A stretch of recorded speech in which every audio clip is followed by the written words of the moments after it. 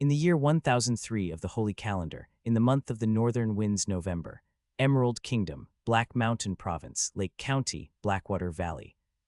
The river valley plain was covered in silver, and smoke curled up the air amidst the plains. Some small wooden houses were scattered here and there. On higher ground, a not-so-majestic castle was built against the mountain. The collapsed towers and battlements tell you a tale of the downfall of the castle's owner. On the hillside outside the castle, in the haystack covered with ice and snow, a rabbit sought food while keeping on guard against its predators. 70 meters away, a young man in a white leather jacket and velvet cap hid behind a tree. His brown boots dug into the snow, but he was well camouflaged with his clothes. He drew out his bow. It was clear that it was no ordinary hunting bow, but a bow used in military battles. Accompanied by the sound of the arrow piercing the air, the rabbit fell to the ground instantly, the arrow piercing through its head, dyeing the snow a scarlet red. Archery proficiency +1. Archery level 1 max. Rabbit meat. Levi licked his lips as he opened his proficiency panel. Levi Snyder. Archery level 1 max. Riding level 1 max. Aristocratic dance level 1 max. Hand-to-hand combat level 1 max. Basic swordsmanship level 1 max. Looking at the proficiency panel in his mind, the corner of Levis' mouth raised. Finally, my archery has reached its limit. Any prey that I target might as well be dead as soon as I lay my eyes on them. I could have been considered a proficient archer back then. To think that I was just a knight back then. In 2.5 years, I have mastered the 5 basic skills that knights need to master: riding, archery, dancing, fighting, and swordsmanship. This should be enough for me to begin my breathing method. Only by learning the breathing method can one become a real knight. In this world, where natural disasters and man-made disasters continue to erupt, even the strong get preyed on by supernatural powers. After all, the original owner of this body was killed by an evil spirit. Levi is not a native of this world. 3 years ago, in the first millennium of the Holy Calendar, the time traveler awoke to find himself in a noble's body, and the proficiency panel was his saving grace. Judging from his old memories, when the body's original owner was fishing in the Blackwater River, he caught a female corpse in white with empty holes for eyes and disheveled hair. Her skin was bloated with water, and she could only be an evil spirit that was described in Legends the Water Fairy. Then his original owner fell into darkness, and Levi overtook this body. Knight Fred soon found him by the riverbank, wet and unconscious. He was surrounded by a mass of foul-smelling plants and rotten fish, chanting, "I am not in the Air Force," and other inexplicable words that he spoke in his dream. Knight Fred thought he was angry that he couldn't catch any fish. Naturally, Levi didn't mention this to anyone. It would be difficult to explain how he was still alive despite that encounter with the evil spirit. But that evil spirit left a shadow on him, and now he doesn't dare to even step foot near Blackwater River. Fact: evil spirits are regarded as legends, and most people have never seen them. Just like the legends that speak of wizards who could control the 4 elements: wind, lightning, earth, and fire, but, of course, no one has ever seen them. Even the well-informed Knight Fred assured that wizards were just things of legend. Wizardry, what a noble and mysterious profession. No matter how strong a knight is, they are no match for a wizard. Levi yearned for it, knowing that most legends are not without reason. After seeing an evil spirit, he was sure that there were wizards in this world, and that they weren't just a subject for bards to sing about. However, with his abilities, he knows it's useless to pursue becoming a wizard. He had to keep his feet on the ground. Since he was 10 years old, he has been training on his 5 knightly skills. Now, with the help of his panel, in less than 3 years, he has practiced all 5 skills to the maximum. Levi was confident that most of the knights, even Knight Fred, were no match for him, especially in terms of archery. Levi was now 12 and stood 1.75 meters tall. His back hulked with muscle, which contrasted with his childish face. In this world, most men could never hope to become as strong as Levi. Traditional weapons are Kinga's strong body is required to carry heavy weapons and armor into battle. Now, he was ready to begin the breathing method. This breathing method is dangerous. You will damage your body if you aren't strong enough. You might even damage your mind. This is why knights were required to complete all 5 knightly skills before they could begin the breathing method. Levi smiled as he picked up the rabbit and turned around to go home. Below the hillside, a middle-aged knight with silver hair looked at Levi with a smile on his face and said, in a very gratified tone, if the master was still here, he would be elated to see how far you came with your archery. This was Knight Fred, who was called the Snake Knight by his enemies as well as followers alike. The Baron told Levi that he was someone he could absolutely trust. This was true. Levi remembered that the Baron spent more time with him than himself. To a certain extent, the master-servant relationship that they had was closer than the blood relationship that the Baron and Levi had. Your Excellency, you praise me too much. I have yet to do anything great. I wish to begin my breathing method as soon as possible so that I can become a real knight. The winter is coming, and long nights await us. Other knights of thieves may soon invade our territory and threaten us. I simply cannot live under your protection for the rest of my life. After my father died, we lost the land of tulips in the south, which was like spring all year round, and the land of storms in the east, which was rich in minerals. This is our last home. He is the remaining bloodline of the family, and for the sake of the Snyder family, I must become stronger. Despite this, he looked unwilling, clenching his hands into fists. A black snake holding a candle was the family emblem of the Snyder family. Hence, they were also known as the family of black snakes. His father, Baron Thord Snyder, was known as one of the 7 Hussars of the North. He was also known as the Earl of the Land of Tulips and the Lord of the Land of Storms. Compared to the sullen Blackwater Valley, the Land of Tulips and the Land of Storms were much more prosperous. Levi was born in the flowering city of the Land of Tulips. Climate was humid, and the plains were open and fertile. Although the Land of Storms was, as its name suggests, stormy, it was extremely rich in minerals. This was the peak of the Black Snake. Shaving 5,000 soldiers under his command was no easy feat.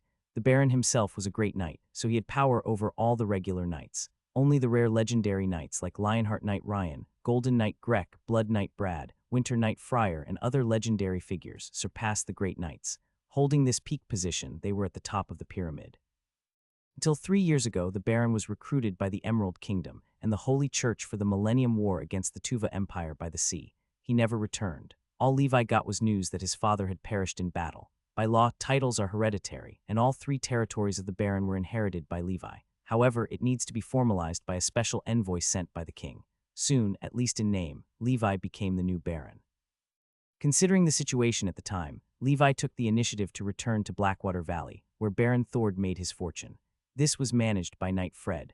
The Bloody Earl and the Silver Earl, who had coveted their father's territory, took over the Land of Tulips and the Land of Storms with the help of their master behind the scenes, the Duke of Montenegro, and the kingdom turned a blind eye to this. Levi voluntarily gave up the 2 lands and dedicated them to the Duke of Montenegro to avoid any conflict. This made the Duke very satisfied. However, in Levis' view, this wasn't a surrender but a strategic move. If he were to stay in the Land of Tulips or move to the Land of Storms, it would be tantamount to suicide, knowing that he lacked the status of a great knight to guide his army to victory. I have a proficiency panel, so I may as well return to safety and become a fallen noble. Besides, he didn't enjoy being king anyways. All he wanted to do was cultivate himself, perhaps become a great knight or even a legendary knight. One day, he could become a wizard. After all, from what he had discovered, wizards are capable of achieving immortality, and only wizards can fearlessly venture through the lands without worrying about demons and ghosts. However, he still had to act for his father's sake. Therefore, his plans were clear: learn the breathing method, become an official knight, earn some money in his own practice, and after becoming strong enough, travel to the 7 kingdoms and embark on a journey to look for wizards. Meanwhile, Knight Fred listened to Levis' bold announcement and smiled. Baron Levi, my master, you are indeed ready. Come with me. In the basement of the castle, an underground secret room that Levi had never visited. The mechanism that activated the secret room slowly protruded from the ground. A worn-out parchment that had withstood the test of time lay quietly, with scarlet paint painted on it in a variety of scribbles and incisions that formed a circle. On the periphery of these scribbles was a snake with black scales that seemed to surround the entire castle. The giant snake was abstract, and a simple candle stood on its jaw. This is the ancestral breathing method of the Snyder family, also known as the black snake breathing method. The Snyder blood flowing in you is the key to all of this. I'm afraid that this breathing method alone is more precious than this entire valley, Knight Fred explained solemnly. Levi breathed heavily. His journey was about to begin. As far as he knew, the knights divided the breathing method into 4 grades: superficial, excellent, perfect, and legendary. 90 of breathing methods are superficial. This is because of luck, and nobody can ever control their fate. To become a great knight, you need 90 talent, 9 opportunity, and 1 effort. This is categorized as excellent breathing. Perfect breathing is only possessed by powerful families like the Duke. They are all quite rare. As for legendary breathing, it almost only exists in legends. One of the important characteristics concerning breathing grading above excellent is that most of it are inherited through blood, and the black snake breathing method is a method that belonged exclusively to the Snyder family. Some tried to steal this inherited type of breathing. What was the result? Their breathing degraded to superficial, or the blood vessels in their body burst due to madness. Some say that this is a curse to prevent them from stealing. Levi wasn't worried about this. After all, he had Snyder blood in him. Under the guidance of Knight Fred, he practiced it in the secret room for about half a month. During this period, Night Fred stood by his side.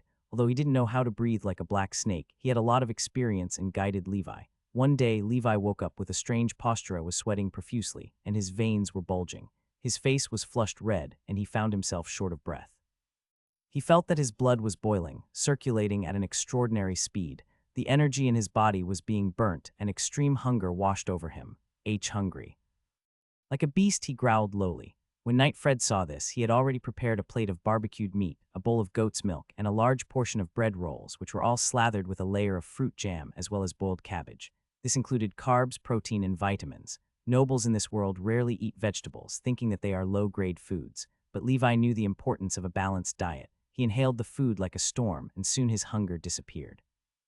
Even though he ate a meal meant for 2 fully grown men, he was only 80 full. Meanwhile, the proficiency pain was in his mind. Levi Snyder. Black Snake Breathing Method, Level 1-1000. Once a skill appears on the proficiency panel, it means that it has begun. The next thing to do is to improve. At the same time, it also meant that he was becoming a knight's attendant, a shield squire, a sword squire, and a quasi-knight. These are the 3 stages of apprenticeship before one becomes an official knight, known as the knight attendant. As a shield squire, you need to learn how to use a shield. As a sword squire with advanced swordsmanship, once the breathing method, as well as external techniques, have become attuned, you will become a quasi-knight. The next step would be to condense the seed of life. If you succeed, you will become an invincible knight on the battlefield. If you fail, it will become challenging to become a knight. It seems like our young master has begun the black snake breathing method. Although you are much slower than your father, you are stronger than most of us. You may feel very hungry, so prepare enough food in advance before practicing, Night Fred explained. Otherwise, this hunger will gnaw at your mind, and you will become like an animal, driven by your hunger, and you may even do something wild and depraved. This is how the Mad Knight has come to be, and they are all burnt at the stake by the church. Mad Knights were civilians who practiced breathing methods to protect their families, to sustain themselves, or to live a life of superiority. However, they walked upon the edge of madness time and time again, and yet they would end up devouring their family, their closest ones.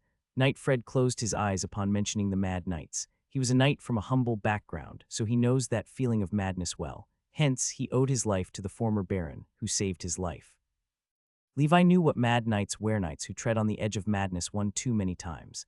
Feeling primitive hunger take over him, he was a little shocked and even doubted himself. However, thinking of the terrifying evil spirits, the greedy and sinister nobles, and the endless war brought about between kingdoms, he steeled his heart. Fred nodded. Next, you need to wear armor daily, as well as hold a shield and carry out weight-bearing training. Then you need to integrate your breathing method to ensure you won't be dragged down by your heavy armor. In addition, there is a formula for the secret Snyder medicine, so I suggest you write it down somewhere. Levi nodded. To speed up his practice, medicines were often required. The formula for the Snyder recipe wasn't complicated. 50 grams of snake blood, a snake gallbladder, 10 grams of turtle shell powder, 10 grams of plant ash, 3 pieces of mandrake petal, 1 drop of ambergris, 1 drop of liquid amber, and 100 milliliters of pure water. All of these, except ambergris, were easy to find and inexpensive. Snake blood and snake gallbladders had varying effects on the medicine. As for ambergris, that might be a bit troublesome. In his previous life, ambergris was found in the belly of a creature known as a sperm whale. However, in this world, it comes from the glands in the mouth of a beast called the earth dragon. According to the bards of the kingdom, this is one of the most dangerous animals in the wilderness. They are powerful and invulnerable. They love devouring shiny things like coins and gems.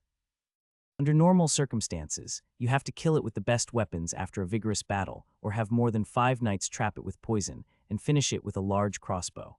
The legendary knight Lionheart Knight Ryan hunted an adult earth dragon before his promotion to a legendary knight.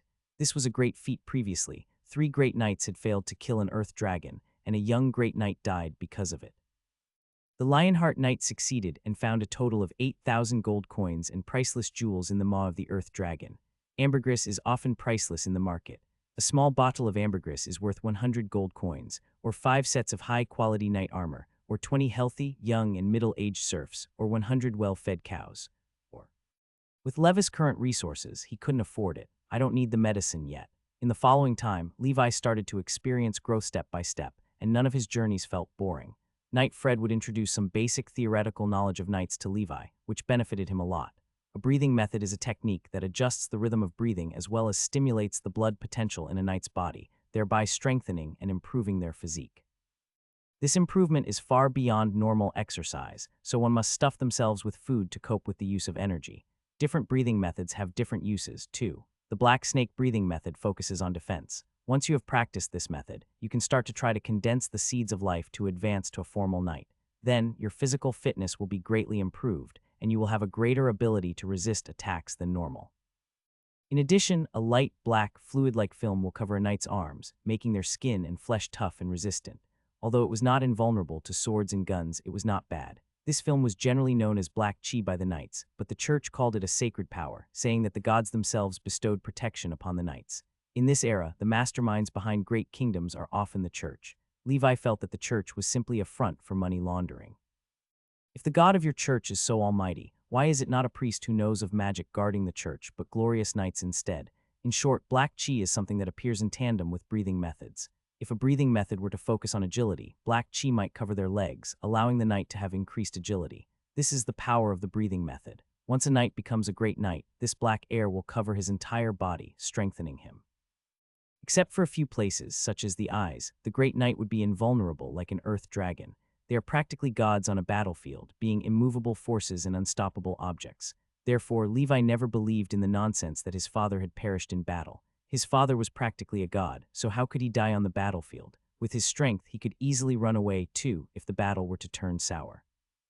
A legendary knight being dispatched is a possibility, but they have a mind of their own. Even the kingdom and the church have trouble ordering them around. Hence, he concluded that his father's death was a conspiracy by the church. Therefore, to keep himself safe, he decided to reside in Blackwater Valley, accumulate resources, build high walls, and become my own king. He kept these values close to his heart. He didn't want to be king, but he wouldn't mind being a lord in his own right.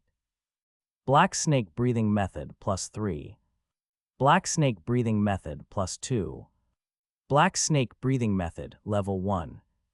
Levi practiced his breathing method silently day by day. Except for resting and eating, the rest of his time was spent practicing.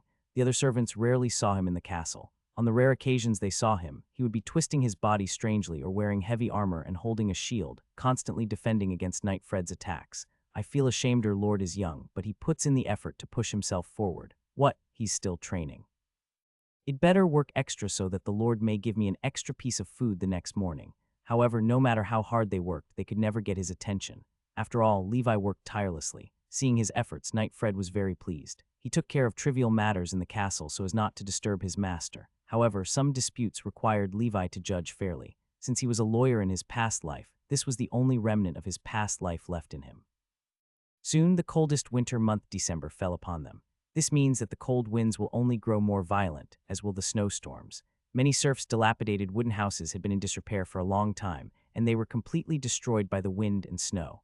Levi ordered Knight Fred to house these serfs in the castle and provide them with employment. Women would serve Levi as maids, taking care of their daily lives. The men were incorporated into the military so that the number of men under his command reached an unprecedented level. 50, they were all led by Knight Fred, who taught them basic combat skills. After training, they would repair the castle and did the heavy lifting, as well as grazing and farming. The elderly and children would perform menial tasks. Everyone would get their share of food, a piece of bread and a bowl of red bean soup. The bread was stale but delicious nonetheless. Levi and Knight Fred themselves were unable to eat any higher quality bread due to the productivity of Blackwater Valley. This is because they had to eat way more than the average person to cope with their status as knights. Levis' daily food intake had increased by 5 or 8 times that of a normal person, while Knight Fred required 3 times that of a normal person. Seeing the visible improvement in his body day by day, he felt a sense of accomplishment. Of course, he was always on guard against the arrival of other knights or bandits that wandered across kingdoms. After all, Levi was a good target for robbery. With Knight Fred around, Levi didn't have to worry about ordinary foreign enemies. Although Knight Fred was out of business for some time, his title as the Snake Knight still served as a deterrent in the surrounding lands. In addition, Levi would observe Knight Fred's training of the military from time to time. Their progress could clearly be seen under his guidance. Levi nodded in satisfaction. They would be an important asset in the future. To be honest, the population of Levis' current territory was pitiful. After all, he came here with nothing. Soon the winter months passed, and it was 1004 in the holy calendar, the first day of the primordial month January. Today was the birthday of the Father in heaven. Coincidentally, it was Levis' birthday. Levi Snyder is now 13 years old. The Blackwater Valley was still cold and bleak. Levi had just finished his weird and twisted breathing method and stretched his 1.8-meter tall body. He stood on the second floor of the castle in a domineering pose, his hand on his hip and another hand looking outward, staring at the residents below. He radiated a gloomy aura like that of a snake, cold and calculating. His muscles were full and round, with visible lines of abs that pressed against his tunic. He was like a perfect, ancient Greek statue. Seeing Levi, the serfs couldn't help but sigh, he's just 13. Looking up at the light snow, he felt comfortable. New year, new weather. The castle was soon decorated with lights and festive decorations. The maids ran across the halls busily as they giggled, preparing the Lord's birthday dinner. The soldiers also had a rare drink of spirit and chatted happily with Knight Fred. They thanked the knight and the Lord for their generosity and sent New Year's and birthday wishes to the Lord. The other serfs bestowed ham, cheese, dried fruit, and wine to express their gratitude to Levi. Compared with the other greedy, lowly lords of the world, Levi still held an incredibly modern attitude and respected his people. Therefore, although the serfs were poor, they were satisfied. Here they felt human. Here they felt safe under Knight Fred's protection. Of course, Levi was in a good mood, but not because of the celebrations. After 2 months of non-stop training, he finally broke through to the second level. Levi Snyder. Black Snake Breathing Method, Level 2. Shield, Level 1 Max. It may be because Levi's foundations were so good, and Knight Fred was guiding him along the way. Reaching the second level was far simpler than he had imagined. As for his shielding ability, he only practiced it to his limit, and it was far less difficult than archery or basic swordsmanship. Today, he has entered the second stage of King Attendant's Sword Squire. Then, his third step would be to become a quasi-knight. Full 5,000 proficiency points were required, so he estimated that it would take at least half a year to become one. Having practiced his breathing method almost daily, he needed to rest his body and mind. Otherwise, he may go insane. Now that he was a sword squire, his physique must be twice that of a normal man. With his bare hands, he could easily beat 5 adult men in hand-to-hand combat. However, he lacked actual combat skills. Another important skill of sword squires is swordsmanship, as well as combat skills with other weapons. Knights rarely fight with fists. With the existence of weapons, it would be stupid to fight with fists and feet.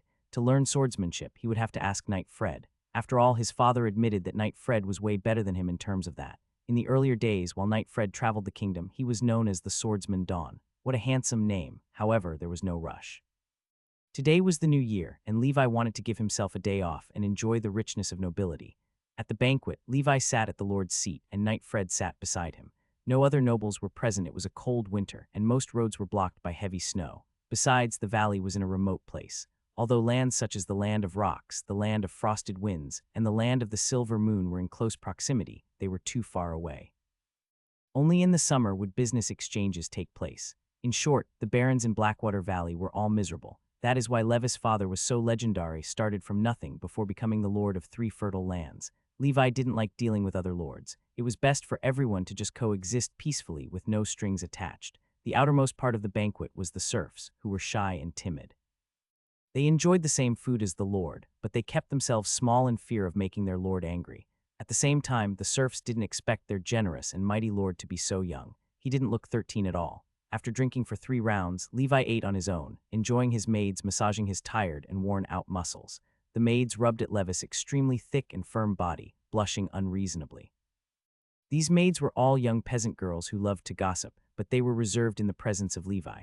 Suddenly, a short and stout boy came to Levi and knelt on the ground with a plop. He placed a cloth bag in front of him. Levi knew he was the son of the old blacksmith, Toby, and his name was Milan. "Little blacksmith Milan, what is it that you seek?" Levi asked. Milan opened the cloth bag, and inside was a sword that shone with a cold light. "My lord, this is the best sword that I have made last year. I would like to dedicate it to you." He lowered his head and bestowed. "Oh," he exclaimed, taking the sword. The blade had few impurities and could be considered a sword of decent quality. "It is indeed a good sword," Levi praised, and he beckoned the boy to get up. "Is your father still well?" Milan lowered his head and knelt down again, begging with sobs, "My lord, when my father and I were pulling ore on the mountain, we ran into some members of the wild boar gang. I ran away, but my father was captured. I have no choice but to seek your help." Levi's face turned cold. "The wild boar gang. What I was most concerned about happened. Don't worry, I'll deal with it. Go home and await the good news." Because of this, Levi lost his good mood in an instant. After the dinner, Knight Fred came to look for Levi and found that he had murder painted in his eyes. The wild boar gang kidnapped Toby, the blacksmith. "Targeting my blacksmith, the absolute gall," he seized. "The leader of their gang is Pig, the hog rider. With my breathing method, they should mean nothing to me." Levi shook his head and calmed himself, saying, "The path is currently blocked by heavy snow, and it's difficult to tell whether or not this is a trap set by the wild boar gang. Toby's talent is something valuable, and I'm sure that he would do anything to save his life. For now, we should send someone to converse with the wild boar gang before we move." "Ah, what a headache. These vermin are trying to step all over us," Knight Fred sighed. "Your Excellency, Knight Fred, I suggest you rest and teach me tomorrow. Perhaps I could test out the sword that Milan has crafted for me." Levi rested his forehead on his hand. Under the dim candlelight, his pupils exuded a majestic glow, not one of a noble lord, but one of a legendary being that transcends the ordinary. Knight Fred gulped as he looked at Levi. It was as if he was being stared down by a terrifying beast. He looked at the oil painting hanging behind Levi, a black snake coiling around the castle, holding a candle in its mouth. It was mysterious, yet sinister. The young master's talent isn't bad. He's a fast learner, Knight Fred thought. It took the Baron 3 months to become a sword squire after mastering the breathing technique before becoming a quasi-knight a year later. It then took 2 years to become an official knight and another 8 years to become a great knight. Levi, however, has only been exposed to the breathing technique for 2 months, and it only took him half a month to master it. Knight Fred couldn't figure out why, but he attributed it to Levi's own efforts. "Master, you need to rest. Do not put too much pressure on yourself," he advised as he left into the shadows. Levi's fingers fiddled with Milan's sword, and he glanced at the proficiency panel with a sigh. "I simply want to practice in obscurity." Is it wrong to be a self-sufficient lord who lives a life of peace? On the second day of the new year, the sky was still dark in the wee hours of the morning. The residents and soldiers of Blackwater Valley ventured through the dream realm peacefully. Meanwhile, on the training grounds, Levi donned his heavy armor and held Frostmourne in his hand. This was the name he gave to his sword, a name that reminisced upon the world that he could never return to. Knight Fred drew out his sword, Dawn, and said, "I shall teach you a skill that I learnt by accident in my early days of traveling the kingdom. It has no name, but I call it the Golden Cross. It draws strange power beyond imagination into your weapon. It doesn't matter what weapon you're using, a hammer, a simple knife, a spear, a pitchfork, even. This Golden Cross is divided into 3 components, which are vibrate, ripple, and whirlwind. Look," Knight Fred continued. "The simplest is vibration, then ripple, then whirlwind. Despite my experience, I have only mastered ripple, but its power is beyond compare. The effectiveness of this enhancement is entirely based on the understanding of the user." "Is that so?" Levi smiled wryly. "Even someone of your caliber is only able to master ripple. Has anyone ever reached the highest point of swordsmanship? Master, do not be discouraged. The ripple is more than enough power for one to hold. Evan, your father, was only able to hit this point, and among the great knights, he was the strongest among every single one of them." Levi nodded. Of course, with his proficiency panel, he would be able to become the best sooner or later. Holding Dawn in his hand, Knight Fred exuded a powerful aura, and his body vibrated and distorted the surroundings like a phantom. Then, this intense aura was transmitted onto his sword. The sword shook with violent power and shone with a blinding luster. With a single slash forward, the sword shot out a violent beam, instantly splitting the huge rock in front of him into 4 pieces. In a swift motion, the sword was placed back into its sheath. Levi was speechless. Although the rock wasn't as hard as steel, splitting it into 4 pieces was impossible for any ordinary person to do. This is the power of a knight. This is what it is like to be strong, and Levi yearned for it. Knight Fred huffed. He had only used 30 of his strength to demonstrate to Levi. Had he gone all out, he could even cut through the thickest of armor. However, that would damage the sword itself, and it was simply too flashy. "This is simply exerting force on your sword. You may not understand it. I will demonstrate it to you again." Levi nodded. Knight Fred's swift motions were too challenging for him to capture. Levi studied Knight Fred's moves closely and gradually understood the basic mechanics behind them after they were demonstrated countless times. It was his turn to swing the sword. Practicing is a process of continuous repetition, continuous learning, continuous mistakes being made, and continuous learning. If your technique is slightly off, this vibration will simply fizzle out. Knight Fred took the trouble to guide Levi repeatedly. Levi continued his breathing exercises and devoted himself to swordsmanship training. He wanted to ensure that the initial mastery must be displayed on his proficiency panel. Based on his talent, Levi would be more than suitable for long-term training. On the 3rd day, Levi continued to practice until he felt a weak vibration that passed through Frostmourne, and it felt like the sword itself was breathing. And he felt joy. Vibrate. This must be it.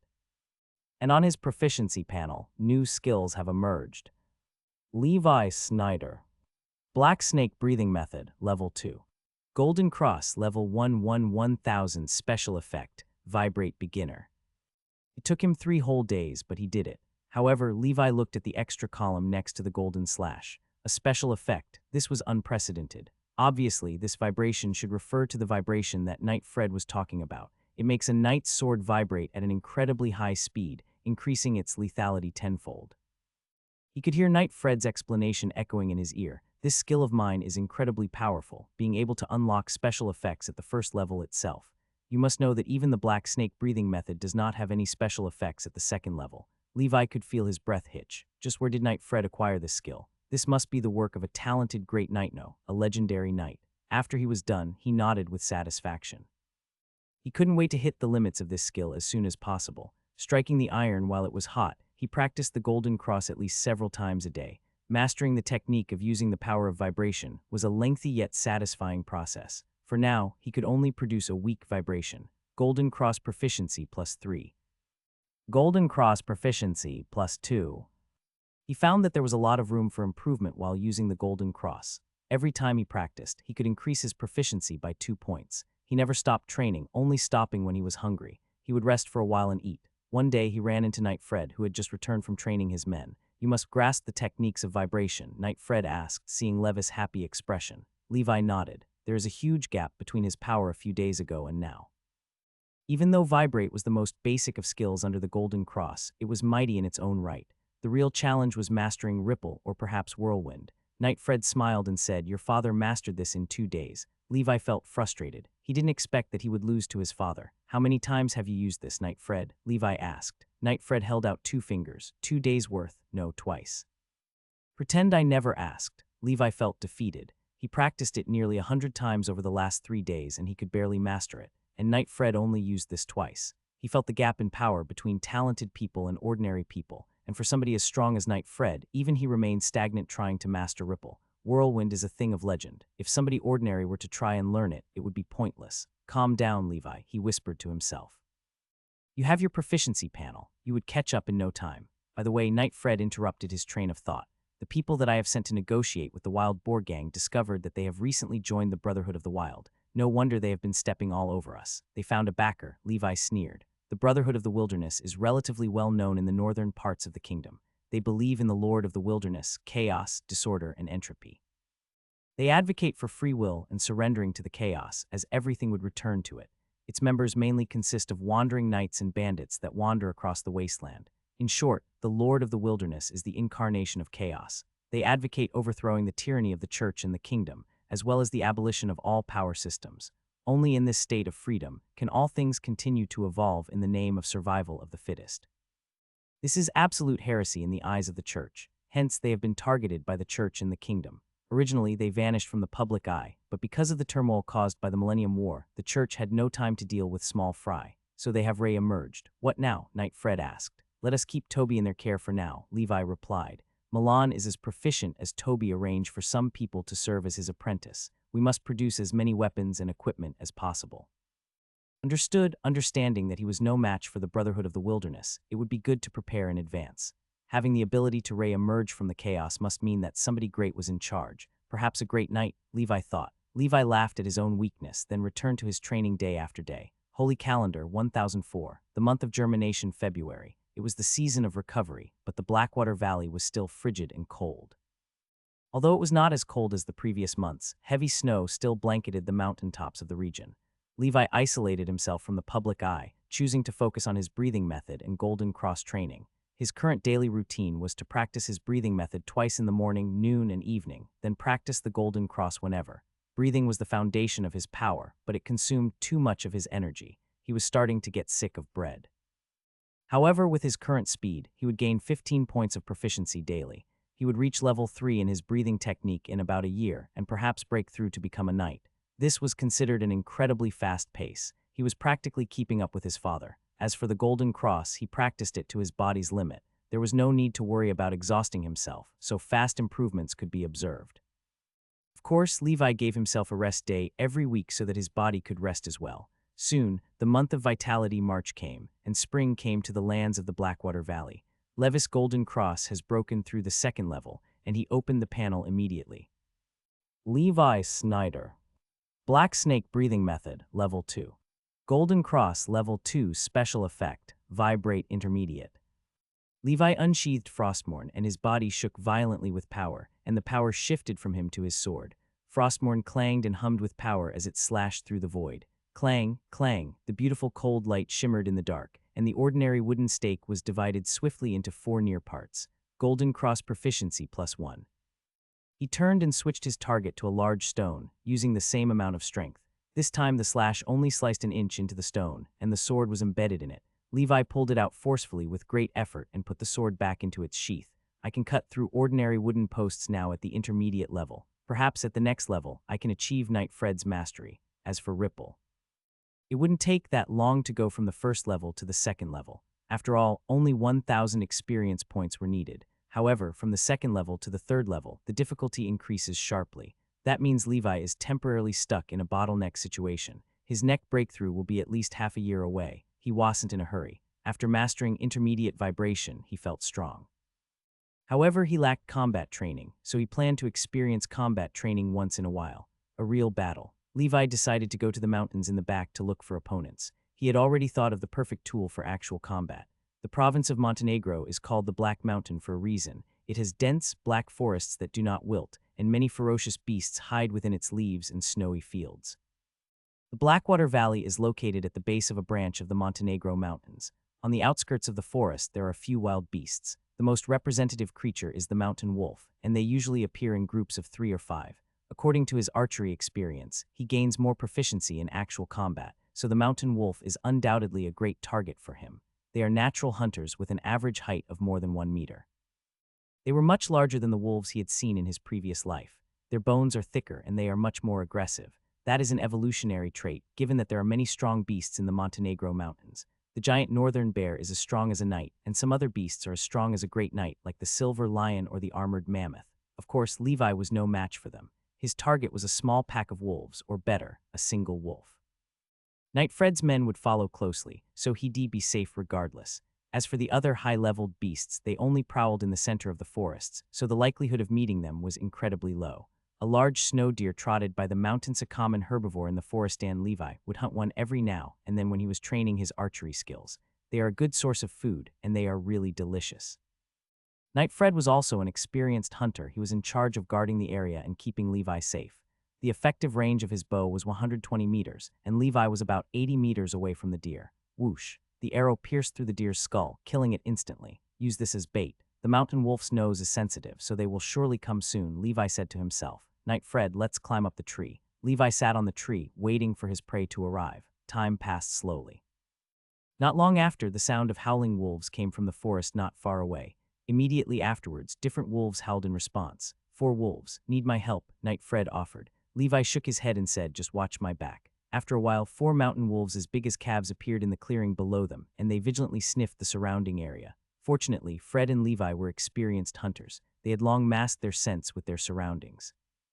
All 4 wolves gathered around the deer's corpse, and the strongest wolf started to dig out its belly. The alpha must eat first. A rope swung from above them, and Levi landed on the ground heavily, shaking the ground around him. Boom! The thick snow cushioned his fall, and he landed smoothly. The mountain wolves heard him and growled, warning him to stay away. Levi did not budge. Led by the alpha, the other wolves growled and pounced towards Levi. They were fast and nimble. Even the most experienced hunters ran up the trees to avoid them. However, a mountain wolf didn't realize what had hit it until it split into 4, its internal organs spilling all over the floor and staining the snow red. Golden cross proficiency +5. Sure enough, the increase in proficiency was much higher. The alpha looked at Levi in horror. It knew it was no match for Levi and fled. Absolutely not, Levi sneered. Levis' boots clomped against the thick snow, chasing after the wolf. Golden cross proficiency +4. After killing 2 wolves, Levi found that the alpha was missing, and a massive force knocked him forward, face first into the snow. The alpha wolf must take an advantage of his bloodshed and sneaked around behind him. The wolf rushed up and bit at Levis' head, but was greeted with an elbow to its face. He protected his neck and retaliated, hitting the wolf with all he had. The wolf leapt backwards, and Levi hurriedly supported himself by a big tree, panting. He underestimated the IQ of these beasts. The wolf didn't run. It instead howled, calling wolves to come to its assistance. Levi was soon surrounded by 5 mountain wolves. Even if you are a quasi-knight, you may die. SHT, Knight Fred cursed, ready to make a move at any time. However, being able to master vibrate in such a short time is commendable. Levi dodged to the side swiftly, trying his best to evade the mountain wolves pouncing at him. With their size and number advantage, there is no way to completely avoid them. Some of them bit at his armor, but they couldn't bite through it. This is the difference in power between beasts, and Humanchi's armor was like a second skin to him. Being able to maneuver himself in such heavy armor was daunting, to say the least. His breathing method burnt at his muscles violently, and he started feeling tired. He had to make a quick decision and imbue his sword with immense energy. In a single swift slash, the mountain wolves perished under his blade. The cunning Alpha tried to escape again, but was shot in the head by Levi. Looking at the corpses of the wolves, he analyzed the situation. My armor is a great barrier for the wolves to overcome, but against other knights my armor may be useless. Despite this, he was satisfied. He was sure he increased his proficiency meter by 30 or 40 points, which is equivalent to a day's or two's worth of training. Hunger took over him, and he quickly took out the prepared food to relieve his appetite. Knight Fred dropped down from the tree and said, "We packed up for our journey back down the mountain. We should leave soon. The smell of blood is strong, and it may attract stronger beasts." Levi nodded. If he had to deal with tens or hundreds of wolves, he would die. The fur of the wolves was soft, so it was suitable for making jackets. Their meat was also a good source of food, given their size. Emptying the uneaten viscera into a river, Levi tied all of the carcasses of the deer and wolves to a makeshift sledge and dragged it down the mountain with Knight Fred. As soon as they left, they could hear countless wolf howls that echoed through the forest. These wolves formed a circle around the corpses and wailed in a low voice. A giant, silver wolf stood out amongst the crowd of wolves, and its pristine mane hugged its neck gracefully. Obviously, this was the Wolf King. Looking at the remaining corpses, its eyes flashed with complicated feelings before feasting upon them. In the cold winter, no food could be wasted. After eating, the wolf lay down on a boulder and stared at the sledge dents in the snow. The Wolf King decided to follow the trail beasts. Like them rarely confront humans, but they have been lacking in prey. It was hard to feed 100 wolves under his command, and the livestock of humans was very tempting.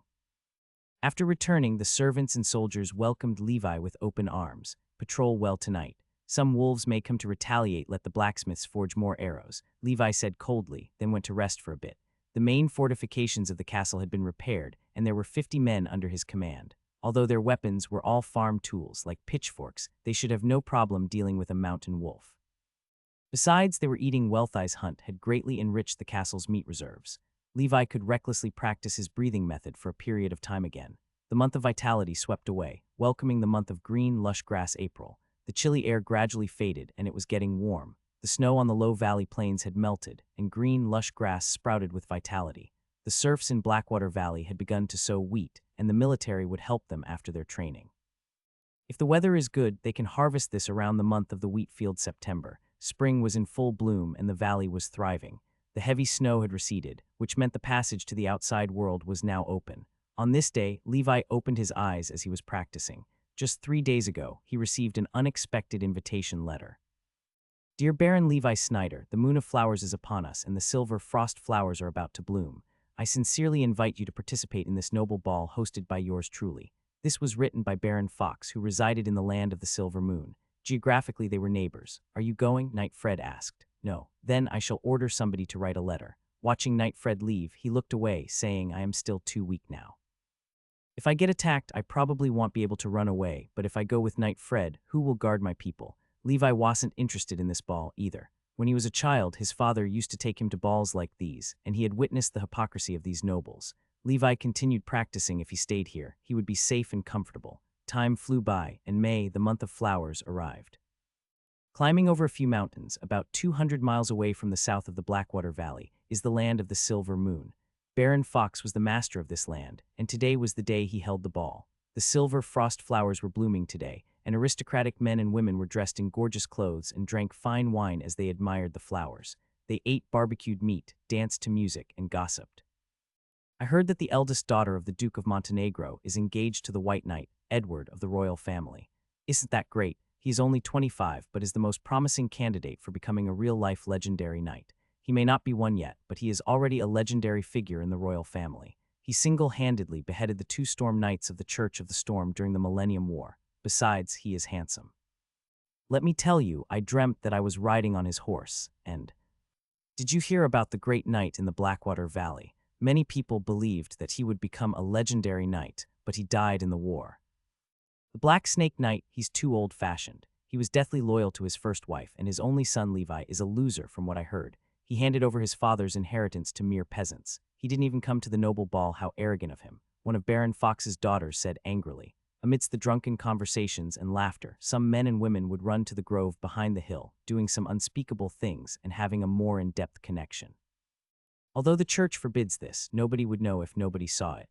Balls like these frequently devolve into promiscuous gatherings. In the meeting hall of the Silver Moon Castle, 3 noble knights in armor drank and chatted. The leader was a middle-aged nobleman with a narrow face and thin body. He was Baron Fox, but some called him the Silver Fox Knight. The other 2 were Baron Bill, the Stone Bear Knight, and Baron Wolf, the Frost Wolf Knight.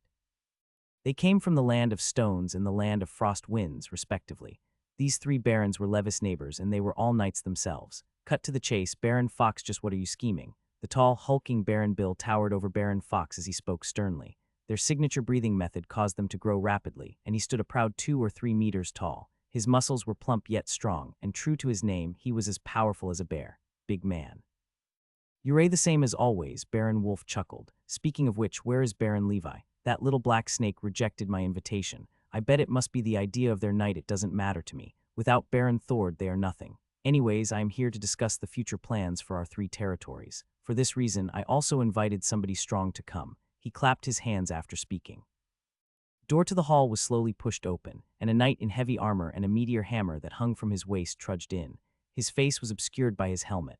And the faces of both Baron Bill and Baron Wolf were on guard, and they glanced at Baron Fox. "Don't panic. This is the Hog Rider from the Brotherhood of the Wilderness. He has something to talk about with us." The Hog Rider. "They practice the hog breathing technique, and they are supposedly much stronger than us," Baron Bill muttered.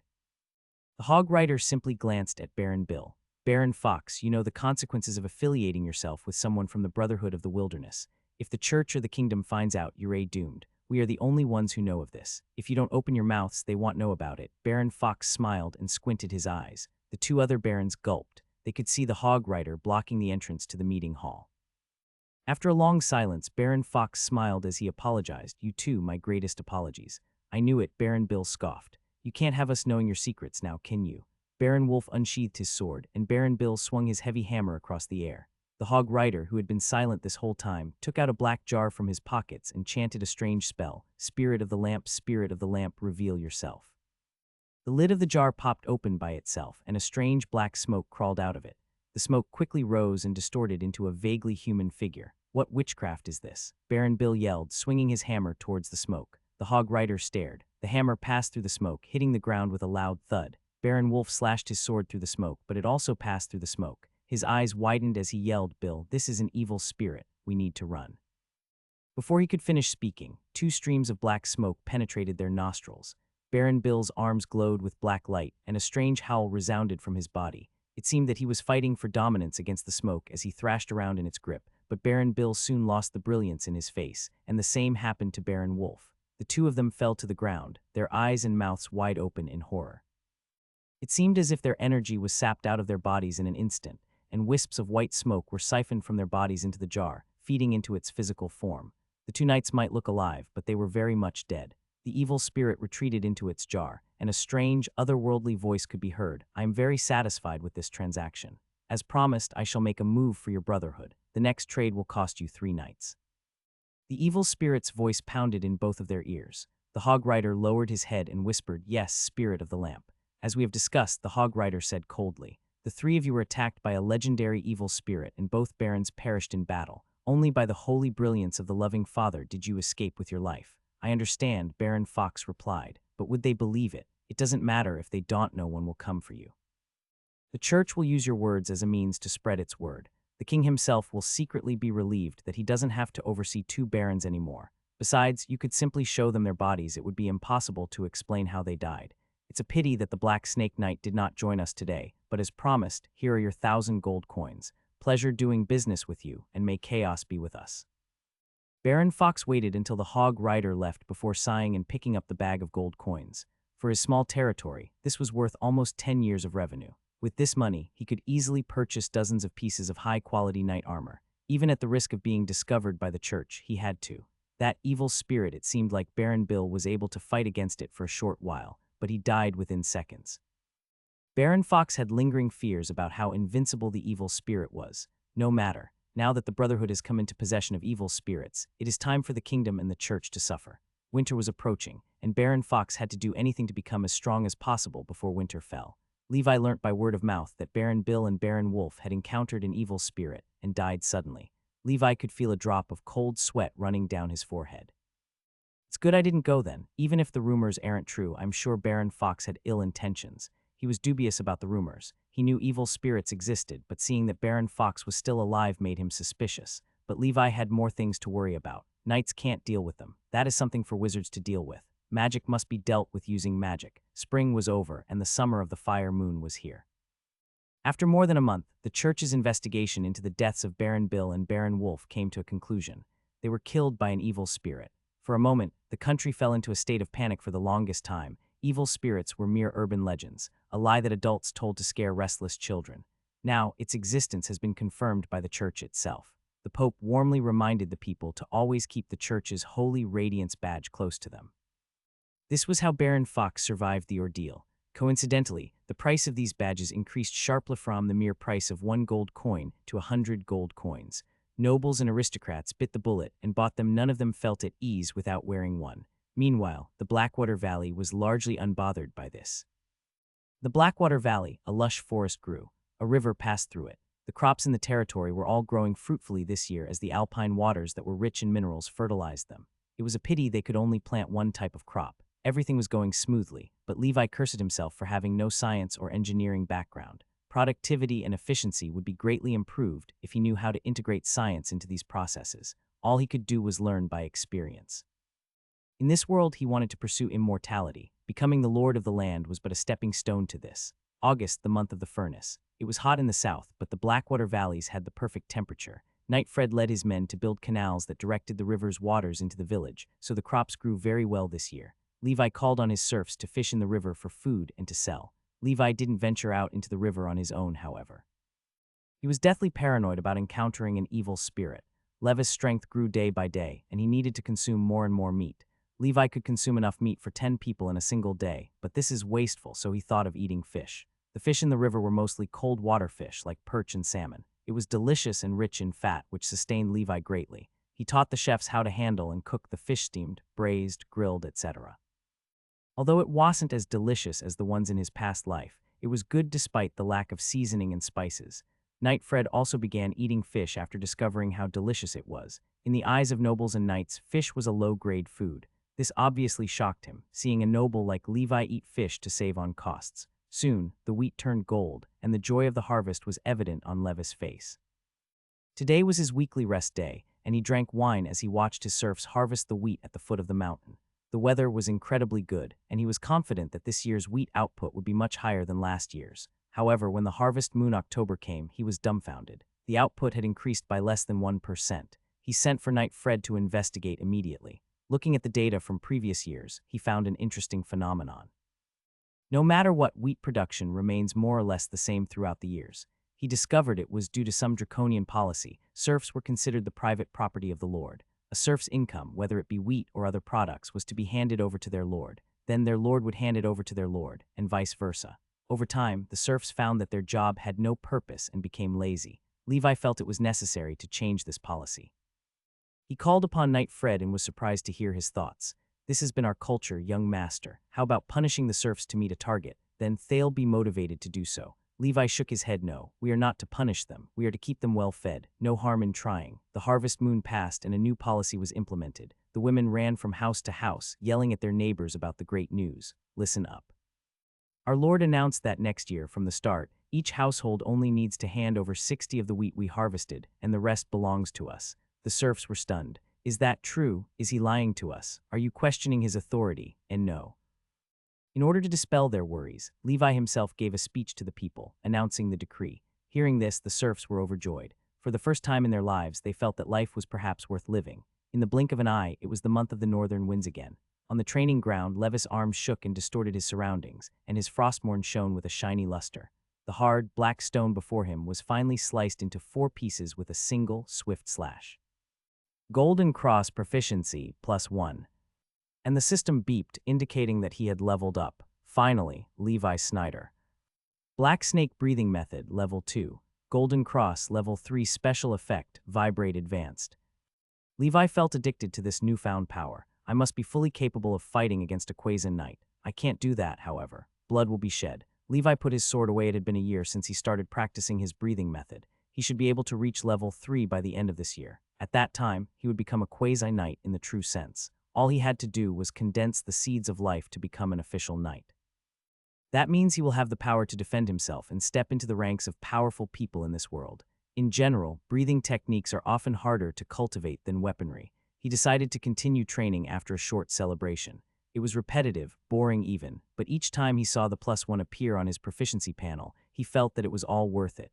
The month of winter soon came. It had been 3 years since the Millennium War broke out between the Emerald Kingdom and the Tuva Empire. Small-scale conflicts continued between the two countries. In essence, it wasn't the countries at war but the Church. The Holy Church believes in the Heavenly Father, while the Storm Church believes in the Storm Emperor. In order to expand their own influence, they want to expand their territories. Of course, it is difficult.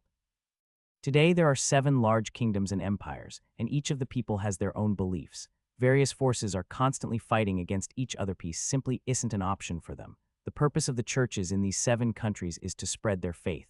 Therefore, the evolution of civilization seems inseparable from religion. Meanwhile, in the Blackwater Valley, in the dense forest, hundreds of mountain wolves surrounded a giant silver-white bear who had just woken up from hibernation. The bear stood at a height of 1.8 meters, and it was as long as 4 meters. This was the beast of the north, dire bear of the north. In adulthood, they are as strong as knights, and the best among them is as strong as a high-leveled knight. Opposite the bear, the Wolf King leads the wolves. They are far inferior to the bear, however, but they have a numerical advantage. However, even a pack of hundreds of wolves rarely provokes a giant bear. This year's food has been relatively scarce for them, though. This was originally the Wolf King's territory, but the female bear broke into it and competed with it, hunting its wolves from time to time. Today, while the bear was hibernating, the Wolf King planned to deal with the female bear once and for all. Unexpectedly, the bear was vigilant even in its hibernation. It wanted to run, but of course, the wolves caught up with ease. Of course, it would not back down without a fight. It stood on its hind legs, and the wolves saw it as a god towering over them. Many wolves began to retreat, but the Wolf King roared in order to boost his people's morale, and the wolves and the bear fought against each other. Countless mountain wolves pounced towards the bear, and the bear would slap them away. The wolves who didn't dodge its slap would be splattered into a pile of gore instantly. Even a knight in armor would succumb to shattered bones. In the end, the bear died after killing 1/3 of the Wolf King's pack. The Wolf King pounced forward, biting into the neck of the bear, and the wolves immediately pounced forward to enjoy their meal. The bear's roar sounded through the forest. There could only be one ruler in this territory. This bear should be able to last the pack for about a month. What the Wolf King didn't know was that, in a den more than 10 miles away, 3 little bears the size of calves cried out in the direction of their mother's cries, running aimlessly and in a panic. They were born in this spring season. Bears need more than 7 years to mature, and they are less than a year old. They were big, but they had no idea how to hunt. All they could do was sneak into human villages at night and scrape at the garbage to eat. These 3 bears followed each other aimlessly, stumbling towards the Blackwater Valley, and what greeted them after was still unknown. Living was difficult. The new year came since Baron Wolf and Baron Bill died. Evil spirit attacks had been reported from time to time. The church responded by developing holy water, which was said to be effective against evil spirits. You only needed to consume it once every 7 days, and you would be able to prevent all the evils. The first 3,000 bottles that were produced were sold out within a week, and they had 0 negative reviews. Levi thought that the nobles were really easy to deceive, but he couldn't exactly blame them. The church had power over them. Just how am I going to locate a wizard? Levi rummaged through some books in his father's study room, attempting to look for an answer. So far, this world has not developed paper yet, so books were made of parchment made from animal skin. Ultimately, he found nothing. Knight Fred hurried into the study with a smile and said, "Master, I have brought you a birthday present that is beyond your imagination." Levi was curious as to what gift Fred had gotten him. It was unusual to see him this excited. He saw Knight Fred ordering his men to push a cage with wheels and a curtain obscuring it. Knight Fred lifted the veil, and 3 furry creatures could be seen curled up in a corner. "Bears?" Levi asked. "Master, this is no ordinary bear," Knight Fred smiled. "This is the cub of the great northern bear." "Excuse me," Levi was stunned. How did they catch these ferocious beasts? Last night, a peasant woman discovered something had sneaked into her yard and eaten her chickens. She yelled for the military, and they captured them. They may be young, but they were difficult to catch. The bears were gray, black, and white, Knight Fred held the black and white one by the neck, and it bared its teeth and claws, trying to attack him. The bear had chicken feathers stuck by its mouth, too. The other 2 cubs whimpered, seemingly worried for their sibling. These bears were strangely skinny, too. "Where is their mother?" Levi asked. "Won't she follow her cub's scent?" "No worries, it seems like their mother died or abandoned them." The bears are currently in hibernation, so something must have happened to her. Each cub is worth about 100 gold coins on the market, and many nobles have been seeking to tame them. Their reasoning is that they would like to own a beast that is as strong as a knight to protect them. Levi scoffed and Knight Fred chuckled. I suggest we raise these bears ourselves. All right, put them in the castle. Well, send some people to look after them. Gray one will be called Gray, the white one will be called Snow, and this black and white one Fatty. We shall feed this one the most. Levi entrusted the cubs to his servants. It would take about 7 years for them to mature, and he wasn't even sure if they would be useful until then. He decided it was best to rely on his own strength. Sending the growling and screaming bears away, Levi asked Knight Fred, have you encountered any books that speak of wizards? You seem interested in wizards, Knight Fred smiled. I've sent someone to look for them. The books you speak of only detail them as a legend. Here's one book I got from a wandering trader, Grimm's Travels. The author was a person named Green. Levi returned to his room and read it from the beginning. Green stated that he was a traveling businessman from the City of Storms, and he mostly just recorded some anecdotes that he heard during his journeys as a businessman. One of these was about wizards. In the 847th year of the Holy Calendar, a merchant ship I was on was wrecked due to a storm. I held onto a piece of wood and prayed to the loving Father. Perhaps it was because of my pious belief that I survived and washed up on an unnamed island. I was hungry and thirsty on that island, but that island housed magical creatures that subverted my imagination. A 3-legged toad with a beautiful face plastered on its back, a swan with 6 pairs of majestic wings, just like a seraph, as the church had told us, a mushroom that spoke the human language, and it fed me pieces of itself as I was starving, and I remembered a beautiful lady sitting next to me as I fell asleep by the mushroom. I don't remember what happened after that. I found myself on a fishing boat when I awakened, and they said they found me floating on a wooden board, unconscious, but I know for a fact that I was on that island. Perhaps I met a wizard. Only wizards are able to create such strange and magnificent creatures. And with that mushroom, the stubborn diseases that plagued me were healed in an instant. I felt younger and stronger. And that woman, that witch, she must have saved me. I wanted to look for the island to thank her, but the island disappeared and my hair was graying. I left everything behind to look for this island, me family, friends, and they said I was crazy, but I know what I saw. I sold my mansion in the Emerald Kingdom. Perhaps the 8th time is the charm. Before going to sea, I will write down everything I have experienced and publish the books at my own expense. If I cannot find her, I hope that the people who read this will find her in my stead. That mushroom spoke to her in my limbo. I remembered her name as clear as day Roland's. The City of Storms, that's where my father was born. What Green had described was perfectly in line with Levis' imagination of wizards, weird, powerful, yet mysterious all at the same time. I can't rule out that Green was crazy, though no matter what, the sea near the City of Storms may be a clue for me. Levi noted this down silently and opened some other travel notes. None of them talked about wizards, and he found no helpful clues within them, so he burnt them all. If only there was the internet here. He then devoted the rest of his time to training. He was very close to breaking through level 3 of his breathing method by the end of this month. He could become a quasi-knight in no time. During this period of time, he would visit the bear pen to check on their physical conditions. If all 3 of them survive, then he will have 3 knights by his side. He wouldn't need a war horse by then, and he could commission a set of armor just for the bear. Imagining himself riding into battle with an armored bear made him ecstatic just thinking about it. A bear is such a fitting mount in such a magical world. 3 military men were specifically tasked to take care of them around the clock, feeding them fish, wolf meat, venison, and goat's milk daily. Occasionally, some vegetables would be given so that they wouldn't die due to a lack of nutrition. Levi interacted with them daily, planning to tame them through familiarity. No matter what, mammals will always develop attachments at an early age. Levi purchased a book from a wandering traveler on animal taming, an introduction to animal taming in the clown circus, including some works by scholars of the kingdom who studied giant bears. To Levi's surprise, after he had read the book, an extra skill appeared on his proficiency panel, Levi Snyder. My God, Levi was dumbfounded. He didn't know his panel would log different skills into itself like that. No matter what, he had learned a new skill, which made him very happy. Moreover, it was practical and functional. In order to verify his panel, he asked Knight Fred to buy all books related to animal taming from all over the country. Karen's Beast Taming Handbook. Notes of Taming in the Royal Circus. Guide to Beast Taming. And he bought these books at a very high price. In this era, the price of books was very high, but in order to cultivate himself, Levi could only spend money. This puzzled Knight Fred. Master, are you planning to become an animal trainer? No, I just want to use the correct method to tame these bears. These little guys are too wild, don't you think? Every time I visit them, they growl at me. We're running out of money, young master. We only have 68 gold coins in our bank now, he shrugged. Don't worry, I have a plan for that. Levi was still using his own methods to tame animals, food. No bear was going to refuse the smell of delicious, roasted venison soaked in honey. They might be apprehensive toward Levi, but they would never refuse his food. 7 days later, Levis' breathing method hit level 3. His limbs instantly fell stronger, and his breathing rate was far higher than usual. The oxygen content in his blood rose sharply, and his physical fitness was off the charts. In the cold winter, white steam would emit from his body. He has finally reached the standard of a quasi-knight, and he opens his proficiency panel. Levi Snyder. Black Snake Breathing Method, Level 3.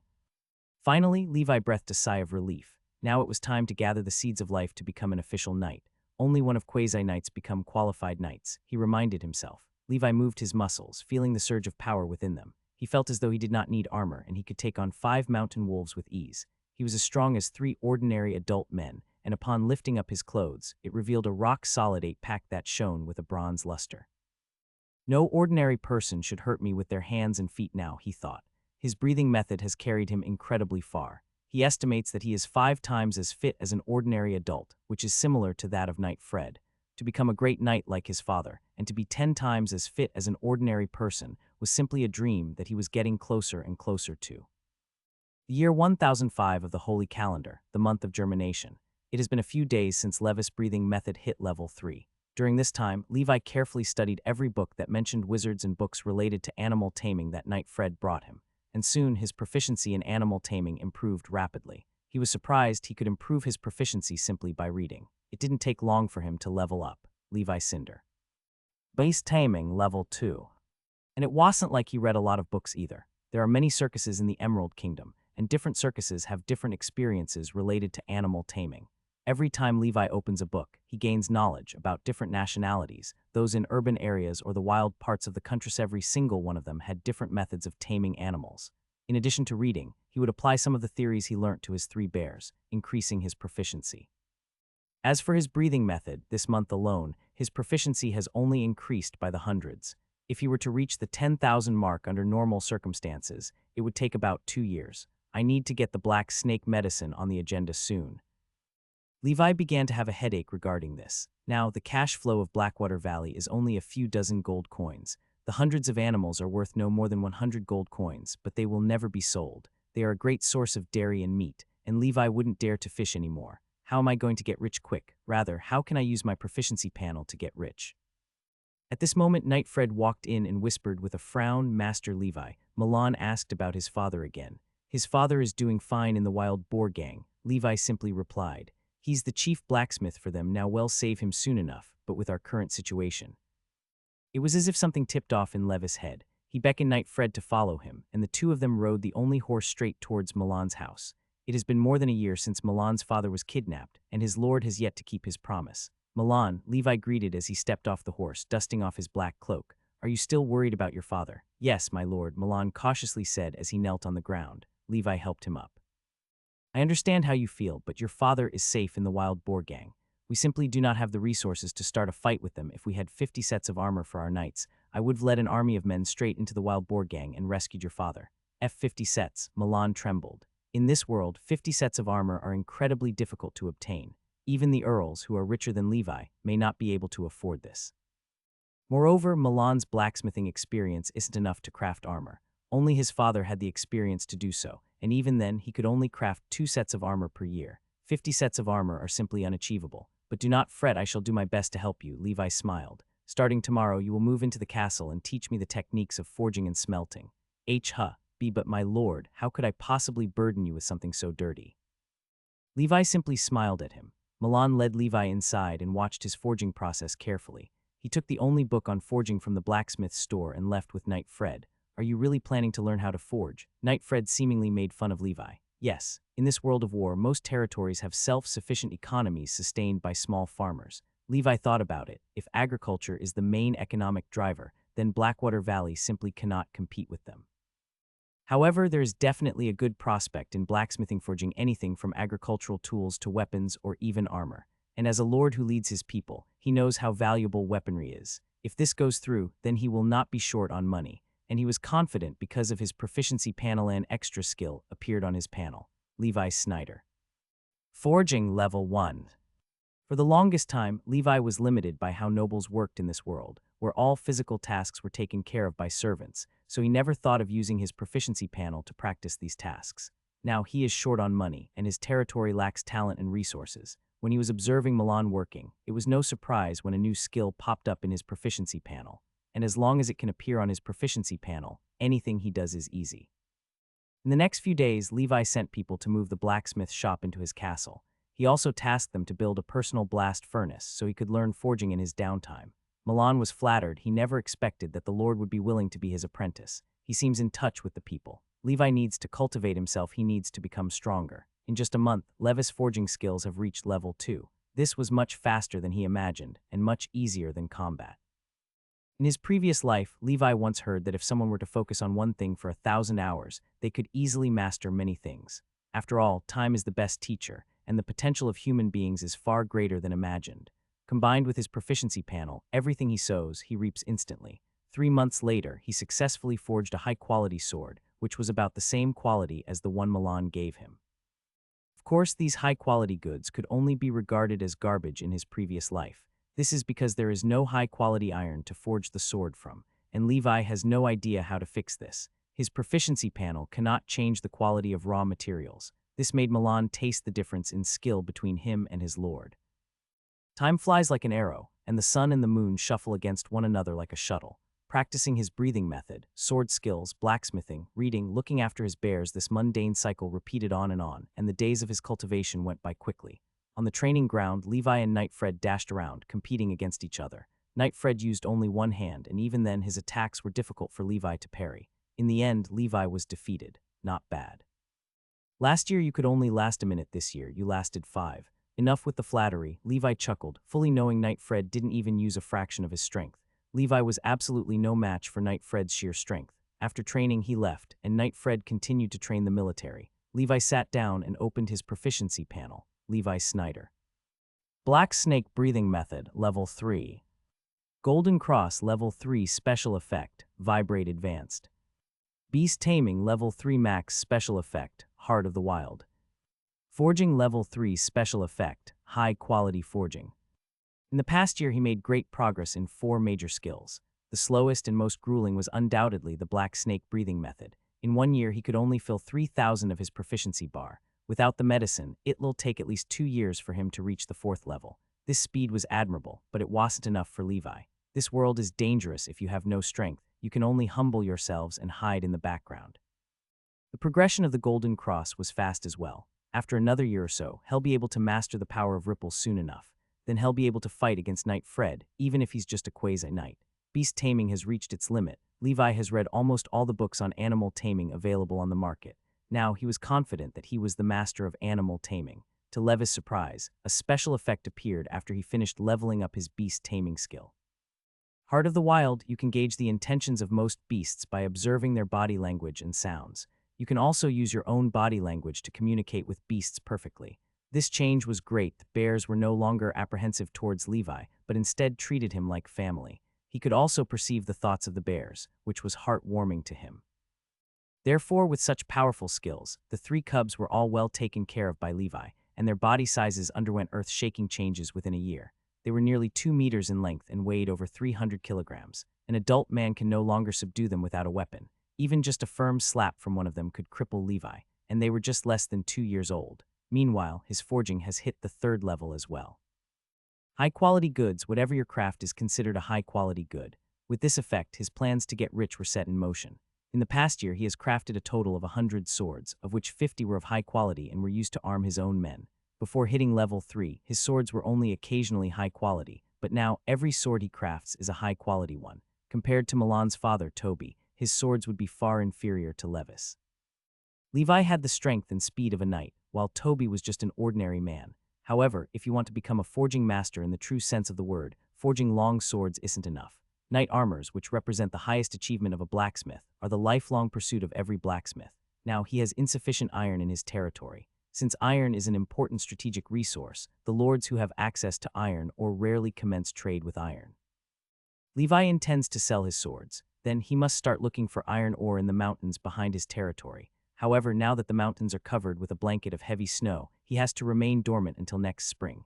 Levi stopped forging for a while and devoted himself to breathing and swordsmanship. The month of winter soon came. Levi, who was busy practicing his breathing method, was suddenly awakened by the dreadful howling of wolves behind his castle. And they didn't sound far from his castle. Just as he was about to investigate, Knight Fred hurried in. Master Levi, our territory is under attack by a pack of wolves. There are about 100 of them, and much of our livestock have perished. I shall lead some men to deal with them. Excuse me, Levis' complexion changed. It was normal for a few wolves to infiltrate their territory once in a while, but 100. Putting on their armor, they both rode horses towards the site of the incident. Levi is now an advanced quasi-knight and has mastered the power of vibrate. All of his men were armed with high-quality swords, and Knight Fred was there leading them as well. There was no way that these beasts wouldn't be subdued. "They're coming, help us, the wolves." Cries after cries resounded in Blackwater Valley. An extremely thin mountain wolf crept around the sheep pens behind a house, and these gentle, harmless animals were absolutely no match for a vicious, hungry beast. Charge! The military soon stomped into battle, holding long swords and donning simple armor woven with rattan and wooden shields. They charged straight into battle to defend the townspeople's livestock, but some found themselves stuck to a single spot. Sam, who had just joined the military this year, trembled on the spot. Although his performance was the best among the military, he found himself unable to move. Facing the terrifying mountain wolf that seemed to stare straight into his soul, the sense of oppression overpowered him. "Sam, get yourself together," a man shouted. "Captain, my legs don't work," Sam cried out, his crotch already wet from fear. Fear washed over him, fear that was passed down from generation to generation, from civilization to civilization. The wolf eyed him down and licked its snout it had not eaten for a month, and it no longer feared the iron tools nor the raging fires created by man. It could only think of eating and... Mom Sam cried out as he closed his eyes. Thwack! A sharp arrow pierced through the sky, nailing the mountain wolf on the head with lightning speed. The mountain wolf whimpered and simply fell to the ground, not even knowing what had happened. Sam was still in a daze, wondering if he was still alive. A powerful hand grabbed Sam's shoulders, giving him a firm, reassuring grip. "Do not give up, stand up and hold the sword proudly in your hands. Fight with me," Levi encouraged. Levi leapt away from Sam, and his arm seemed to distort the surroundings. Slash! With a single slash, the head of the mountain wolf was cut off, and blood splattered on Levi's face. Golden Cross proficiency +3.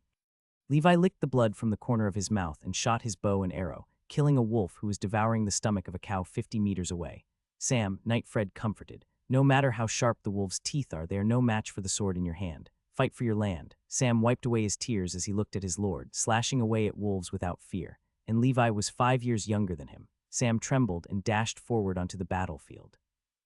Knight Fred could see that Levi was drowning in bloodlust and quickly followed behind him. A large-scale pack like this must have a wolf king in its midst. Knight Fred believes that the wolf king was lurking, watching. Sure enough, there was a deep howl that sounded from the mountains. A wolf the size of a polar bear glared coldly at Levi and Knight Fred. It could be felt that these two men were incredibly strong. If those two were not dealt with, the losses of his pack might be much more serious than the time he fought the great northern bear, and he could smell the scent of bears on the younger man's body. The Wolf King made up his mind, get rid of these two humans, no matter the cost. It darted down the mountain, enough to put a cheetah to shame. At the foot of the mountain, the corpses of many mountain wolves were piling up, but none of them backed down from trying to kill Levi. However, Knight Fred guarded his side diligently. Facing these wolves, Knight Fred unleashed his terrifying strength. The sword in his hand was like an impenetrable wall. Any wolf that crosses it is beheaded. Levi could tell Knight Fred was using a breathing technique as well in the cold winter. His body emitted white smoke, and his eyes burned with a fierce flame. "Master, something big is coming. I will face it, and you must protect yourself." Knight Fred ordered coldly and called upon 5 men to guard Levi. Levi nodded, and he could see a white blur rushing in the distance. The white figure dashed through 3 military men, knocking 2 of them into the air and crushing one of them into bits and pieces. "The Wolf King," Levi muttered. He drew his bow and arrows and shot at the Wolf King immediately. Levi was confident in his archery, but was shocked to see the Wolf King swipe his arrows away without even looking at them. "Knight Fred," Levi yelled. "Do not underestimate it." Knight Fred sped straight towards the white figure that pounced around the battlefield, and the Wolf King leapt a distance of more than 10 meters, slashing his claws towards Knight Fred. He immediately rolled over to the side and thrust his sword towards the Wolf King's abdomen. Sure enough, the Wolf King simply twisted its body, dodging the sword like a dexterous cat. He has never seen a mountain wolf like this before. Clang! His claws collided with his long sword. The Wolf King yelped backwards. He felt a strong force vibrating from Knight Fred's sword and knew he could not get hit with it no matter what. Instead, the Wolf King dodged every single one of Knight Fred's attacks, consuming his physical strength. Knight Fred could see through his strategy and stood still, staring the Wolf King down. Levi watched the battle between them helplessly. With his current strength, he'd be a bother to Knight Fred. He turned around and continued slashing at the ordinary mountain wolves.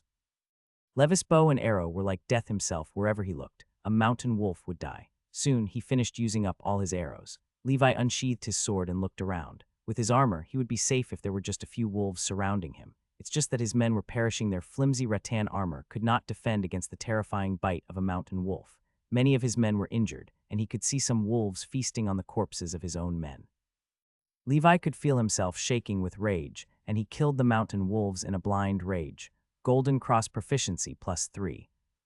Golden Cross Proficiency +2. Golden Cross Proficiency +4. Soon his armor was stained with wolf blood. These serfs were pawns for nobles, but they were family to Levi. He felt powerless knowing how worthless a human life was in this world. I need to become stronger. Levi roared, and so did his stomach. Damn it, Levi muttered. His breathing method was taking a toll on him. Do you have anything to eat? The men were obviously taken aback by Levis' bloodlust and trembled. And no, my lord, we'll get you something to eat. No need, Levi simply replied, tearing off the hind legs of a mountain wolf and gnawing on them. He didn't want to turn into a mad knight. If he toyed with this delicate balance, he might go mad and never come back. He soon felt his sanity coming back to him, but found that he was no different from the hungry wolves themselves. In the end, most mountain wolves were dealt with, leaving only about 60. They all fled into the mountains without the Wolf King. As for Levi, he lost 7 men, 12 serfs, 20 cows, and 30 sheep. This loss was great for the likes of Blackwater Valley. I need to cleanse this mountain of beasts once I become a knight. I cannot let them threaten my people. It's a pity there's no gun in this world, Levi thought. Otherwise, he would abuse his proficiency panel for marksmanship. Even the terrifying Wolf King would be dead in a single shot. Meanwhile, the fight between the Wolf King and Knight Fred was reaching a climax. The Wolf King could see many of its companions perishing and faltering, and Knight Fred slashed at its hind leg. The Wolf King yelped as he rolled on the floor, limping away into the mountains, leaving Knight Fred in the dust. Damn it, Knight Fred cursed. It got away. No worries, Levi comforted. Let me take his blood and give it to my bears. The Wolf King cannot escape. The land was stained with blood and corpses. Levi put Frostmourne away, his face heavy with emotions. Bury the dead well and send the wounded to George. Collect the beef, mutton, and wolf meat and sell the wolf skins to fur traders. Yes, my lord, Ulford, Levis Butler replied. Ulford was shaking from the experience, but was shocked at how his teenage lord was able to subdue these wolves with no effort. He reminded him of his former master, Baron Thord. Soon, Levi and Knight Fred returned to the castle. Here, let these bears smell the Wolf King's blood on your sword. Snow, Gray, and Fatty, come here. The 3 bears ran over immediately. It was expensive to feed the bears. These beasts eat at least 10 kilograms of meat per day, and the 3 of them were still young. If they become of age, they will surely eat nearly 100 kilograms of meat per day. Seeing Levi, the bears rushed over and stood up as if they were trying to give him a hug. They also sniffed at the blood stains on Knight Fred's sword. After 1 year of training, Levi could perceive their thoughts. After smelling the blood, the bears became emotional, and Levi could hear them. You're telling me this wolf killed your mother? The 3 bears simply growled in reply. Take me to him. We shall avenge your mother and my people today. I left a deep cut in the Wolf King's leg, Knight Fred said. He cannot go far. Bring 10 of your strongest men, and let us go into the mountains, Levi ordered. Levi and his men soon followed the 3 bears into the mountains. The Wolf King bled all the way back, so it was easy for the 3 bears to track him down by scent. Levi could tell the Wolf King was incredibly smart as the bears led their men through the forests of the mountains. He would keep going in circles and make twists and turns to trick anyone who might follow him. Levi and his men would run into a dead end several times because of this. However, due to Levis' proficiency in hunting, he was able to direct the bears and the men down the correct path, and soon they found the Wolf King's den. On a boulder, the huge Wolf King bit into the corpse of a mountain wolf. It was eating its own kind. After sensing Levis' presence, it stopped and whined, and dozens of mountain wolves gathered around it. The Wolf King's eyes were blood red, glaring at Levis' party. He noticed the 3 bears, and he was right, the human did take in the bears. You're so majestic. It's a shame you're dying today. Levi drew his bow and shot out an arrow. A mountain wolf swiftly leapt in front of the Wolf King and died. The Wolf King continued glaring at Levi. Levi gulped, feeling as if he was facing a person and not a wolf. With a single howl, the wolves rushed towards Levi once again. Knight Fred, stop the Wolf King. I shall deal with the other wolves. Knight Fred rushed forward, and the Wolf King attempted to limp away. Knight Fred's ripple shattered the bones of the Wolf King. Otherwise, it would have recovered by now. Not long after, Levi and his men massacred all the wolves at the cost of only 4 of their men being injured. This time he brought a lot of arrows. The three bears also displayed a terrifying strength that was inherent to northern bears. The Wolf King lay limp on the ground. He was no match for Knight Fred in his injured state. Knight Fred stood over the Wolf King, and his sword distorted the air around it. In that trance, Levi could see the air rippling. The Wolf King's large head fell to the ground. Even in death, the Wolf King continued staring into Levi's soul. "Stop looking at me," Levi muttered as he kicked the Wolf King's head away. "Skin the wolf. This fur is worth at least 5 gold coins. Tie these corpses to a sledge and pull them down the mountain." Levi gave order after order to his men. At the same time, Fatty ran up to Levi and growled as it rubbed its head on Levis. Levi understood it immediately. When Fatty was exploring the Wolf King's lair, he found a cave with a strange human skeleton in it. Levi didn't pay that much attention to it and only regarded it as the remains of the victims that the Wolf King preyed on. The cave wasn't deep. Most of the remains belonged to ordinary humans, though some were strangely shaped like children. Perhaps this is why some humans would disappear when they ventured into the mountains. Meanwhile, the three bears surrounded a complete set of bones, sniffing at them curiously. Levi came to the remains and found them unusually tall, more than 3 meters, he estimated. Its bones were strangely intact. 2 others had their bones and ribs scattered all over the place. The skeleton leaned against the wall of the cave, and both of its hands were in the posture of holding a sword. It exuded a kingly aura, majestic yet terrifying. This skeleton measures 3 meters tall. Just how tall was this person before they were alive? Levi wondered out loud. He thought about it for a while and soon realized that it was customary in this world.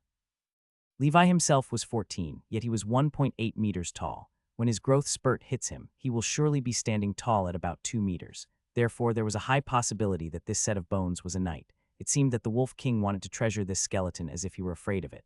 Levi noticed a quaint iron ring on the skeleton's right ring finger. On the ring, it was engraved with the word melon. Levi kept himself on guard for fear that the skeleton might transform into an evil spirit. On the other hand, he was looking forward to finding something valuable in the skeleton. Unfortunately for him, he found nothing. All that was left of this knight was a ring. Knight Fred's shadow loomed at the cave's entrance, and he studied the skeleton as soon as he walked in. This should be the skeleton of a knight, he assumed. Can you feel it, the majesty that he exudes? He must be a strong knight among many great knights. He shuffled around the cave and sighed as he continued. Someone must have stolen his armor and sword from him. Are the skeletons of great knights valuable? Levi asked abruptly. Knight Fred chuckled dryly, understanding the situation. You can't sell skeletons like these. The people fear what remains after somebody dies. Levi nodded, and Knight Fred continued. However, our Baron has kept records of the Melon family, also known as the Giants. Their family emblem is the frost giant, and as their name implies, they cultivate giants. The church had the family broken apart and destroyed 800 years ago for blasphemy, so perhaps this giant fellow could be a knight of the Melon family. You're right, Levi realized. His ring is engraved with the word melon, so it must be him. If he was exiled 800 years ago, no, the Blackwater Valley was only occupied by my family 200 years ago. He must have escaped from the glorious knights and fled to the mountains of Blackwater Valley, living in fear until the day he died. Then he must have left something behind, Levi stated as he began to search the cave carefully. Of course, his efforts were in vain. He could find nothing. He sighed as he turned to leave, but Fatty continued to sniff at the ground by the knight's bones. Fatty's tiny tail wagged as he started to dig around the ground, and his brothers Snow and Gray joined in as well. Levi was a little curious. He peeked over the bears to see what they were digging. Knight Fred simply smiled as he left the cave to be on guard. Soon, the bear's claws struck something hard, and Levis' eyes shone brightly. It was a tiny iron box that lay quietly in the pit. Interesting, Levi muttered. He patted the heads of the 3 bears and fed them some dried meat, and he was pleased to learn that the bears could do this. He ordered a few of his men to come in to escort the box out in the event that it was a trap. From a safe distance, he ordered one of his men to pry open the box. What's inside? Levi hollered from a tiny cliff. My lord, the man yelled back. There seems to be a set of armor inside, and oh heavens. There are some gold coins. Wait, no, they're gone. Levi couldn't hear the man any longer and skipped down the cliff as soon as he heard the phrase, a set of armor. That knight must have fled with the family's treasures and come to this mountain. Help, it's hitting me. A few soldiers ran past Levi. Levi immediately looked up. He could see a set of empty armor and its iron gloves wielding a sword. I'll handle this, said Knight Fred as he drew his sword out of his sheath. He dashed forward as he wrestled with the armor. The fight was strangely intense, and all Levi could do was watch. Levi subconsciously thought of an evil spirit possessing the set of armor. There was no other explanation he could think of as to why the set of armor came to life as if someone were wearing it. His eyes mindlessly fell upon the chest plate of the armor, which was engraved with an intricate pattern of a frost giant that stood proudly, and above it were the words melon. With a fleeting thought, he darted back into the cave and yanked the ring out of the skeleton's hand. Within the inner walls of the ring, there was a small string of words, customized magic armor for the frost giants, produced by the witch Gulveig. The moment Levi yanked the ring out of the skeleton, the knight's armor that had come to life simply collapsed, leaving a pile of lifeless armor. Knight Fred breathed a sigh of relief. Even though he was a qualified knight, there was no way he could subdue an undead foe. Was that an evil spirit? That's right, an evil spirit beaten by Knight Fred, our mentor. O merciful Father, destroy these vicious evil spirits and... Knight Fred remained silent upon hearing the cheers and chants of the men behind him. He felt in his heart that his foe was not, in fact, an evil spirit. Despite this, he couldn't come up with a better explanation. Levi trotted back to the field, and his excitement was beyond words. A childish joy was painted on his face as he skipped back. Who would have thought that the answer I've been looking for was right behind my own territory? Now I can at least be 100% sure that there are wizards and witches that exist in this world. However, he profoundly acknowledged that this ring was from 800 years ago. He had no idea if this strange witch was still alive. Which Rolands, which Gulveig there all witches, he thought to himself. Could it be that all wizards in this world are female? Fiddling with the ring in his hand, a thought came to Levis' mind. Perhaps this armor was what caused the Melon family to be accused of blasphemy. Associating with the enemy as a great family. He couldn't help but think of the religious fable about the loving Father he saw some time ago. It came from the Codex of Creation, compiled by the third Pope of the Holy Church. The loving Father who art in heaven selflessly bestows his 7 most loyal disciples to share and feast upon the remains of his own saint in the mortal world. He who feasts on the legs shall be blessed with blinding speed. He who quaffs on the ribs shall be bestowed with titanic endurance. He who devours the heart shall be given a divine spirit. He who chews on the arms shall be granted godlike power. He who gnaws on the bones shall be an impenetrable fortress. He who gnaws on the brains shall be omniscient. These 7 disciples were appointed the 7 Knights of the Sky, and these 7 Knights of the Sky share a saint's divine power. Despite this, the saint retains the remaining power within his remains, hereby known as the Holy Legacy. The loving Father loves the world more than himself, and the world should love him like a father. The loving Father feeds his children with the flesh and blood of saints. Knights should lead by example, being loyal to him, practicing his will, and spreading the glory of the loving Father. This was the introductory chapter of the Codex, known as Genesis. The Church also calls it the Holy Legacy. Of course, the legitimacy of this is unconfirmed, but in a note left by a scholar, the story of the origin of the Knights in the Codex of Creation also mentioned an interesting story that wasn't recorded within the Codex. Among the 7 Knights of the Sky, the knight who gained omniscience had great ambitions. He and his descendants would use their superior, god-like wisdom to steal the authority of gods with their own mortal bodies, all to obtain the most fundamental thing that makes gods godhood. A knight who practices this would surely set off the wrath of the gods themselves. Many years later, the angels descended upon mortal planes to suppress these blasphemous knights. It turned out that these knights, using their superior intellect, had tapped into the inherent magic of the world: earth, fire, luck, light, darkness, thunder, and lightning. Perhaps the most fearsome one of all is the manipulation of the cycle of life and death that only gods have the authority to yield. The battle between them spread to entire continents, where the 7 kingdoms stand proudly amongst the people. Even if the angels have fallen, they have wand knights who received the wisdom of the loving Father were all extinct. The ancestor of all wizards, or the one who has tasted the loving Father's wisdom, is known to us as Sauron. An old pastor told me this legend, and perhaps I do believe him. I feel that wizards still exist in our world, but they choose not to reveal themselves. Levi has read it all from mysteries and legends to scientific accounts of the existence of wizards. Disregarding their authenticity, if you put everything together, something is bound to be true, and the armor crafted by the witch Gulveig was his biggest clue. If these wizards do exist, then gods exist too. Levi trembled. Perhaps this is why they went into hiding. Levi stopped and asked, should I really continue to pursue the path of a wizard? This question was left unanswered. Only time would tell. Levi ordered his men to pack the now-dead armor as he fiddled with the ring. He doesn't know how the ring and the armor are connected, so he can only go back to test it out. He ordered his men to seal the cave, and the remains of the great knight watched as the cave entrance turned dark. Do not let this encounter with an evil spirit be known to our people, Levi announced to his men. It shall only bring unnecessary panic to our people. After knowing of the church's attitude towards magic kind, he felt that he had to be more cautious when researching wizards in the future. Families as powerful as the Melons were all destroyed by the glorious knights. Ironically, the church's destruction will be in its own hands.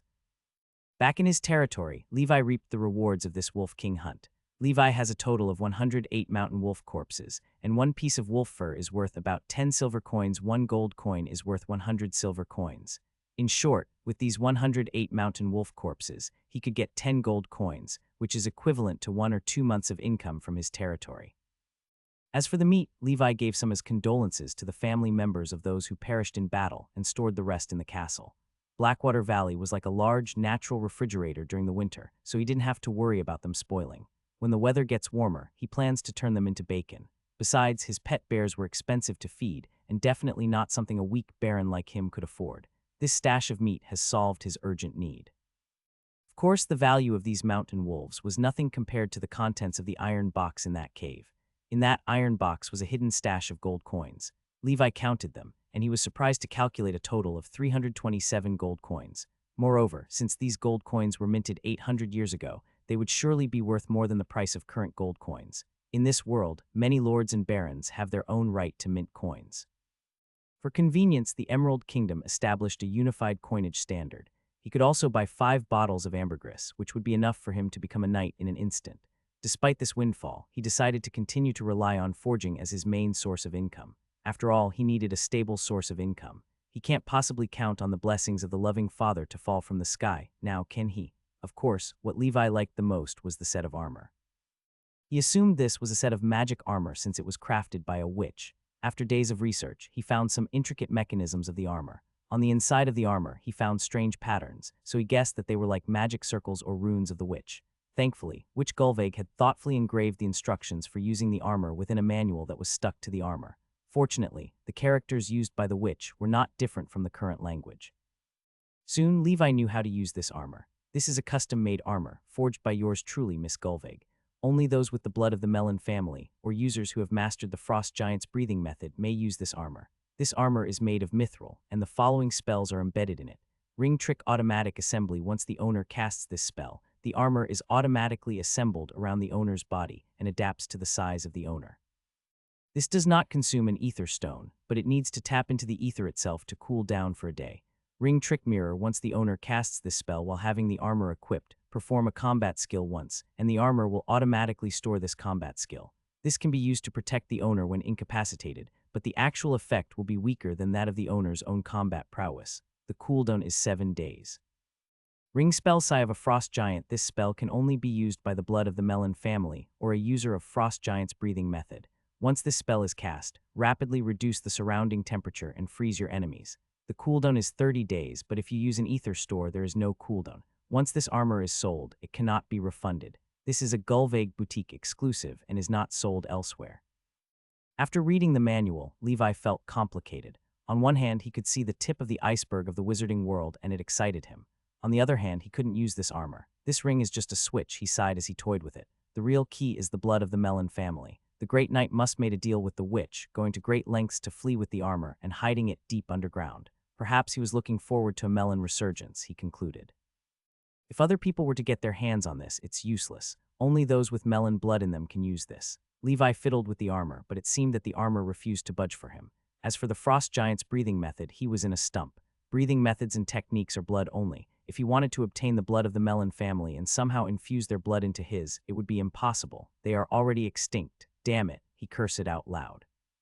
What's the point of this if I can't use it? I do have a proficiency panel, though, he wondered. Could I practice their breathing method this way? If I locate the secrets to the frost giant breathing method, perhaps I could learn it too. Levi felt that this armor was important. It could help him look for traces of wizards in the future. I need to look up the history of the melon family. Levi stowed the armor away and kept it in good condition. The mountain wolf incident was a blessing in disguise. Not only did he earn back the losses, but he also found clues that led to wizards. Of course, he had to return to mundanity. Practice the black snake breathing method daily. It's time to buy ambergris, he decided, and then he would prepare. He planned to step out of the territory to prepare the ingredients for the black snake medicine. In the year 1006, the month of vitality, fresh grass emerges beyond the snow, and new life floods the land.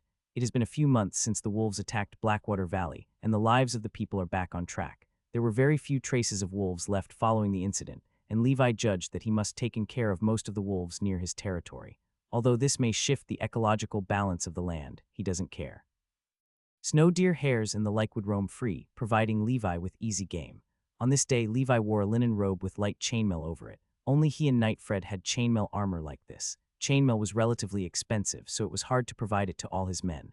Master Levi, you have to look out for yourself. The Northerners are tough, and wandering knights and bandits scour the land near the north, Knight Fred warned. You are our last hope. Levi smiled at Knight Fred's strangely maternal tone. Don't worry about me. I am 15 and I can take care of myself. In my absence, I trust that Ya'll be able to take care of the territory. Knight Fred nodded immediately and watched as Levi disappeared into the silence of the night. His speed of cultivation is slowing down, and the resources he needs are only increasing. He has to solve 4 problems on his journey: purchase ambergris to craft the black snake medicine, find buyers for his weapons and armor, preferably long-term, trustable buyers, collect more breathing methods to see if he can practice multiple breathing methods at once. If this succeeds, then he only needs to find the frost giant breathing method, find some clues on wizards. If he were to solve the first 3 problems, he would be without worry. The 4th problem was just a matter of fate. The destination of Levis' trip is the city of Icy Winds, located hundreds of miles east of Blackwater Valley. It is the largest city within 1,000 miles and one of the 4 major cities in the north. If you want to buy something as rare as ambergris, you must go to a big city. After much deliberation, he decided that he had to go alone to complete this mission. He had been a quasi-knight for a while now, and his golden slash was at the advanced level.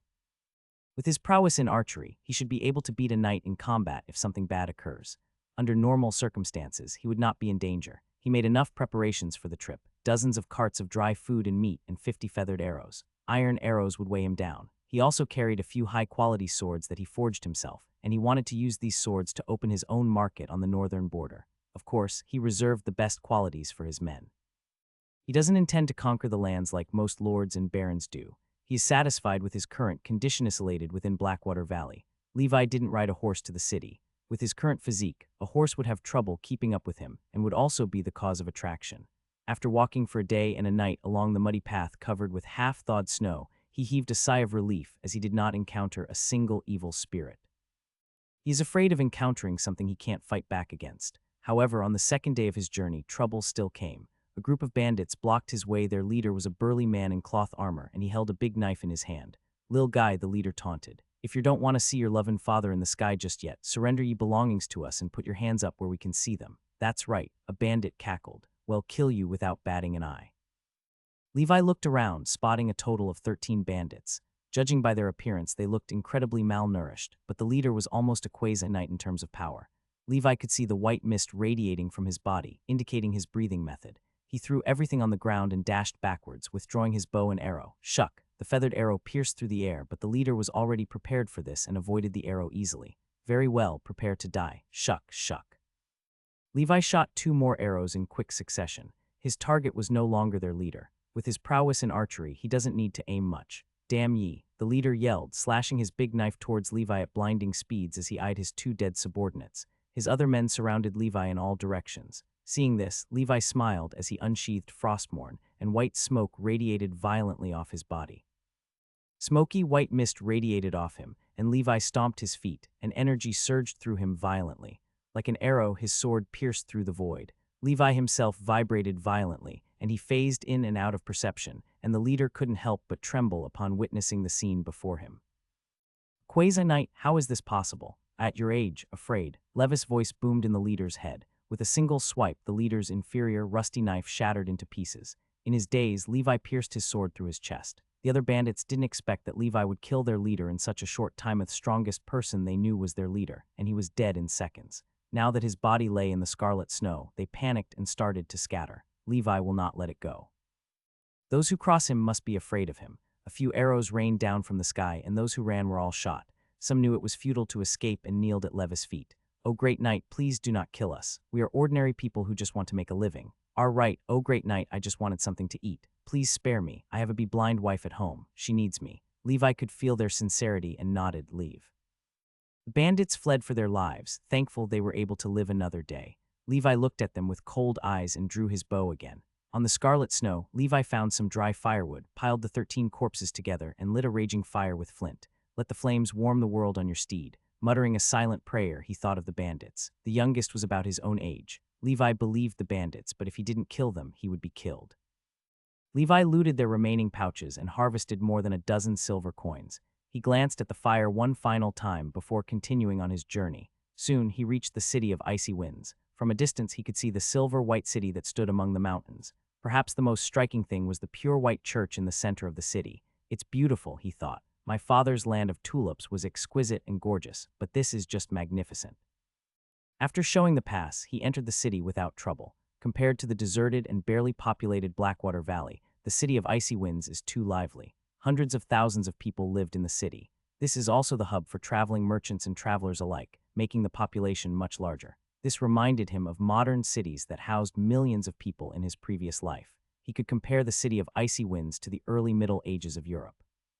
Levi went directly to the largest chamber of commerce in the city, the Emerald Chamber of Commerce. The royal family themselves funded this market, which was overseen by several Grand Dukes. If you want to become a shareholder in this market, you must be an earl of some sort. Hence, this is practically a chamber of commerce established by the nobility, which monopolizes all walks of life in the Emerald Kingdom. Its headquarters were in the central Emerald Kingdom. This one in the city of icy winds is a tiny branch. Levi patted the gold coins stored in his bosom and felt at ease. Now that he has hundreds of gold coins on him, he could be considered a local earl. "Hello, do you have ambergris for sale?" Levi asked. He doesn't have to worry about being known by others. Being an inconspicuous little lord in the north has its benefits.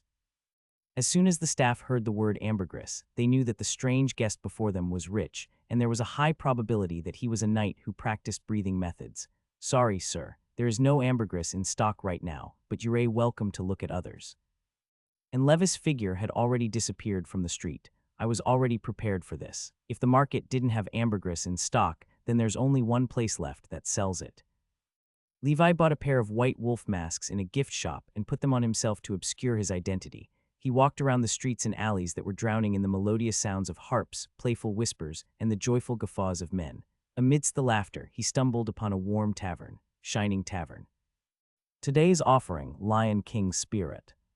Come ye, come all, down this glass of spirit, and may ye future shine like a lion upon the wild. At the entrance of the tavern, a burly man stood tall. Everyone who entered had to pay 1 gold coin to buy a glass of Lion King Spirit, and supposedly drinking it proves your financial strength and courage. The Shining Tavern is just a tavern on the surface, but is secretly an underground trading market. Colloquially, it's known as a black market. Nobody knows when the Shining Tavern started to emerge in the major cities of the kingdom. Travelers from across the world would report on traces of the Shining Tavern in many other countries as well. This is an organization spread across the entire continent that foresaw underground transactions, entrustment, and other activities. Of course, this is also a place where the rich come to have fun. Beautiful, gorgeous women and charming, masculine men from foreign lands would converge at this spot.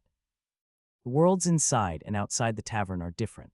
Levi learned of the Shining Tavern from his father. He wouldn't want to be in it even if he could. However, now that there isn't any ambergris left in the market, he has no other choice. "A glass of Lion King Spirit for your worries." Levi took out a gold coin and handed it to the burly man, who exuded the strength of a knight. Being able to employ a knight to guard the door highlights the mystery behind the Shining Tavern. An organization that is detached from nobility, kingship, and even the theocratic authority of the church. 1 gold coin could buy you many valuable things: a cow, a sword, a holy prayer from the priest of the church.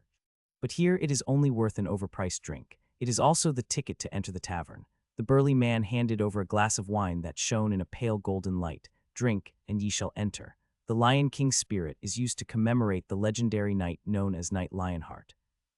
The Shining Tavern rotates 7 kinds of wine over 7 days, and all of them are priced at 1 gold coin. The Lion King Spirit, blood wine, brew of 100 flowers, snow beer, dark rum, golden spirit, and unknown. Besides this, there is no other wine. These 7 wines are said to commemorate the 7 deceased legendary knights: Ryan, the Lionheart Knight; Brad, the Blood Knight; Irina, the Flower Knight; Friar, the Winter Knight; Black, the Dark Knight; Grek, the Golden Knight; Anonymous, the Knight of 1,000 Faces.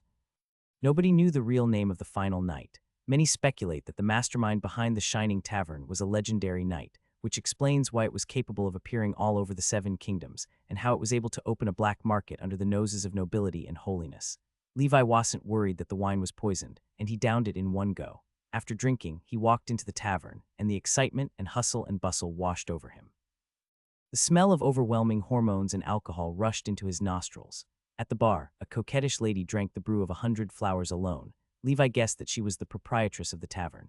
In the tavern, many wore masks like Levi, but there were also many who boldly showed their true identity. Rude men would tease the maids in the tavern, and the proprietress would step in and reprimand the men. Those who dare to cross the staff of the Shining Tavern are often never heard of again. Levi walked through the noisy crowd and came to a dome room with a unique cave behind the tavern. This is where the black market is located in front of the simple booths. People would sell their own goods with big wooden signs that displayed their items written in chalk. The prices listed were subjective. The Shining Tavern is only responsible for providing a platform. Of course, this would give birth to professions within the black market bounty hunters. Levi walked around the market and stopped in front of a man who covered his whole body with armor. A small, lonely black bottle stood on his table. Even with the lid on, the contents inside exuded a strange yet charming fragrance. This was the same fragrance that would tickle his nostrils whenever his father prepared the secret medicine when he was a child. Ambergris, 200 gold coins, no bargain, the man in armor muttered. Levi could feel his powerful aura radiating off of him. Despite his dull appearance, his knightly aura shone as bright as a flame. A bottle of ambergris has always been 100 gold coins, Levi blurted out. The man sneered, funny. Run along to the official market and see if anyone accepts your offer. That damned white horse knight of the royal family has snagged all the ambergris for himself, destroying the market. 200 coins, nothing more, nothing less. Levi gulped upon hearing this. The white horse knight is the shining pillar of the emerald royal family, and he's the #1 candidate in the kingdom to become a legendary knight. How many bottles do you have? How many do you need? The man muttered. Two bottles. Levi now has 500 gold coins on him. He told himself that even if it was expensive, he still must buy it. 2 bottles should be enough for him to become a knight. You aren't very strong, but you are rich. You must be the son of a noble, the man muttered. Levi didn't reply. Levi wordlessly took 2 bottles of ambergris and handed over 400 gold coins, which was equivalent to 5 years' worth of income for his territory. He could feel his heart bleeding upon seeing the gold coins raining into the man's treasury. Listen, kid, the man muttered softly. This is the cheapest I could give you. If I didn't need the money now, I would have sold it for 300 gold coins at the auction 2 days later. If you still need ambergris in the future, you know where to find me. The man disappeared into the crowd, and Levi still had more than 100 gold coins left on him. He plans to buy a blood-breathing technique and go home to see if he can practice 2 breathing methods at once. After strolling around the black market, he didn't come across anyone selling it. He could only wait for the auction the day after tomorrow. This auction is known as the Shining Auction and is held at the Shining Tavern on the last day of every month, and he knew that breathing methods were sold at auctions like these. When Levi was a child, he and his father participated in shining auctions in the land of tulips, and at that auction, an extremely rare breathing method was sold for a price of 5,000 gold coins. There was still time before the shining auction, so Levi found an open space to set up a stall. There was no need to pay for the booth fee since it was accounted for in the glass of wine he drank. The Shining Tavern is incomprehensibly rich, he thought as he placed the swords on the booth, feeling envious in his heart. The Chamber of Commerce couldn't hold a light to the Shining Tavern. The tavern seems to earn 100 gold coins a day just from selling drinks. Levi's father wanted a stake in the Shining Tavern, but even as a great knight, he was rejected. The Shining Tavern never seemed to accept new shareholders. Excuse me, how much is this sword? A man who wore a white wolf mask asked. 2 gold coins and 1 silver coin. No bargains. Customizations and bulk purchases are accepted, and designs are required for your customization, Levi muttered. It's a bit expensive, isn't it? The man replied as he left. Levi wasn't in a hurry.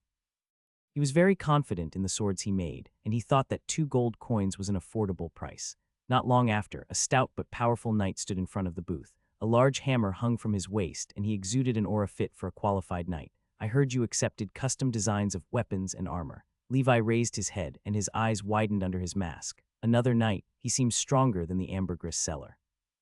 He has a hammer hanging on his waist, so he must be practicing a powerful breathing method. That's correct, Levi replied confidently. As long as you have the design, I'll be able to make it. It seems that you are an excellent blacksmith, are you not? The knight asked. I guess. I'll be taking these 2 swords, and I'll be looking forward to cooperating with you in the near future, the knight smiled. The weapons and armor you forge will be sold to me first, and you cannot sell them to other lords or nobles. I'm willing to pay a 20 markup of the current market price too. He threw 5 gold coins on the booth, and Levi earned back the money for his drinks. All right. The location of the transaction is set at the Shining Tavern, Levi said, nodding. If he were to trade outside, it would be easy to be taken advantage of. However, at the Shining Tavern, nobody is allowed to cause trouble. Here's to our business relationship, the knight said, raising his glass. What shall I call you, Geralt?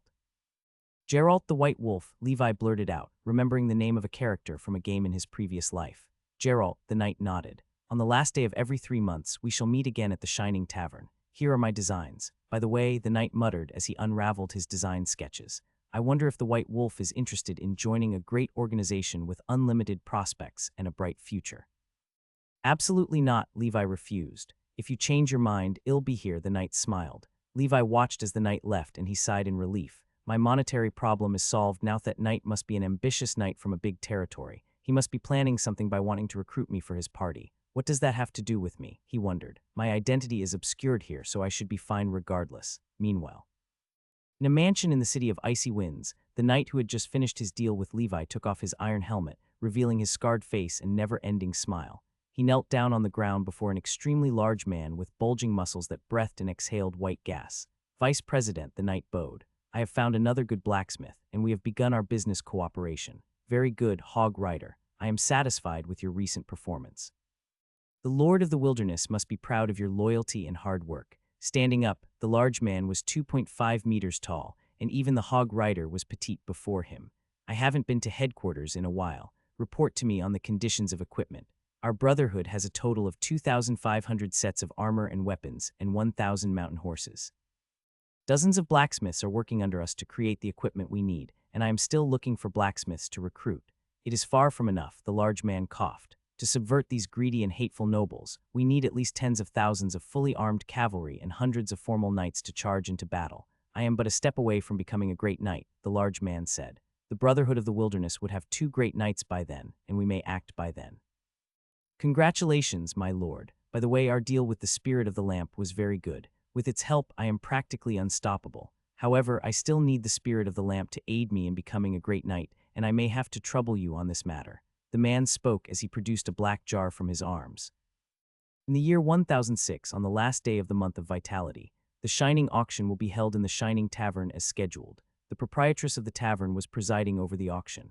With her revealing attire, she became the center of attention for the hungry eyes of men. The auction began soon after. Levi wore his white wolf mask and kept his head down, sitting in the last row of the auction. With his remaining 100 gold coins, he should be able to buy at most 1 item at the auction. After all, those who come to the Shining Tavern are all rich northerners. There will be 10 lots drawn in the monthly auction, which is run by the members of the tavern. According to Levis' knowledge, one can become a Shining Tavern member by paying 100 gold coins, and the membership is valid for 5 years. During this period of validity, members can enjoy free admission and free auction tickets. Levi knew many of the members were rich beyond his imagination. For example, his own father, Baron Snyder, was a member himself. It's a pity that membership could not be inherited. The first lot drawn was a knight's sword. With Levis' knowledge of forging, the workmanship of the sword is sophisticated and intricate, far surpassing his own. It's simple and traditional, yet elegant in its own right. This is the sword of a great knight of Vegekid 100 years ago. It is a magical weapon crafted by the blacksmith Hagrid Ammon. The starting bid is 10 gold coins, and each increasing bid must not be less than 5 gold coins. Accompanied by the dazzling voice of the proprietress, the atmosphere of the audience was ignited.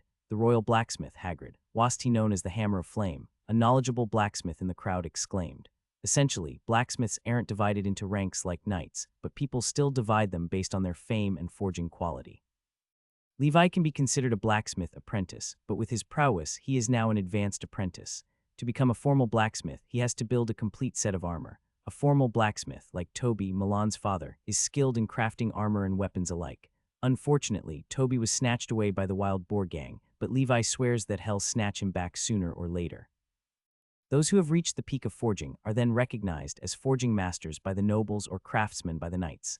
Forging masters receive countless commissions daily, and there will be countless nobles begging them to build them a magic weapon. The status of a forging master is evidently very powerful. In the end, this sword that was supposedly crafted by Hagrid, the Hammer of Flame, was bought by a rich nobleman for 100 gold coins. No matter how good this sword was, it was not worth 100 gold coins. Levi bit his lip. Once he becomes a forging master, wealth should no longer be an issue for him. The second lot drawn was a set of armor made of the best iron found in the Rocky Mountains. It is said that a full thumb's worth of mithril has been infused into the armor. Hence, it is much more powerful but difficult to forge. Mithril is a legendary material. It can only be produced where meteorites fall. According to Witch Gulveig, mithril is a material treasured by wizards and witches alike. The armor was sold for 480 gold coins. Really, that piece of garbage was sold for 480 gold coins. Levi murmured to himself, "My set of armor is completely made of mithril. Its value can no longer be measured in gold coins." Finally, the next lot drawn was a breathing technique. The next item to be auctioned is sold in a bundle, the Frost Wolf's breathing method and the Giant Bear's breathing method, also known as the Stone Bear's breathing method. Although these two breathing methods are of superficial quality, they still hold some collection value. The proprietress' tone was strangely dull, as if she didn't want to spare any effort to sell these breathing methods. Levis' breath hitched. He didn't expect that his neighbor's breathing methods would be auctioned off. Perhaps their descendants have been reduced to selling their ancestral breathing method to make a living after the death of my father. However, these two breathing methods are superficial and blood only. Other nobles and knights began to whisper in the crowd. After half a ring, there were only scattered bids. Finally, when Levi raised the price to 120 gold coins, nobody tried to outbid him, and he successfully bought the two breathing methods with 120 gold coins. He thought it was a reasonable price and hurriedly left the auction site once he got what he wanted. He changed into a new set of clothes and went to the Chamber of Commerce to buy all the other black snake medicine's ingredients. As for the snake blood needed, he bought a basket of white crystal snakes, which is a unique snake found only in the chilly climates of the northern lands. Levi also took his time visiting the libraries and bookstores of the City of Icy Winds. He bought everything that might be related to wizardry with a lot of money. Night fell, and Levi disappeared from town at night. This time he took a relatively remote mountain route. Apart from encountering some wolves, he didn't run into any bandits. On the second day of the month of green grass, the travel-worn Levi rushed back to Blackwater Valley, and Knight Fred, who was waiting in the castle, calmed down upon seeing his returning figure. "Master, you're back," Knight Fred said as he opened the city gate for Levi. "Nothing bad happened, right?" Levi smiled as he saw Knight Fred. "No, did it go well?" "Yup." Levi quickly returned to his room. During his trip, he had spent all of his gold coins, and overnight he became a pauper once again. However, he didn't come back empty-handed. 2 bottles of ambergris, 2 blood-only breathing methods, a long-term partnership, and miscellaneous books and scrolls. Levis' trip has basically been fulfilled. Now that everything is ready, only the secret medicine needs to be prepared. Levi went to bed and had a soundless sleep. The next day, the sun shone brightly over Blackwater Valley. The preparation of medicine is not a technical job. All you need to do is mix it according to a fixed ratio and then knead it into small pills. Levi successfully prepared 200 pills. If he makes any more, the effectiveness of the ambergris may be too diluted for it to be effective. According to the formula, these 2 bottles of ambergris can be made into 200 pills. If he took 1 pill a day, it would be enough to last him the next 6 months. Levi immediately swallowed a pill. While his food was being prepared, he couldn't wait to start practicing his breathing method. His journey has delayed his training by 2 days. An hour later, Levi completed a breathing exercise. Black snake breathing method plus 10. "My progression has increased by several times," he exclaimed. "Too bad I can only take 1 pill a day." Once he swallowed the pill, he felt as if a cold current was coursing through his veins, filling him with a sense of calm. With this blessing, he maintained a high degree of concentration throughout his training. White smoke began to emit from his body, and he found that some impurities were being purged from it through the smoke. Levi took advantage of this condition and started to practice his Golden Slash. Golden Slash proficiency plus 3. He didn't know if it was a placebo, but he felt stronger after taking the pill. He practiced the breathing method and Golden Slash several times and completed his training for today. Then he took out the Frost Wolf's and Giant Bear's breathing method that he bought at the auction. These breathing methods are both superficial and blood only, so they are considered to have the lowest value of all the breathing methods. Levi opened the inheritance scroll of the Giant Bear's breathing method. On the parchment, there is a pattern embedded in it, similar to his family's emblem. It was a bear that stood proudly over the land, posed in several prominent boxing poses. This is the Stone Bear family emblem. Their breathing method focuses on strength, which is complementary to mine. The Frost Wolf scroll was similar to the one before, embedded with the emblem of the Frost Wolf family, and their breathing method focuses on agility. "If I can learn both of these breathing methods, would I be unstoppable?" He chuckled to himself. "Let's try integrating the Frost Wolf's breathing method into my system," he said to himself. "Agility is the most important thing in hand-to-hand combat, and I lack that." His proficiency panel may seem mediocre at first, but the most powerful part of it is how easy it was to integrate extremely difficult things into it. All Levi had to do was play his cards right. Every single effort will be rewarded in numerical terms. Practice for him is now a linear, continuous road, not a blind, trial-and-error experience. Of course, breathing methods cannot be mastered in a day or two. Although the breathing methods were superficial, it would take a while for him to grasp the concepts behind them. He didn't want to spend all of his energy on this either. He had to begin studying the design sketches that the knight had given him, and after 3 months, he had to deliver him a batch of goods. Days passed, and Levis' life was extremely fulfilling. In the castle's yard, the three bear brothers grew up happily. With a huge amount of food being supplied to them, their bodies were expanding at a speed visible to the naked eye. Soon, it was the third day of the month of flowers. Levi learnt from Knight Fred that his two neighbors had sold their ancestral land in a successive manner, and the entire family moved to the frozen city. It was said that the buyers of the land were the people running the Holy Church. A church was to be built in the land of the silver moon, so that the holy light of the loving Father could warm the hearts of this desolate place. Levi cursed silently. He always had a suspicion that the arrival of the church would disrupt his peaceful life. Levi thought about it for a while. If he didn't provoke the church, then they should not do anything to him. It's just that he was obliged to pay tithes and other taxes in the name of the loving Father. He couldn't avoid it either. The church practically rules over the Emerald Kingdom. If only I were a great knight, I would stay away from worldly disputes and look after myself, he sighed. Or perhaps I could become a legendary knight and go against the laws of the church. Who cares about paying taxes when your own strength is godlike? Truly, legendary knights were like living gods. If I can't become a wizard, I'll become a legendary knight. Soon the month of flowers passed. Judging from Knight Fred's intel, the church moved quickly. As soon as his neighbors moved away, the serfs in their territory were then driven to build a church that was grander and more magnificent than Levis' own castle.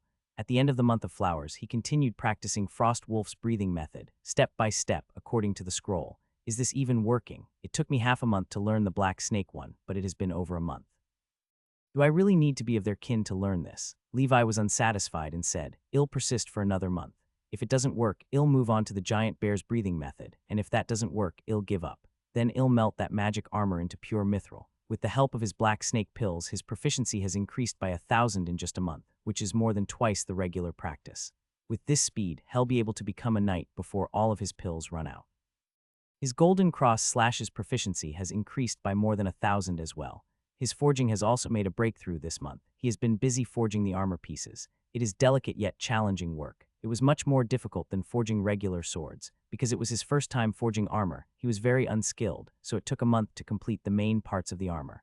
On this day, Levi was slamming on the forging table of the castle again. He used the cold forging method to forge the armor. The knight had asked Levi to design an armor similar to plated armor, and it was much easier than cumbersome chainmail. Plate armor is effective against crossbows and long swords, but much heavier compared to chainmail. Levi worked shirtless, his glistening muscles shining under the forge's fire. Gradually, he finished the breastplate, which is the final part of the armor, and soon he can be regarded as a formal blacksmith. Forging proficiency, plus 101. The armor's sharp lines, refined beauty, and metallic fragrance. Levi admired this masterpiece of his with satisfaction. Not bad, not bad. I'll set the price at 25 gold coins, he grinned. Under normal circumstances, plate armor is usually sold for about 20 gold coins. However, with the special effect attached to his forging proficiency, the quality of his forges is better than that of the ones crafted by ordinary blacksmiths. 25 gold is considered a cheap price. Only nobles and dignified knights would be able to afford a full set of armor like this. For ordinary knights, they would be delighted to own even a single part. It's just that this world's productivity seems to be taking a step backwards rather than forward. He realized how lucky he was in his previous life. The comfort and convenience of modern-day technology are only missed when they are lost. Just by forging this set of armor, I gained several hundred points of proficiency. Hence, if I craft a dozen more pieces, I should be able to advance to the 4th level. Levi Snyder. Black Snake Breathing Method, Level 3.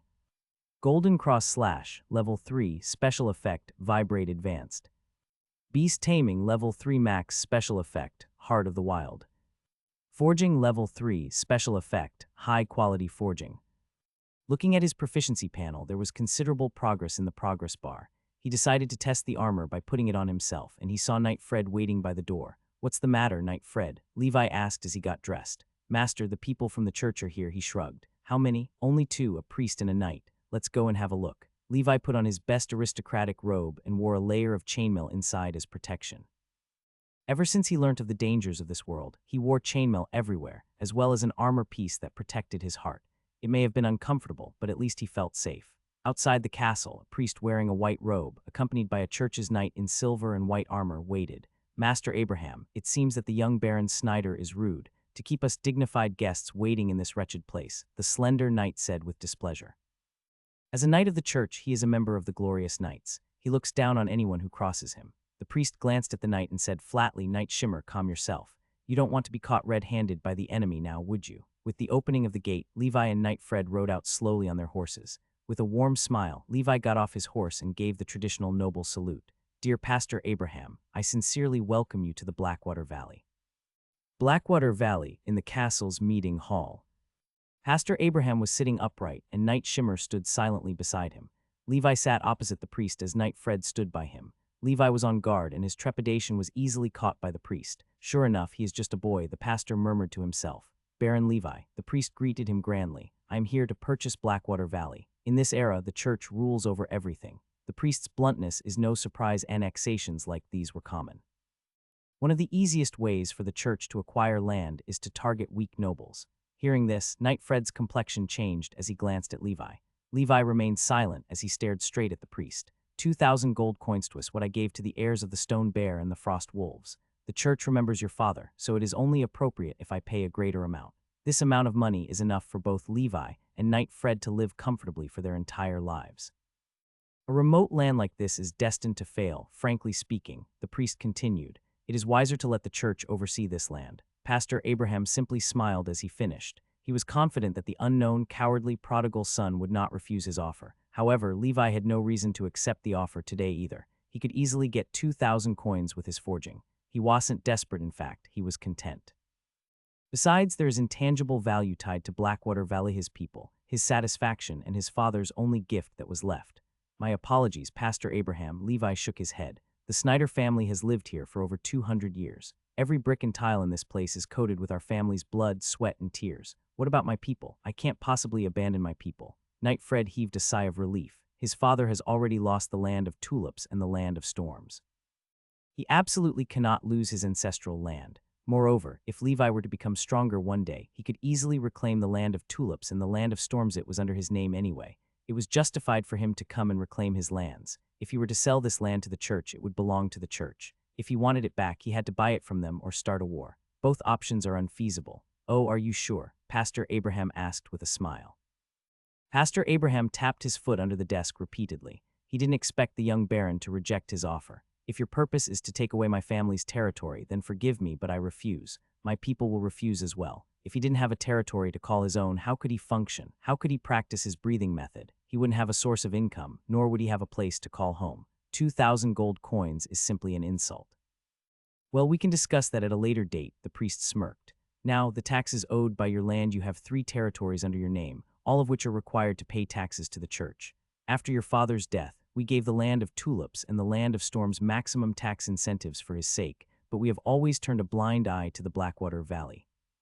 Baron Levi, according to regulations, the church can collect taxes without a retrospective period for all territories that are under the light of the loving Father, regardless of whether the church has previously taxed them. In short, even though the church has not taxed Blackwater Valley for the past 200 years, we have the right to come and collect it. The priest smiled, his tone evident. Well, pay the taxes. Levi smiled but sneered in his heart. No matter how great his father was, there would always be rats looking for scraps to eat. He couldn't refuse to pay taxes either. He wasn't strong enough to do so, and rebelling against the authority of the church was a death sentence. The church is composed of monasteries, churches, clergymen, and intricate networks scattered throughout the country, and they employ the Radiant Knights to defend the church. A powerful force composed of hundreds of qualified knights and 7 great knights, the invincible vanguards of the church, will crush everything that stands in the church's way. No matter, Levi calmed himself. I have a proficiency panel. As long as I am alive, becoming strong is a certainty. Besides, he knew Pastor Abraham was showing him grace, no mercy, by allowing him to pay taxes rather than let them annex his land. Oh, well, here is the total amount of taxes owed by Blackwater Valley. In view of your father's great contribution to us, we have exempted a huge amount of taxes owed as well as the late payment fee. Hence, all you have to do is pay the principal amount. Pastor Abraham handed over a tax bill from his robe. Levi took the bill, and the corners of his eyes couldn't help but twitch on their own. 1,000 gold coins. Levi huffed as he gripped the bill, slightly crumpling the parchment paper. I need to calm down, he huffed. No matter what, laws and regulations are made to protect the interests of the powerful. The amount posted here is a bit expensive, Levi said while smiling. I'm afraid we can only pay in installments for now. Then you shall pay the interest plus the taxes incurred for the next 10 years. From now on, Blackwater Valley is required to pay 150 gold coins to the church annually, the priest said in a calculative manner as if he were already expecting this. I agree, Levi nodded defeatedly. There's no way to refuse them, but who knows what will happen within 10 years. After signing the contract, Pastor Abraham and Knight Shimmer left Blackwater Valley. Levi and Knight Fred stared at their disappearing figures in the distance, and Levis' heart was filled with murderous intent. How about we plan his assassination? Knight Fred asked as he stared into the distance. With our strength, it won't be difficult getting through Knight Shimmer. It's useless. If Abraham dies, the church will send other pastors, or worse, the Radiant Knights. Money isn't a problem for us, but sooner or later I will take it all back with interest. Levi spoke harshly as he turned away to continue training. The church, the Wild Boar Gang, they are mere bullies who prey on the weak. Knight Fred is nearly half a century old, and his strength is gradually declining. Levi has to endure and become stronger himself. Anger is meaningless when you are weak. I have a proficiency panel, so I will become stronger regardless. I can't die because of impulse reactions. He continued practicing the black snake breathing method and comprehending the frost wolf breathing method. He continued to forge iron and manage his people, and he barely had any time for himself. 1006, the month of warmth. The climate in Blackwater Valley was comfortable, not too hot or cold. It has been 2 months since Levi acquired the frost wolf breathing method. Just as he was about to give up, he decided to practice it one last time. Suddenly, that long-lost yet familiar feeling came creeping up on him. He hurriedly opened his proficiency panel in his mind. Finally, Levi yelled and jumped up and down excitedly. Once it appears on his proficiency panel, the next steps will be much easier. He hasn't felt this excited in such a long time.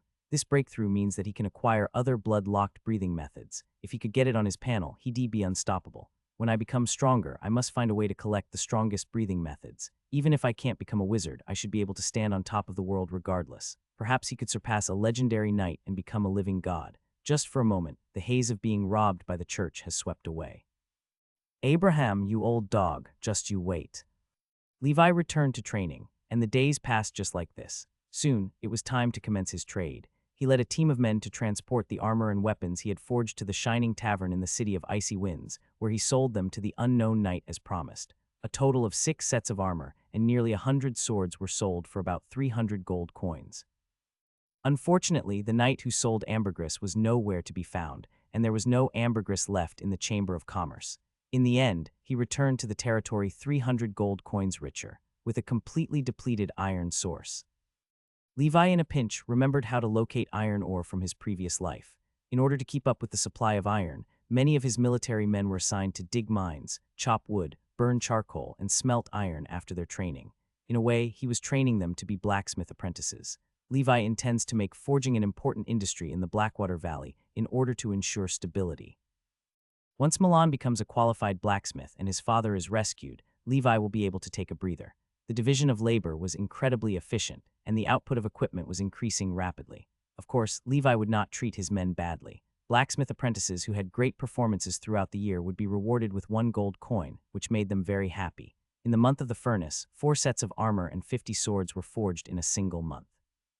Soon, the season of wheat harvesting came. When this year's wheat was harvested, Levi was pleasantly surprised to find that wheat production had increased by 5 after implementing his new system. This was an unprecedented increase. Sure enough, the best way to increase productivity is to care for and look after his people. In addition, Levis' frost wolf breathing method was also progressing very quickly. This breathing method also has its own medicine, but it is very simple to make. The main ingredient of the medicine is wolf meat, and wolf meat is plentiful in Levis Castle. In fact, he eats wolf meat every day. With a sufficient supply of wolf meat, his frost wolf breathing method has hit level 3 in just 4 months. Of course, he didn't neglect his black snake breathing method. Looking at his proficiency panel, Levi could feel a sense of accomplishment. Consuming 1 black snake medicine per day, he shortened his estimated training time by 2/3 of the original period, but he has hit a bottleneck. No matter how hard he trains, he cannot reach level 4 without condensing the seeds of life. Once he does this, he will become a qualified knight. As for the frost wolf breathing method, it wasn't difficult to practice at all. Levis' agility is far superior compared to before. Some time ago, he went to a relatively deep part of the mountains and found a pack of wolves to test his strength. Even without wearing any armor, he was able to kill 10 mountain wolves with relative ease. This is far beyond the level of quasi-knights. Even knights have trouble dealing with a dozen wolves without any armor. Levi estimates that he could beat an ordinary knight in combat, but he has no real opponent to verify this. Knight Fred would subconsciously go easy on Levi, so it wasn't a true measure of his strength. As for his golden cross, it is almost on the verge of hitting level 4, and he will finally have access to the long-awaited ripple. On this day, he stood on the tower, watching Knight Fred lead a team of men to the city of icy winds. It was time to deliver goods to the unknown knight in the shining tavern. This time, he prepared a total of 12 sets of armor and kept 5 sets for his strongest men. He also asked Knight Fred to buy ambergris for him while he was in the city. Levi would go in person, but he has to condense the seeds of life, and he doesn't want to delay it any longer. With Knight Fred's reliability, he believes that nothing wrong will happen. I should have a total of 600 gold coins in my reserves after this, which should be enough for me to practice in peace for a while, Levi muttered to himself. Watching Knight Fred and his men disappear into the horizon, he turned back to the castle and closed the gate. The crucial moment is now. After practicing his breathing method for more than 2 years, it was time to become a truly qualified knight. Once he is successful, he will no longer have to shrink in fear. A qualified knight, although not invincible, would be enough to deal with most adversaries in this world. In his bedroom, Levi traced over the black snake mural on the castle walls and sat down. He had already prepared food and water in advance and was prepared to condense the seeds of life based on Knight Fred's instructions. Condensing the seeds of life, as elaborated by Knight Fred, is the process of focusing and imbuing all of your power into your heart. Levi breathed in deeply, feeling the power surge through his veins. White smoke started to emit from his body, and he felt that the water content in his body was rapidly decreasing, but it wasn't the time to drink the water. Levi endured the extreme discomfort caused by dehydration and continued to breathe. He could feel his blood solidify in his veins, and numbness washed over his limbs in waves. Levi felt that if he continued, he might die. Absolutely not. I can't stop now. He continued to inhale and exhale, and soon his breathing method reached its peak. Insurmountable power surges through his limbs and bones, his veins and capillaries, straight towards his heart. Severe pain pierced through his left chest. Levi knew that this was a crucial step in condensing the seeds of life. He knew that if he was unsuccessful, death would be the outcome. These turbulent forces will rush straight into his heart and blow a literal hole in his chest. Levi persisted and trained his muscles to contract as if he were directing the surge in power straight into his heart. Soon, after enduring excruciating pain that clawed at his chest, the pale-faced Levi finally breathed a sigh of relief. Wiping the sweat from his forehead, he couldn't help but laugh. I am a knight. Night fell upon Blackwater Valley and the castle was dim. However, Levi could perceive his heart a faint, winding, snake-like black smoke that circled his heart, distributing that black smoke through his veins. Black chi. The snake-shaped mist danced around his heart like a dragon that circled over a castle. The black smoke was completely connected to his heart, and as it pumped blood, it also pumped this mist through his system. From then on, the energy obtained from food will be used to nurture this seed in his heart, and the black mist emitted by this seed will circulate throughout his system. Levi thought that this seed was like a new organ, an organ that could be controlled by him. A weak stream of black mist crawled through his forearm, and he could feel his muscles tensing up. His muscles began to harden in a short period of time. He traced over his arm and found that the texture was similar to that of a car tire. My breathing method focuses on defense this way. I can probably use my forearm to fend against my opponent. Levi tried to transfer this power to his palm, but the tenseness of his forearm was transferred to his hand instead. This made Levi ecstatic. When he tried to move this power to his chest, he failed. With his current state, it seems that he could only move it to limited areas. He needs to nurture this seed in his heart. Once the seed blooms, he could become like his father, shrouding himself in a layer of black mist. After eating and drinking, he opened his proficiency panel. Levi Snyder. Black Snake Breathing Method, Level 4, Special Effect, Defense. Defense by covering parts of your body with black chi, resist a certain degree of blunt attacks and reduce the damage of weapon attacks. Looking at the introduction of his panel, he decided to give it a good experiment. Only by knowing your own strength can you fight better. Since Knight Fred was absent, Levi came to the 3 bears. The 3 bears were happily eating fish together. Snow, come here, Levi beckoned. He knew Snow's personality was the most stable compared to his brothers. Snow immediately ran over and pounced on Levi, intending to give him a big hug. Now that the bears were almost 3 years old, they stood 3 meters tall. Levi was like a dwarf in front of them. Snow's weight reached an astonishing 800 kilograms, which was already about the same as that of a large brown bear. The bears are also as strong as a quasi-knight. Haha, okay, stop licking me. Levi laughed as Snow continued lapping at him sloppily. Snow, use your claws to attack me, Levi ordered. Snow immediately backed off and whimpered. He didn't understand why his master wanted him to attack him. It's okay, Levi comforted. Hit me with all you've got. Levi patted Snow to encourage him, and Gray and Fatty came to join the show as well. Finally, Snow mustered up enough courage and was in a combat stance. Levi was shirtless. He didn't even bother putting on a single piece of armor. With a single nod, Snow immediately dashed forward, lifting up a single paw to slash at Levi. Levis' eyes widened as Snow approached him rapidly, and the seeds in his heart immediately sent black mist to Levi's palms. Levi immediately lifted up his palm to block Snow's blow, and he was flung upside down by the impact. Yug, Levi landed face first on the ground and immediately inspected his rubbery palm. The black mist formed a protective film on his arm, and the evident scratches of a bear's paw could be seen, but Levi himself was not hurt. Nice, hit me again. Levi continued to spar with Snow. Gray and Fatty cheered for their brother, and Levi would laugh as he fought with his pet.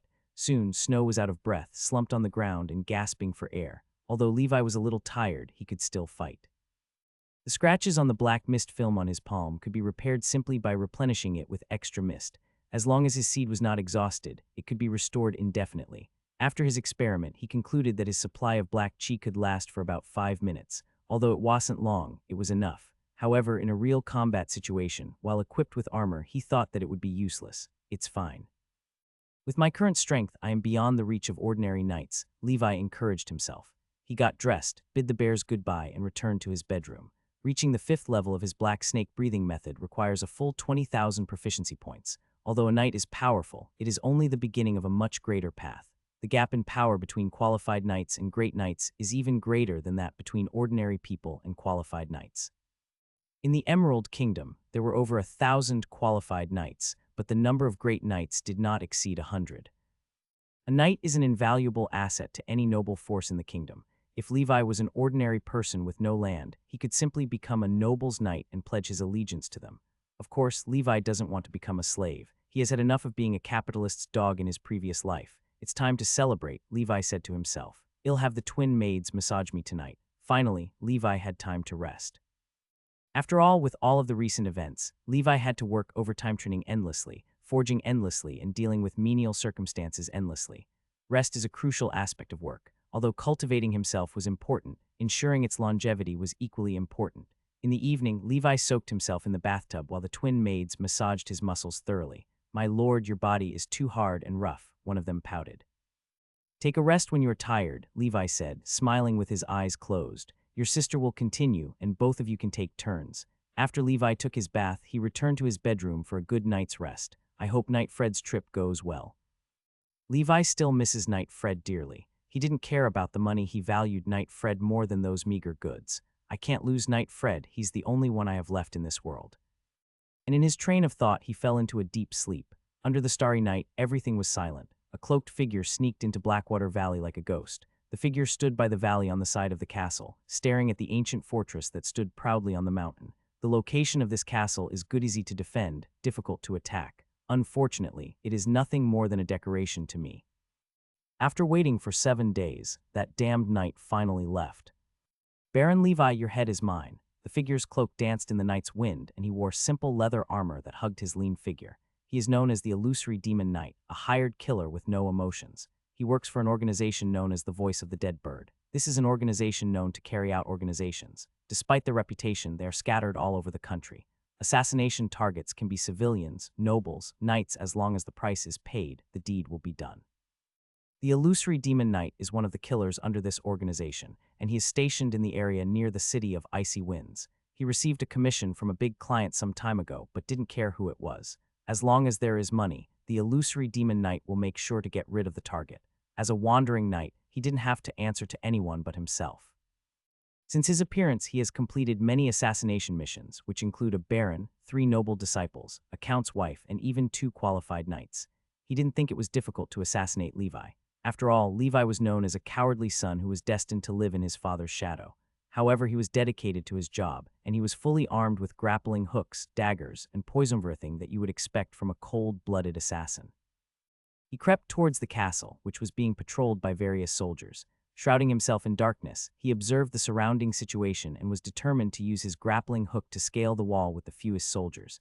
Then he would climb into Levis' bedroom, kill him, behead him, and collect the money. "Perfect plan," he whispered to himself confidently. Soon, he found the wall with the weakest patrol and got around behind the soldier in a flash. "Lord of Shadows above," he prayed. The Illusory Demon Knight didn't believe in the loving father, he believed in the Lord of Shadows. The Lord of Shadows is the god of murder, deceit, and darkness. He dealt with the soldier cleanly and started to scale the wall. He climbed over the high wall and jumped down nimbly, landing perfectly on his 2 feet. Patting the dust off him gracefully, he raised his head, only to be greeted with 3 huge shadows that looked at him curiously. snow, gray, and fatty. He never thought that he would have to face 3 northern bears. Damn it, you beach, the assassin sneered. The 3 bears were visibly confused. From afar, they could smell a strange smell approaching the castle. Levis' training for them included getting familiar with the smell of everyone working in the castle. The assassin thought that his infiltration was flawless, but it seemed that he was discovered long before he even approached the castle. After this, I am asking for an extra payment. The 3 bears rushed towards the stranger at the same time. This is the order that Levi has been instilling in them. Any stranger that does not come through the main door should be mauled immediately. The assassin felt his body tense up. Damn beast, attacking an official knight like me. The assassin's siren breathing method courses through his system like a wave and focuses on speed and flexibility. It also granted him the flexibility of an octopus, allowing him to change his body shape by shrinking his bones, improving his flexibility and agility on a whim. He willed his bones to shrink, making his body smaller and leaner, which gave him a huge increase in speed and flexibility. Like a nimble dolphin, he shuttled between the 3 bears gracefully and disappeared into the darkness. The 3 bears roared in the direction where the assassin disappeared, but they could no longer sense him. This alarmed the patrolling soldiers, but the bears couldn't convey what they saw to them. Thinking that they were hungry, the soldiers quickly prepared food for them and returned to their posts. Meanwhile, the assassin patted his clothes and then put on a black crow mask. This is the standard mask used for assassinations in the organization. It obscures their identity and prevents harmful, poisonous gases from injuring them. The illusory demon knight has been in this industry for over 10 years and has earned more than 1,000 gold coins through assassination missions like these. He is richer than most nobles of a small land, so this money is enough for him to retire early. However, he loved dancing on the tip of his knife, so he squandered all of the money he earned. Killing was his passion, and every single murder was a work of art. Using his proficient lock-picking skills, the assassin gently opened the door to Levis' room and came to his bedside silently. Levi lay on his side on the bed, sleeping under a quilt. His breathing was heavy but steady, and his face was relaxed. The assassin drew out his dagger and dipped the blade in a vial of poison. Dying in your sleep is a grace bestowed by the Lord of Shadows. Goodbye, Baron Levi, the assassin murmured to himself, and he brought the dagger down on Levis' heart. However, in the next moment, a pitch-black palm grabbed his right arm, snatching away his dagger. All the assassin could feel was that he was being grabbed by a huge force. Levi grabbed at the assassin's collar with his palm and stood up. Under the pale moonlight, the assassin could see Levi wearing 2 layers of chainmail and a piece of armor that hugged his heart. Levi has always slept like this otherwise. He wouldn't be able to fall asleep. Just what do you think you're doing? Levi was indeed sleeping before, but after being awakened by the bear's roars, he pretended to be asleep. He knew that someone had snuck into his castle, and if they were capable of sneaking into his castle, they must be someone strong. Sure enough, someone wanted to assassinate him. Levi clamped his right hand, but the assassin transformed his left hand into a claw, slashing at Levis' face. However, with the frost wolf breathing method, Levi was able to dodge to the side immediately. He grabbed the assassin's arm and twisted it forcefully, breaking it with a single pull. Levi jumped off his bed and threw the assassin violently onto the hard stone floor. The floor cracked, and he could hear all of the assassin's ribs breaking. F-15, he's just 15, the assassin thought as blood spurted out of his mouth. Hey, listen to me, Levi ordered as he ducked down, grasping the assassin's neck. He planned to interrogate him after subduing him so he could know who sent him to assassinate him. Click, while grasping the assassin's neck, he accidentally let out too much force, crushing his neck and killing him instantly. Although it wasn't the first time he killed someone, it was the first time he killed someone in his bedroom. Looking at the broken corpse in his bedroom, he removed the broken mask from his head, only to reveal a broken, split face as well. I guess I have to sleep in a different room tomorrow. I don't know who this is, Levi thought again. I am just a teenager and I have laid low. Who in their right mind would send someone to kill me? Ultimately, there were only 2 people who might have reason to kill him. Pastor Abraham, since Levi rejected the authority of the church by refusing to sell his territory. The Duke of Montenegro, or the 2 closest earls to the Duquesne Earl of Silver Yarn and the Earl of Blood. If they wanted to expand their territory, they would come and kill Levi. But if that's the case, they would have killed me long ago, Levi wondered to himself. He concluded that it couldn't be the Wild Boar gang either. They wouldn't send an assassin to kill him. I have to get rid of this person, he thought. Otherwise, I'll have trouble sleeping and eating. Glancing at the corpse, he thought of something. He took out a knife and cut open the assassin's chest. On his heart, black mist that resembled tentacles hugged the organ. The seeds of life this person was a qualified knight, Levi frowned. This meant whoever sent this assassin must be somebody powerful. The tentacles around the heart started to dissipate into the air. Sure enough, it was similar to the situation in his own heart, except that it was a snake-like mist that revolved around his heart. Levi stripped the assassin to look for clues. Eventually, he found a tiny booklet. It only had a few pages, and the cover showed a figure hiding in the shadows, filling Levi with an inexplicable sense of eeriness. In Praise of Shadows. The content inside was similar to religious works, and it simply introduced a god known as the Lord of Shadows. There are many religions in this world. The loving Father is worshipped by the Holy Church. Mother Earth is worshipped by the Church of the Earth Goddess of Ice and Snow, by the Church of Winter Storm Monarch, by the Church of Storms Eternal Flame, by the Church of Eternal Life King of Dragons, by the Dragon Church, and Lord of the Stars, by the Church of the Stars. These were the 7 gods that are being worshipped by various countries in the world today. They were considered righteous gods since they were gods that influenced an entire country. In addition to these gods, there are other gods, like the Lord of the Wilderness, of the Brotherhood, of the Wilderness Miss Silence, of the Silent Monastery God of War. It's normal that Levi lacks knowledge of some gods. Essentially, this organization, known as the Voice of the Dead Bird, has very few members. Not many people believe in the Lord of Shadows, so the religion has barely spread. In the past, Levi didn't believe in gods. However, after discovering that some myths and legends do exist, maybe it isn't as simple as he once imagined. Flipping through the pages, he found a guide to inheriting a breathing method on the last page. It was similar to what Levi had obtained before, and the emblem of this breathing method was a giant sea monster that resembled an octopus. What he didn't know was that the siren breathing method was the most common breathing technique used by the members of the Voice of the Dead Bird, and most importantly, it was not bound by blood. It focuses on flexibility and agility, altering the way the assassin's body works. Various tricks or even disguises could be done. Levi put the booklet away and recorded the breathing method. He then rummaged through the assassin's belongings, like his mask, dagger, and other assassination tools. He tore the corpse into pieces and tossed it into the giant fireplace, watching as the corpse crackled in the raging fire. He could see a tentacle clawing its way through the flames before disappearing, and all that was left was a charred, black skeleton. So far, all of the breathing methods that Levi knows are related to various creatures, and these creatures often become the emblems of various families. It seems that all breathing methods are related to creatures that exist only in legends. To promote their noble lineage, some families invent various legends to form a narrative of their breathing method. His father once told him that the black snake is destined to bring light and order to a chaotic and dark world. Fiddling with the assassin's dagger in his hand, he could see that it was about a foot long and that it was intricately crafted. The end of the dagger was curved and coiled like a snake's tail.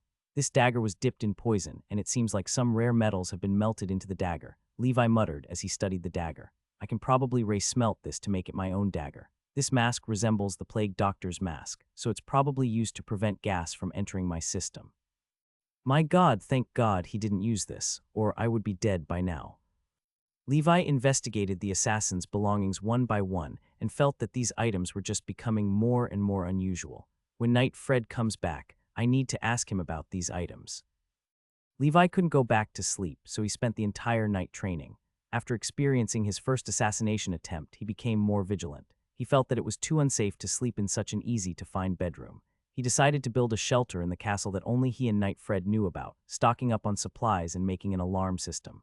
The morning came, and after Levi finished training, there was noise from the militia outside. He hurriedly went out and found a dead soldier's body. My lord, somebody killed Polk last night. The militia captain looked terrified and bewildered, a soldier dying under his watch on a cold, dark night without him knowing. Levi knew that there was a high chance it was the assassin who had killed him while sneaking in. Cremate him. Send food and money to Polk's wife, Levi ordered. I expect more vigilant patrols at night. Levi announced it coldly. Otherwise, don't blame me for what's to come. He didn't tell anyone what had transpired last night. He couldn't guarantee that there weren't any spies among his subordinates. Levi became more and more aware of the importance of strength in this world. If he didn't become a qualified knight, he would be dead by now. It is precisely because of my training that I am alive today, he thought. I need to become stronger. He plans to practice more breathing techniques to enhance his physical body, perhaps perfecting it by becoming an all-rounded warrior. After 2 days of intense training, under the scorching rays of the training ground, Levis' arm shook rapidly, swaying his sword through the air and creating ripples in the air. Then, a force many times higher than his usual vibrate was transmitted from Frostmourne to an iron plate half a finger thick. Click, and Frostmourne pierced through the iron plate like a hot knife through butter. Frostmourne itself shook with violent strength, as if it couldn't contain the power within it. Golden Cross / Proficiency +4. Unlock a new special effect, Ripple Beginner. Levi was overjoyed. The power of ripples, I got it. This terrifying ability is equivalent to cutting through iron, and it only took Levi 3 years to master it. Ripple. The second, more powerful portion of the Golden Cross. Knight Fred told me that once you master the power of ripples, it is equivalent to being an excellent swordsman. I can't wait to tell him.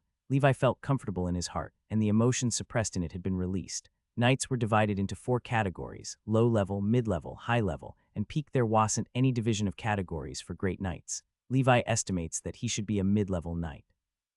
Levi wanted to test his own strength, but there was nobody to spar with. Plus, using Ripple against anyone would be dangerous. Forget it, back to forging I go. Today, Levi regards forging as a means to cultivate his mind. Forging is a technical job that requires patience and concentration.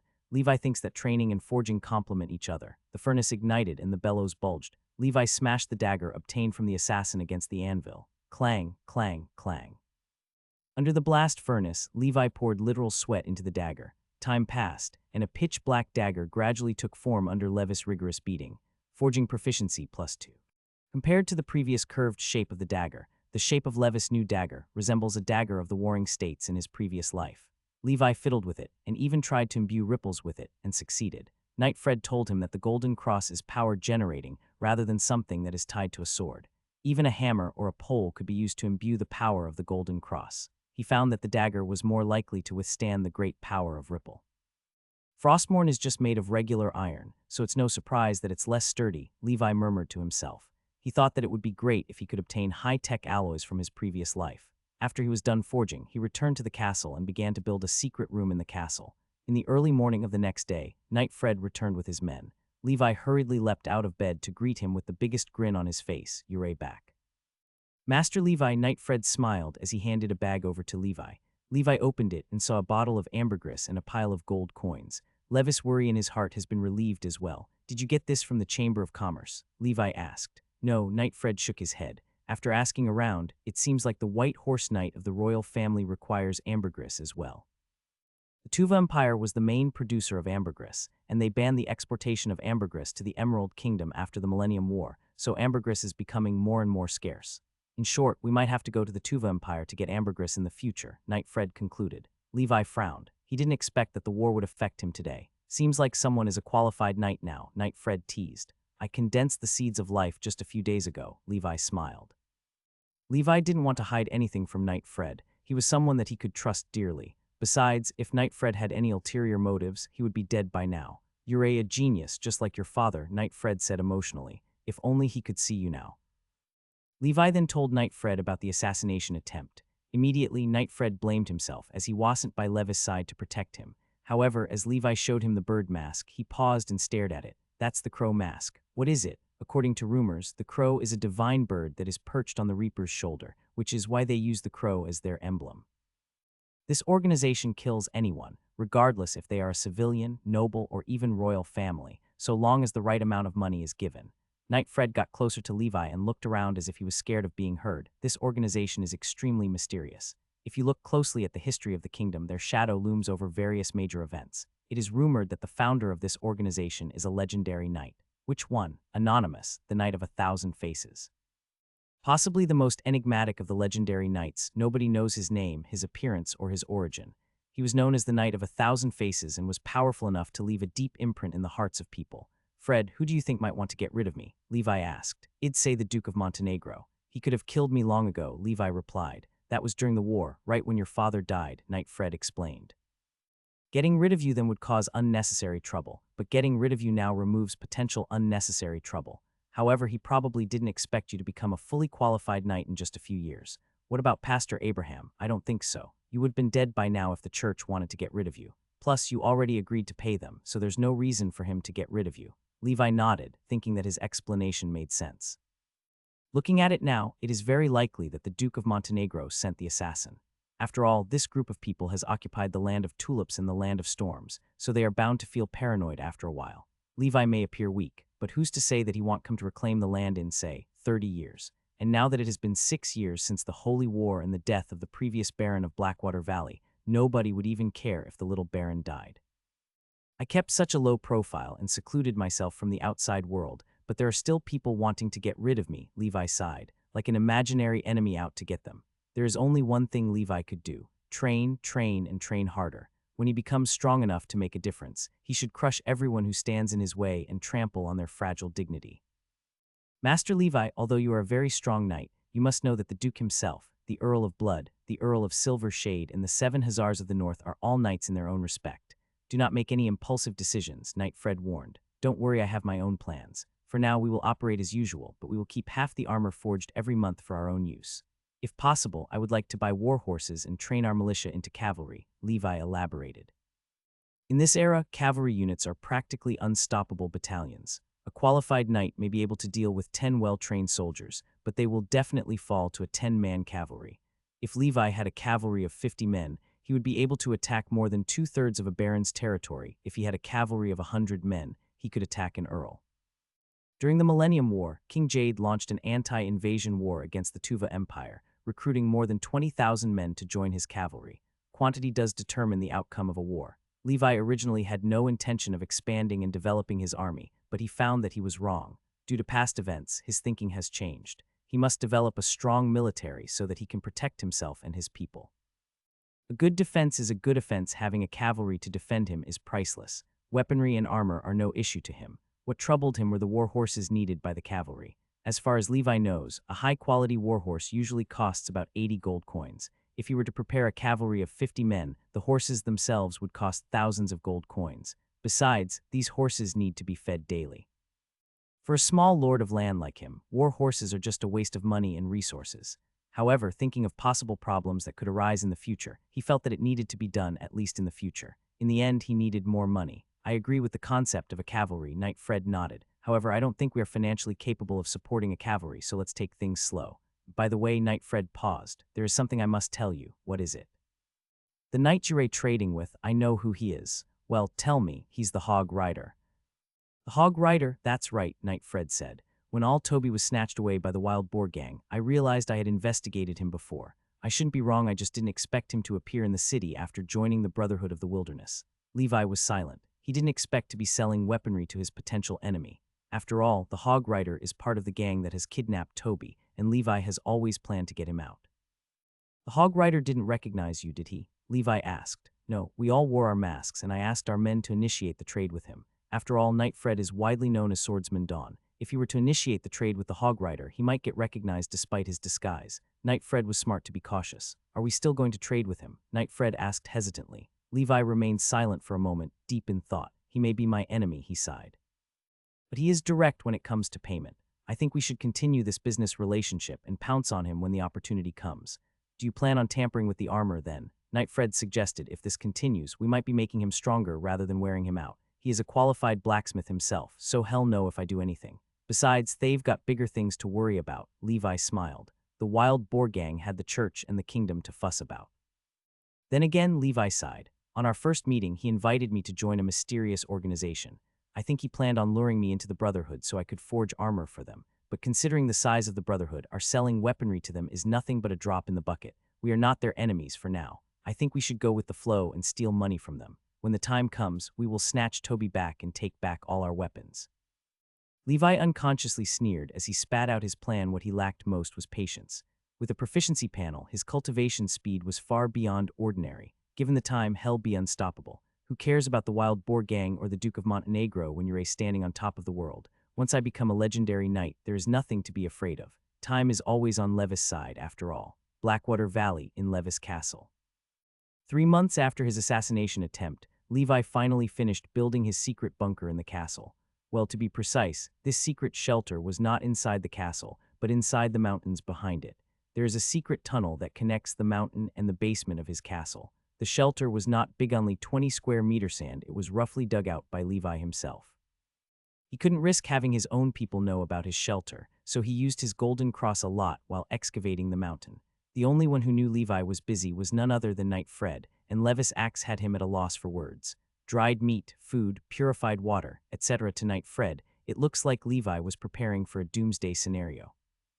However, the narrow space of the shelter gave Levi an inexplicable sense of security, and it reminded him of hiding under the covers from spooky ghosts when he was a child.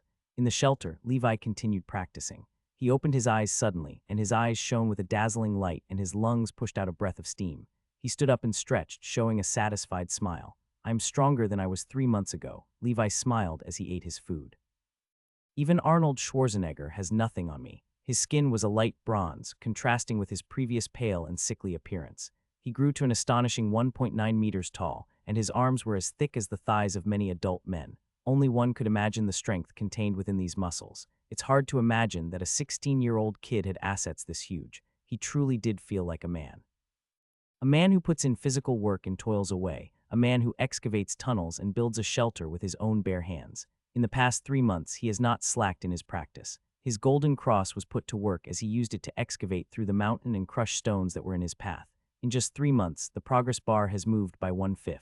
As for his black snake breathing method, his proficiency has increased by 5,000. He predicts he'll be able to reach level 5 by the end of the year. However, his supply of medicine had run out. If he wants to finish this goal, he must find a way to produce ambergris. On the other hand, his frost wolf breathing method has shown rapid improvement. The reason Levi had such a domineering aura was that his frost wolf breathing method had just hit level 4. In just half a year, he hit level 4, and he was able to condense the seeds of life once again. It was much less painful compared to the last time he had to condense the seeds of life. On the surface of his heart, a black, wolf-shaped mist formed and prowled alongside the snake-like mist. 2 seeds of life, Levi beamed. Levi was sure that there weren't many people with 2 seeds of life. In his excitement, he opened his proficiency panel, Levi Snyder. Frost Wolf Breathing Method, Level 4 Max Special Effect, Speed. I reached the limit, Levi thought quizzically. That's it, he was disappointed. Now he was aware of how important a good breathing method was. The Black Snake breathing method promised him a great future. The Frost Wolf breathing method was the end of a typical knight's road, and he was sure there was no way to break through this limit. Speed. Your agility is 3 times that of the average human. It is also easier to dodge some attacks from your enemies. Reading about this ability, he found that it wasn't bad at all. Looking at his other skills, his Black Snake breathing method and Golden Cross are still a long way from breaking through, so he had to continue his training. His forging proficiency has been delayed since he was busy building himself a shelter. Otherwise, he would be a level 4 blacksmith by now. This isn't something that can be helped. Levi only had 24 hours in a day. Once I become a level 4 blacksmith, I will continue to sell my armor. Then, once I save 800 gold coins, I will set out for the city again, Levi planned. He was also excited to see what special effects would be created once he became a level 4 blacksmith. Returning to the castle through the tunnel, Levi brought Knight Fred out to a clearing. He planned to test the effects of his new ability. Running, attacking, reaction time. Levi performed all these tests so he could have a preliminary understanding of his current strength. Running was the first test. Levi measured a runway of about 100 meters and leaned forward on the starting line. The muscles in his legs started to swell with power, and steam permeated from the pores, making a weak hissing noise. Boom! Levi fired a starting gun into his heart. His legs shot out, and his body was ejected like an arrow. Knight Fred was slightly startled. He could see the afterimage of Levi being left behind at the starting line. The explosive speed of his master was extraordinary. In about 5 seconds, he reached the finish line. My God. Levi was flabbergasted. He vaguely remembered that, in his previous life, the passing score for the 100-meter sprint was 14.9 seconds. Even Usain Bolt's time remained stagnant at 9.58 seconds. In terms of sprinting, only a few animals, such as the cheetah, could reach speeds greater than those of an average human.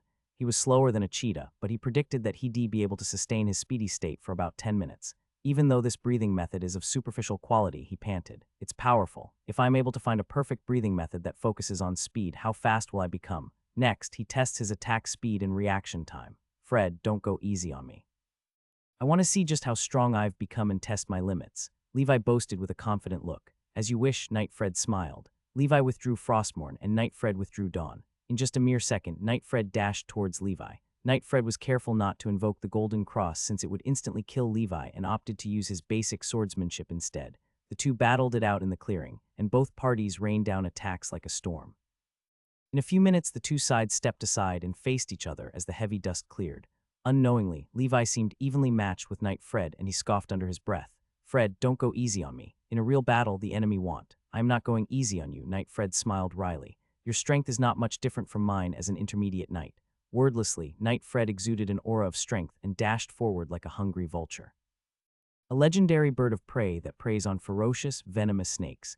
Even if Levi tried his best, Knight Fred dealt with him with ease. He's good, Knight Fred smiled among the slashes. He just needs a little more experience in battle. Finally, Knight Fred sheathed his sword and praised. Your strength has far exceeded my expectations, master. It won't be long before you surpass this old sack of bones. On the muscles of his sturdy legs, traces of a prowling black mist swirled in the air. This black mist wrapped around his legs, enhancing his reaction time and making his speed far exceed that of an ordinary person. You're one step closer to becoming a well-rounded knight. Keep it up, Knight Fred encouraged. Levi flexed his muscles, and he could feel the seed in his heart lying dormant in his heart. Faintly he could see the snake like mist suppressing the wolf like misteven, though they are mere breathing methods. There is also the distinction of class within his heart. Levi was surprised as he peered into his own heart. It's time to put the siren breathing method and the giant bear breathing method on the agenda, Levi muttered to himself. Being able to change my own body shape is going to be very useful. Judging from his past experiences, these superficial breathing methods should not take very long, and the special abilities produced from them will still be very helpful to him. Back in the castle, Levi came to the forge. Lord Levi, this is the steel helmet I forged. Please take a look at it, Milan said, showing Levi the results of his forge. Well, look at you, Levi praised. You're a qualified blacksmith, just like your father. Listen, I am busy with my affairs, but forging will remain important in my territory.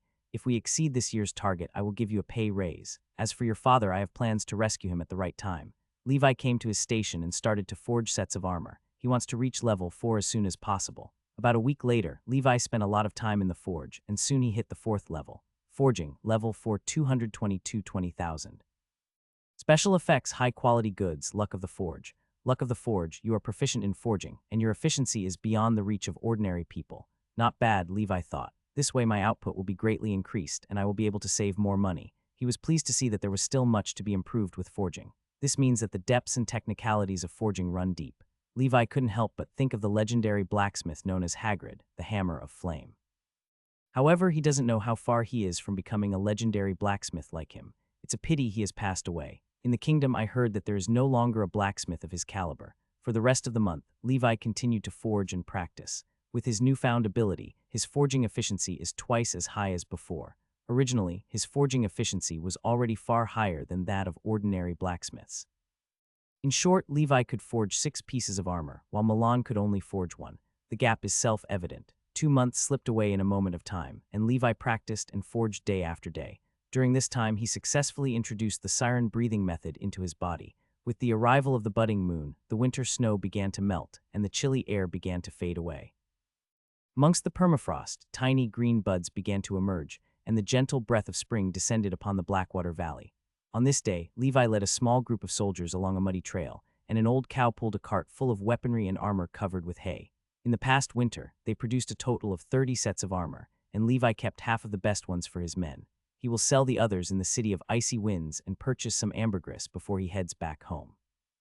With forging becoming his cash cow, Levi forecasts that the land's annual income will be doubled with ease.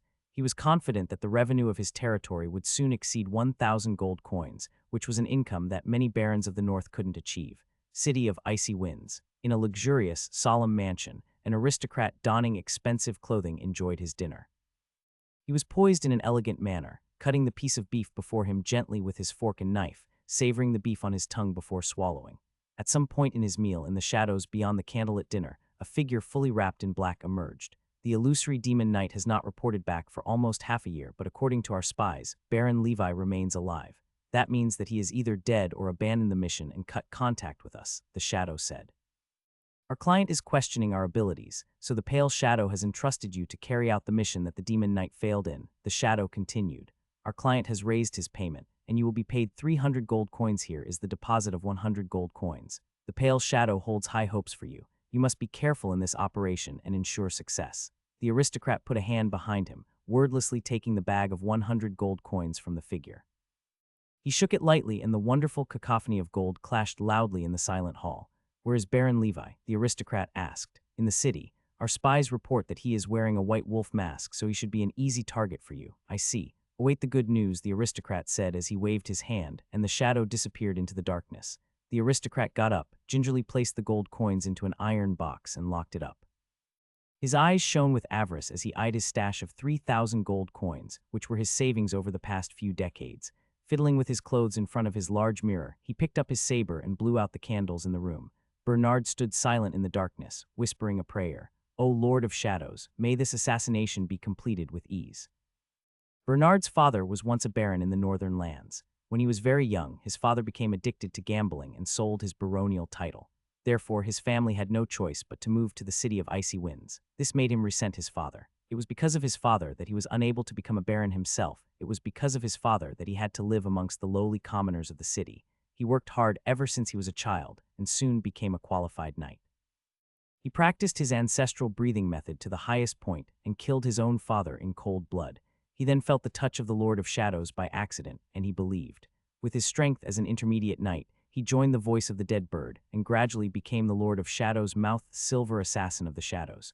The assassin grading system is divided into bronze, silver, gold, and darkness.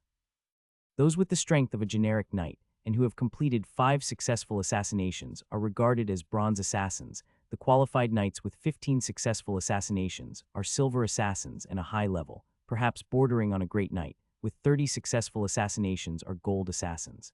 As for the darkness tier, there are only 5 known assassins with that title in the voice of the dead bird, and they are known as the 5 Shadows of Death. They are closely attuned to the Lord of Shadows, and they are the arms and legs of the Lord of Shadows in this world. Nobody knows who they are, but one thing is for sure, all of them are great knights. Their identities are shrouded in mysteries and shadows, fitting for an agent of the dark. Night came, and stars were scattered across the navy sky. Bernard's body faded into the darkness, and he sneaked towards Levis' last known location. Bernard was known as the Shadow Hunter in the voice of the dead bird. He rejected the commodified siren breathing method, and instead practiced the breathing method tied to his blood, the Shadow Leopard breathing method, known for its extreme dexterity and stealth capabilities. In Bernard's view, the illusory demon knight failed in his mission due to carelessness and underestimation of his enemy. An opponent like Baron Levi should be dealt with by a qualified knight like himself. After this mission, I'll be able to redeem my baronial title and retire, Bernard whispered in his heart. He had waited too long for this moment. The Shining Tavern. Levi bought a glass of Unknown, commemorating Anonymous, the Knight of 1,000 Faces. The proprietress is still bored, holding her chin as she gently sips on her wine. Soon, flocks of knights and nobles flooded into the tavern. A burly knight also walked in among the crowd, and Levi knew he was the Hog Rider.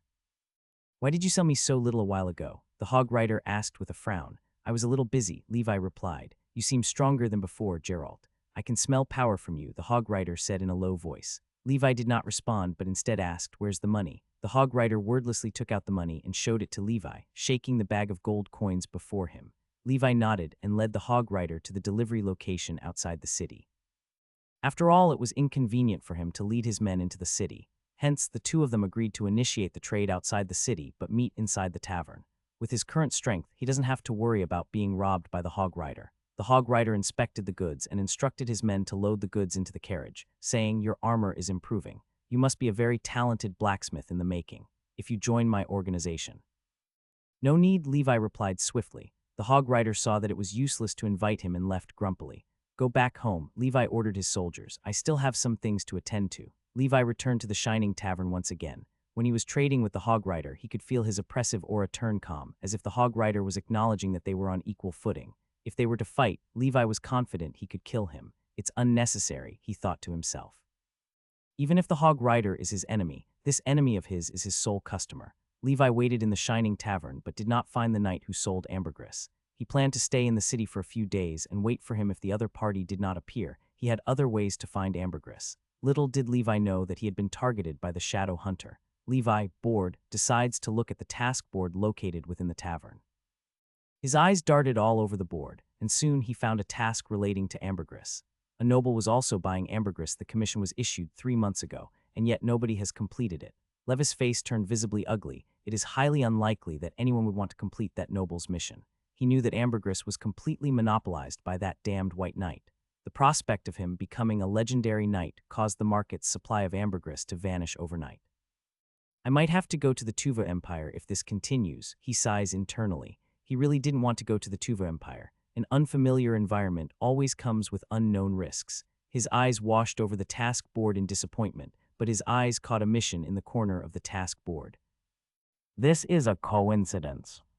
Isn't this reward tailor-made for me?" Levi wondered if this mission was bait, but this task was released 7 days ago. Logically, given how valuable ambergris was, this task should have been taken on long ago. However, the task was still there after 7 days, which means that the person who issued the task had high requirements in archery.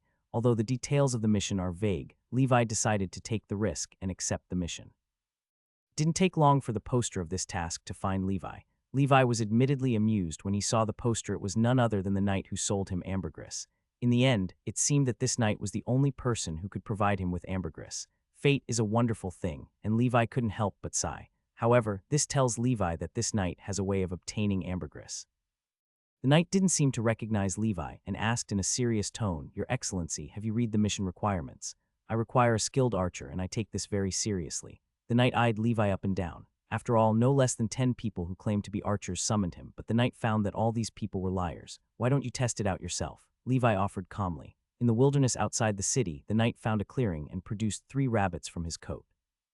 These rabbits were still alive, and they kicked violently in his grasp. "In order to confirm your skills in archery, I need to conduct a test," the knight said. "No problem." The knight nodded, and he released the rabbits from his grasp. The 3 rabbits quickly scattered in 3 different directions. It didn't take long for them to run 100 meters away from them. "You may begin if you can hit 2 arrows. You pass my test," the knight said, but it seemed as if he had no faith in Levi. If shooting just 1 rabbit was difficult, then shooting the second one is nigh impossible. The rabbit's running speed is way too fast for any ordinary knight to handle. Once you shoot the first one, the second one has already fled the scene. However, in the next moment, the knight could see Levi casually shooting an arrow in the sky without even aiming. After shooting the first arrow blindly, he shot the second one effortlessly. The rabbits were already more than 100 meters away from the 2, and under the shocked eyes of the knight, the 2 rabbits were shot in the head and died instantly.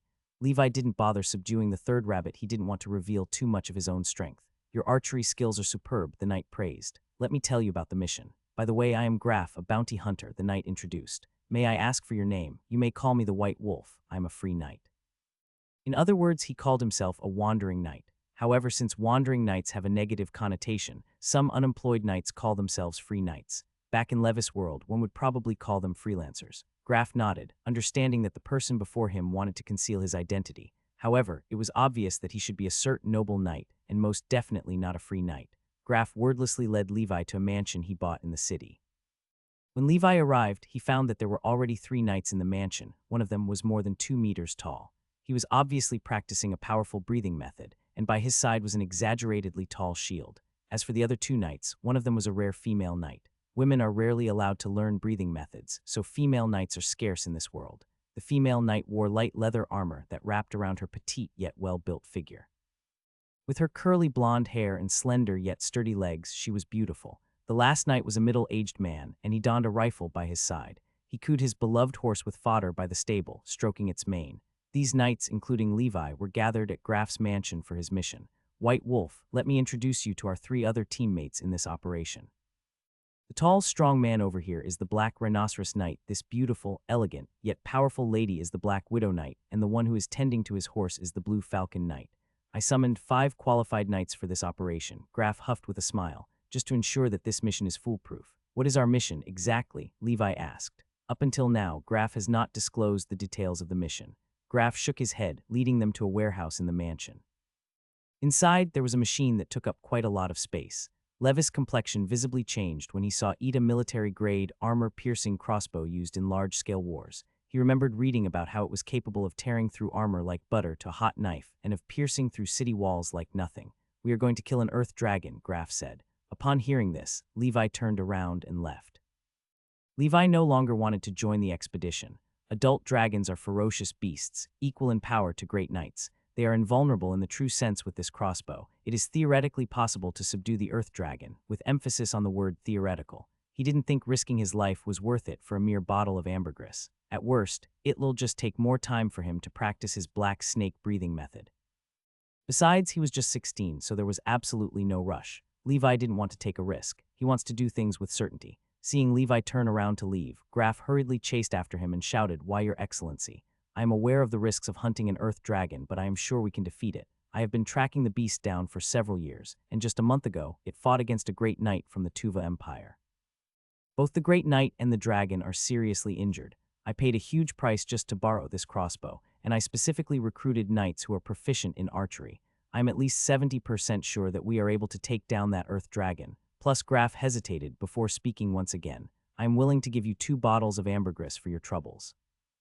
Graf was secretly anxious. The earth dragon is known for its self-healing abilities, and he didn't want to delay its death any longer. Although the crossbow is different from ordinary bows and arrows, it is fundamentally the same. With Levis' accuracy, that crossbow would be lethal. Levi stopped as Graf spoke and hesitated. "You wouldn't lie to me, right?" Levi looked back in disbelief. Is the Earth Dragon really injured? I took an oath to God to never lie, Graf swore. In this world, because of the church's brainwashing, people still believe in gods. To swear in the name of a god certainly has a degree of credibility. Levis' heart was moved. After all, upon seeing that crossbow, he knew that his role in this hunt would be to shoot the crossbow itself. Relatively speaking, the mission itself is not very dangerous. Really, he just wanted to reap more benefits from his act, and it seems like Graf has bought into this very act. I accept. I'm only responsible for the work I should do. If any danger arises, I am leaving immediately, Levi stated in advance. All you have to do is hit the vital points of the Earth Dragon with the crossbow. As for the ambergris, I will give it to you once the task is completed. I don't have any on hand as of now, Graf muttered. Got it. When do we start? Tomorrow afternoon. Black Widow needs some time to prepare a highly poisonous drug to smear on the arrows to ensure our safety. All right. Levi nodded, turning around to leave. White Wolf, Graf yelled as Levi disappeared into the distance. Western exit tomorrow afternoon, don't forget it. Heh, the Black Rhino Knight scoffed. He must be the personal knight of a noble coming out to play. A pity, really. Absolutely not, Black Widow interrupted. Can't you feel his youth leaking out of that mask of his? With how strong he is at his young age, he must be the heir of a certain earl. Graf, are you really giving him just 2 bottles of ambergris? Listen to me, the glands of an adult dragon are worth at most 20 bottles of ambergris. That kid just needs to shoot an arrow, nothing more, nothing less. I, however, must dive headfirst to fight the beast. I think I need 4 bottles of ambergris to compensate, Black Rhino sneered. I'm in charge of distracting the beast, so am I not in greater danger? I too want 4 bottles, Blue Falcon chirped up. And I'm preparing the poison. Without it, are any of you capable of hunting the beast? I think not. I require 5 bottles at least. Black Widow scoffed as she looked to the side. I'm just ensuring that he stays with us, Graf growled. But I don't think any of you are in a position to bargain. I am the one who knows where the beast resides. I am the one who got this fancy crossbow to subdue the beast. You are free to leave if you want. I am sure there are plenty of knights waiting to take your place at the tavern. I just gave you all the tasks for the sake of ensuring good relationships between the 4 of us. Levi left Graf's mansion and walked towards the nearest hotel. As he walked through a damp, dark alley, he could feel someone following him. When he turned his head to look, he found no one. He felt strange and invoked his black snake breathing method silently. In the darkness, the black mist revolved around his heart, shooting out into his arms. If one were to lift up his cloak, one could see his forearm covered in a dense black fog, like a pack of snakes that slithered through the soil. He raised his head and a black shadow plunged from above. A dark blue dagger stabbed towards his face, and he hurriedly brought his arms up to block the blow. The dagger pierced through his clothes, then through his chainmail, and then through a rubber-like substance that held the dagger back. Levi darted backwards and crashed into a garbage pile. It hurts, Levi huffed, and the next moment, sharp throwing knives flung through the air. Puffs of black mist rushed into his legs, and like an arrow, his whole body pierced through the air. Using his mist-covered palm to push away the knives, he unsheathed Frostmourne with the other hand and slashed forward. Frostmourne collided with a shadowy rapier, and a dazzling golden light shone, causing a loud clanging noise to vertebrate through the once dark and silent alley. The figures scoffed as they took a large step backwards. Severe pain radiated through their hands. The moment both weapons struck each other, a strange force was transmitted onto their own weapon, causing their rapier to vibrate violently and bite at their arm. They immediately lunged forward, stabbing towards Levis' chest with striking yet strange precision. Levi could see the figure clearly in that shining moment of gold, a man in black leather armor, wearing the same beak mask as the knight sent to assassinate him. Damn this organization, it just won't go away. Levi didn't have the time to figure out how they found him. His breathing methods were operating at their limits, and violent steam permeated through the tears of his clothes. Looking at Levi, Bernard was shocked. Knights can roughly judge another knight's power by the violent steam radiating off him. This violent steam radiating off Levi does not belong to a low-level knight at all. Only intermediate knights with more than 10 years of experience have a steam of this intensity. But their intelligence clearly stated that Baron Levi, the cowardly son of the previous Baron Snyder, was only 16 years old. Bernard had no time to collect his thoughts. He didn't even know if the person before him was Baron Levi, but he had to survive. Bernard rained down slashes of his rapier like a storm, trying to cut Levi into pieces. Levi, with his training, swiftly blocked and dodged every single slash of Bernard, as well as managing to counterattack with his own slashes. His movements were perfect and precise, and Bernard was becoming desperate. Bernard gasped as he took a step back and clutched at his wounds. Levi, too, was shocked at his own strength. The assassin they sent is way stronger than before, and yet. The two continued to clash in the alley. Bernard was like a panther that prowled in the shadows, dodging Levis' slashes and countering with his own. Levi thought that his assassin was almost equal in strength to Knight Fred, an intermediate knight. Levis' black snake breathing method started to creep through the battle. Although he's only a regular knight, in terms of his physical strength, he isn't weaker than an assassin equal to an intermediate knight. Combined with his frost wolf breathing method, he was much more agile and faster than the assassin before him, and Levis' golden cross made it impossible for the assassin to do any meaningful damage to Levi. With every slash, the rippling force of Frostmourne caused Bernard's body to shake and twist violently, shattering his hands and tendons, even though he didn't come into contact with the blade. "Die," Levi yelled. Viscous black mist covered Levis' palm, grabbing the blade of the rapier with his bare hands. How dare you? Bernard was petrified. He didn't expect Levi to catch the rapier with his bare hands. Shouldn't he be dead? My blade is stained with poison. Even with your mist, y'all succumb. Bernard felt hope restored in his eyes as he saw Levis' palm bleeding. Even a knight cannot withstand the poison of a ring-tailed snake. Levi was irritated.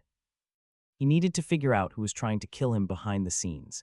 He pushed the rapier violently forward, and Bernard had to step back to avoid being cut in half by his own rapier. Why you crazy? Y'all die in seconds. Bernard cursed thoughts of quitting racing through his mind. With his current savings, he could disappear off the face of the earth and never have to deal with this terrifying baron before him. He suddenly rolled to the side, dodging Levis' sudden slash forward, kicking off the walls and scaling up the buildings. Levi quickly ran out of the alley, watching as the assassin bounced from building to building. Levi smeared an arrow with the poison smeared on the rapier and shot out an arrow with terrifying accuracy. The arrow pierced through the air, roaring like wind and thunder, and in the distance, a figure let out a cry of pain and fell down the roof. On Levis' palm, a numb and itchy feeling began to pervade. Judging from his previous assassination attempt, this should be a snake's venom, which needs a corresponding anti-venom. However, in this world, there is no such thing. He forcibly directed the black mist in his body to push the venom out of his system, and hurriedly found a clean water source to wash away the sound. Fortunately, the wound wasn't big, and he could feel the toxins being flushed out of his system. In his heart, he could see that the mist-like snake was chasing the venom out of his system. He quietly ate in the alley and bandaged his hand. Taking advantage of the darkness, he decided to leave the immediate area. The assassin should have been poisoned as well, but he was sure that just a little venom wouldn't kill an intermediate knight like him. However, now that he was certain that his assassin suffered serious injuries, it would be the best time to deal with him. In the lonely mansion, Bernard staggered and pushed the door open. He hurriedly closed the door and locked it. He was shot in the back by an arrow, which almost pierced through his heart. He's a good archer. Damn it, the intelligence didn't mention this. Bernard didn't expect that, despite how cautious he was being, he would fail in his mission and narrowly escape with his life. It's fine. He'll die shortly from the poison. Even if he does not die, he'll be crippled, and I'll be able to kill him in the future, Bernard forced out as he endured the severe pain. He pressed down on the arrow's tail, pushing the arrow out through his chest, and the pain almost made him faint. The arrow can only be taken out this way. Otherwise, the barb of the arrow will tear out his internal organs. That damned brat. I'll kill him when I get my hands on him, Bernard sneered. However, he was injured. He had to lay low and recover. However, he noticed something strange slithering through his heart. Sure enough, this was the telltale sign of poisoning. Snake venom. Bernard felt his heart drop to the floor. He forced himself to calm down, knowing that agitation would only cause the toxins to reach his heart faster. Even if it is a small amount of poison, once it enters the heart, the consequences can be imagined. O Lord of Shadows, please bless your loyal believer. A burst of black air emerged from his heart, pushing the poison away from it. Bernard felt as if he was walking on thin ice. He lay motionless on the floor as blood was forced out of his system to the point where he turned unrecognizably pale. He got up, bandaged his bleeding wound, and drank a healing potion. I escaped, Bernard sighed. The Lord of Shadows is looking after me. Right at this moment, his door was broken into, and a burly figure with violent steam all over his body came into view. A figure with a white wolf mask entered the room and stood before the now petrified Bernard. How is this possible? You should be dead, Levi simply replied with a quick arrow. Pierce, pierce, pierce, pierce. 4 arrows shot through the air, pinning Bernard down by his 4 limbs. Arg, Bernard screamed out in excruciating pain and glared at Levi with a shocked expression. Levi raised Frostmourne and brought it down upon Bernard. Slash, slash, slash, slash. Levi cleanly sliced all 4 of Bernard's limbs, and blood gushed out of his limbs like a geyser. What do you want? Kill me, Bernard was forced out. Levi stepped over Bernard's body. Tell me who hired you to kill me. If you give me a good answer, I'll end your suffering. You don't want me to crush your family jewels, do you? Why you're out of your mind? In the next moment, Levi brought his foot down. Stop, stop, stop it. Arg, stop, please, I'm begging you. I'll tell you everything. Bernard yelled as tears shot down his face, his family jewels crushed underneath Levis' boot. I don't know.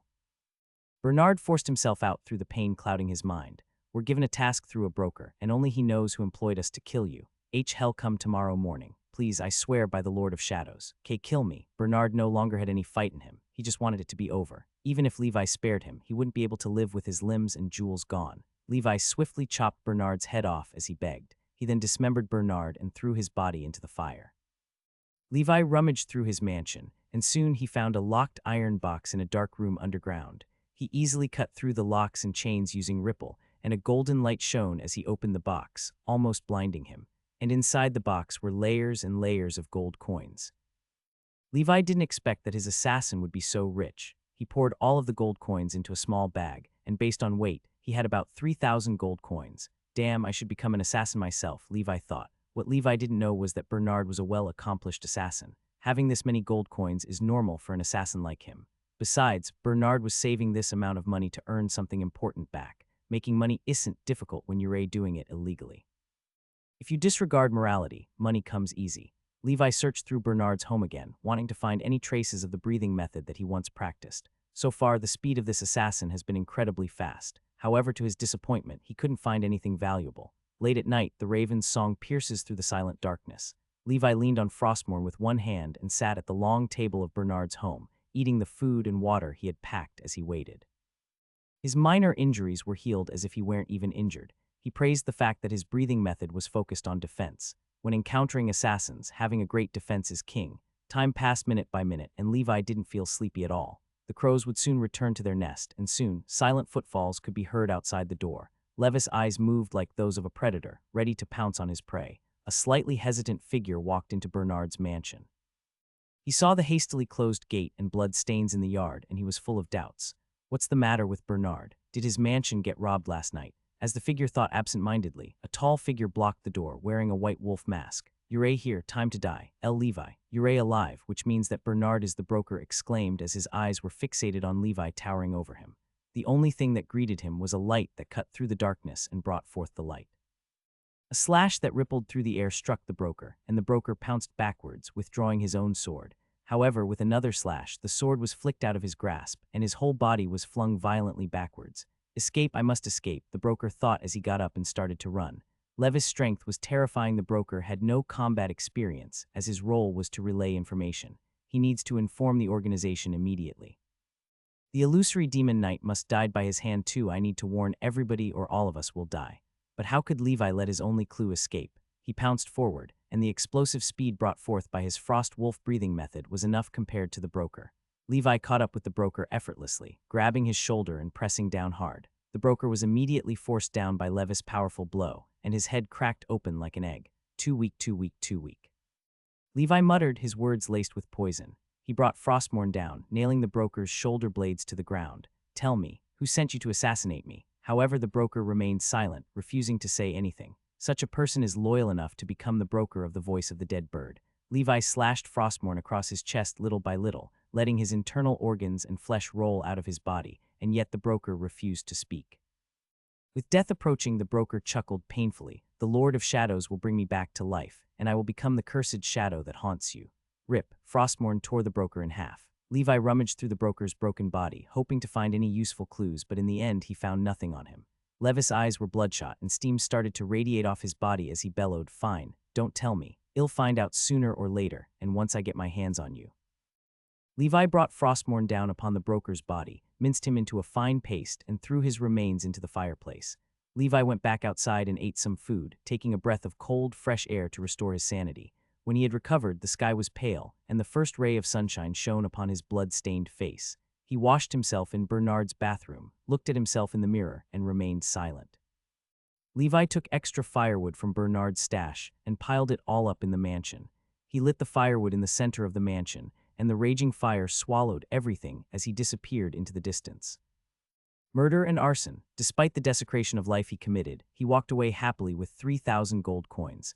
A standard gold coin was about 6 grams, which means he was carrying kilograms of gold coins on his body. He walked carefully, not wanting to alert anyone to the jingles of riches around him. "I need to hide this somewhere, finish my mission, and take it back to my territory."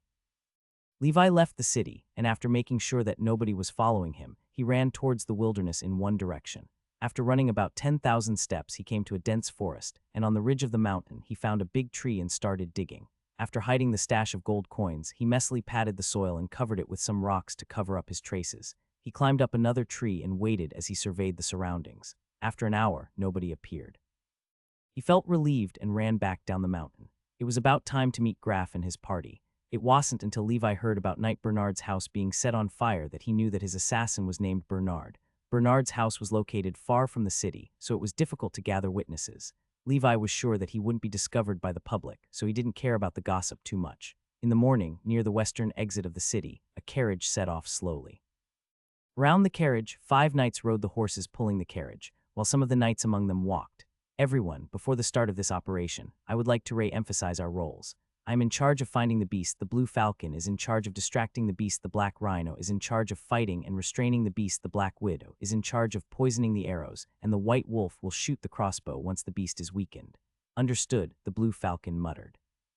I hope you don't miss the shot, the black rhino said as he stared at Levi. The black rhino was confident he was the strongest among the 5, and he doubted the white wolf's ability to pull his weight. The beast's territory is located at the junction of the Emerald Kingdom and the Tuva Empire, so we should be careful, Graf reminded. Levi was on guard the entire time they walked. He didn't want to be assassinated again. After 2 consecutive assassinations, he was more cautious than ever. Hence, he bought a brand new pair of high-quality chainmail in the city for a huge sum of money. He figured that plate armor would be difficult to maneuver in. In addition, his quiver was filled with arrows. His dagger was in his left hand, and his frostmourne was in his right. He had quicklime stored in his pocket, ready to give the assassins a taste of their own medicine by blinding them.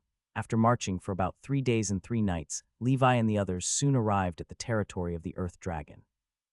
It was a huge valley, and in the center of the valley was a dense jungle. A snow-capped mountain could be seen in the distance, towering over the valley. That is the dividing line between the Emerald Kingdom and the Tuva Empire. After crossing that mountain, the vast seaside hills and plains is where the Tuva people call their home.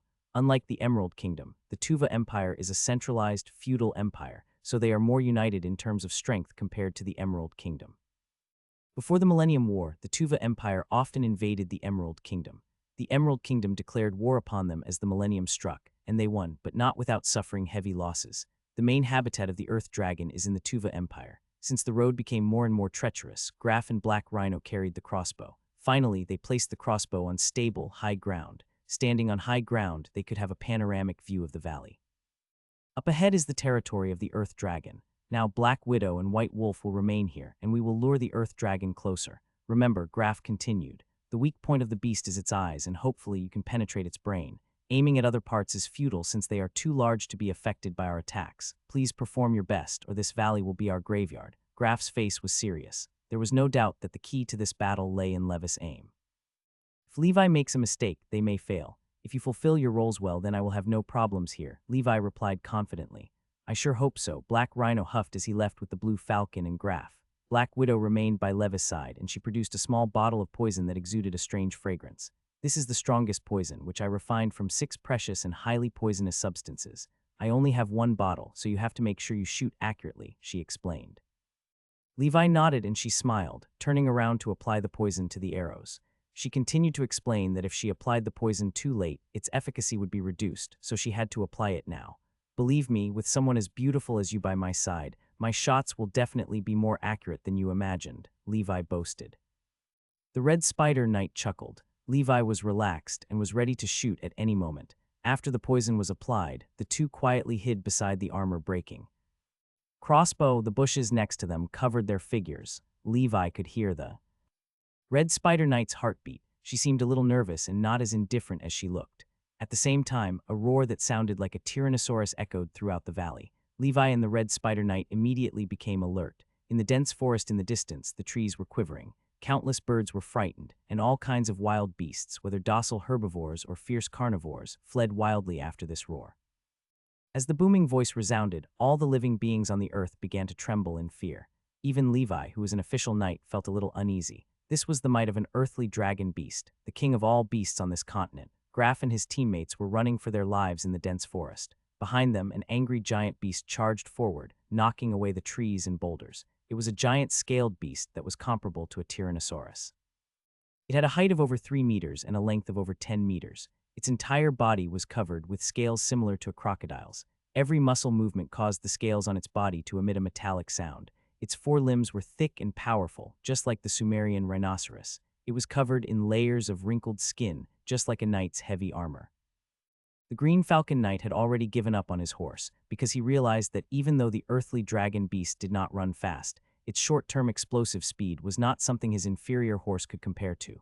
Fortunately, he cultivated the Azure Falcon shallow breathing technique. The Green Falcon was a legendary divine bird that soared in the sky. Flap of its wings, it could travel hundreds of miles. The Green Falcon Knight was now like a diving gerfalcon. He swept his arms backward in a running posture similar to Naruto. The earthly dragon beast's short-distance explosive speed was not as fast as his. The furious earthly dragon beast noticed this and charged at Graf, who was running slower. Graf roared, "Black Rhino Knight, go!" The Black Rhino Knight, sprinting away, turned his head. He gulped and looked at the hill like earthly dragon beast. Even though he cultivated the giant rhinoceros breathing technique, which was powerful, and had plate armor and a giant shield, when he stood before this enormous beast, he instinctively began to fear. Only then did he realize that the legends of the bards were too conservative in describing the power of the earthly dragon beasts. By the Heavenly Father, even a grand knight would find it hard to fight this thing head-on, right? With every increase in weight, its strength increased exponentially. Black Rhino. Quick, lure this D-Ned guy away. The effective range of the armor-breaking crossbow was only 400 meters. The closer, the better. Graf quickly climbed up a tree as thick as a bucket, trying to dodge the earthly dragon beast's attack. The next moment, the earthly dragon beast crashed into the tree and the tree fell. Graf jumped onto another tree as he fell. The Black Rhino Knight gritted his teeth and charged forward like a bull, stabbing his greatsword straight into the earthly dragon beast's butt. Bang, the sound of metal clashing. The Black Rhino Knight's greatsword seemed to have pierced through plate armor. It was impossible to break through its defense. Don't waste your effort. Besides the specially made armor-breaking crossbow, only a Grand Knight with a black gas weapon can break through the earthly dragon beast's defense, said Graf. Black gas entwined was a technique that only Grand Knights could master. The next moment, the earthly dragon beast turned around. A hideous wound was on its side like a spear had pierced it. The damage was profound, reaching straight into the bone marrow. However, it seemed to have begun to heal, and dense flesh had grown all over the wound. The Black Rhino Knight roared, "Green Falcon Knight, come and help me." Boom! The earthly dragon beast leaped and chased after him. The Green Falcon Knight turned around and saw the earthly dragon beast chasing after the Black Rhino Knight. His entire body was like a flash of green light. He threw a spear at the earthly dragon beast ruthlessly. The spear naturally did not break through the defense and fell to the ground. The earthly dragon beast was also confused by the three knights. Although these three knights were weak, they stung non-stop like flies. In addition, it had fought with a human powerhouse some time ago. Although the human powerhouse had been severely injured by it and escaped, the beast had also suffered considerable injuries. It still managed to catch up to the slowest Black Rhino Knight. Then it opened its mouth and bit at him. The Black Rhino Knight used his long shield to block to attack, but the shield was also the victim of the attack. Along with the sound of metal being squeezed, the shield deformed. The earthly dragon beast's bite force was apparent. The Black Rhino Knight even brandished his greatsword, wanting to escape, but it was futile. His shield fell to the ground amid the battle. At this moment, his face was filled with despair. With a cracking sound, he was cut in half at the waist. The plate armor did not have much of an effect. The joint of the plate armor directly popped open. The Black Rhino Knight's flesh and blood were dismembered. In the end, his legs fell to the ground. He howled in pain until he was bitten into fragments by the earthly dragon beast and thrown away. Humans were not tasty, so the beast vomited the remains. Seeing his powerful teammate killed in a split second, Graf's heart sank. The earthly dragon beast continued to charge at the Green Falcon Knight, who was scared out of his wits. He used all his strength, almost exhausting his life seed, to inject black gas into his legs. His entire body was like a steam locomotive as he ran toward Levi. Levi looked calm on the surface, but was a little panicked. "Your Excellency White Wolf, it's up to you." The Red Spider Knight did not dare to stay any longer. She felt an imminent sense of danger and believed something terrible would happen. Her figure flashed and left the high ground. Levi glanced at Red Spider, who was running away, and his eyes flickered with killing intent. A bunch of pigs. How unreliable. 3,000 meters. 1 kilometer, 400 meters. Although they were within range, Levi did not shoot to prevent insufficient damage. The Green Falcon Knight shouted, "Hurry and shoot. I can't do it anymore." 300 meters, 200 meters. Like a deflated balloon, the Green Falcon Knight's speed instantly slowed. He had run too much and could no longer hold on. At this moment, the earthly dragon beast had already caught up, just as its huge abyssal mouth was about to bite the Green Falcon Knight. Whoosh, a sharp air-piercing sound was heard. Following the sound was a specially made, 2 meters long crossbow bolt. Bang! The crossbow bolt pierced through the scales on the earthly dragon beast's head, aiming for its vital parts. One end of the arrow pierced through the earthly dragon beast. It roared in pain. It did not notice that there were still people behind the bushes on the high ground. It flew into a rage and used its last breath to stomp on the frightened green falcon knight. Then it charged toward Levi on the high ground. It's still not dead. Levi did not run away immediately. After firing the first arrow, he immediately fired the second. The red spider knight was hidden behind a massive rock in the distance. She withheld her breath as she heard the earthly dragon beast's roar approaching. Judging from earlier screams, the green falcon knight had likely died, like Black Rhino Knight. She was still young. She was only 27 years old. With her rare identity and beauty as a female knight, she might be favored by earls or heirs and become a mighty countess. On the hand, Levi's second arrow had already been shot. Blinded by blood, the earthly dragon beast stomped on the rocks and dust as it charged toward Levi. Bang! The arrow did not hit the earthly dragon beast's vitals. Instead, it shot toward the earthly dragon beast's front leg. Levi finally realized that Graf was a fraud. There was no way of reaching its vitals with one strike. He might as well shoot at the earthly dragon beast's limbs first and cripple it. As expected, the armor-breaking crossbow shot into the earthly dragon beast's joints and broke its bones. After a crack, the earthly dragon beast lost its balance and fell forward, rollants. Levi looked at the last armor-breaking crossbow. He shot it at the earthly dragon beast's hind leg this time. Another thunderous explosion. The earthly dragon beast's scream was heart-wrenching. "I'm breaking your front and hind legs." "How are you going to run?" As Levi said harshly, he retreated far away and watched quietly. After some thought, he took out his arrow. It shot toward the earthly dragon beast's eyes. Finally, the poison that the red spider knight had concocted began to take effect. The poison that was said to be able to kill hundreds of people with a single drop was indeed extraordinary. The earthly dragon beast's body, more substantial than a grand knight's, began to tremble. Not long after, the earthly dragon beast became weaker. Graf did not care about the corpses of his two fallen companions. He grabbed the Black Rhino Knight's greatsword and stabbed it into the earthly dragon beast's eye. He stirred it vigorously to ensure that the earthly dragon beast was dead. Then he sat on the ground, panting. He was ecstatic in his heart. He had successfully killed an earthly dragon beast. Besides the precious ambergris, the scales, skin, and even the earthly dragon beast bones could be sold at high prices. The meat of the earthly dragon beast could have been sold for a lot of money, but Graf was not sure if anyone would buy the poisoned meat. Graf had previously calculated that the entire body of an adult earthly dragon beast, including the ambergris, was worth more than 5,000 gold coins. It was a massive sum of money. With this massive sum, he could buy a good baron's land and become a noble. Or rather, he could go to the church, buy a normal official position and become a noble clergy. From then on, he would no longer need to be a bounty hunter or a smuggler. He could enjoy his life. It was all worth it after planning for so long. As for the death of his two companions, Graf merely felt a tiny bit of disdain. It would be better if they died. That way, he could give them less ambergris. The earthly dragon beast was dead, and it was time to distribute it. Only then did the red spider knight walk over leisurely. Levi also walked around with a calm expression. "Cut the crap. According to our previous agreement, let's start collecting the ambergris," responded Levi. Graf quickly nodded. "No problem, I'll do it." Then he took out some special small bottles and removed the glands from the earthly dragon beast's mouth. Although the earthly dragon beast was huge, the ambergris-producing gland was only the size of a coconut.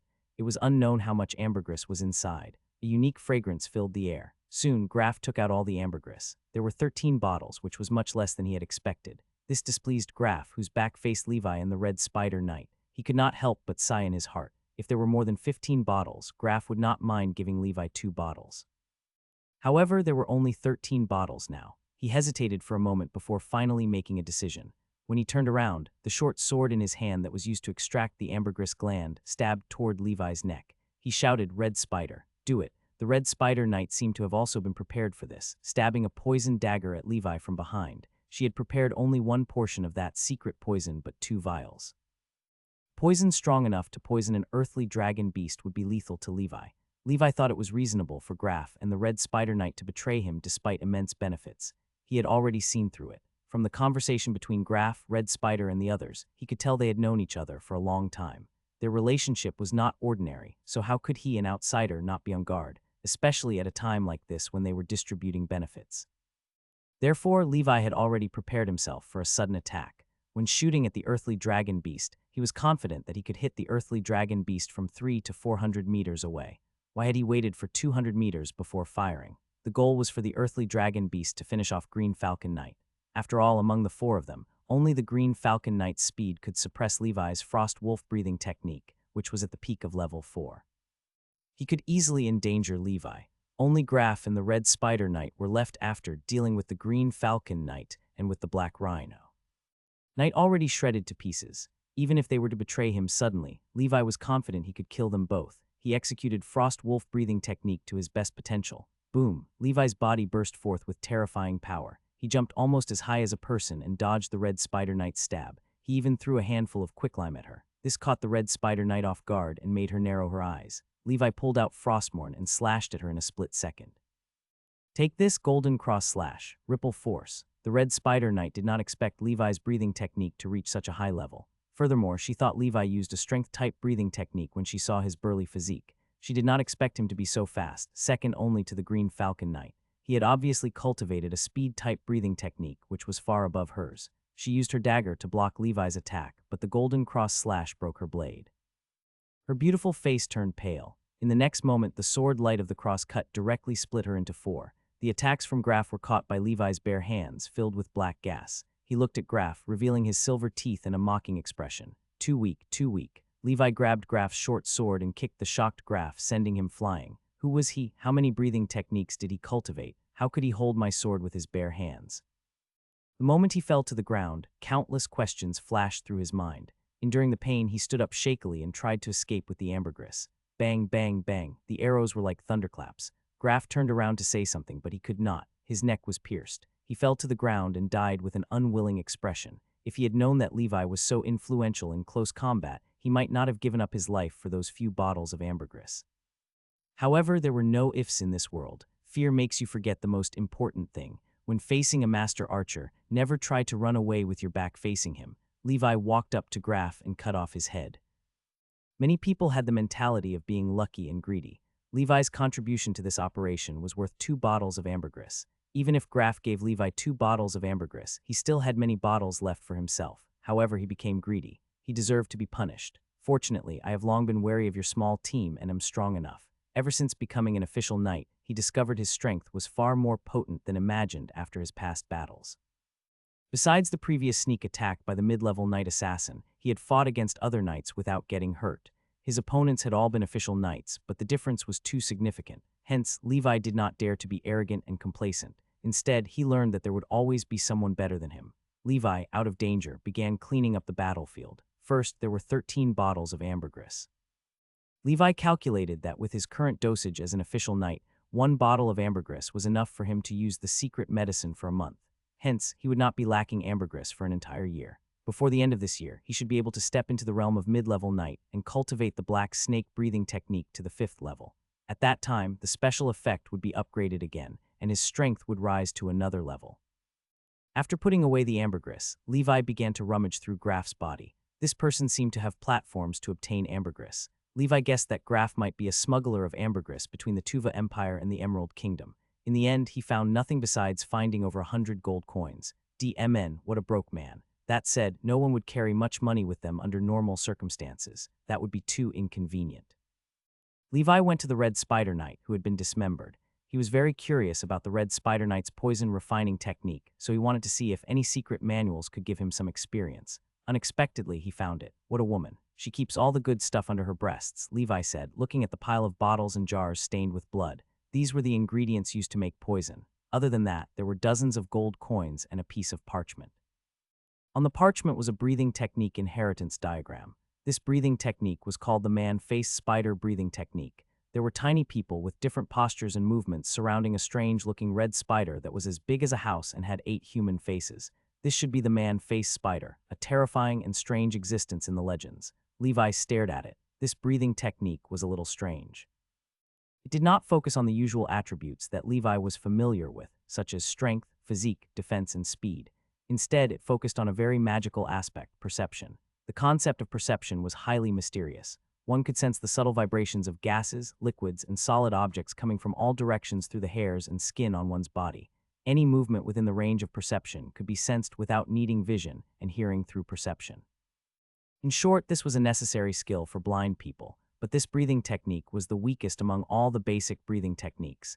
That was why the Red Spider Knight was so weak. In Levi's opinion, this was a purely supplementary breathing technique. It was an extremely specialized breathing technique to enhance a combat breathing technique. Otherwise, it would be useless, no matter how strong one's perception was. Interesting. It'll be worth practicing.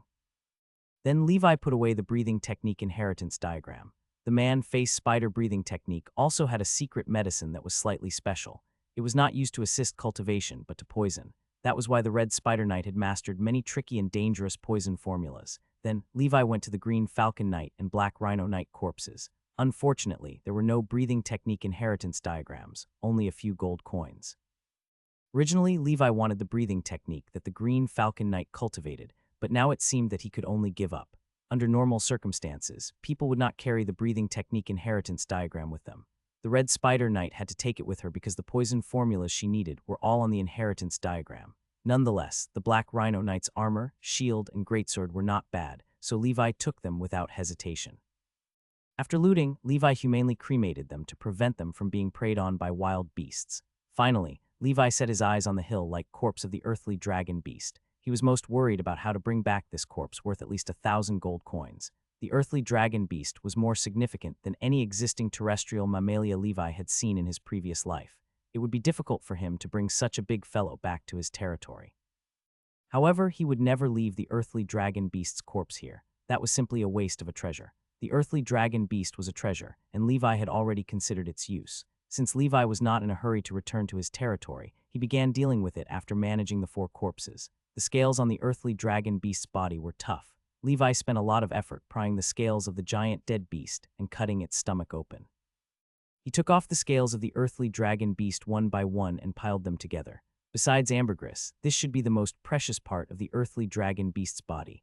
After polishing these scales, they could be used to make armor. Although their hardness might be inferior to iron armor of the same thickness, they were light and could be made into high-quality scale armor. Levi wanted to use the most rigid scales on the earthly dragon beast's back to forge a set of armor for himself, and the rest would be for Sir Fred and the 3 brothers. However, the 3 brothers were still growing, and their bodies changed yearly. Therefore, Levi could only wait until they were fully developed before he forged their armor. By then, Levi would have 3 fully armored war bears with the strength of a high-level knight. They would be invincible in battles. Levi patiently dealt with the earthly dragon beast's corpse in the wilderness. The bloody smell of the corpse attracted some wild beasts, but they were all killed by Levi and consumed as food. Just like that, 3 days passed in the blink of an eye. It took Levi 3 days to pry off all the scales. The black rhino knight's greatsword that he used was somewhat deformed. However, looking at the massive pile of scales on the ground, Levi was satisfied. Although the flesh of the earthly dragon beast had not decayed after such a long time, it had been contaminated by the red spider knight's poison. Levi could painfully let them go to waste. Otherwise, he would have liked to taste the meat of the earthly dragon beast. It was worth mentioning that Levi also found dozens of gold coins in the stomach of the earthly dragon beast. This reminded him of the legend that the earthly dragon beast liked to collect shiny things. He immediately looked at the earthly dragon beast's nest in the distant forest. Unfortunately, he was disappointed. Besides a few corpses, there was nothing inside. In the end, he could only leave resentfully. After returning to the territory, Levi washed the earthly dragon beast's skin and dried it to make bags. He then filled the bags with scales and found the carriage they had abandoned earlier, filling it up with scales and the dismantled armor-breaking crossbow. He headed in the direction they came from. The armor-breaking crossbow was mighty, and Levi wanted to find time to replicate it when he returned. This time, he did not return to the Icewind City. He went to retrieve the gold coins he had buried. After that, he took a long detour. After half a month, he finally arrived at the Blackwater Valley. On the way home, Levi kept thinking, why did an assassin target him the moment he left Blackwater Valley? Why was he recognized even though he wore a mask after entering the city? He was also targeted when Sir Fred left the territory. These 2 things could not be coincidences. There was only one possibility. There was a mole in the Blackwater Valley. A mole had been telling the Bird of Death's voice or others who wanted to kill him. Levi was gloomy. The Blackwater Valley was small, so finding the mole was not complex. He already had a plan in mind. After returning to the Blackwater Valley, Levi first hid all the gold coins in the small vault of his shelter. Other than keeping some daily expenses to maintain the castle, he had already thought about how to spend the rest. Seeing Levi's safe arrival, Sir Fred was relieved. "Young master, you've been gone for a month, and I've been worried sick," Sir Fred said. "Fred, I've gained quite a lot from this trip. I'm going to practice my breathing technique now. I have a problem, so I'll have to trouble you to help me deal with it in the next few days," responded Levi. "No problem." In the year 1007 of the Holy Brilliance calendar, the month of green grass, there was a rumor that the star of the Jade royal family, the legendary knight of the Emerald Kingdom, and the so-called first person under the legendary knight, the White Horse Knight had failed to break through to the legendary Knight realm. It was unknown whether this news was accurate or not. Afterward, the Roval family claimed this was a rumor, and the White Horse Knight was still on the road to the legendary realm. The final result was not released. If the White Horse Knight could become a legendary knight, he might be the first legend born after the millennium.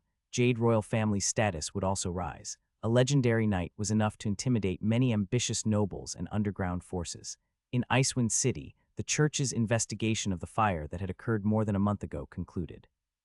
Someone likely had murdered Knight Bernard and set his mansion on fire. The church had found his remains in the ashes of the fireplace in his estate. The church expressed its severe condemnation of such murder and arson. For a while, everyone in the city panicked. Knight Bernard was humorous and thrifty, but he died at the hands of a nameless madman. Where was the perpetrator's conscience? Moreover, Knight Bernard was a real knight, a mid-level knight at that. Even he was not a match for this madman.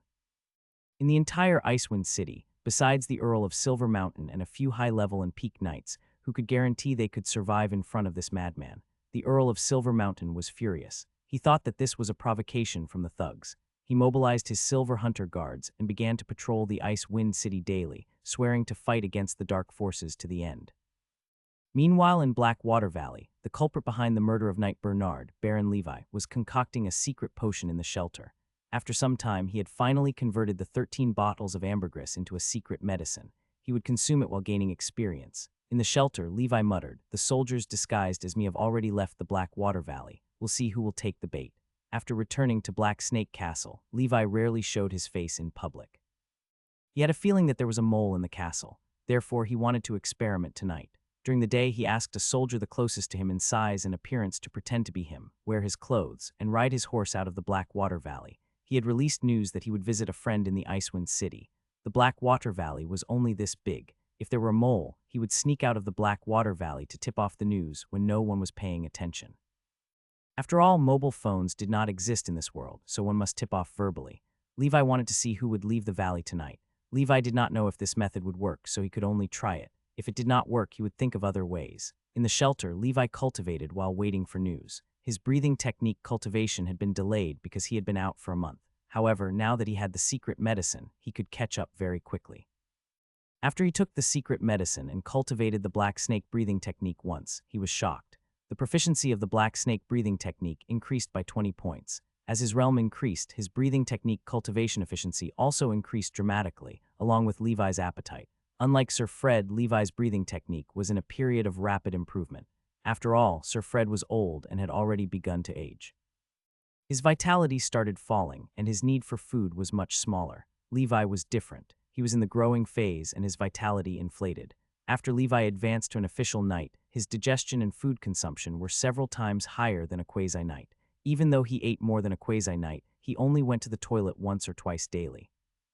His life seeds efficiently absorbed most of the substances and nutrients in the food, which catalyzed the black gas and strengthened his physical fitness.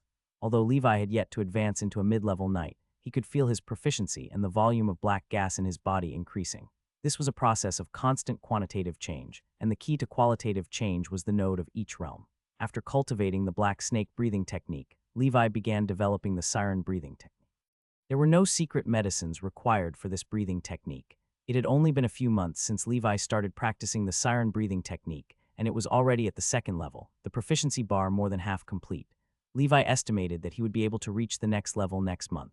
The more he cultivated the breathing techniques, the more Levi felt that despite their merits, whether speed or strength, they were about the same.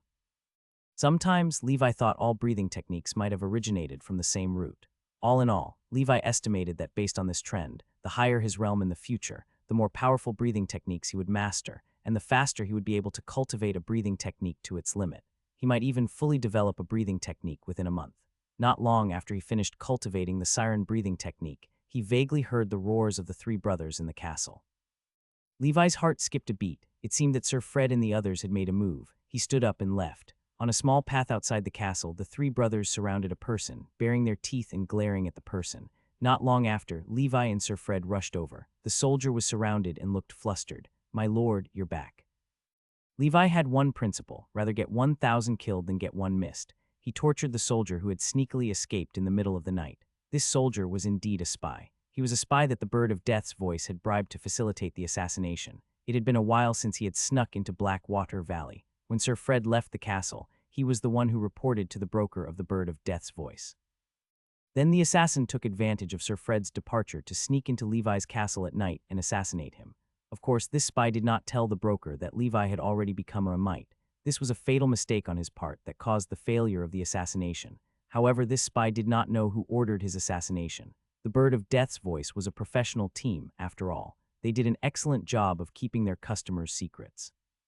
However, given that the client hired so many assassins, even a mid-level mite, he must be an influential figure, just like Levi and Sir Fred had guessed. Duke of Montenegro. Levi narrowed his eyes with killing intent, thinking of a countermeasure. The fact that the Duke of Montenegro would hire assassins twice meant he would not give up until he achieved his goal.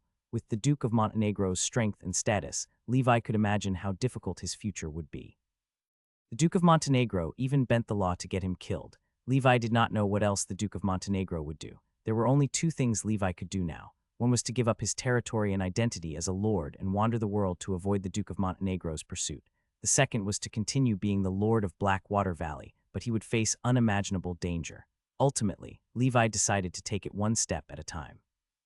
Both plans had pros and cons, and it was not easy to settle for now. He would soon be able to advance into a now that he had a lot of gold coins. He could start expanding the territory's military strength.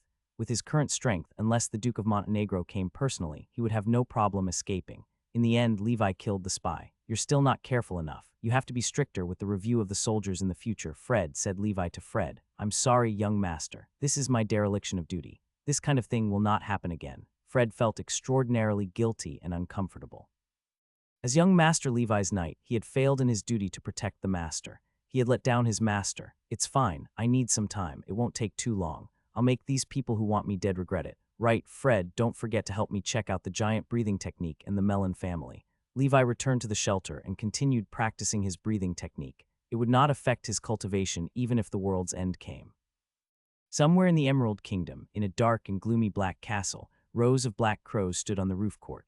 Flocks of black crows circled in the dim yellow sky above the court. The castle exuded an oppressive aura of death. In the underground wine cellar of the castle, a gloomy, pale, and slender nobleman was tasting the wine he had collected for many years. He picked up a glass of blood Roland wine and went to the castle's second-floor balcony. A red-eyed raven descended from the sky and landed on his shoulder. A letter was tied to its leg. Red-eyed ravens were pets that could send messages faster and more accurately than messenger pigeons. Only a few of them were in the organization, and they were mainly used to contact important clients or trusted members. He opened the letter. There was no signature inside. It read, Esteemed Lord Pale Shadow, I didn't want to disturb you, an esteemed shadow assassin, by writing a letter. However, your organization has yet to reply to the mission I entrusted you some time ago.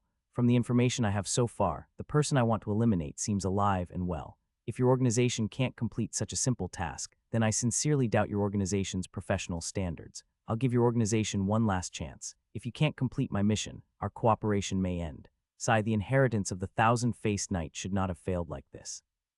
Seeing this, the pale-faced noble's expression darkened. He held the stone railing with his right hand, and black gas surged from his fingertips. From afar, it looked as if the fingernails of his right hand had suddenly grown long and turned into sharp fingernails like those of a vampire. The stone railings were deeply imprinted with scratches. A moment later, the pale noble wrote on the blank parchment with a quill, Mobilize the gold assassin, Iron Mountain, and complete the assassination mission of Baron Levi. No matter what method you use, this mission must not fail, Pale Shadow. Then the red-eyed raven flew off into the distance with the letter. The noble's expression was ugly. Even now, he still could not understand. How did Baron Levi survive 2 assassinations? The fantasy goblin knight was a bronze assassin, so it was acceptable that he failed. Knight Bernard was a silver assassin. Only 30 silver assassins were in the Bird of Death's voice, and each was highly precious. However, not only did Knight Bernard fail to assassinate him, he even died. Now Pale Shadow did not know if Baron Levi himself had killed Knight Bernard or if he had external help. If it was the latter, he could still understand. If it was the former, then it was somewhat unbelievable. He muttered, 6 years ago, he was just a coward who threw away his armor and gave up his territory to save his life. 6 years did he undergo such a huge change. As a shadow assassin of the Bird of Death's voice, one of the 5 shadows, he did not care about Baron Levi. In his opinion, the only thing he could remember about him was his identity as the son of the famous Black Snake Knight, but that was all. However, he had to protect his organization's reputation and maintain its high professional standards, especially since this client was a significant figure. Whether it was strength or power, he was almost at the top of the pyramid. And the Bird of Death's voice could not leave this cooperation, so he absolutely could not lose this customer. Iron Mountain had been a famous gold assassin in the organization. He was a 30-year-old high-level knight and an illegitimate son of a great noble. He practiced the family's excellent breathing technique. He might become a grand Might in the future. His overall strength ranked 5th among the 12 gold assassins in the organization. The 5 shadows of death must be mobilized if even Iron Mountain failed the mission. However, as the organization's leader, all his past targets had been at least an earl. If things progressed to the point where he had to assassinate a young boy personally, the Pale Shadow might need to consider the disbandment of the Bird of Death's voice. What a shame. They must stop embarrassing the thousand-faced knight. In the year 1007 of the Holy Brilliance calendar, during the month of warmth, the Black Water Valley was vibrant with flowing water, lush green grass, blossoming flowers, and the buzzing of wild bees. The season of spring was in full bloom. On the fields of the valley plain, serfs were diligently carrying out spring plowing work. Last year, everyone experienced a rare harvest year. Under the leadership of Baron Levi, the overall situation was stable and good. Everyone felt that the future was bright. On the training ground, Sir Fred was training his soldiers. Almost half of the 50 full-time soldiers under Levi already had matching armor. Under his training, the soldiers were getting stronger. A few trustworthy elites had even cultivated the basic level of non-bloodline breathing techniques. The breathing technique was none other than the siren breathing technique that Levi had obtained. Although it was not a strength-type breathing technique, if these soldiers had mastered it, they would have had no problem fighting on the battlefield in armor. Moreover, they would be more agile and able to dodge more easily on the battlefield. Of course, there were not many people who practiced breathing techniques. Only 5 militia captains were elected as captains. They were talented and trustworthy confidants. Although Levi was rich now, he could not provide for all 50 soldiers to cultivate the breathing technique with the current financial situation of the territory. He could only train 5 of them for the time being. If the effect were noticeable, when he had money, he would gradually build this army under his command into an elite soldier, fully equipped with war horses and armor, and cultivate the siren breathing technique. Even if only one of the 50 advanced to become an official knight, it would still greatly help Levi. Although Levi could kill official knights quickly, that was because Li Xiu had many breathing techniques and powerful archery skills. Most of the more minor barons only had one official knight. All in all, Blackwater Valley's current financial strength and military power should be considered above average among all the barons in the kingdom. Levi did not delay his cultivation either. Today he upgraded the siren breathing technique to the 4th level. Although both were all basic breathing techniques, unlike the Frost Wolf breathing technique, the siren breathing technique's 4th level was not the limit. It could continue to upgrade if he worked hard. Siren breathing technique, level 4 120,000. Special effect, beginner speed, bone shrinking transformation cannot be upgraded. Even if it's a shallow level skill, the siren breathing technique from the Bird of Death's voice should be better than the Frost Wolf breathing technique of the Frost Wolf family. Levi had only been practicing the siren breathing technique for less than 4 months, but he had already reached the limit of the technique. It seemed like he could cultivate it very quickly, but that was because Levi himself was an official knight. He also developed the Black Snake breathing technique and Frost Wolf breathing technique to the 4th rank. He achieved this with the proficiency panel and sufficient nutrition.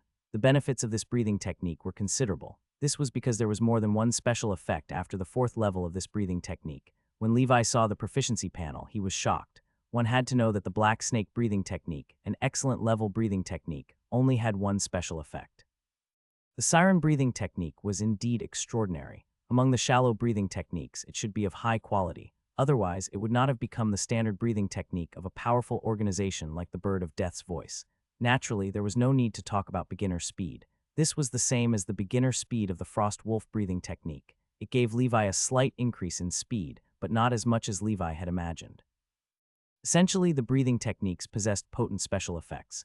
Through the Frost Wolf breathing technique, Levi harnessed the full potential of a shallow level 4 breathing technique, experiencing its maximum impact. Therefore, in terms of speed, unless the siren breathing technique advanced to level 5, it would be difficult for Levi to make any significant changes. However, Levi did not care about this. What he cared about was another special effect of the siren breathing technique.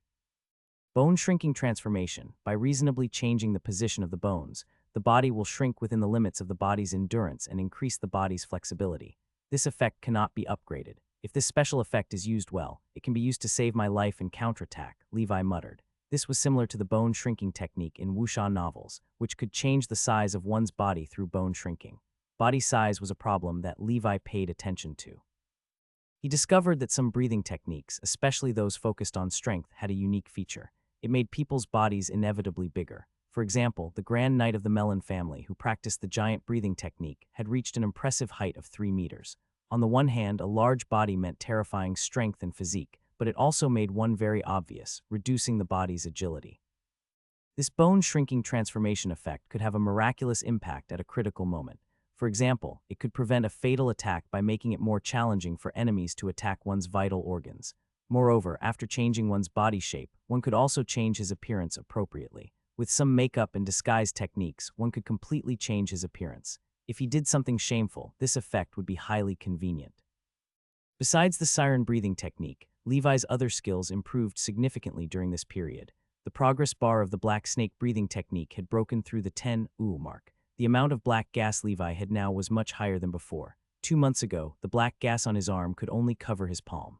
Now, Levi extended his arms and circulated the black snake breathing technique. The black snake that controlled the frost wolf seed and the black snake seed danced wildly at his heart, like Levi's second heart. Black gas flowed continuously into Levi's blood vessels, and finally it poured into Levi's arms and palms. His veins turned black like snake tattoos wrapped around his arm. A black gas full of texture slowly flowed on his arm, emitting a trace of metallic luster. White smoke filled the air. Levi could not help but admire his arm, full of metallic texture, and sighed, "What a beautiful body." He punched the wall of the shelter. The entire wall seemed to tremble, and some gravel fell off. Even an official knight wouldn't be able to withstand the power of my punch. The quantity and quality of my black gas in my body's strength constantly increase. Will there be a day when I don't need to use any cold weapons in the mortal world, to use my palms and legs to summon ripple force? I can break stone monuments and shatter armor at that time with a single palm strike. A bold idea suddenly popped up in Levi's mind, but he did not dare to try it yet.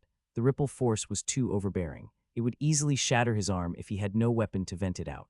Perhaps Levi could try it after he advanced to a Grand Knight.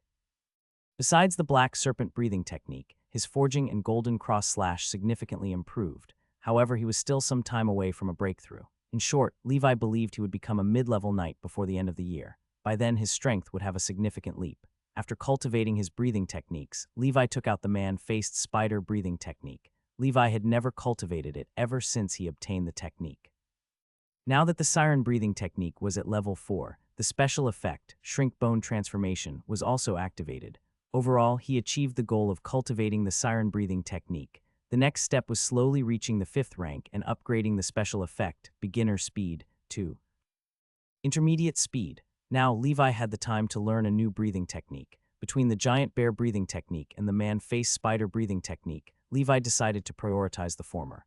Although he could cultivate the man-face spider and giant bear breathing techniques simultaneously, he had limited time to quickly upgrade man-face spider breathing technique to level 4. Even if he spent some time learning the giant bear breathing technique, he did not have the time to level it up. After all, just the black snake, siren breathing technique, and golden cross slash would take up much of Levi's time, not to mention forging. If he cultivated too many breathing techniques simultaneously, it would sacrifice their quality, as he would be distracted. It's better to focus on one, quickly upgrade it to level 4 for a special effect, and then move on to the next. When he cultivated more breathing techniques in the future, his cultivation speed would become faster. He should be able to learn many breathing techniques at the same time. He was very interested in the perception of the man-face spider breathing technique. The red spider knight looked weak, as she had no breathing techniques that focused on combat besides the man-faced spider breathing technique. However, Levi was different. He had the level 4 black snake breathing technique, frost wolf breathing technique, siren breathing technique, and the powerful golden cross slash. He did not lack combat strength. He counted. There were 35 tiny figures on the man-faced spider breathing technique. They surrounded the spider in all kinds of postures. During this period, Levi also discovered a pattern after cultivating more breathing techniques. The higher the quality of the breathing technique, the more little figures there would be on the breathing technique inheritance diagram. The black snake breathing technique had 71 tiny figures, while the siren breathing technique had 26. The frost wolf breathing technique, which was of the lowest quality, only had 16 little figures. The giant bear breathing technique that Levi had yet to cultivate had 19 tiny figures. Levi guessed there would be more tiny human figures if it were a perfect or even legendary breathing technique. At the same time, this would mean that the time and difficulty of cultivating would also skyrocket. Levi immersed his mind into cultivating the man-faced spider breathing technique. This breathing technique was a bloodline breathing technique, and it would take some time to get started. When he was exhausted and could no longer cultivate, Levi started to study the secret poison recipe on the back of the man-faced spider breathing technique inheritance diagram. This inheritance diagram contained 3 poison formulas and the corresponding antidote formulas. Levi had not had the time to study them before, but now that he did, he realized that the 3 poison formulas were all beneficial. The first was the man-faced spider tears. This was the potent poison that the red spider knights used to poison the earthly dragon beast. It consisted of the venom of the ring-tailed sea snake, the saint scorpion tail, the red widow spider's tooth, the red spotted lizard's tongue, the poisoned dart frog skin, and the throat-sealing fruit. These 6 precious materials were relatively difficult to obtain, though they could not compare to ambergris. Fortunately, some leftover materials were still in the bottles and jars on Red Spider Knight's chest. They should last for a long time. After all, Levi wanted to use them against humans, not the massive earthly dragon beast. Usually, he would not use such a large dosage. The second type was called man-faced spider breath. This poison was much less toxic than man-faced spider tears, but it was a volatile poison that was colorless and odorless. It could kill without a trace. If one took the antidote beforehand, they would be permanently immune to this poison. Levi believed it was also beneficial and essential for close combat. The third type was the man-faced spider's kiss. This poison was even more potent as it would remain hidden in the body for a lifetime once infected, and one had to take the antidote once every year. Otherwise, one would suffer the unfathomable pain of intense spider bites and die. As long as one took the treatment every year, one could survive. Levi felt that the third type of poison was the most valuable. He could use this poison to control others through their fear of death. The refinement of poisons was different from Levi's black snake secret medicine. To put it bluntly, the black snake secret medicine was just a mixture of raw materials. However, the 3 poisons required fundamental alchemy skills. Fortunately, the methods were recorded, and the Red Spider Knight wrote many notes. All of this was for Levi's benefit. Levi spent a few days preparing the equipment and various raw materials for refining poison. His shelter looked like the chemical laboratories or the home of evil witches in movies. Then he began his first journey of refining poison. Of course, the poison that Levi was refining was not the man-faced spider's tears or man-faced spider's kiss. The ingredients for these 2 poisons were too rare and were not easy to obtain. He was bound to fail and waste many elements since it was his first attempt. In comparison, the ingredients for the man-faced spider breath were easy to find. They were all relatively common materials in the market, and the cost of refining 1 dosage was only about 1 silver coin. Levi could afford it. Levi put on the bird of death mask and lit the alcohol lamp. Blue flames rose. He began to heat the alchemy vessel and added the ingredients according to the steps listed. He controlled the temperature, stirred, and added water. Suddenly there was a bang. Dust flew and the hot liquid splashed everywhere.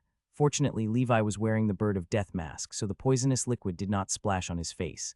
It exploded. I knew it. Levi did not give up. He cleaned up the trash and continued to work. He had prepared a lot of equipment anyway. Just like that, after failing 7 times, he finally succeeded in refining his first poison. At the bottom of the container, a ball of coarse salt like powder crystallized. This was the man-faced spider's breath.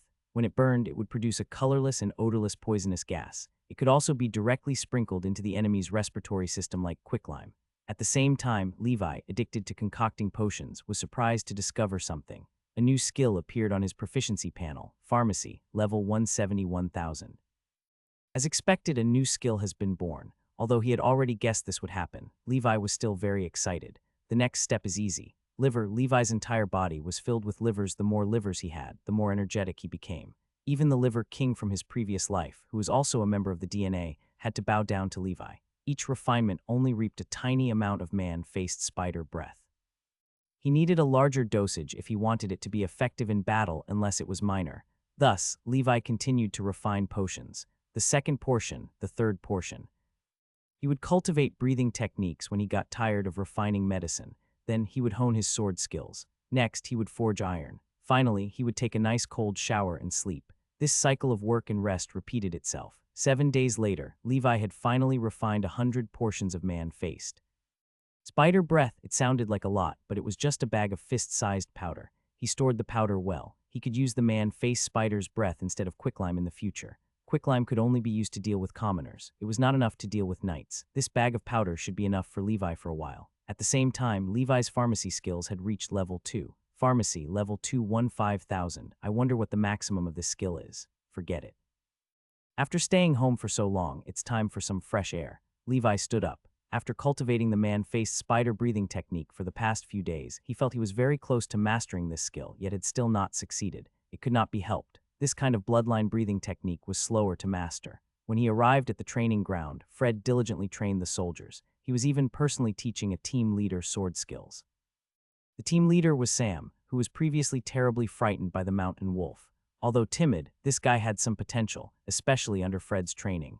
Most importantly, Sam was surprisingly talented in cultivating breathing techniques. Sam was the only successful among the 5 team leaders who cultivated breathing techniques in the territory, so Fred took extra care of him.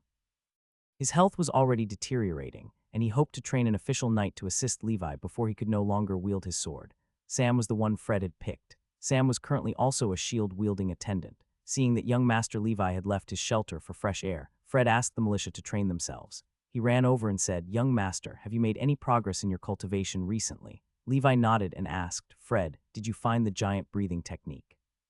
Fred shook his head with a bitter smile and said, "Young master, there's been no clue so far. Most of the records about the Mellon family seem to have been deliberately hidden. I guess the church may have erased the traces of the Mellon family's existence. All right, continue searching. Be careful, don't let the church know," Levi said. The giant breathing technique was the key to his use of the frost giant armor. If he could use the frost giant armor, he was confident in surviving even if the opponent was a grand knight. More importantly, the third ability of the frost giant armor was a genuine spell. Levi believed that the power would not disappoint him. However, Levi was patient.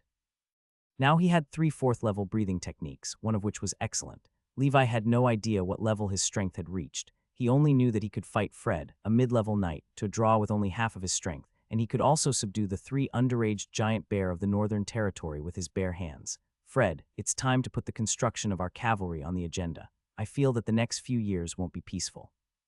We need an elite cavalry, and we also need to expand the territory's population."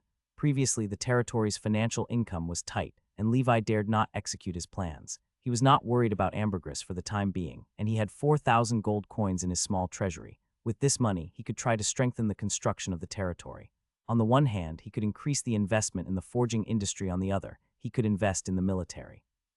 He did not need to dominate the world, but he needed to have enough ability to protect himself and Fred.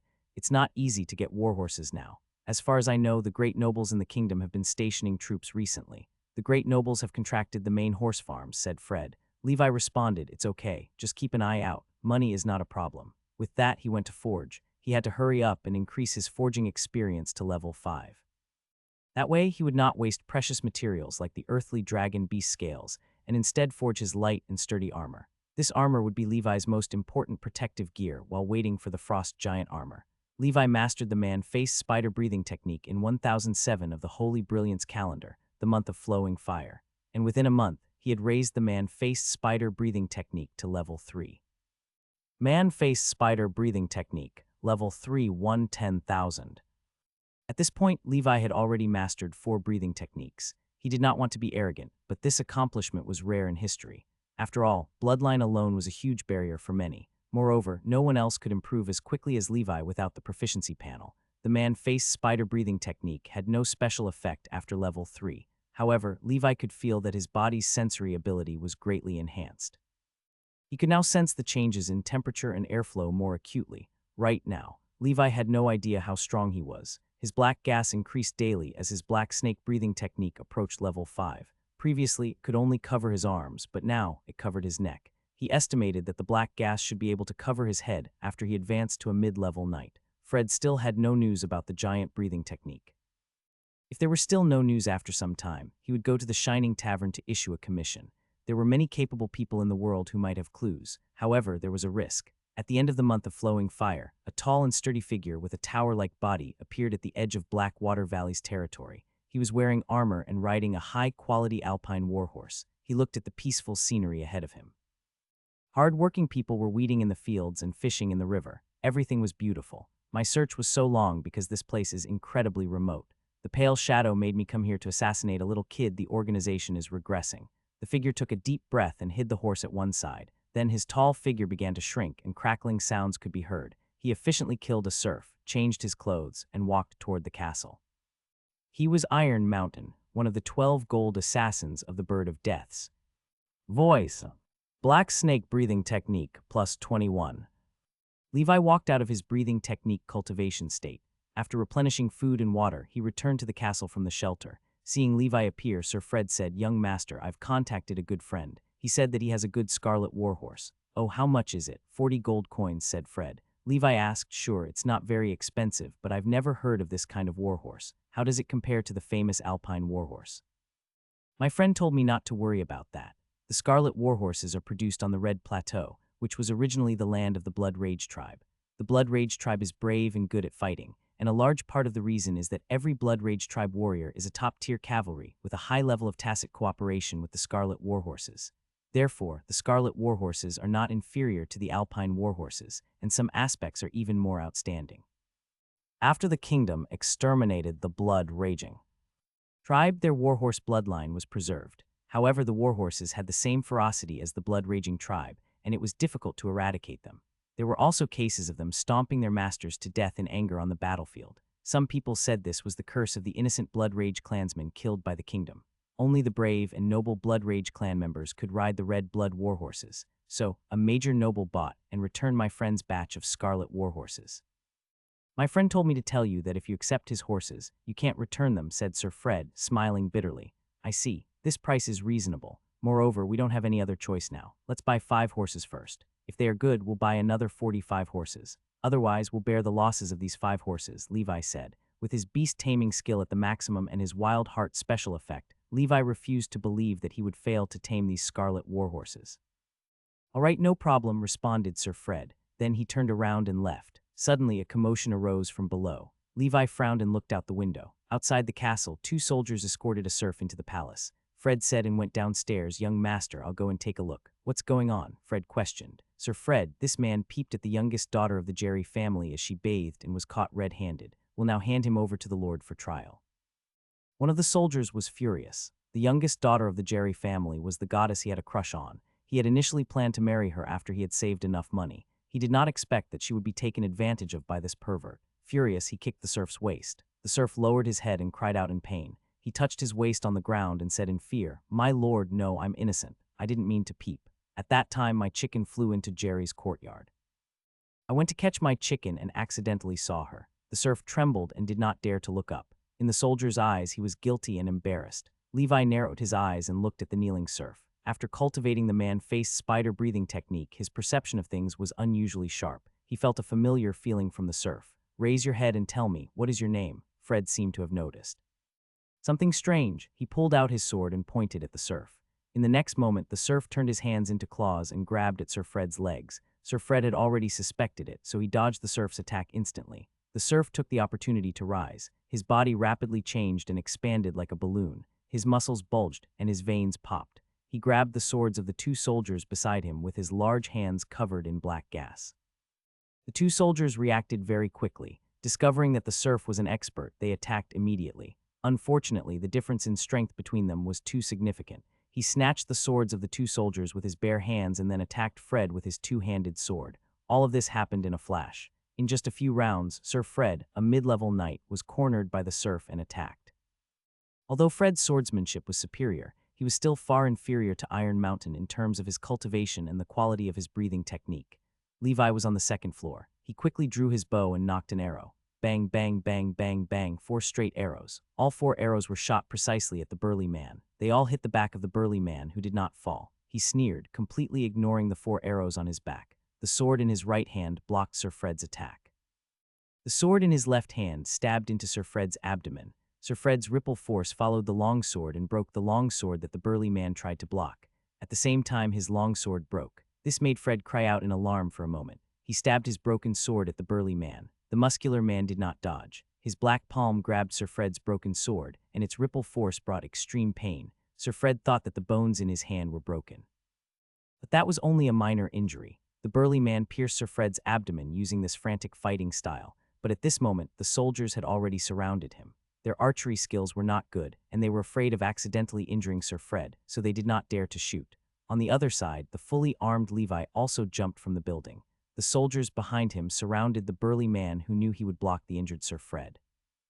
Levi and the other knights hesitated in shooting arrows. Then a grappling hook shot out from his sleeve and hooked to the city wall. He hugged Sir Fred and looked at Levi with a smile. "Do you dare to chase me?" Levi's face was gloomy. This man was mighty. In just a few moves, he had subdued Sir Fred. He was at least a high-level knight or even a peak knight. This rank was second only to a grand knight and the familiar. This person was, undoubtedly, from the Bird of Death's voice. Team leader Sam asked anxiously, "My lord, what should we do?" Then Levi went to the bear pen and rode Little White. Then he brought the other two and ran out of the city gate. He needed to use the three brothers' sense of smell to track the enemy. Of course, the three brothers could also provide him with great help in battle. Bird of Death's voice. Regardless of whether Fred lived or died, Levi could not tolerate it anymore. He had had enough. He was now qualified to start resisting. Although Sir Fred was only Levi's retainer, he could not give up on him yet. Moreover, Levi had to end things with the Bird of Death's voice. Otherwise, there would be no end to it, and he would not be able to live peacefully. The enemy was an expert who had cultivated 2 breathing techniques at the same time. He was much more potent than the previous assassins. However, Levi believed that with his 4 breathing techniques and the various methods he had cultivated, the other party might not be his match. He rode Little White and wandered through the forest. He often came to hunt in this forest, so he was very familiar with the terrain. Soon, Levi saw the stout man. The burly man's right palm was hanging down as if seriously injured. Blood flowed non-stop and black gas filled the air. He threw aside Fred. No one knew if he was dead or alive. Levi calmed himself down. Riding on the giant bear, he asked calmly, "Sir, before I kill you, can you tell me who your client is? Who is so cowardly and despicable that he has to ask you to kill an underage child time and time again?" Iron Mountain shrugged and said sinisterly, "I don't know, but you're wrong about one thing. You should be the one who died." Then Iron Mountain shot out like a cannonball. He did not even use a weapon. Instead, he smashed his left fist wrapped in black gas toward Levi. Levi pulled out Frostmourne and jumped up from the bear. A golden cross slash filled with killing intent. Ripples appeared in the void. Ripples slash. Iron Mountain's expression changed slightly. Sir Fred's attack had shattered his right palm. He had not expected that the Dawn swordsman would be able to use such an attack, and that even a brat like Levi could use such exquisite sword skills. Therefore, Iron Mountain, who initially wanted to use his powerful physical body to take down Levi, dodged Levi's attack. Seeing this, Levi sneered and hurled his sword techniques at Iron Mountain like a storm. At the same time, the 3 brothers also attacked Iron Mountain. While dealing with Iron Mountain, a few soldiers carried Fred and brought him to the doctor at the foot of the mountain, according to Levi's instructions. Levi did not know if Fred could survive after suffering such serious injuries. After all, medical technology was limited in this world, and the assassin's attacks were extremely heavy. He would chop this man into pieces and avenge Fred. The 3 brothers, Little Fatty, bellowed.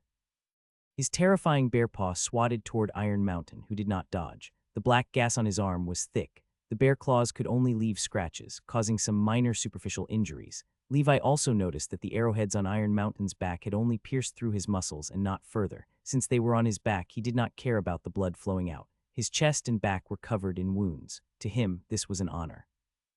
Iron Mountain's moves were broad, and each palm strike contained infinite power. He was nimble and could still do it easily under the siege of Levi and the 3 brothers. The terrifying thing was that the black gas spread out from Iron Mountain's upper body from his waist up. The black gas in some parts was like asphalt, slowly flowing and extremely thick. Whether it was the bear claws or Levi's regular sword attacks, he dodged or took them head-on. That should be an excellent breathing technique. At this moment, Levi realized how unreasonable it was for him to use the black snake breathing technique on those shallow breathing techniques. The clothes on Levi's upper body were already tattered, and his chain mail was exposed. It was also torn, revealing the black gas on his arms and neck. Iron Mountain said while attacking, trying to distract Levi as expected of the black snake's descendant. "Your breathing technique is not bad but still insufficient. What a pity. Such a good seedling is going to die." Levi gritted his teeth, and the 4 breathing techniques in his body were all running at high speed.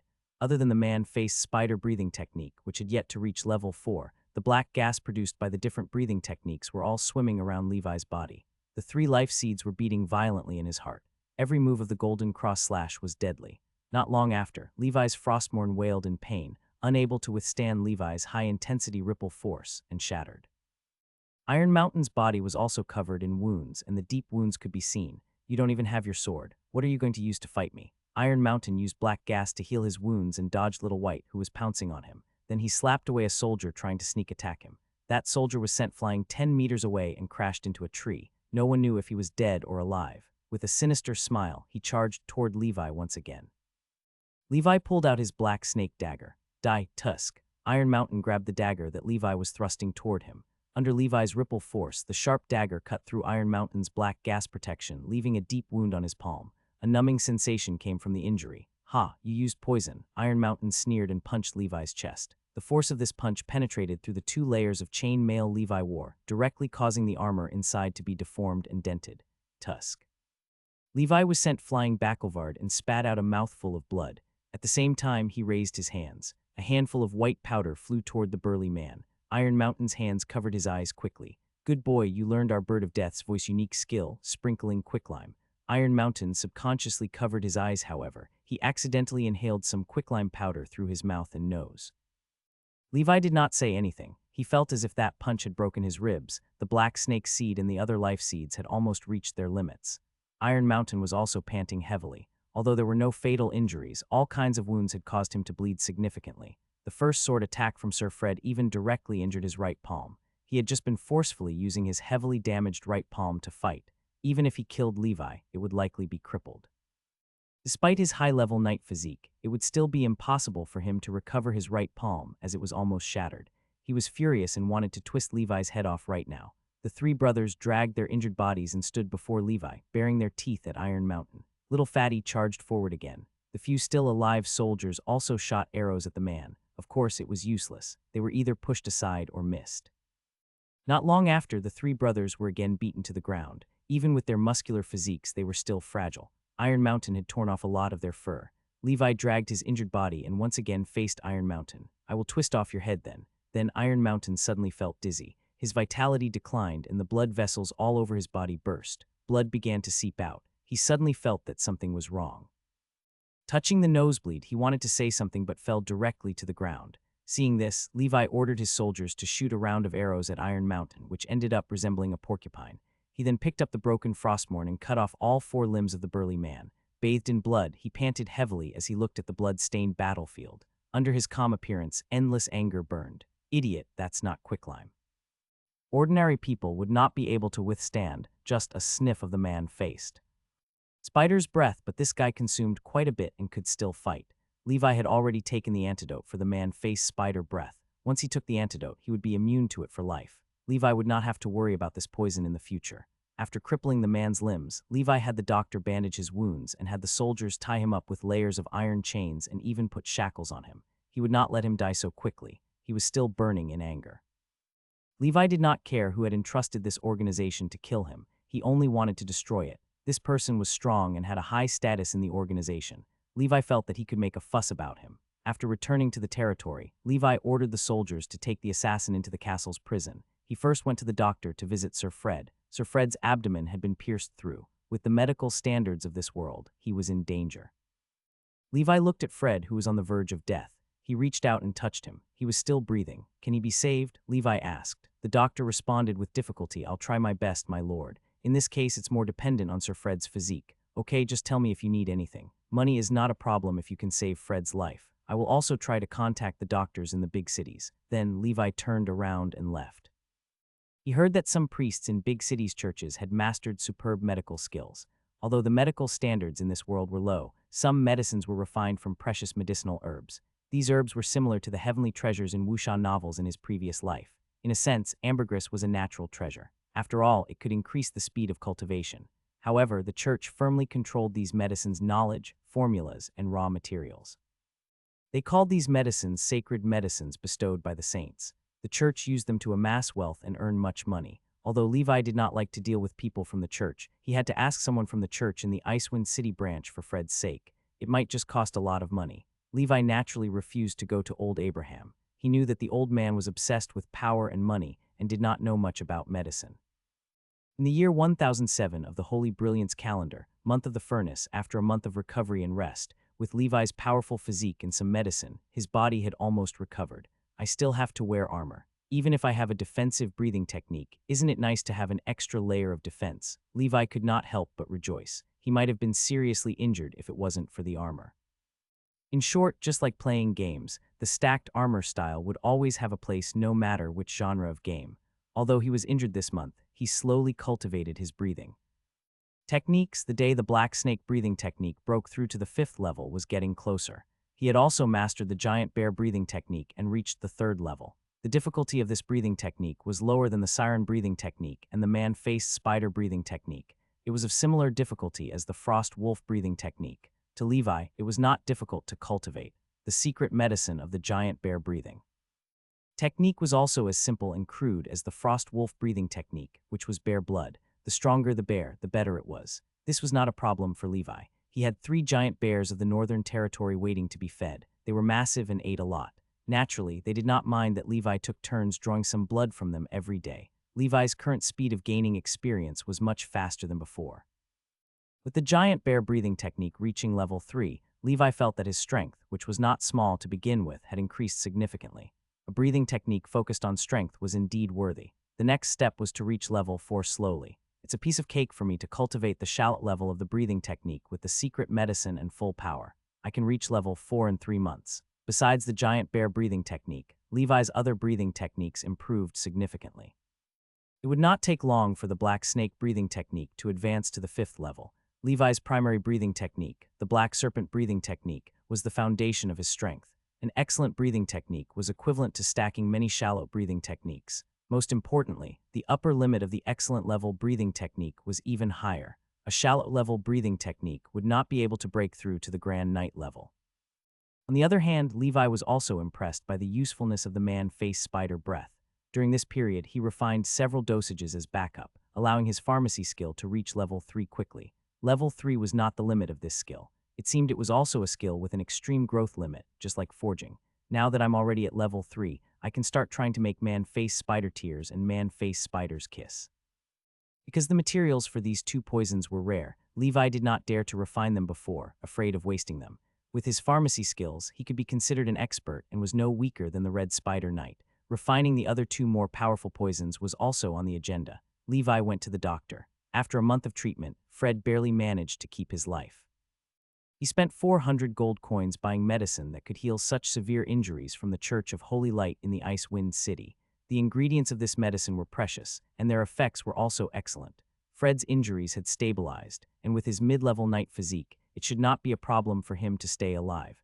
However, whether or not he could recover would depend on the kindness of the Heavenly Father. If Levi became a wizard one day, there was a high chance he could use magic to heal Fred. However, he did not know if Fred could last until the day Levi became a wizard.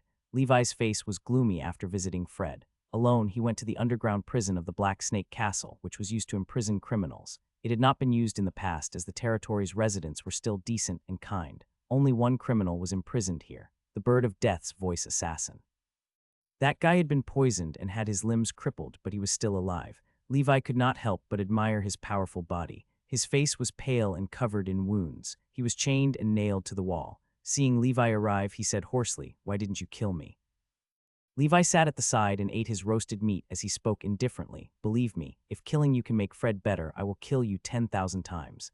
The burly man cursed, "You sure have big words, you despicable scoundrel who used poison. Didn't I learn this from you, scum?" Levi said, "I swear on the Heavenly Father that I, Iron Mountain, have been an assassin for many years, but I've never used poison.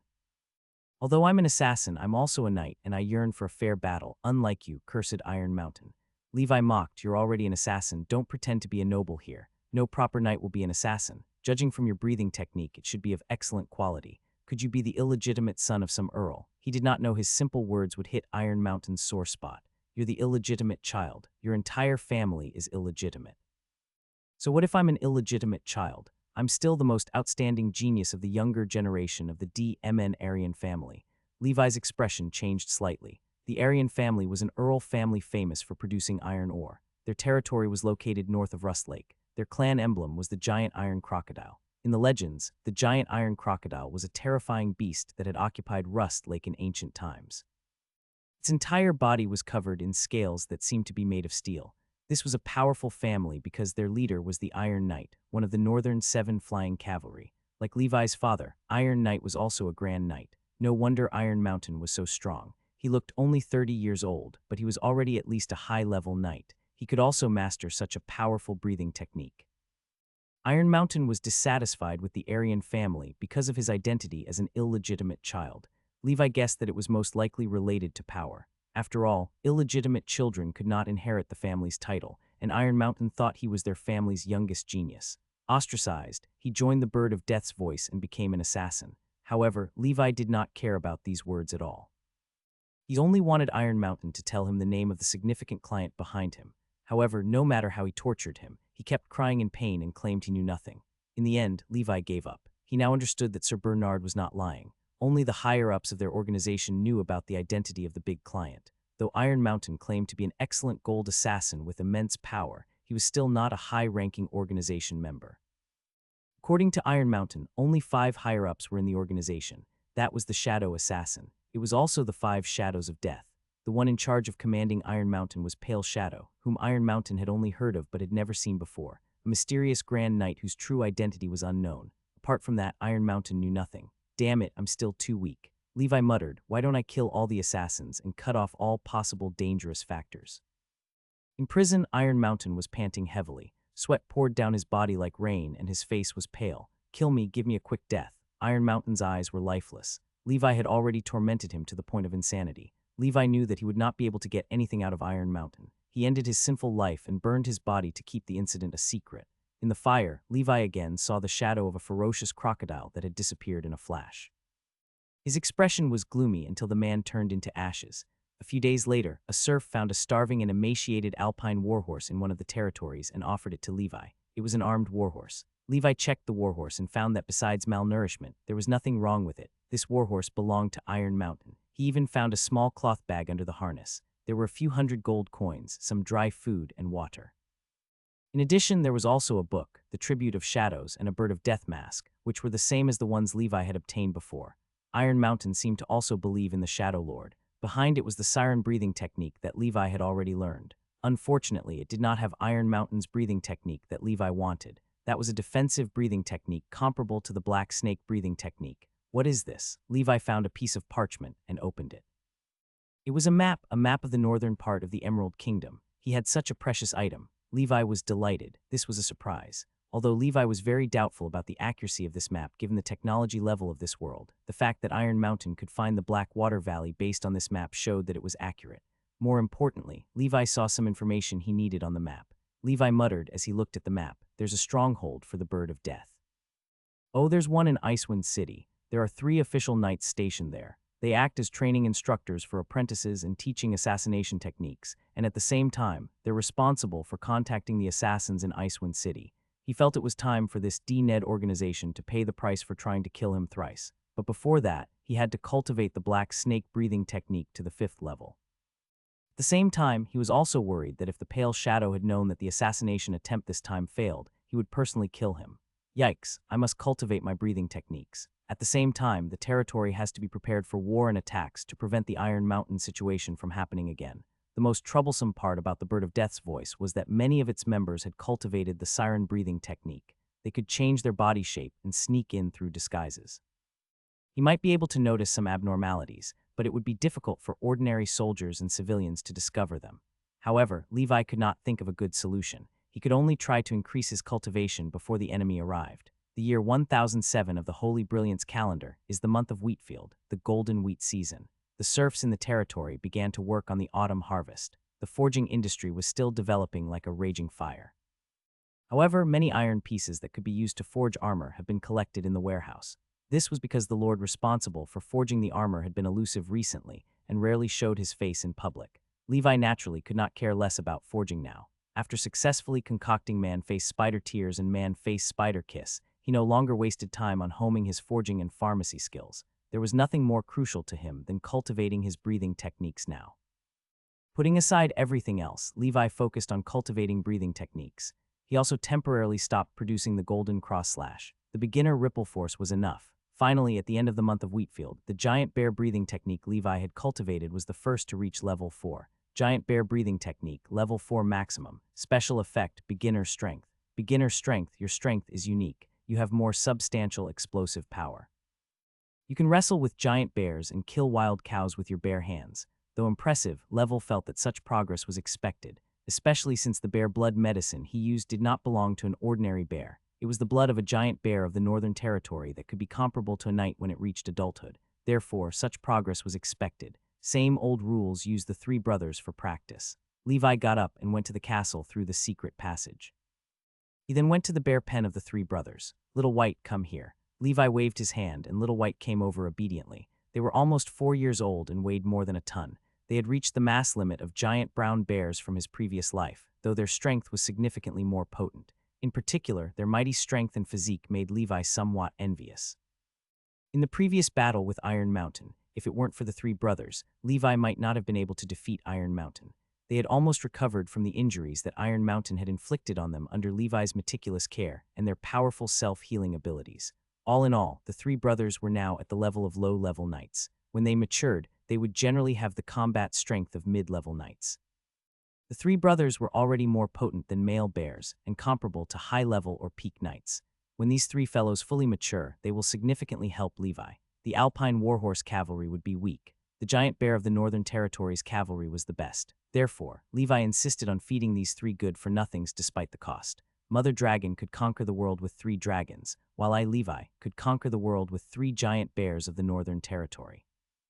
Little White bite this end of the rope. Then Levi threw a thick hemp rope to Little White. Little Fatty and Little Gray came over to watch. Little Fatty even still wanted to try, but Levi stopped it. "Wait a minute. If Little White can't beat me in a tug-of-war, you two can join," said Levi. This time, Little White was not happy. It was the giant bear of the Northern Territory. Although he was still a child, Levi had also not matured into adulthood.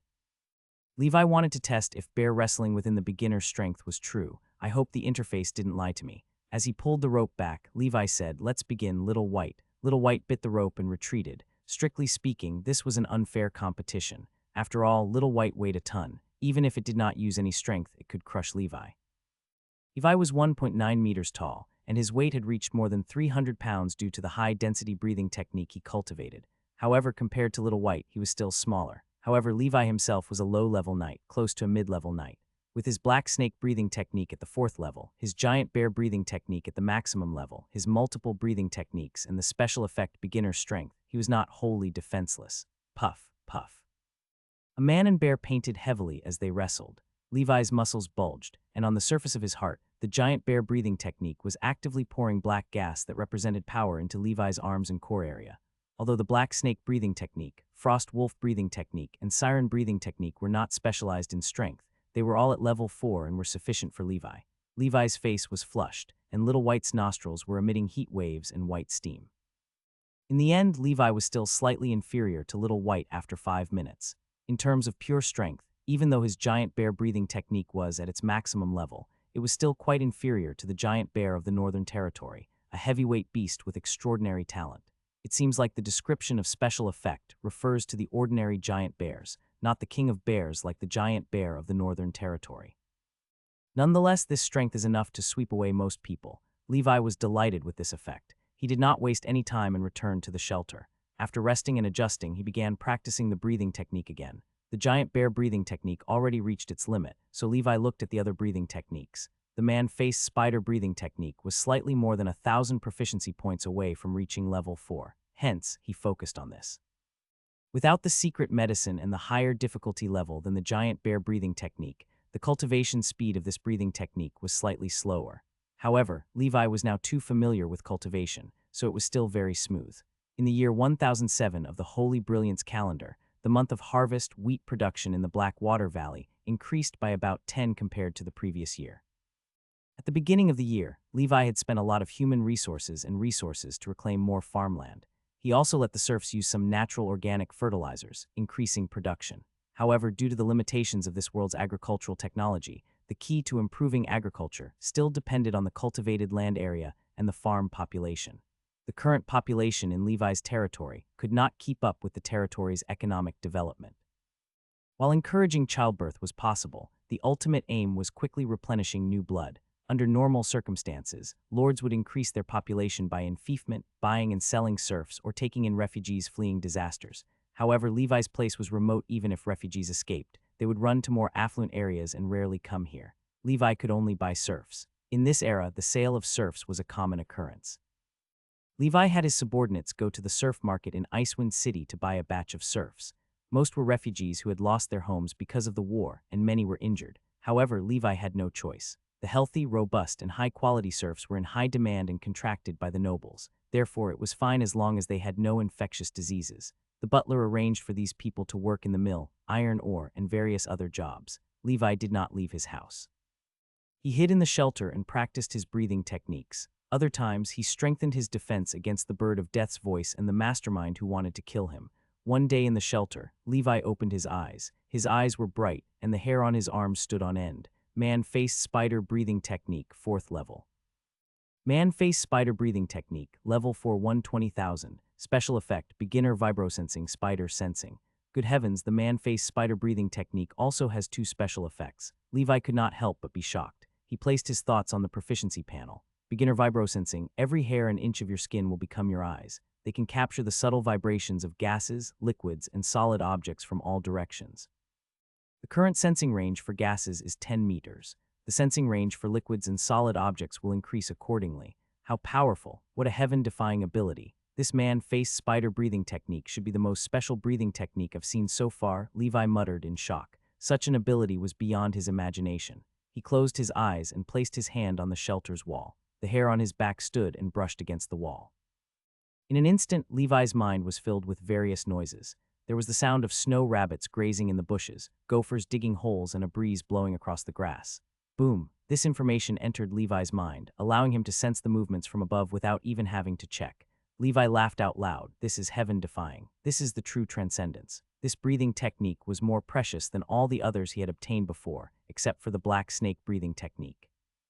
This special effect is too heaven-defying. The red spider knight was too weak. She did not have the strength to use this special effect. However, this special effect was given to Levi if he re-encountered Iron Mountain. He could easily predict and use his high speed to dodge Iron Mountain's attack based on the airflow fluctuations caused by his opponent's punches and movements. Too powerful. This is amazing. I can't believe this breathing technique belongs to me. Levi could not help but slap his thigh. Oh right, there's another special effect. Levi continued to look at the second special effect. Spider sensing. You have an intuitive sense of danger. This sense can alert you, help you avoid risk, turn misfortune into good luck, and avoid calamities. However, this sense is only general and not accurate. This special effect cannot be leveled up, but its accuracy will increase as your strength increases. Levi looked at the introduction of Spider Sense on the interface. My goodness, isn't this a superpower? Wasn't this similar to Spider-Man's Spider Sense? Of course, it could be a low-end version. Even so, Levi was still excited. The 2 special effects of the man-faced spider breathing technique were the kind he believed to be at the transcendent level, abilities that exceeded the imagination of ordinary people. Red Spider Knight did not deserve to possess such a powerful breathing technique. With these 2 heaven-defying special effects, Levi's strength increased drastically. As expected, cultivation should be inclusive. All techniques can be learned as long as one is determined. Levi was excited. Right now, I don't have any more breathing techniques. Next, I can consider auctioning off more bloodline breathing techniques at the Shining Auction. The quality doesn't need to be too high, just the shallot level is enough. After all, Levi's shallot breathing technique could be mastered in a few months, and he could master several in a year. As for non-bloodline breathing techniques, Levi did not consider them. They were too expensive and unnecessary. On the contrary, the bloodline breathing technique, which others thought was useless, was the most suitable. After upgrading the man-faced spider's breathing technique, Levi went to the bear pen to test his moves with the 3 brothers. Levi used earplugs to block his ears and a mask for his eyes to lose hearing and vision. Come, you 3 brothers, attack together, but be gentle. Levi was worried that he would not be familiar with it the first time and be accidentally injured by the 3 brothers.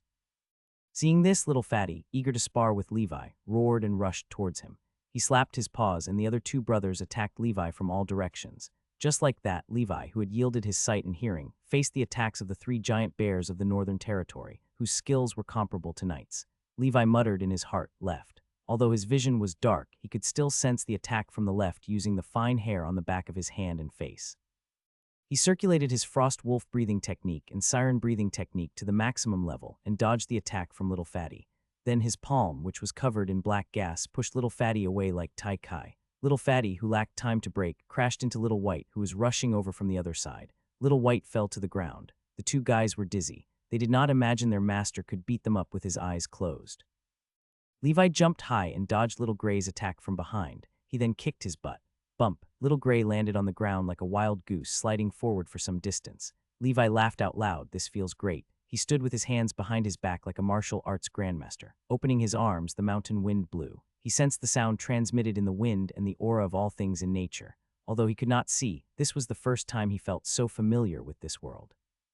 After bidding farewell to the three brothers, Levi stretched his muscles. Let's continue. The black snake breathing technique is slightly away from the 5th level. I'll get a rest once I've reached the 5th level. A disciplined life was highly fulfilling. After 3 assassinations, Levi could not take it anymore. All he wanted now was to become more powerful and take revenge quickly. He had to teach the bird of death's voice a lesson. The month of harvest passed quickly.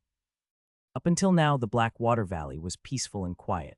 At the end of the month, the doctors also received good news. Sir Fred, who had been in a coma for several months, woke up. Levi stopped cultivating and came to Fred's side. After this severe injury, this knight seemed to have aged even more. In his early 50s, his black hair had already turned white, his lips were pale, and his vitality was declining even faster than an ordinary knight on the decline. Even though Levi had bought the sacred medicine from the church and saved Fred's life, he knew that Fred's strength as a mid-level knight was no longer present. Fred smiled bitterly. It's good that you're all right, young master. It's good that you're okay. Otherwise, I'm afraid I'll be chided by your father when I see him. Fred's rough palm held Levi's big hand, and he could not help but mutter, Fred, I'm very well. From now on, you only need to be responsible for recuperating. I hope that one day, you can accompany me to witness the rise of the black snake again and make our enemies pay for their sins.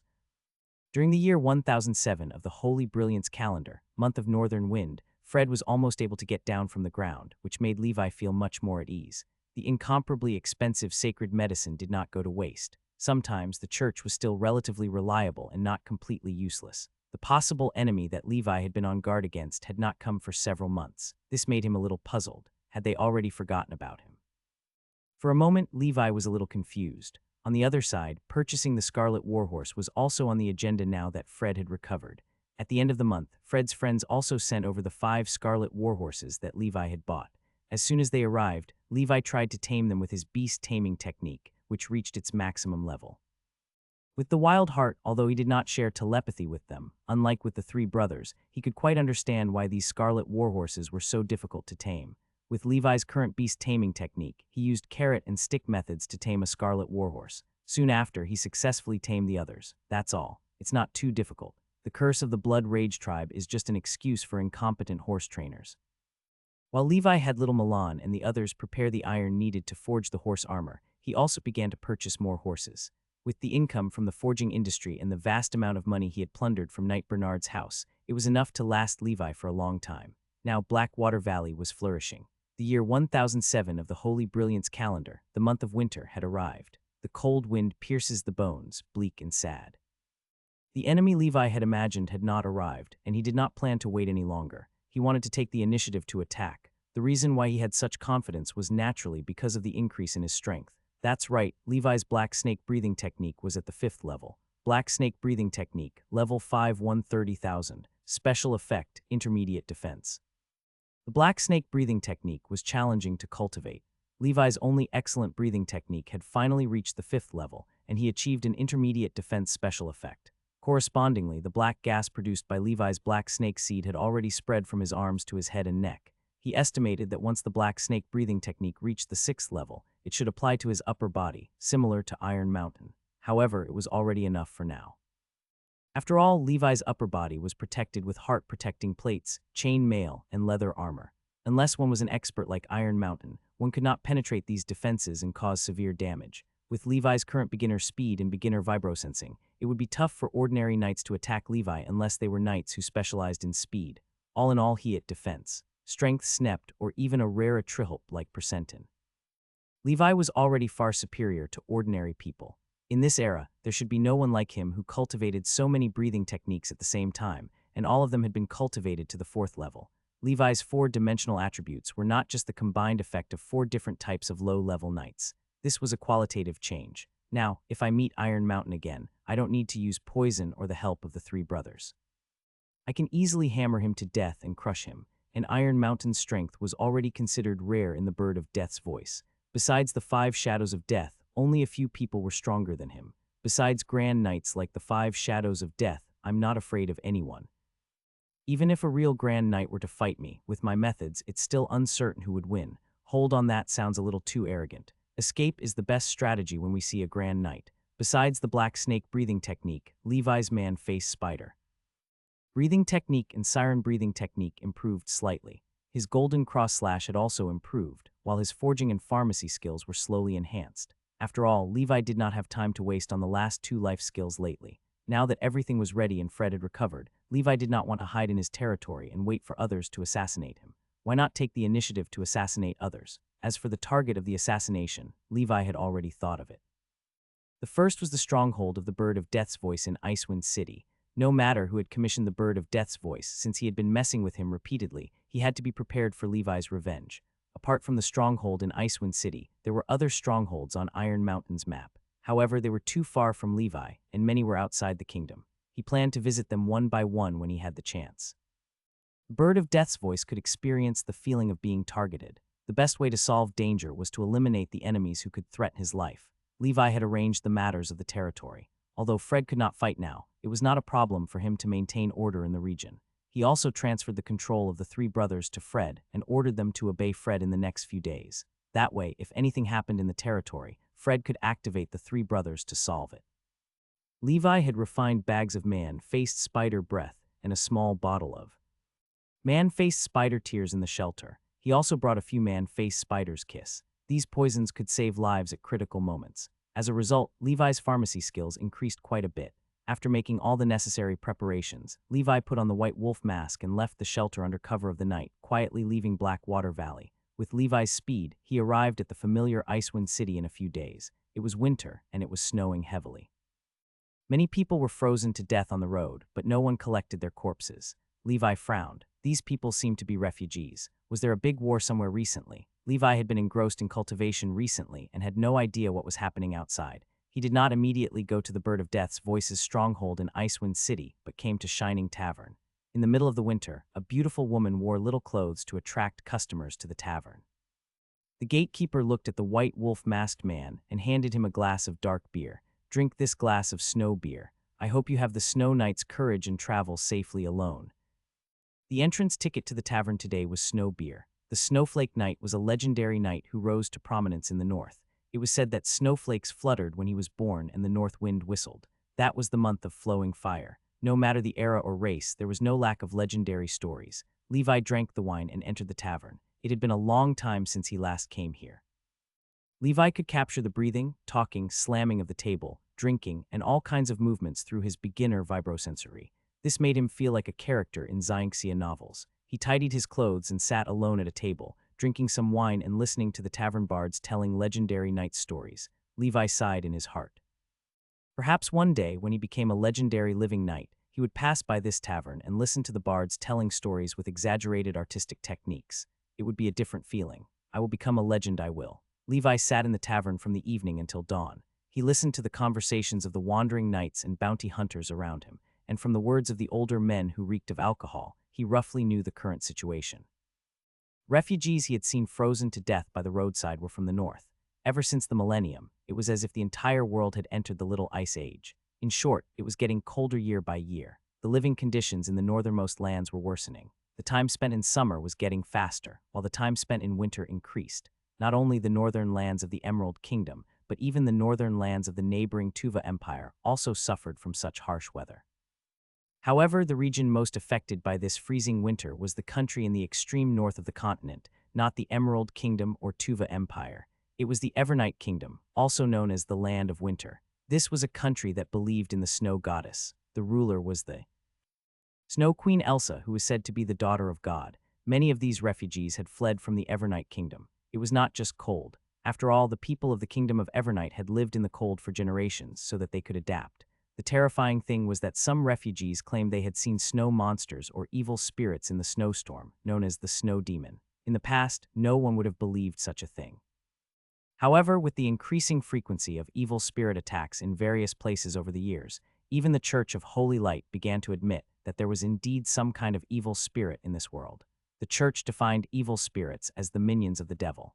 They were demons born from the 7 deadly sins of humans in the mortal world, and it was because the people of the kingdom were not loyal enough to the faith of Heavenly Father.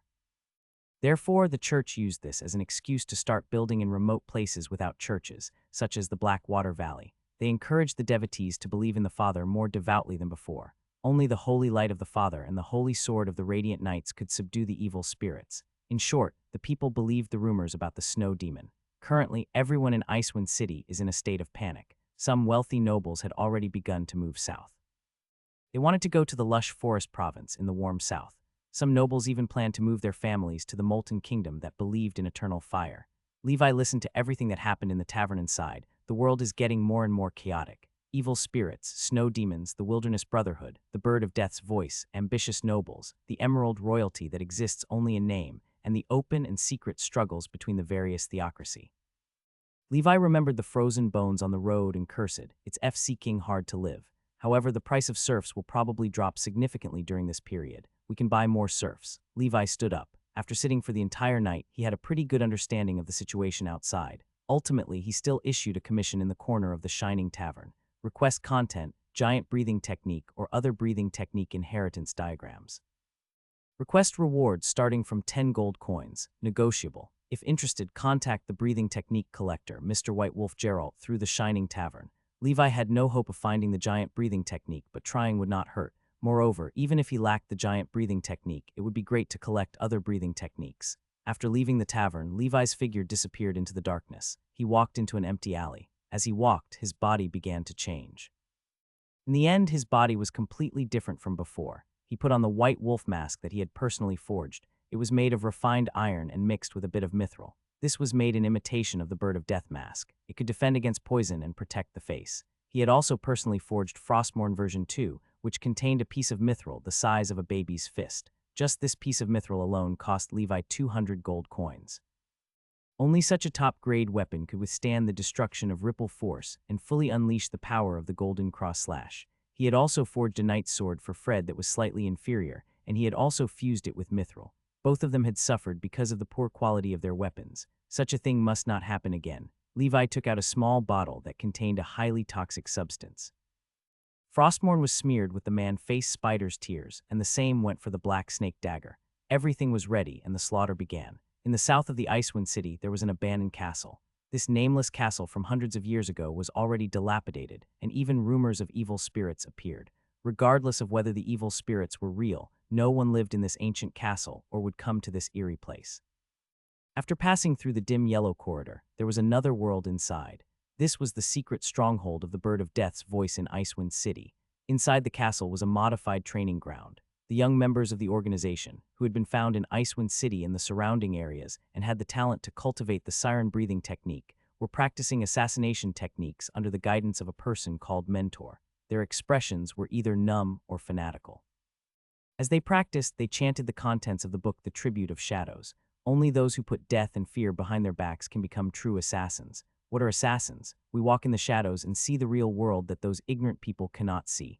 Light is just an illusion, a falsehood. Shadows and darkness are the true appearance of the universe. Only in this way can you become Shadow Lord's shadow servants after you die and live forever.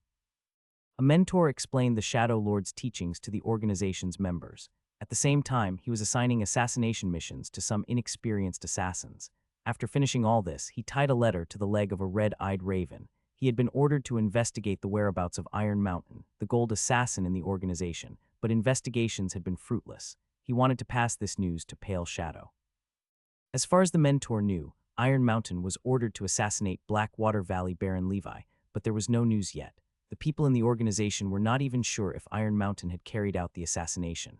After all, Iron Mountain was a disciple of a big family and a gold assassin. He had always done things his way. The mentor was more inclined to believe that Iron Mountain did not carry out the assassination mission. He had sent people to investigate, but everything in the Blackwater Valley was peaceful, and there was no sign of a dead lord. Moreover, the mentor believed that with Iron Mountain's high-level night realm and his proficiency in 2 breathing techniques, it should be impossible for him to fail if he were to carry out the assassination. If even Iron Mountain failed, then only the 5 shadows could succeed within the Bird of Death's voice. However, it had been many years since the 5 shadows had personally assassinated a junior. The mentor released the raven in his hand and wanted to send the investigation results to the Pale Shadow. The raven had just taken off when a loud explosion sounded. An arrow exploded its head, and a figure wearing a white wolf mask appeared at the end of the corridor. Behind him were the corpses of the 2 gatekeepers. The fearless white wolf descended. Bang, bang, bang, bang, bang. Levi shot 4 arrows in a row, directly piercing the hearts of his targets. Among the members of the organization who were practicing in the hall, 4 of them were caught off guard and had their heads blown off by Levi. A 100 accuracy and a max-level archery skill was terrifying. Looking at this bloody scene, everyone finally reacted. There's an attack, enemy attack, prepare for battle. How many people? When he's alone, what? Could it be a grand night? Then the next moment they received an unstoppable arrow. Some people started to hide behind cover, while others raised their shields. However, 2 people still died from the arrows. If he shoots, we shoot too. Whoosh, whoosh, whoosh, arrows flew towards Levi. Levi's body was like an elegant leopard cat, dodging most arrows. Most rookies here could not hit him with their mediocre skills, even if he did not move. The few arrows Levi did not manage to dodge could not break through his defenses. His torso and limbs were covered in high-quality chain mail and thick leather armor. White smoke rose from his arms and head like a dead knight reborn from the ashes. Under the iron-white wolf mask was a face as black as a demon god, and white smoke that was about 10 feet long came out of Levi's mouth and nose. He circulated his breathing techniques to the maximum level. He was swift and shuttled through the rain of arrows. As he ran, he shot arrows until he finished them. Among the members present, except for those who were highly skilled and had protection, all were killed or seriously injured by the arrows. The mentor was an official knight, but seeing this scene, he lost all his will to fight. He gave up the safety of his students and searched for a secret passage to escape. At the same time, 2 other mentors who had been cultivating rushed out. "Why are you running? The 3 of us will attack together." Immediately, the 3 official knights each took out their weapons. There were thin swords, daggers, and even the assassin meteor hammer. "Everyone attack! Shadow Lord is watching us." As they shouted, the surviving students picked up the weapons on the ground and rushed toward the figure. Then Levi shot the last arrow at them. The arrow did not hit anyone but the dome. In an instant, the powder on the arrowhead exploded. A pile of white powder fell from the sky and filled the hall. Cough, cough. "Chew, ha, chew, quicklime attack. Be careful, this isn't quicklime. It might be poisonous fog. Everyone hold your breath." Those with Bird of Death masks put them on, an experienced mentor said. On the other side, Levi had finished shooting his arrows. He pulled out Frostmourne. Ripple force activated. Kill, golden cross slash. The cross-shaped sword light tore through the void. The longsword was the first to strike a mentor holding a thin sword. Clang, ripples appeared in the air. The mentor's thin sword shattered. The fragments flew into his body, and he was in so much pain that he wanted to die. How could these mentors, who were only low-level knights, be a match for Levi, a mid-level knight with a 5A panel? Thrust, die, Levi roared. This cross-cut directly clipped the body of an official knight and his chain mail in half. His internal organs and intestines flew everywhere, and blood spurted out, spraying onto another mentor's face beside him. "Ah, no matter who you are, I'm going to kill you." The assassin wielding the meteor hammer smashed toward Levi from the front, while the other wielding the dagger attacked from behind. From both sides, more members of the organization were attacking. The hair on Levi's back stood on end. The long sword that he had been thrusting forward suddenly stabbed backward. With the beginner vibroperception, he could feel even the slightest movement of the air within a 10-meter radius, not to mention the other party's backstab. Tusk. Levi's Frostmourne pierced the mentor's stomach, and his intestines flowed out.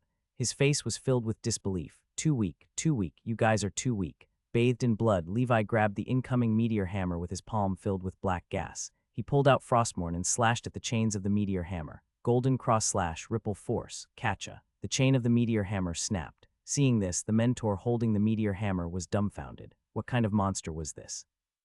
His speed, strength, and defense were all above his. That powerful reaction ability almost did not have any blind spots. And this terrifying sword skill. Levi sneered and threw the meteor hammer. Boom, the hammer blasted. It landed heavily on the mentor's chest. He was directly sent flying, and Levi did not show mercy. He casually killed 2 student assassins who overestimated themselves. Then, with a leap, he killed the last mentor.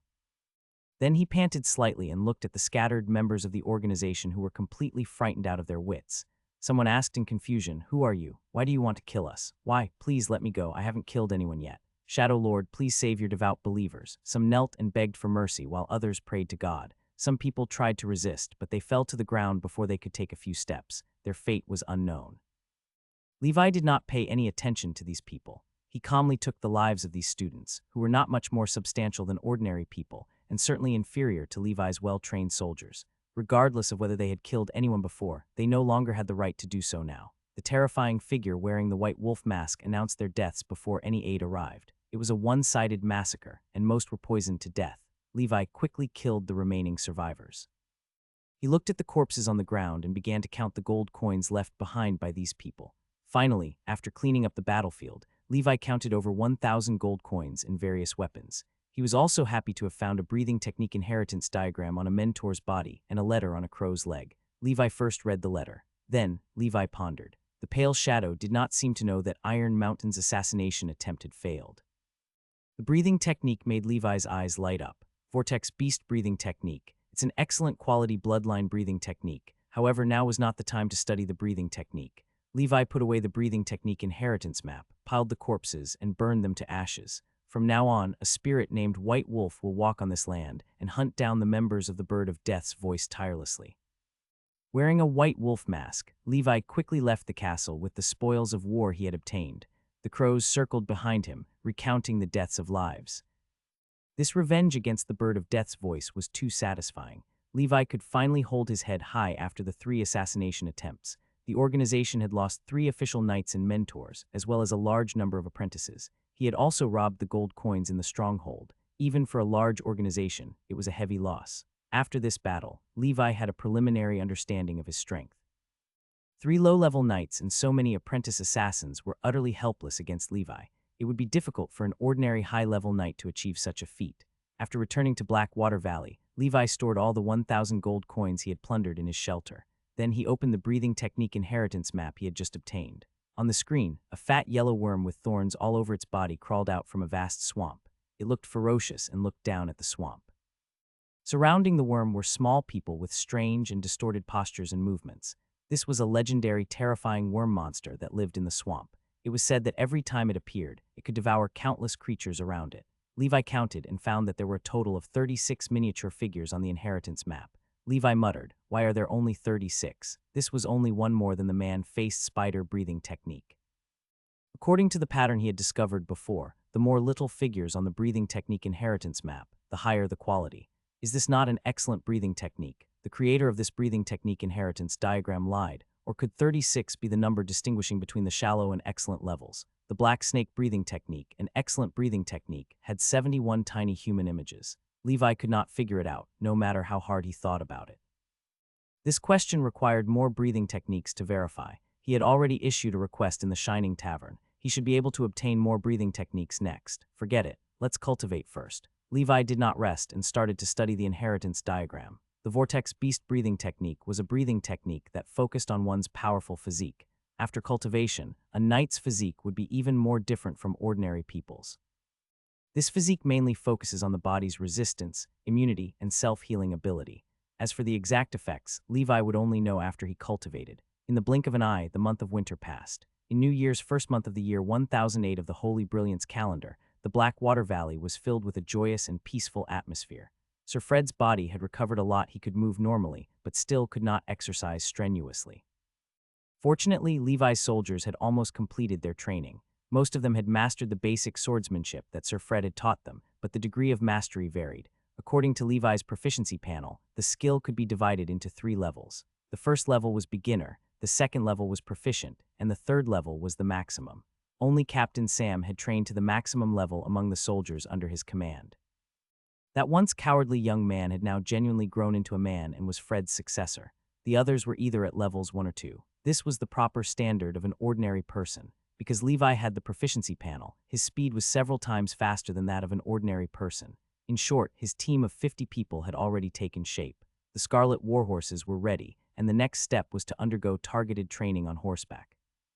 The horse armor forging also proceeded. After equipping his army with cavalry armor, Levi devoted himself to forging horse armor, aside from his daily breathing technique training. His forging proficiency increased rapidly day by day. As for the deal with the Wild Boar Knight, Levi paid little attention. After all, he had money now, so he had to prioritize the supply of weapons and equipment to his territory. He would discuss this matter after ensuring he had at least 50 fully armed cavalries. Due to the wind axe special effect, Levi's forging efficiency was extraordinarily high. The blacksmith apprentices completed most of the preparatory work for him, while Elve focused on achieving the last and most technical forging work. Therefore, not long after the month of vitality arrived, the last set of the 50 sets of horse armor was completed. Forging, level 4 19,912 plus level 5 maximum. Special effect fine grade certainty plus fine craftsmanship. Following the notification on the proficiency panel, Levi knew he had pushed his lifestyle skills to the limit. So level 5 is already the limit. I can be considered a blacksmith master. Levi looked at the proficiency panel. Unknowingly, he had already reached the same forging realm as the legendary blacksmith master, Flaming Hammer Hagrid Eamon. After all, it's a life skill. The proficiency panel confirms that the limit is just that. Levi opened his proficiency panel, forging level 5 maximum, special effect, fine craftsmanship, wind axe. Fine craftsmanship. Every item you forge represents the pinnacle of the current material level. Fine craftsmanship has replaced the initial fine grade certainty. The two special effects of a maximum level forging, one represents quality while the other represents efficiency. They complement each other perfectly. Levi was pleased as he stretched. Phew, one thing off my chest. I feel much more relaxed all of a sudden. Every time Levi reached a skill's maximum level, he felt a sense of accomplishment and relief. It was as though he was playing a game and unlocking one milestone after another. Only those who made outstanding achievements in the game could only feel this feeling. However, Levi did not enjoy freedom for too long. A few days later, after Levi had cultivated the Vortex Beast breathing technique, his proficiency panel showed this excellent breathing technique had reached level 1. Vortex Beast breathing technique, level 1000. Alright, that's another one. This is a happy worry. Levi smiled. After over a month, he finally mastered the bloodline breathing technique, which was even faster than the frost wolf breathing technique. This also confirmed Levi's theory. As he increased the number of breathing techniques he had mastered, the speed of his breathing technique mastery and cultivation would also increase. After practicing so many breathing techniques, Levi was highly familiar with these things. Taking advantage of his forging skills, Levi quickly used the scales of the earthly dragon beast and his iron rings mixed with mithril to make a set of armor for himself. The armor exuded a wild and untamed aura, which appeared extremely tough. Levi dyed the armor black, and the patterns of scales could be vaguely seen. When he wore it, the armor was much lighter and did not lack flexibility, unlike plate armor. The armor's defensive power was weaker than plate armor. In addition, unlike plate armor, this armor made of earthly dragon beast scales had a toughness that could significantly reduce the impact of blunt weapons. Let's call it dragon armor. Levi gave his armor a domineering name. I'll put on a fine iron chainmail layer on the innermost layer, then put on the dragon armor. On the outside, I'll put on a layer of thick leather armor sewn from the skin of the earthly dragon beast. In addition to my black gas defense, there will be 4 layers of layered armor. In the martial arts world, staked armor is the best. Levi wore his armor and waved Frostmourne, feeling like the world was beneath his feet. Levi also made a set for Fred. Fred was overwhelmed by the unexpected gift and tears streamed down his face. He had barely recovered some of his strength. Although it would be difficult for him to regain the strength of a mid-level knight, he still had the power of an ordinary knight. After all, he still had the life seed and a solid foundation. If Fred had worn such a suit of armor, Iron Mountain could not have seriously injured him. This was the price of not having good equipment. The remaining scales will be kept for the 3 brothers. I'll wait for them to grow and forge armor for them. Levi was in a good mood. Besides forging armor, Levi had also successfully developed a duplicate armor-breaking crossbow based on the one he had brought back. However, the most challenging part of the task was not the crossbow but the arrowhead. The arrowheads he forged with ordinary iron would not have the armor-piercing effect he wanted. After his research as a craftsman, he found that if he wanted to achieve a solid armor-piercing effect, he had to use an even rarer material when forging the arrowhead, luminant gold. Luminant gold was a rare metal that was even more precious than mithril. On the market, 0.5 kilograms of mithril was sold for about 100 gold coins, while 0.5 kilograms of luminant gold was sold for 200. Most importantly, mithril and luminant gold were rare metals and rarely circulated in the market. Previously, Levi had spent a lot of money to buy the mithril he needed to forge Frostmourne version 2. As a result, Levi abandoned the plan to mass-produce armor-breaking crossbow, but did not give up. In any case, even an ordinary iron arrowhead with an armor-breaking crossbow would have considerable power. Moreover, he still had 3 luminant gold arrowheads on hand. They were all picked up from the earthly dragon beast's body and were enough to be his trump card. By the time Levi was done forging, it was already the month of Germinal. It had been 3 months since he destroyed the Bird of Death's Voice's stronghold in Icewind City. The organization probably already knew about the destruction, but did not. ILLJs. No WNAT low UO next. In the shelter, Levi, who was practicing the vortex breathing technique, stood up. Some time ago, his vortex beast breathing technique had reached level 2. He felt that his physique had slightly strengthened, but there was a limit to its strength. For his current physique, the vortex beast breathing technique level 2 benefits were negligible. He must be at least at the 4th level if he wanted more apparent effects. He opened the proficiency panel. Vortex beast breathing technique, level 2, 1000. Without the secret medicine, it is slow to cultivate the breathing technique. Levi could not help but sigh. This vortex beast breathing technique was much more challenging to cultivate than the ones he developed in the past. The main reason for this was the lack of secret medicine for this breathing technique called the Turbolarian secret medicine. It required materials Levi had never heard of, such as the Turbolarian egg. He had sent people to the Jade Chamber of Commerce in Icewind City and consulted knowledgeable zoologists. However, no one had heard of it. Therefore, Levi had been cultivating this breathing technique himself. The effect was poor. He had only reached level 2 in 2 months. Such speed was considered godly for others, but not Levi. Practicing this breathing technique also took up much time for Levi's other skills, who knew how long it would take him to achieve the maximum level if this continued. I have to make a trip to Icewind City. Firstly, I have to check out news from the Bird of Death's voice. Next, I must see how my breathing technique bounty commission is going. Lastly, I have to make progress on the search for Turbolarian egg without this secret medicine. It would be a waste of time and impossible for me to push this excellent breathing technique to its limits. Continuing to waste precious time like this wasn't worth it. In the past 3 months of cultivation, besides the Vortex Beast breathing technique, Levi had also progressed in the other breathing techniques. However, he had mainly focused on the Black Snake and Vortex Beast breathing technique. The Man-Face Spider and Siren breathing technique had seen little progress. However, Levi estimated that in at most 2 to 3 months, his Siren breathing technique should be able to reach level 5, and the Man-Faced Spider should not be too far off. In short, in no time, his strength would usher in another wave of more significant improvement. After explaining to Fred, Levi wore the White Wolf mask and went to the Icewind City. He first went to the Shining Tavern to see if anyone had wanted to sell him breathing techniques during this period. There was someone when he asked the staff. He was overjoyed and asked the team to help him contact the seller. Levi found a private room and drank while waiting for the seller to arrive. While waiting, he listened to all kinds of conversations in the tavern. With the help of his beginner vibrosensing, Levi's hearing was extraordinary. He could hear many whispers in the private room. From the conversations of these customers, it seemed that the Evernight Kingdom in the far north was not doing well this winter. Nearly 10,000 people had lost their homes due to the cold and the so-called snow demon disaster. They became refugees and traveled south. Among them, most died on the way. There were too many problems like hunger, disease, robbery, wild beasts, and so on.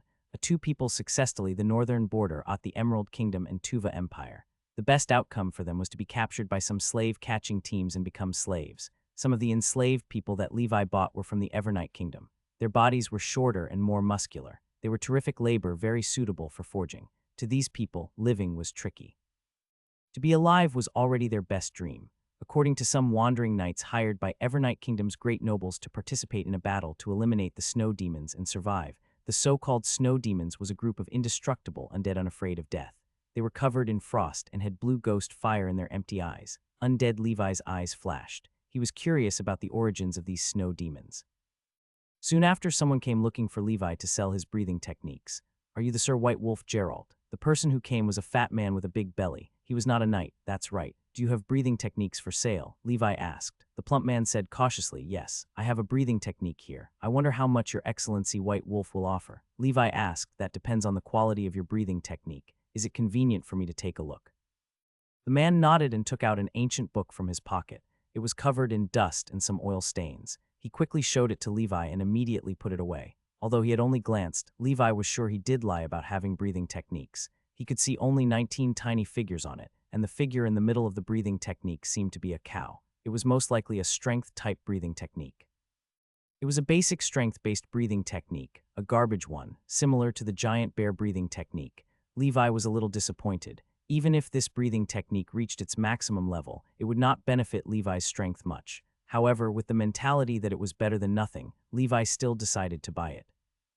Seeing Levi's sigh, the plump man seemed worried that Levi would not like his breathing technique, so he said, "Your Excellency Levi, this breathing technique is unique to the Minas family. It is precious. As a collector of breathing techniques, you should know about it. 20 gold coins," Levi said calmly. "Too low," he responded in a low voice. He could feel a terrifying aura from Levi, so he was terrified of Levi the moment he entered.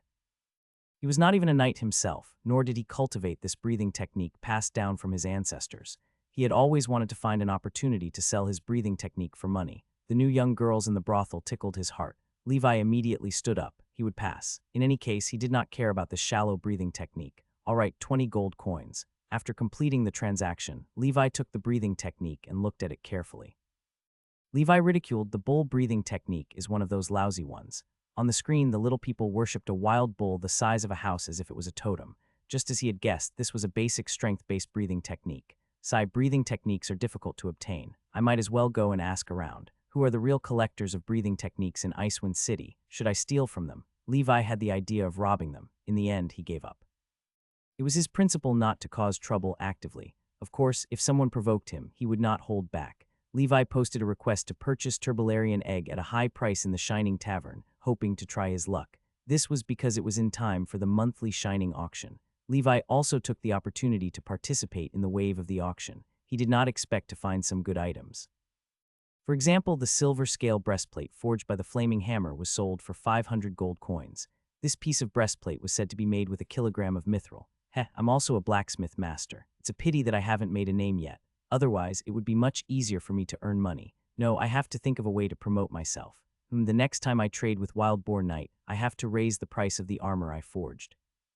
If he disagrees, I'll directly terminate the transaction with him. He's no longer of any use to me now. I could find a chance to get rid of him, destroy the Wild Boar gang, and take back old Toby, Levi muttered. He had endured this grudge for several years. In the auction, there was a shallow non-bloodline breathing technique, giant rhinoceros breathing technique. This was a strength-type breathing technique, and it was auctioned off at a sky-high price of 800 gold coins. Non-bloodline breathing techniques, even at the shallow level, were highly precious. Many aristocrats with ancestral bloodline breathing techniques would also fight to buy them. After all, they could be used by their subordinates to cultivate. It was the most suitable and inexpensive way to develop their forces, not to mention that some wealthy nobles did not possess bloodline breathing techniques. They were even more eager to get it.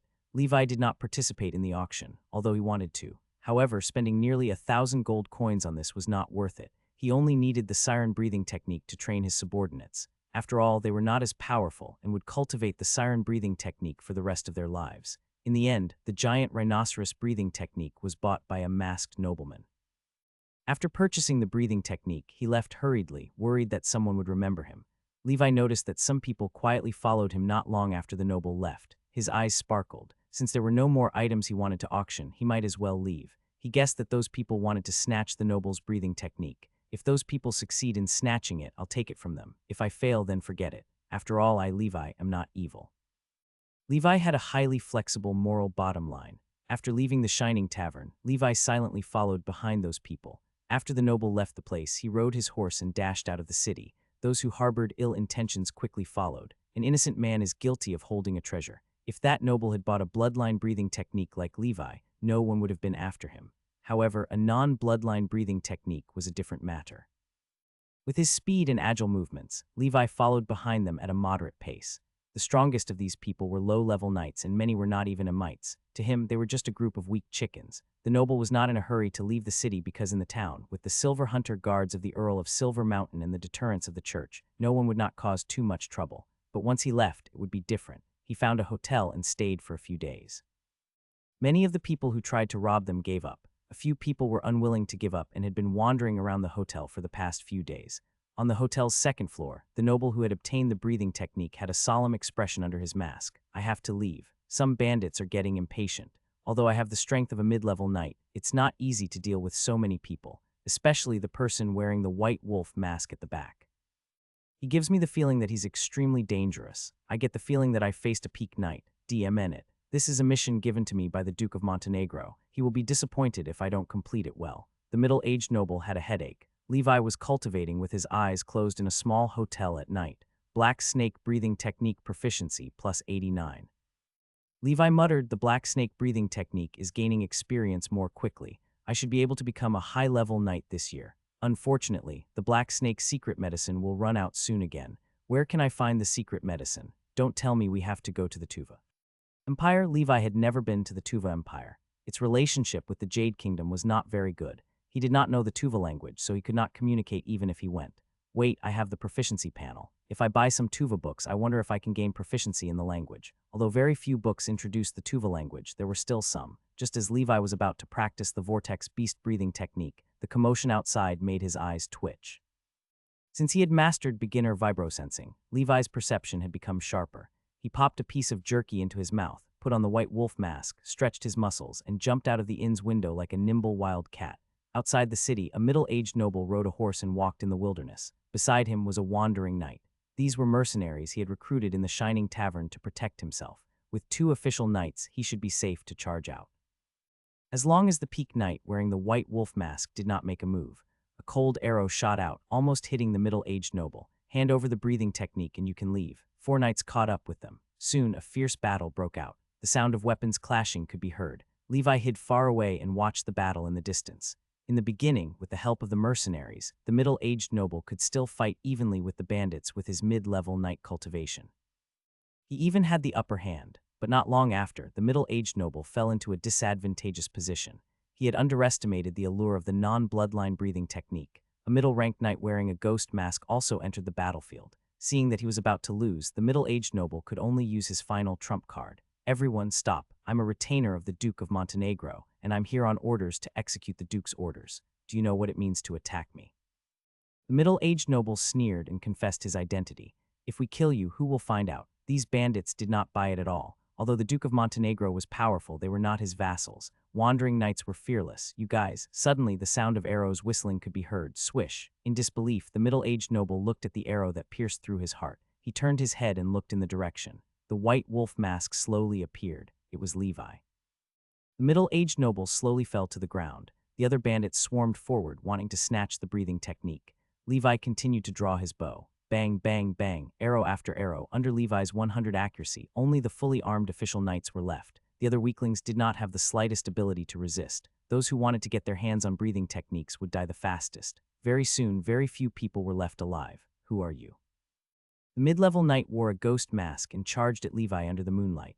Levi pulled out Frostmourne. Frost Wolf Seed, accelerate. Ripples broke through the void. Ripples slash. The giant bear exploded. Catcha. The opponent's long sword was sliced off, but Frostmourne's momentum did not decrease. It cut through the opponent's chain mail. Levi roared and cut the mid-level knight in half, a one-sided massacre. Soon, only Levi and the dying middle-aged noble were left alive. Are you the Duke of Montenegro's man? Levi asked. That's right. You dared to attack the retainer of the Duke of Montenegro. The middle-aged noble looked at Levi and said weakly. His heart had been dearest, and he had little time left. Puchai. Frostmourne pierced through his skull. Levi drew his sword. Yes, I've killed you. He quickly cleaned up the battlefield. He found the giant rhinoceros breathing technique he wanted on the noble's body.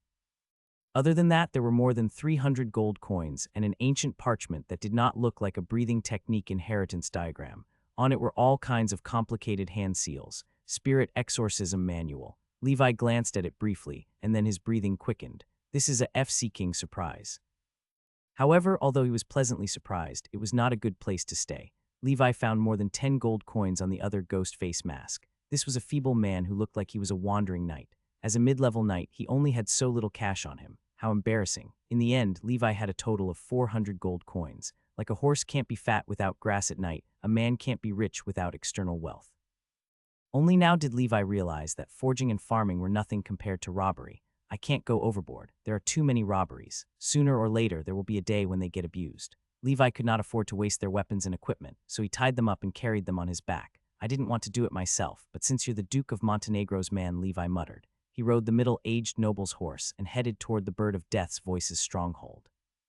He sneaked into the stronghold and found that it had been abandoned. Now there was no one inside. It was gloomy. I wonder what the Bird of Death's voice plans to do next. Are they sending out grand knights? Would they send an assassin at the level of the 5 shadows to assassinate me? Levi did not know. He avoided the darkness and rode away from Icewind City. The harvest, this time, far exceeded his expectations. He had only thought he could buy a breathing technique, but in the end, he received a surprise. Compared to this pleasant surprise, the giant rhinoceros breathing technique and the raging bull breathing technique were not worth mentioning.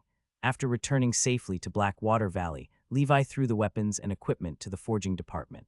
He could not wait to return to the shelter and study the soul exorcism manual. In the old manual, the words were written. When the people of this world live under the holy light of the Heavenly Father and enjoy the blessings of God, our family, however, is in the shadows, fighting against those terrifying existences that people only think of as legends. We have never stopped fish dance. Since the first year of the Holy Brilliance, the once distant dark wave has gradually returned. Unfortunately, only our 4 great families know the truth of this matter. The ancestors of our 4 great families once spoke to the church, hoping that the church would reveal the truth to the public, and begged the gods to let those people return to fight against the coming dark wave. However, the church treated our ancestors as the descendants of the fallen wizards who created panic. From then on, we could only live in darkness. However, I knew there would be a day when the surging dark wave would sweep across this continent, and the multidimensional plane would overlap with our world. The terrifying existences from other planes that terrified the church and the gods would make a comeback. The world had the right to know the truth. The church could not hide the fact forever. When more people realized the evil spirit existed, the church would regret its actions. And the ones who could save all of this were not the gods trapped in the astral world, nor were they the churches who did nothing and chased after fame and fortune. The group of people had been forced to exile themselves to the realm of the unbelievers before the first year of holy brilliance, the wizards. I'm Winchester, the last spirit exorcist of the Winchester family, and my good friend Dean Constantine, the previous exorcist of the Constantine family, were unfortunately trapped here when we joined forces to kill an item of the mana tide from another dimension. My good friend has passed away, and I know my days are numbered. Before we set off, our descendants were still in their infancy. I inherited my old friend's last wish. I passed down my lifelong cultivation and comprehension of the four seals, the seal of flame and the seal of hell of the Constantine family, as well as the seal of protection and the seal of dragon might of the Winchester family. If you can pick it up, please give it to anyone with the Winchester or Constantine surnames. You will receive wealth beyond your imagination. Otherwise, this item is no more than a waste to you. Remember, from Mon Winchester, year 864 of Holy Brilliance calendar, month of warmth. Levi quietly read the contents of the diary word by word. The amount of information on this small piece of parchment was enormous. First of all, this doesn't seem to be the wizard inheritance that I imagined, but the inheritance of some wizard's bloodline descendants. What was recorded in this manual were not spells but seals. It was an ability that could be activated by the bloodline and spell casting materials of the bloodline descendants without the need to construct a spell model through meditation.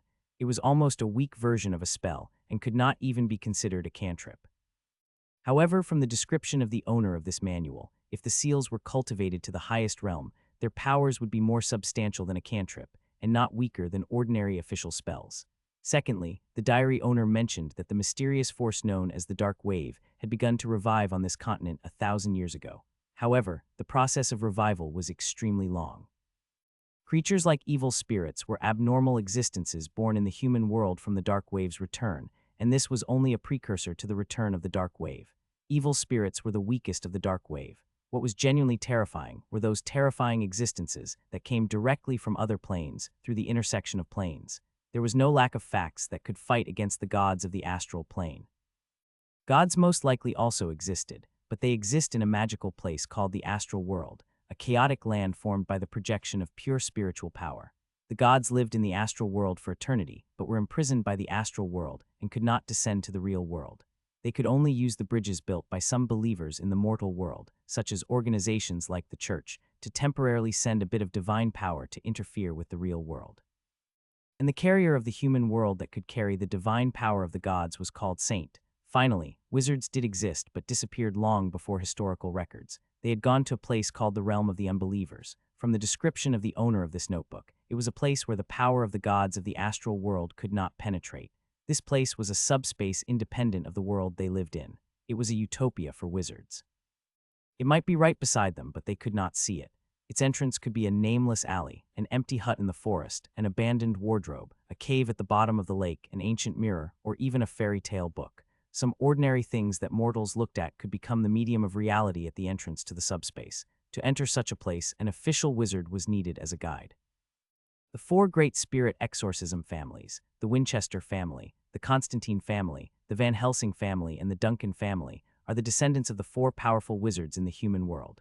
They are responsible for clearing out some of the demon waves in the mortal world, such as evil spirits. They are also responsible for finding some mortals with wizard qualifications in the human world and contacting official wizards in the realm of the unbelievers to take them away. Unfortunately, the monster killer, Duncan family, and the blood kindred killer, Van Helsing family, had completely disappeared 500 years ago, and there was no news. As for the spirit exorcist, Winchester family, and the exorcist Constantine family, it was unknown if they still had descendants, Levi muttered. The road ahead was now relatively straightforward. Looking directly for those mysterious wizards, such as Witch Gulwig and Ms. Rowland, was impossible. The only ones that were relatively easy to find were the descendants of the four great families. The last inheritors of the Winchester and Constantine families had appeared more than 100 years ago. Levi felt that the possibility of their descendants still alive was relatively high. Finally, after confirming his direction, Levi was in a good mood. He turned his attention to the manual that recorded the cultivation methods of the four seals. Since the proficiency panel can ignore the bloodline curse of knights and learn bloodline breathing techniques, there should be no problem cultivating these seals, right? Until now, Levi had practiced so many bloodline breathing techniques and had been fine. If there were signs of the opposite, he would immediately stop cultivating. Everything was normal until now. It should be the hidden function of the proficiency panel. Levi planned to master all the seals on the book before giving it to the descendants of the Winchester or Constantine family. Of the 4 great seals, the Constantine family had the Seal of Flames and the Seal of Hell. The Seal of Flame could shoot out a scorching flame from the palm. The strength of the flame flow was related to 2 factors. One was the density of one's lineage. The thicker the lineage, the stronger the flames. The Constantine family's bloodline had gradually thinned over the generations, so the power of the fire had decreased with each age. They tried to avoid this by marrying close relatives until a group of deformed children were born. The family accepted the fact that it could not be changed. Another factor that determined the strength of the flame was the depth of one's cultivation. The higher the cultivation level, the more ether power could be mobilized through the seal, and the stronger the flame flow. In essence, the seal was a weaker version of a spell. The Seal of Flames was a low-level version of the first ring spell, Burning Palm. Meanwhile, the Seal of Hell was a low-level version of the first ring spell, Undead Summoning.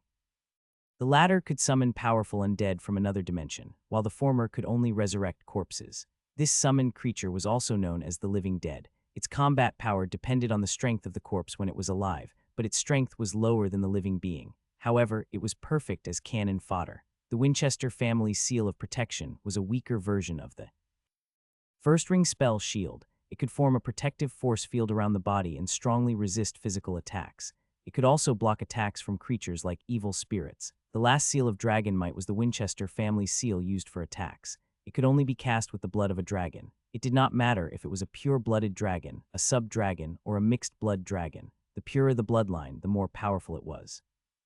However, the Winchester family usually used the blood of earthly dragon beasts, which were not considered mixed-blood dragons.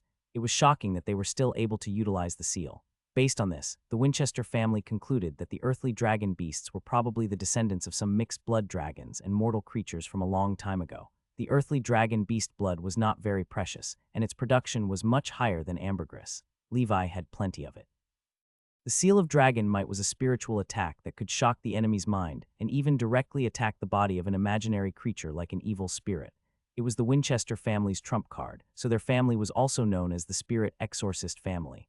Other than the Constantine family, the 4 great families had their specialties: evil spirits, monsters, and vampires. The Constantine family was more versatile and could participate in anything. Flame Flow, Hell Protection, Dragon's Might. Which one should I learn first? Levi muttered. Forget it, I'll learn them all. Then I'll focus on whichever casting material is easier to collect. Levi immediately started to study hand gestures and cultivation techniques for seals. It's a pity that there's no meditation technique in the Spirit Exorcism manual. If there was, I might be able to try practicing meditation techniques first to prepare to become a wizard. Although Levi had yet to become a wizard, from the various information he had collected and the descriptions in the Spirit Exorcism manual, the 3 main foundations of wizard cultivation were meditation, which could train a wizard's spiritual power, and ether power, which was the source of energy for wizards to cast spells. Casting materials were the medium for wizards to cast spells. Not all seals needed casting materials. The third was the spell model, the foundation for mastering spells. The CPU processor transformed the power of ether into various spells. However, Levi was already delighted to be able to obtain the seal. He immediately began to study the hand gestures of the 4 great hand seals. From the initial awkwardness to the slight familiarity, Levi gradually understood everything. The knowledge regarding cultivating the 4 great seals was imprinted into his mind as time passed. Levi cultivated without rest or food. It was only when he was awakened by hunger that he realized that he had unknowingly been immersed in the cultivation of the seal for an entire day. He opened the proficiency panel, but there was not a single seal that he had learned yet. Looks like it's not enough. Perhaps, if I want to record it on the proficiency panel, I must use the casting materials and complete a successful casting. Otherwise, no matter how familiar I am with the hand seal, it won't be a successful casting, Levi muttered. He stood up and stretched his muscles. He planned to get his subordinates to collect the casting materials for him. So far, among the casting materials of the 4 great seals, from Levi's current perspective, he felt that the only one that could be collected was the Seal of Flames. Sulfur powder, a charcoal powder made from black dragon wood, and bone ash from a 100-year-old tomb. Magic gunpowder from another world. Levi found it a little funny. Gunpowder technology had not been invented, perhaps because saltpeter had not been discovered and refined yet. Levi had embarrassed the transmigrators by making explosives a necessary skill for transmigrators. As for the Seal of Draconic Might, apart from the earthly dragon beast's blood, it also required something called evil spirit dust, which was the powder left behind by dead evil spirits. The problem was that Levi had never seen an evil spirit other than Naiad. Whether he could defeat it was still a question, even if he encountered one. He could not obtain the evil spirit dust. If I could kill evil spirits with my bare hands, why would I need the seal of dragon might? Levi was speechless. The seal of hell required the core of the undead. Only undead creatures could produce. Levi had never heard of undead creatures before, though he had an idea. The snow demon appeared in the Evernight Kingdom in the far north. From the descriptions of the wandering knights lucky enough to return, the snow demon was most likely an undead creature. The seal of protection that Levi, a fan of the stacked armor style, wanted the most required pyroxene, a material similar to mithril and luminant gold, both products of meteorites from outer space. However, pyroxene was rarer than the two, so Levi had never heard of it. Without any materials, Levi could only temporarily put aside the seals and continue cultivating breathing techniques. A few days later, the materials for the seal of flames were finally ready, and Levi could finally try casting it. Levi followed the recipe in the manual and completed the matching of the casting materials. Then he put on the special iron gloves he had made, grabbed a small handful of casting materials, and placed them in his palm. Then the hand seals changed, and Levi's hand seals were completed. He softly chanted the corresponding incantation and struck out with his palm. Psst, the casting materials were scattered all over the ground. Levi did not even see a spark, let alone a stream of flames. Can I wear gloves, but what if I accidentally burn myself? Levi did not know if the seal would affect the caster, so he hesitated momentarily. Then I'll try wrapping my palm with black gas. Next, Levi's palm was filled with black snake energy. Now that Levi was a mid-level knight, the thickness of the black energy was different from before. It was common for him to snatch a white blade with his bare hands. Then Levi made another hand seal and chanted the incantation again. The next moment there was a hiss. It was as if he had ignited the fuse of gunpowder. Levi could vaguely feel a power from heaven and earth pouring into his head, arm, and then through his palm, causing the casting materials to burn and spurt out instantly. A foot-long stream of flame shot out from Levi's palm, emitting a red light like an electric welding machine. Moreover, Levi could feel that even if he did not use the black gas to protect his palm, the high temperature of the flames would not hurt his palm. Soon, the flame was extinguished. There was still a hint of warmth in the air. It's a success. From today onwards, I can be considered half a wizard. He quickly opened the proficiency panel. Sure enough, as he saw, a new skill appeared on the proficiency panel. Seal of Flame, level 1000. Ha ha ha ha, Levi laughed loudly. As expected, the proficiency panel showed that he could even cultivate seals that required the bloodline of a wizard. Next to work on is the seal's proficiency level. The casting materials required for the Seal of Flames are not expensive. I'll set a small goal, to cultivate the seal to level 3 by the end of the year. Levi used the Seal of Flame to spray a stream of flames that swept across the ground, charring it black. The power of these flames was still extreme, but Levi's current attack range was too small and the duration was too short. Unless it was close combat, it was tough to hurt people. Moreover, according to the manual, the Seal of Flame sped out 5 types of flames. The temperatures ranged from low to high. There were orange-red flames, yellow-white flames, azure-blue flames, purple flames, and colorless flames, which were of the highest realm. It was rumored that if one reached the realm of colorless flames, the power of the Seal of Flame was not inferior to that of an official wizard using the first ring spell Burning Palm. Levi practiced the Seal of Flames happily. He did not feel the pinch since the materials were easy to get. Levi's men had been robbing tombs for quite some time to obtain bone ash that was more than 100 years old. As for the casting materials for the other 3 seals, Levi had issued a commission in the Shining Tavern under different identities. Although he knew there was a high chance he would not get them, what if he got lucky? Blackwater Valley's cavalry construction was also full swing on the territory. The cavalry trained in a valley basin that Levi had carefully chosen to avoid being discovered by potential enemies. It was located in the hinterland of the Montenegro mountain range and was rarely visited by humans. The forging industry in the territory was also flourishing. To feed so many cavalrymen, the daily expenses were not small. As the saying goes, soldiers are trained for 1,000 days and employed momentarily. This was unavoidable. As for diplomacy, 2 of Levi's neighbors, Silver Fox Baron of Silver Moon Territory, seemed to be doing a lot of construction within their territory. Moreover, they were very close to the church and had already become their vassal force. On the day of the official opening, Levi sent someone to send a congratulatory gift to Abraham. This made Abraham very happy and gave Levi a holy light blessing. Levi sneered in his heart. Although his current strength was not enough to resist the church, it was still easy for him to find an opportunity to kill Abraham and his knight Glimmer without anyone noticing. However, he had not done so yet.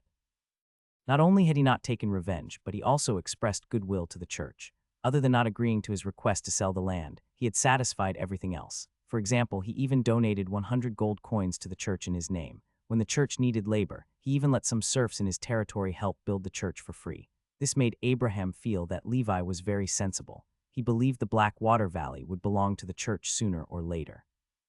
He wanted to obtain the Blackwater Valley so much because he had received a treasure map by chance. The treasure map showed that the treasure was in the Blackwater Valley. After reading the historical records, he found that the Blackwater Valley was the former Mellon family's fief, so the treasure map must be the Mellon family's treasure map.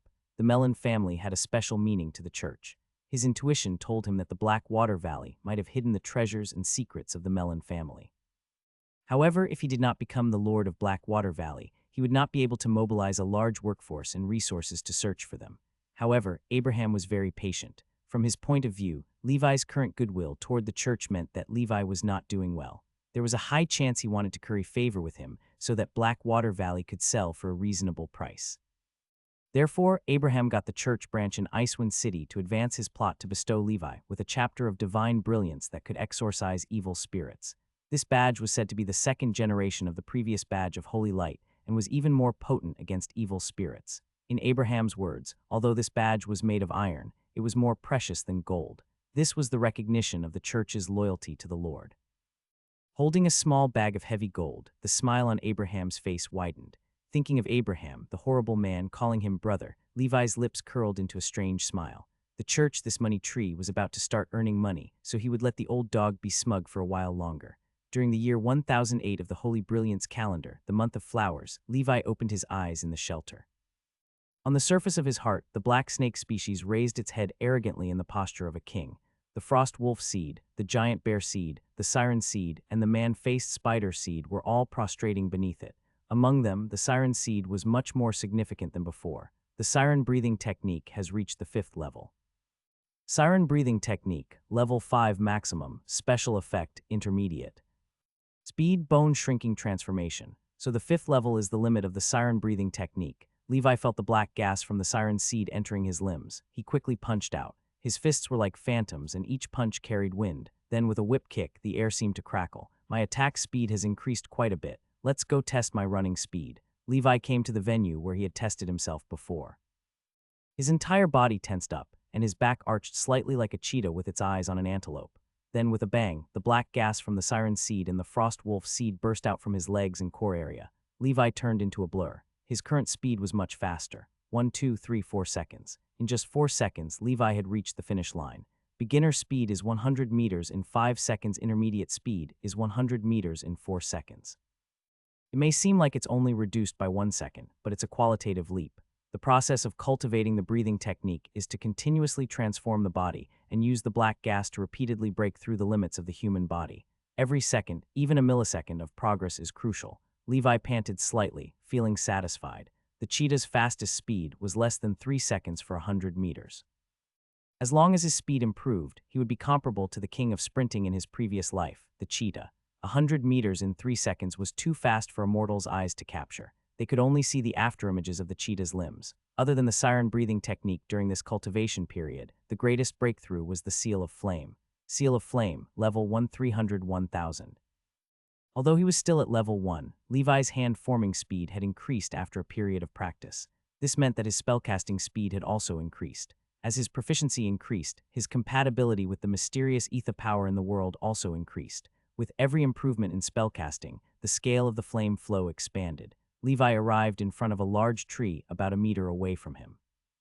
Then he slapped his palm in the air and a flame stream about a meter long gushed out like lava. The high temperature exploded. Boom, half of the thick tree trunk was charred in the next moment. Levi turned it into ashes with a touch. The air was filled with the smell of sulfur. Levi blew out the white smoke in his palm. If the people from the church had discovered my attack, they would have thought I was a wizard. Therefore, this is my trump card. I can't let anyone know about it.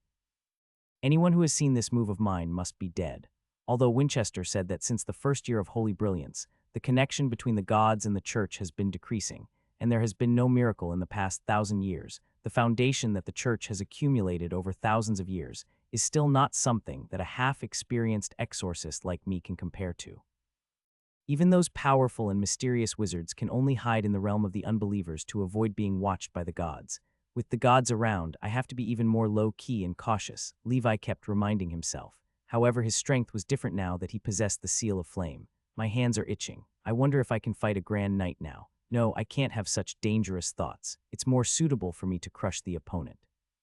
Before the Duke of Montenegro and the Bird of Death's voice find trouble with me, I'll continue to develop quietly. It won't be too late to settle the score when I become a grand knight. It had been more than 8 years since the 1000th year of the Holy Brilliance calendar. He had also grown from a 10-year-old child to an 18-year-old adult. After reaching 1.9 meters tall, he grew very slowly. Although his body size was wildly exaggerated, many strength-type knights were even more outsized than him. The Black Snake's secret medicine is almost gone. I've only reached 1/3 of the 5th level, and I must worry about ambergris again. Levi opened his proficiency panel. Black Snake Breathing Technique, Level 58123 30,000, Special Effect, Vortex Beast Breathing Technique, Level 2 1000 5000 Giant Rhinoceros Breathing Technique, Level 310 11 10,000 Raging Bull Breathing Technique, Level 332 33 10,000. Man-Face Spider Breathing Technique, Level 4 12,333 20,000, Special Effect Beginner Vibrosensing Spider Sensing. Siren Breathing Technique, Level 5 Maximum, Special Effect Intermediate Speed Bone Shrinking Transformation. Giant Bear Breathing Technique, Level 4 Maximum, Special Effect Beginner Strength. Frost Wolf Breathing Technique, Level 4 Limit, Special Effect Beginner. I have 8 types of breathing techniques, Levi could not help but exclaim. Suddenly, he noticed a new option in the special effects section of the Frost Wolf breathing technique. With a thought, he clicked on the option Can be fused. Do you wish to merge the Frost Wolf breathing technique into the Siren breathing technique? After merging, Frost Wolf breathing technique will disappear, while Siren breathing technique's quality will increase slightly. When its quality reaches a certain level, Siren breathing technique will break through its limit. Note, the current fusion is limited to the fusion of the same type of skill. Note, the fusion will consume a certain amount of mental and physical strength. Please ensure that the fusion is done safely.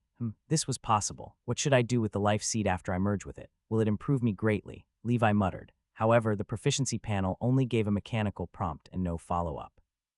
Forget it, I'll give it a try. This Frost Wolf breathing technique is too trashy, and its special effects overlap with Sirens. Let's fuse them. After Levi prepared all kinds of food and water, he began the fusion in the shelter. At the same time, Levi noticed something. The Frost Wolf seed and Siren seed in his heart started to move. Like a world-destroying demon, the Siren seed waved its 8 twisting tentacles wildly, tightly binding the Frost Wolf seed. The Frost Wolf's body kept shrinking. Ultimately, the Frost Wolf disappeared in an extremely unwilling and aggrieved mood. The Siren seed stretched its tentacles comfortably, looking satisfied after eating its fill. It also became fearless when facing the man-faced spiders it had been afraid of. However, the Siren seed prostrated before the Black Snake seed circling high above. It recognized its status in the family. I feel like these life seeds are alive, Levi said. He opened the proficiency panel again, and the Frost Wolf breathing technique had disappeared. The Siren breathing technique had also changed. Siren breathing technique, level 5 maximum, breakthrough available, current progress 1-3, special effect, intermediate speed, bone shrinking transformation. A Frost Wolf breathing technique at the limit of the 4th level can only increase the breakthrough progress by 1 point. In other words, I still need 2 speed-type breathing techniques at the limit of the 4th level to break the limit. That's so cunning, Levi could not help but curse. DMN, the proficiency panel. In his previous life, he had completely understood the tricks of some pay to win online games. According to the nature of the system, as the quality of the breathing technique becomes higher and higher in the future, the number of powerful breathing techniques needed to break the limit will also increase. At the moment, it was not very useful. However, this would be very useful if Levi needed to break through the restrictions and upgrade to perfect or legendary breathing techniques. After all, perfect and legendary breathing techniques could only be encountered by luck. Levi did not expect to obtain them at all. However, he could collect a large number of shallow and excellent grades. As long as he learned enough breathing techniques, he would eventually be able to master them. Then he could create a legendary breathing technique himself, perhaps even beyond legendary. During this period, Levi's other breathing techniques also improved, especially the newly acquired Giant Rhinoceros breathing technique and Raging Bull breathing technique, both of which were at the 3rd level. Of the 2 breathing techniques, the Raging Bull breathing technique and the Giant Bear breathing technique were about the same. According to Levi's judgment, based on the diagram, he could only cultivate it to the 4th level. As for the Giant Rhinoceros breathing technique, which was a non-bloodline breathing technique, it had 24 tiny figures on it. According to Levi's speculation, it should be able to be cultivated to the 5th level, which was about the same level as the siren breathing technique. The vortex beast breathing technique was the slowest progress, which had only broken through to the 2nd level. Even the most trashy breathing technique of such excellent quality was far more complicated than Frost Wolf and Giant Bear. Of course, the most important reason was that he lacked the Turbolarian secret medicine. Levi had to simultaneously take care of the Black Snake, Vortex Beast, Man-Face Spider, Giant Rhinoceros, Raging Bull breathing techniques, and Golden Cross Slash. He was swamped. As for the Seal of Flames, he would only gather enough casting materials and focus on them then. He was less concerned about cultivating seals. Although it was tiring to live like this, the increase in strength brought by each breakthrough and the breaking of the limits of the human body made Levi genuinely intoxicated.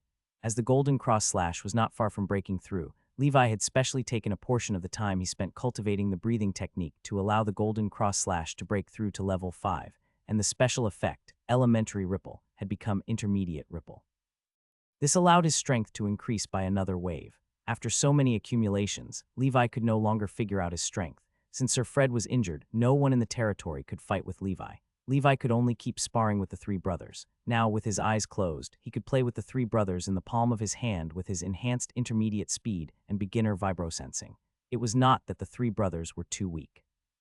Any of them had the strength of a low-level knight or even more remarkable. If they joined forces, even a middle-level knight would not be able to defeat them. Only a high-level knight could barely tie with them. The problem was that when Levi was a low-level knight, he could already defeat Iron Mountain, a high-level knight who practiced 2 breathing techniques. Now that he was a mid-level knight, he had many level 5 skills, including the Seal of Flames. In addition, he had a complete grasp of the 3 brothers' attacks to deal with them quickly. All in all, Levi's strength had been stacked to a terrifying level. It was just that he was too low-key and had never had the chance to show it. Originally, Levi wanted to find an opportunity to kill Abraham. However, after thinking about it, killing Abraham now would be a loss. The church had already been built, and the range of its radiation was not limited to places like Blackwater Valley, Frostwind Territory, Rock Hill, and Silver Moon Territory. In the northern region, there were many territories that the Church of Icewind City could not reach and some gathering places in the wilderness. They would all be the targets of Abraham's wealth. The means of accumulating wealth were donations from the nobles, taxes, mamjances, ana usury. It could be foreseen that the church's profits would only increase. Old dog, go on. The more you earn, the better. The taxes I pay you will be my savings. I will get it back sooner or later. He had already established a close relationship with Abraham, and even the church branch in Icewind City knew that Levi, a generous lord, had donated a lot of money and labor to the church. He had indirectly invested in the church's construction and considered himself a shareholder. He wanted to wait until the church was rich enough to change his identity. Then he would snatch back everything Abraham had painstakingly built personally. Next, he would kill him to vent his anger and compensate for losing gold coins. At that time, the church would find it challenging to think that he was the one who did it. Levi planned happily. During the year 1008 Holy Brilliance calendar, month of flowing fire, everything in the territory operated orderly. Levi also kept asking about the changes in the outside world through the informants he had arranged in the Shining Tavern. The Bird of Death's voice was still silent. It had been so long since Iron Mountain had tried to assassinate him, but they had not sent any more potent assassins to assassinate Levi. They must have given up. There was no further investigation into the murderer who destroyed the Bird of Death's voice stronghold. After all, everyone in the defense died that day and was burned. The murderer did not leave anything behind, so how could they investigate? However, Levi did not let down his guard.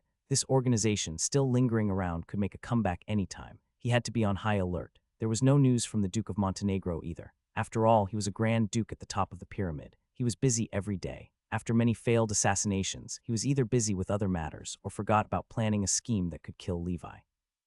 In short, the current situation was as calm as stagnant water. Although it had been very peaceful during this period, Levi was not used to it. He felt that this was the last calm before the storm. He had this intuition since he dealt with the Wild Boar Knight. A few years ago, the Wild Boar Knight would personally go to trade, and if Levi did not deliver enough, he would complain. However, this year, the ones who traded with Levi and the others were the subordinates of the Wild Boar Knight. This meant he was probably too busy to care about a small supplier like Levi. Judging from his subordinates' complacent expressions, perhaps the Wilderness Brotherhood had already accumulated enough strength and was just short of an opportunity to rise, Levi guessed. However, I already have a certain amount of power to protect myself. All in all, there were no financial woes. The 50-man fully armed cavalry team had also taken shape. In addition, the part-time militia team serving the cavalry had also expanded a little. The population of Levi's territory had also increased a lot, and the source was the surf market. Due to the extreme cold and the disaster of the snow demons, the refugees in the far north had moved south, causing the price of serfs to drop in recent years. Levi took the opportunity to buy a lot of them. His castle was even sturdier than before, and it was even equipped with an armor-breaking crossbow. As for the three brothers, they were getting stronger. In a few years, Levi could forge armor for the three brothers and make them absolute killing weapons on the battlefield. Like that, in a state of indifference, Blackwater Valley's overall and Levi's strengths were growing healthily and steadily. While Levi was cultivating, he upgraded his equipment set to version 3 after becoming a blacksmith master. He also began to forge blacksmith master-level armor, weapons, and crossbows. This equipment would equip his army. He strove to let everyone in his army use the best equipment. At the end of the month of the furnace, with the unique effect of wind axe, Levi and the blacksmiths had a surplus of weapons. He took the blacksmith master knight's longsword that he had personally forged and left the Blackwater Valley under cover of the night, heading towards Icewind City. Now that he was strong enough, making a name for himself as a blacksmith master was time. He might be the only blacksmith master of this era. He had even thought of the name and title, Golden Warhammer Tyra. Levi arrived at the Jade Chamber of Commerce in the year 1008 of the Holy Brilliance calendar, the end of the month of the furnace, within the Icewind City. Do you have ambergris? Levi asked. The ambergris he had previously obtained was almost used up. He needed to replenish it to advance to a high-level knight the following year. Therefore, whenever he came to the Icewind City, he asked the Jade Chamber of Commerce if they had ambergris. No, don't bother asking within the next few years. Buying ambergris in the entire Emerald Kingdom, let alone in Icewind City, is difficult. The price of a bottle of ambergris on the black market has already risen to 300 gold coins. The problem is that there's no stock at all. We want to make money too. The boss had a helpless expression. Levi was puzzled. Had the D-Ned White Horse Knight not broken through to legendary level yet? Wasn't there a rumor that the breakthrough failed? How many years has it been? With so much ambergris given to me, I might have already broken through to legendary level. However, despite his complaints, he did not dare to find trouble with the legendary figure of the royal family. The White Horse Knight's popularity in the Emerald Kingdom was only second to the Pope and the King. It even surpassed the old aristocrats like the Montenegro Knight. He was indeed a figure standing at the peak of the knight's status. There were even rumors that the old king might break the iron law of the eldest son's inheritance system for the sake of White Horse Knight.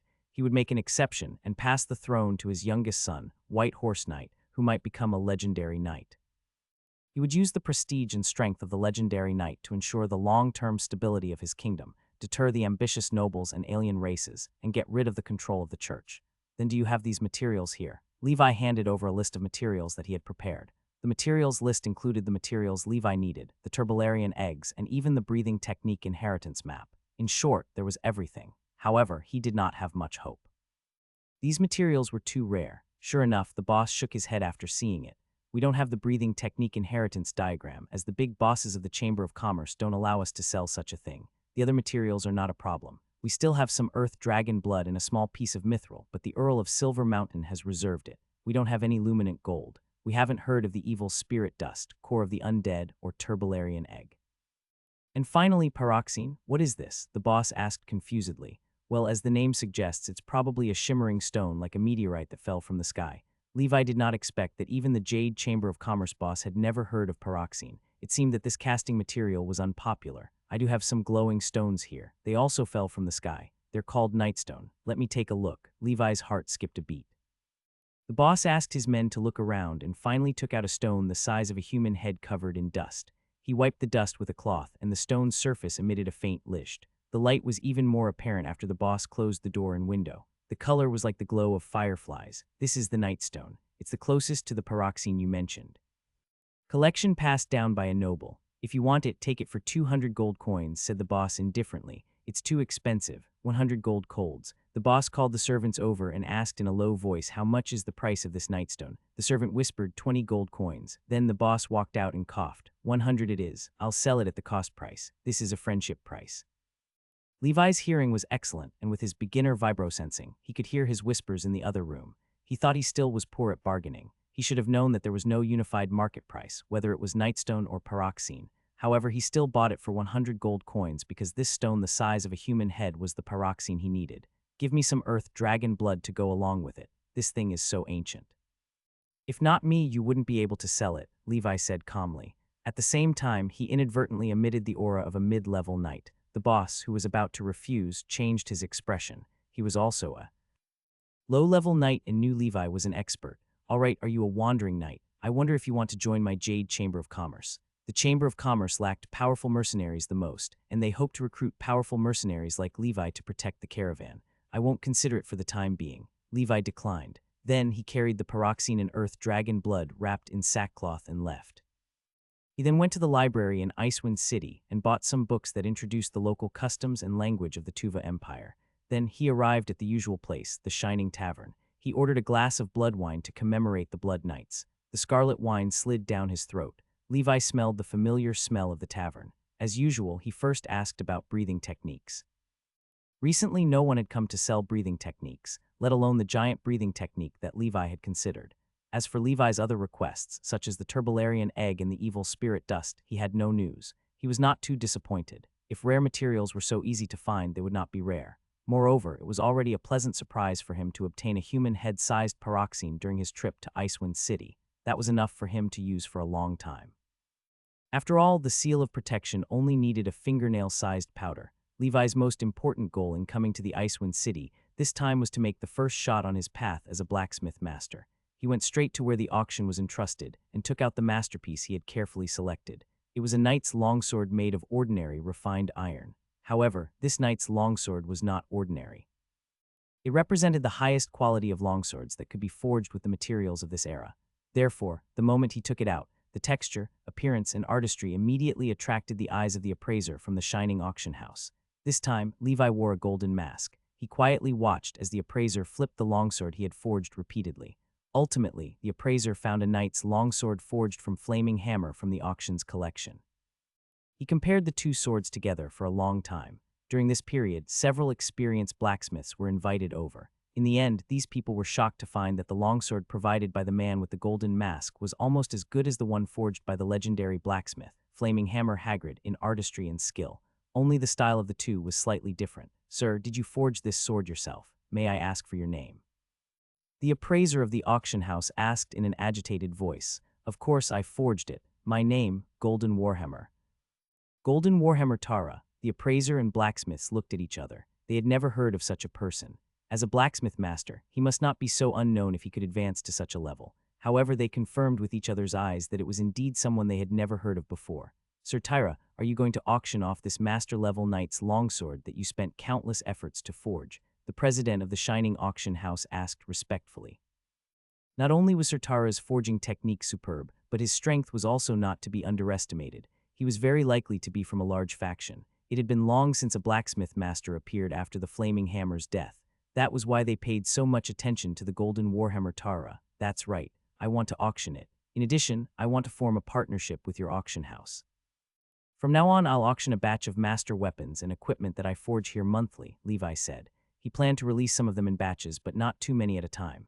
After all, even if he were a blacksmith master, the production would not be slow. If he released too much, it would be easy to be suspected. Moreover, the rarer something was, the more valuable it was. If he released too much at once, it would quickly cause his value as blacksmith master to depreciate. Gradually building up his reputation was better. Good, Sir Tyra, it's an honor to be able to cooperate with you. I'll apply to the higher-ups to express our sincerity in the auction. In the future, when Sir Tyra comes to the Shining Tavern, we'll give you a free entrance ticket, and we'll also give you a corresponding discount on the auction handling fee. However, before signing the contract, we need to conduct a necessary assessment of Sir Tyra. This assessment's purpose is only to confirm that Sir Tyra forged the knight's longsword. There is no malice or disrespect to it. I hope Sir Tyra doesn't mind. Naturally, Levi agreed. He had forged his own pieces bit by bit, so he was not afraid of being tested. The auction house brought him to a private blacksmith shop in the Shining Tavern. Then he deliberately slowed down his forging pace and efficiency, imitating an average blacksmith. He forged a knight's longsword that was the same as before and named it Autumn. Together with the first sword, which he named Lake Light, both were handed over to the auction house. In the end, Levi's forging skills convinced the skeptical workers. They could not help but applaud and sign the contract with Levi on the spot. Levi could be considered to have found a stable sales channel for his future forgings. If he could make a name for himself, with the Shining Tavern's stable channel covering the entire continent, the Wild Boar Knight would be dispensable. Levi could then consider settling the score with the Wild Boar Knight. Old Toby must have gained experience from the Wild Boar Knight, and it was time for him to go home. At night, the Shining auction was held as scheduled. There was no breathing technique or precious materials that Levi wanted among the items auctioned this time. He stayed here to see whether the longsword he forged would sell well. After a while, Levi's knight's longsword was brought up to the stage by the auctioneer. The beautiful auctioneer had a graceful figure and raised her voice. Next, let me introduce the knight's longsword forged by the exclusive blacksmith master of this auction, Sir Tara, the Golden Warhammer, the Lake. Light and Autumn, these two knights' longswords are forged from fine iron. Sir Tara forged it after 21 days of painstaking efforts and thousands of tempering. In terms of quality, they are on par with the legendary blacksmith master Flaming. Hammers, the people below were in an uproar as soon as she finished speaking. What is it, blacksmith master? Are there still blacksmith masters in this era? A bearded blacksmith said in a low voice, who is Golden Warhammer. As an official blacksmith, I've never heard of him in the industry. He must be a liar. Many people did not believe him at all. This beautiful auctioneer had taken out a longsword forged from Flaming. Hammer, she had also randomly selected many knight-level powerhouses, or official blacksmiths, from the guests present to grasp the quality of the knight's longswords. The bearded blacksmith was also invited to the stage. After a round of comparison, these people found that the quality of these two swords was not much different from the sword of the Flaming Hammer. The bearded blacksmith's spirit perked up. It's impossible to judge the quality of a knight's sword just by its appearance. Since it's a longsword, it should be tested in actual combat. The beautiful auctioneer was not angry because of the distrustful bearded man. Instead, she smiled and said, since this gentleman is also a blacksmith, why don't you take out the longsword you forged in Lake Light forged by Sir Golden Warhammer and let the two knights here have a real battle? Swoosh, swoosh, swoosh, swoosh. Immediately, countless gazes focused on the bearded man. He coughed. He was in a dilemma, so he could only bite the bullet and say, let's try. Who's afraid? Then Lake Light and the sword forged by the bearded man were handed over to two official knights with similar strength, and they began to fight on the stage. Ping, ping, ping, pa, pa, pa. For a moment, everyone watched a free and exciting swordsmanship competition at the auction house. In the end, with a cracking sound, there seemed to be a crack. Everyone responded and looked over. The sword forged by the bearded man had unknowingly bent, and even invisible cracks appeared on the blade. How is this possible? The bearded man was in disbelief. Lake Light is not made of ordinary refined iron. I think it's made of mithril. This is cheating, he continued to argue. The auction house did as he wished and carried out the test. When the final test was done, the result was 100 refined iron without mithril. Backstage, Levi sneered in his heart. He would not have sold the sword if it were fused with mithril. Finally, everyone had to admit that the knight's longsword was extraordinary. The bearded man left the auction hall with his sword while the auctioneer smiled. Although it was made of the same material, this longsword had reached the peak of perfection. It could cut through iron as if it was mud. If it were an ordinary knight's longsword, its blade would not take long to be damaged. The difference between the quality of the swords caused Levi's knight's longsword to be sold for 50 gold coins in total. Lake Light was sold for 30 gold coins, and the Autumn was sold for 20. A typical knight's longsword was only worth about 1 gold coin. The price difference was extreme. Even if the quality of this longsword was much higher than ordinary longswords, it was not worth 30 gold coins. The premium was mainly because of the title of blacksmith master. Many nobles and knights talked about owning a knight's longsword forged by a blacksmith master. This could be seen from their enthusiasm for the Flaming Hammer. However, the Flaming Hammer was someone from a long time ago. The works he left behind were scattered throughout the kingdom, and there was not enough to share. Therefore, the price kept rising. Moreover, iron products would rust and rust, so the newer the sword, the higher its value. Levi looked at everything satisfactorily and received his share of the gold coins. The staff of the Shining auction said, Sir Tyra, many nobles and knights want to contact you through us and ask you to customize swords. I don't have time, so I won't customize it individually, Levi said. What if they pay you large sums? The staff member asked. Then that's fine, but we can't have too many people. You can do as you see fit. Anyway, I'll leave my forged items to you. As for whether it's an auction or a custom order, I don't care, Levi said. Then he left the Shining Tavern in a hurry, and the news of a new blacksmith master quickly spread throughout Icewind City. He believed that as time passed, the name of the Golden Warhammer Tara would spread throughout the entire Emerald Kingdom through the bards and amites. Levi found a small inn in Icewind City and stayed there temporarily. He took out the books on the language and customs of the Tuva Empire that he bought and began to read. After flipping through it once, Levi opened his proficiency panel. There isn't anything. His face darkened. In the end, Levi repeatedly tried many books. It was confirmed that his dream of quickly mastering the Tuva language through experience had been shattered. However, he still decided to make a trip to the Tuva Empire in person, hoping to obtain enough ambergris in one go to break through to the Grand Knight level. However, that would require a guide. Levi began preparing after being sure he was going to the Tuva Empire.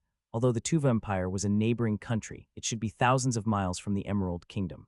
Finding a guide who could speak the Tuva language was one thing. Besides that, Levi naturally wanted to understand more about the Tuva Empire's local customs. There was also the necessary poison, healing medicine, casting materials, and food supplies. They all needed time to prepare. Levi was about to go out to the northernmost part of the Northern Territory, Montenegro Mountain City. It was a bigger and more majestic city than Icewind City, with a permanent population of nearly 500,000. The owner of this city was the most experienced of the Northern Seven Flying Cavalry and possibly the most powerful Montenegro knight. The Montenegro Mountain Castle was located in the center of the city. It towered into the sky and was even more majestic than the Church of Holy Light outside the city.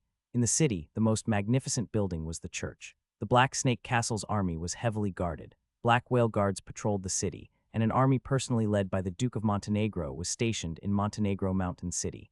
Since the establishment of the Emerald Kingdom, there have been many dukes, but most of them have declined with the evolution of history. The Montenegro mountain family was naturally not simple since it could be passed down to this day. The Duke of Montenegro was a middle-aged man who looked elegant and easygoing. He was tall, slender, stylish, and solid. However, he did not look reckless. Instead, he had an exquisite and scholarly air. He was looking at a map in his bedroom. It was a map of the Emerald Kingdom. Many territories were marked on it, such as Stormy Hill in the Blue Ocean Province and Tulip Hill in the Lush Forest Province. Father, I'm back. Outside the door, a tall, beautiful, and elegant young lady dressed in a noble hunting suit alighted from her horse. She was the youngest daughter of the Duke of Montenegro, who should also be Madame Edward now. Her husband was the famous White Horse Knight. Why are you back? The Duke of Montenegro put away the map and opened the door. He frowned as he looked at his daughter. The younger daughter said, I missed you and wanted to return to see you. Can't I? The Duke of Montenegro asked casually, where's Edward? What has he been busy with recently? The younger daughter complained, don't ask. I don't see him much. He always uses the excuse of cultivating breathing techniques to brush me off, even if it's just for a walk. It's not good to marry Prince Charming, especially when he's just a little prince. He's a blockhead who doesn't know anything other than cultivation. He's powerful, but his scheming brothers and sisters always ostracize him. The Duke of Montenegro kept silent. He noticed his younger daughter was carrying a knight's longsword and commented, this sword is not bad. Father, this is my birthday gift to you. It's like light, a longsword made by the legendary blacksmith master, Sir Tara, the Golden Warhammer. My knight bought it from another collector at a high price. The Duke of Montenegro took the sword from his daughter's hand, looked at it, and said, indeed, not bad. This is from the hands of a master. Interesting. There's finally another blacksmith master in this world. Golden Warhammer, I've never heard of him. He removed his sword and removed a small golden box from his bedroom. It was carved with beautiful patterns, with a lovely, noble lady in a sea of flowers. It was beautiful. The Duke of Montenegro told his younger daughter, this is a medicine I obtained from a top-notch pharmaceutical master. It's the Holy Spirit potion. To prevent the medicinal effect from evaporating, seal it with gold. It would be best if you gave this box of medicine to Edward. Edward must open it personally when he is cultivating alone. Remember, the medicine within might help him break through to legendary level. Of course, there's no guarantee of that. Please tell Edward not to have too much hope. In any case, there's no harm to him trying. After all, even with Edward's talent, it would be tough for him to break through to the legendary level without relying on external items. But no matter what, the medicine is highly precious. I am old, and my vitality was declining. I was no longer at my peak and had no hope of breaking through. I could only place my hopes on a good son-in-law like Edward. If he successfully breaks through, it will be great for you and our Montenegro mountain family. All right, father, I'll bring it to him. The younger daughter accepted it without overthinking. After exchanging pleasantries with her father, the younger daughter left the manor. The Duke of Montenegro smiled. He believed Edward would be pleasantly surprised when he opened the golden box. Then he took out his sword like light. Wisps of black gas were injected into the longsword, and the longsword buzzed. It is indeed a good sword. I must use such a blacksmith. Thinking of this, the Duke of Montenegro summoned one of his knights. A powerful aura could be felt with the thick and heavy plate armor, the exaggerated serrated heavy sword, the dull iron helmet, and the single eye under the helmet. The Knight of Montenegro said confidently, Sharktooth Knight, I only want you to do 3 things when you lead your team to Icewind City. The knight respectfully lowered his head and said, Sir, please speak. First, find the whereabouts of Knight Horton. Even if the journey was far, he should have finished what I asked him to do and returned. However, if he hasn't, he has betrayed me or met with misfortune. No matter the situation, I want to see him, dead or alive. Second, help me invite the blacksmith master Golden Warhammer Tyra, who appeared in Icewind City, to Montenegro City. It would be best if you asked him back before the other lords. A legendary blacksmith master is highly strategic to my plans. If he disagrees, kidnap him by force. Don't hurt his hands and feet. I have my ways to make him work for me. Third, go to Blackwater Valley and visit my old friend's son, Baron Levi. He has given me many surprises during this period. I want to know what happened to this child. If he is already dead, then forget it. Finally, for this operation, don't bring anyone else. Just go outside and find some mercenaries, said the Duke of Montenegro. Yes, sir, I will not fail you. Sharktooth Knight turned around and left to prepare for the long journey. He had advanced to a Grand Knight last year. He was the secret trump card of the Duke of Montenegro and had been hidden for many years. The Duke of Montenegro was most at ease when he was the one to act. As for the Bird of Death's voice, the Duke of Montenegro finally understood. Ever since the death of the Thousand-Faced Knight, this organization was nothing but a motley crew. Many years ago, Pale Shadow had invited him to become a shadow assassin, but he had rejected it. He was the Duke of Montenegro, so how could he have the time to play a game of killers? After doing all this, 2 small golden balls appeared in Montenegro's palm. He kept playing with them. He remembered the gift he had given Edward. He could not help but smile. Who in the world would have thought that the thing sealed in this tempting gold would be the legendary terrifying evil spirit? Some time ago, the Duke of Montenegro found an ancient tomb while mining in his territory.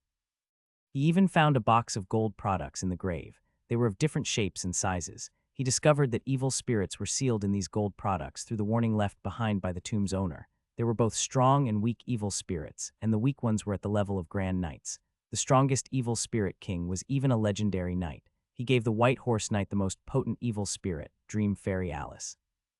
According to the records of the tomb's owner, this evil spirit had wreaked havoc many times. Because of it, several large aristocratic families were destroyed. As long as the White Horse Knight opened it, it would cause massive chaos in the capital, even if he was okay. After half a month of preparation, Levi was ready to go on a long journey. He found a place to hide the pyroxene he had bought and only brought a small piece. Carrying such a large amount of pyroxene on this extended trip was too inconvenient. With the help of the Shining Tavern, Levi contacted a wandering merchant who often traveled between the Tuva Empire and the Emerald Kingdom. This merchant was also a wandering knight like Graf. However, his main business was not ambergris. Levi spent 20 gold coins to hire this knight as his guide. They rode their horses and carried sufficient supplies, heading towards the Tuva Empire. Levi had informed Fred in advance about his departure this time, so he was not worried that Fred would worry about him at home. This wandering merchant was called Doug, and his nickname was Wild Dog Knight. Such a vulgar nickname was ubiquitous in the world of wandering knights. The Wild Dog Knight said, "Your Excellency White Wolf, when we arrive at the Tuva Empire, we should try not to conflict with the people there.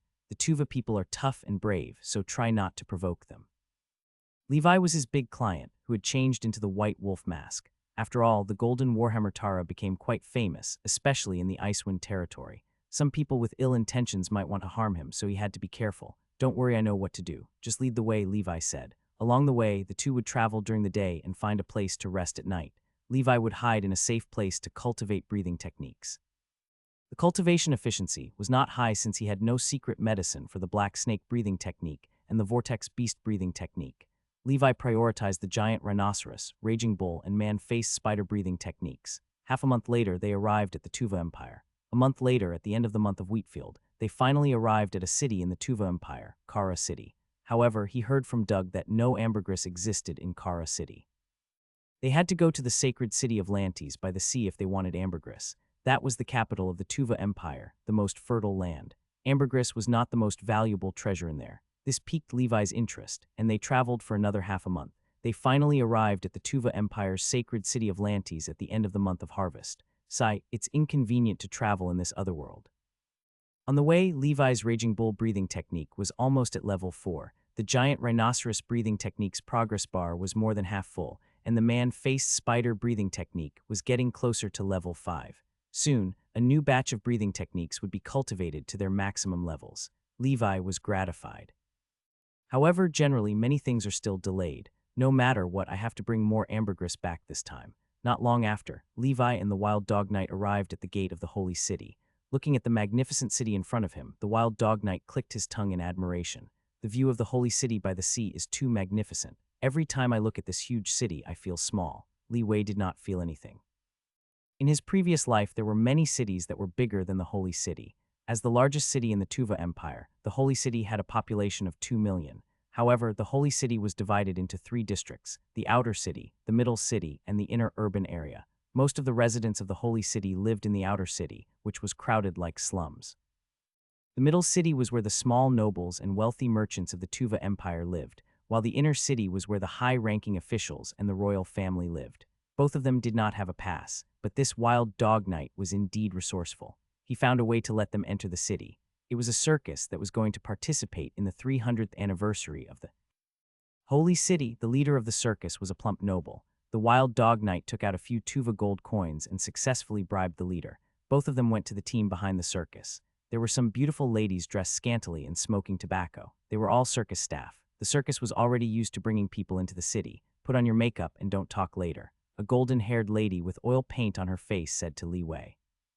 She was sitting on a cage that contained a ferocious beast. Inside the cage was a huge scorpion-tailed tiger. When this ferocious beast matured, it was as difficult to deal with as an official knight.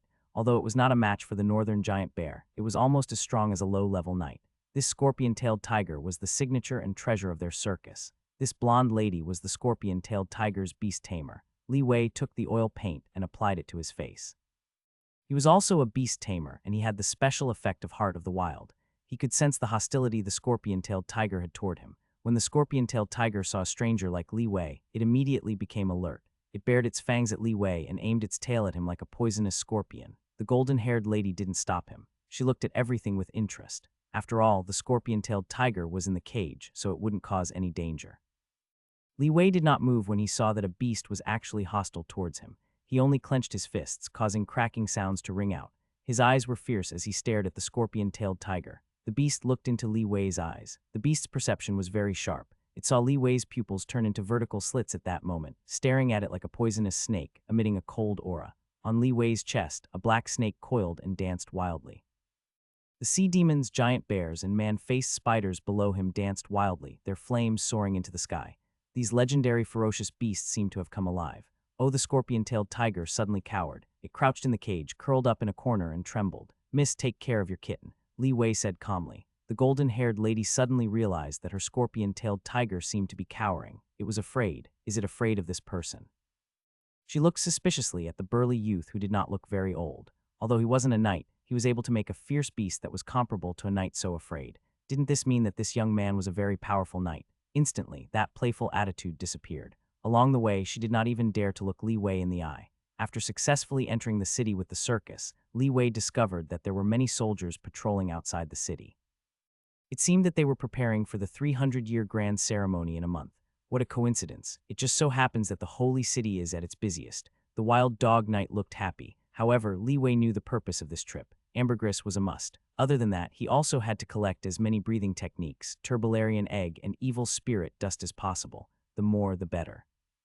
After parting ways with the circus, the wild dog knight brought Li Wei to the largest chamber of commerce in the Holy City. "Do you have ambergris?" the wild dog knight asked. The staff of the Chamber of Commerce nodded. "Yes, one bottle costs 100 Tuva dollars. There are 5 bottles left. How many do you need?" Li Wei frowned. The price was not bad. Converted to the standard gold coins of the Emerald Kingdom, it was about 200 gold coins per bottle.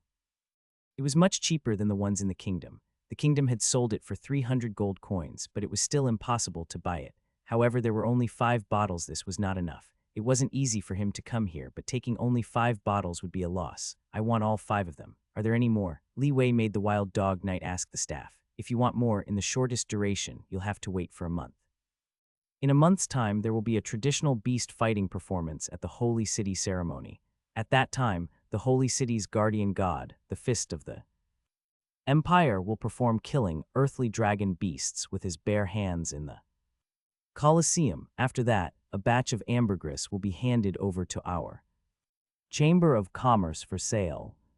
The Fist of the Empire. Even Levi had heard of this person. The reason was that he was too famous, almost like a white horse knight. No, he was more famous than the White Horse Knight. This was because he had become a symbol and guardian of the Tuva Empire and the Holy City. Although he was not a legendary knight, he was more powerful than them. Such a person was only a step away from becoming a legend. Therefore, for someone like him, killing the earthly dragon beasts with his bare hands was not a problem.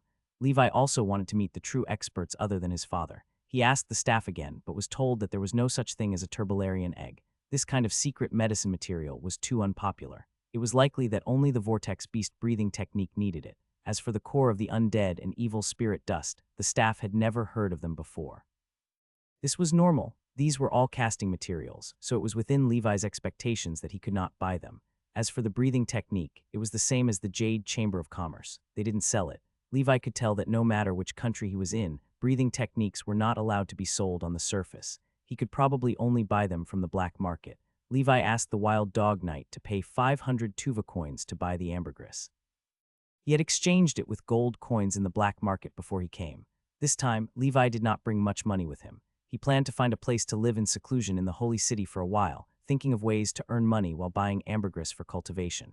He would not return to the territory for the time being. In any case, ordinary enemies would not pose any threat to the territory. To Levi, the territory was just a money-making tool. Now that he was a craftsman, he was less dependent on the territory. Besides the Duke of Montenegro, Levi did not have any enemies. If a top-notch Grand Knight like the Duke of Montenegro went to find trouble with him, he might be in danger even in his territory. With the help of the Wild Dog Knight, he successfully found a place in the middle urban area to stay. A month's rent in this area was enough for the civilians in the outer city to rent for a year. Soon after, he collected the other ingredients for the Black Snake secret medicine and concocted it. Then he immediately began to cultivate the breathing technique. Time was power, and Levi did not want to waste a single second. Levi also asked the Wild Dog Knight to help him find a small blacksmith shop for rent in the outer city, and the knight managed to find one that cost 1 tuva per month. This way, it would be more convenient for him to earn some money while cultivating. He only had 1,000 tuva coins left. Although he was definitely considered rich in the Holy City, it was only enough for Levi to buy 10 bottles of ambergris. His plan this time was to bring back dozens of bottles. It was definitely not possible for him not to make money. These days, it was very lively outside because of the preparations for the grand ceremony. There was a feeling of celebration. However, Levi did not care at all. He did not step out of the door and quietly cultivated in his residence. 5 days later, the Raging Bull breathing technique broke through to level 4. Just as Levi had expected, the level 4 Raging Bull breathing technique was already the limit. Levi. Bull breathing technique, level 4 maximum, special effect, beginner strength. Levi felt that his strength had increased slightly. He couldn't help but shake his head. What a trashy cultivation technique. I'd better look forward to the giant rhinoceros breathing technique. After all, that technique should be able to break through to level 5. 15 days later, the giant rhinoceros breathing technique reached level 4. As expected, level 4 was not the giant rhinoceros breathing technique's limit. Levi. Giant rhinoceros breathing technique, level 4 120,000, special effect, beginner strength. I should be able to cultivate it to level 5. At that time, I'll strengthen the giant bear and the barbaric bull for the giant rhinoceros to prepare for the breakthrough. Levi was in a good mood. Apart from the limits of these two breathing techniques, Levi's black snake breathing technique, with the help of the newly obtained black snake secret medicine, had once again experienced a huge increase in proficiency. As long as the black snake secret medicine was kept up, he should be able to reach level 6 by the end of this year or the beginning of next year and advance to a high-level knight. His black snake aura had already covered his chest. In this way, his chest would have a 5th layer of defense other than the cloth armor, scale armor, chain mail, and heart armor. The 5 layers of armor. Who could break his defense? Levi was satisfied. In the past few days, he had also allowed the Wild Dog Knight to collect the materials needed to cast the seal of protection in the Holy City. Now it was time to experiment. Levi quickly formed a hand seal and threw out a shimmering casting material. Bang. Levi felt a mysterious power pouring into his head and then spreading out through his entire body. At the same time, the released material, which was mainly composed of pyroxene, shone brightly. The powder began to envelop Levi's surroundings. Faint white light formed lines from dots, and lines formed surfaces. It quickly formed a bell-like shield around Levi's body. Levi reached out to touch the shield and found that he could reach out. It can't be that it's ineffective, right? At the same time, Levi had prepared a mechanism in advance, one that was capable of throwing a rock at him. Levi was also prepared inside the shield. If the shield did not work, he would instantly break the rock. Bang, the rock hit the shield. The impact shook it, but the shield didn't break. It succeeded. Levi looked at the rock that had fallen to the ground and cracked under the shield. This defense is not bad. I just don't know if it can withstand the attack of an official knight. However, it's already very good to have such an effect even though I've just entered level 1. After all, I mainly want to use this shield to resist the evil spirit's strange attacks. To resist physical attacks, I can mainly rely on the black gas and armor. Very good. Now that I have stacked 6 layers of armor who can instantly kill me, Levi was satisfied and felt a sense of security. 5 seconds later, the shield automatically dissipated. On Levi's stats window, the seal of protection appeared. Levi. Seal of protection, level 1 1000. According to the manual, the duration and defensive power of the shield would increase with the cultivation of the cultivator. Of course, it was also related to the density of the bloodline. In general, the seal of protection was divided into 3 layers. The first layer was pure white protection. The second layer was bright silver protection. The third layer was the golden protection. Levi's white protective barrier was only at its weakest level. If one reached the golden protection realm, they would be physically invulnerable and magically invulnerable to evil spirits. Winchester's ancestor had once reached this level. This was also Levi's goal. As the materials he brought to the Tuva Empire were limited, Levi did not waste the proficiency of the pyroxene seal of protection. The casting materials he had on him now should be enough to cast Seal of Protection 10 times and Seal of Flame 20 times. It was enough to be his trump card. Levi believed that even in the Tuva Empire's holy city, where experts were as common as clouds, there should be only a handful of people who could make him use the seal.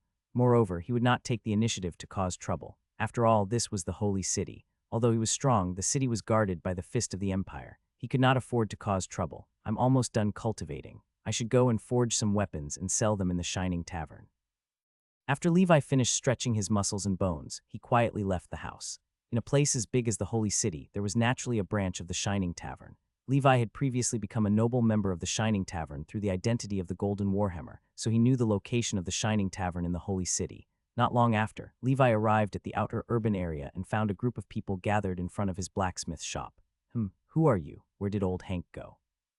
He should pay the protection fee. The leader of the crowd, who had a scar on his face, narrowed his eyes and said impatiently.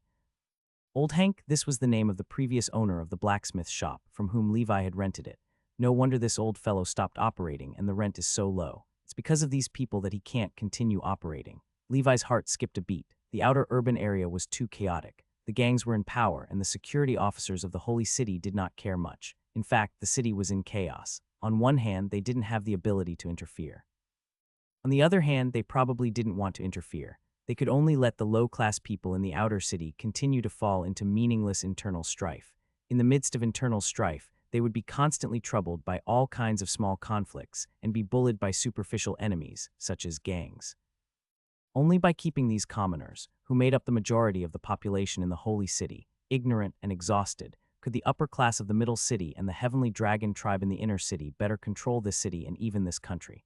Compared to the city that Levi lived in, the outer city was really chaotic and smelly. Along the way, Levi had already seen several waves of gang fights and demands of protection fees in the streets and alleys. He did not expect to encounter such a thing when he just arrived. He was really unlucky. I'm the new tenant here. You should go to Old Hank for the protection fee instead. I've already paid the rent, Levi said in slightly broken Tuva.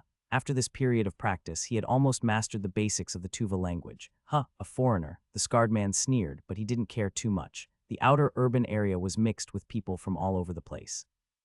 Every day there would be many different kinds of stowaways, eager to integrate into this dream chaser city.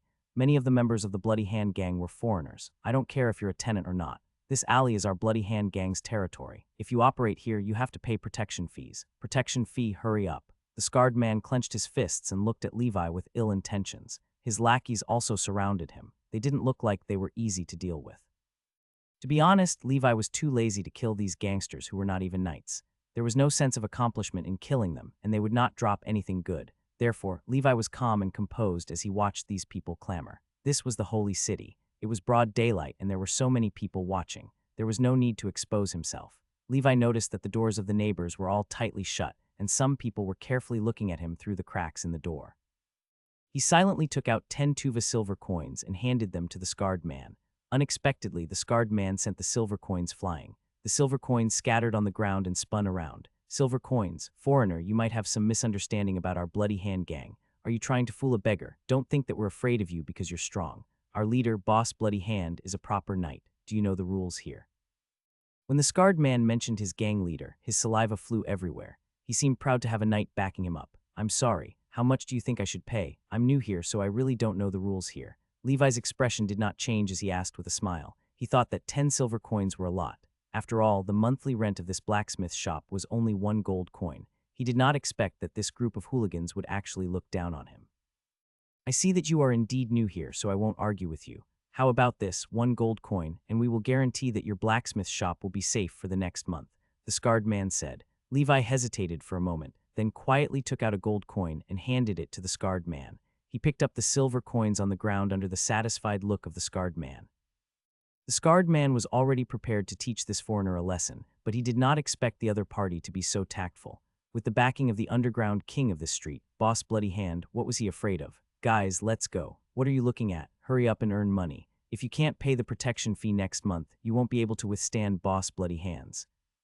Anger, the people who were peeking through their doors and windows all retracted their heads, not daring to make a sound.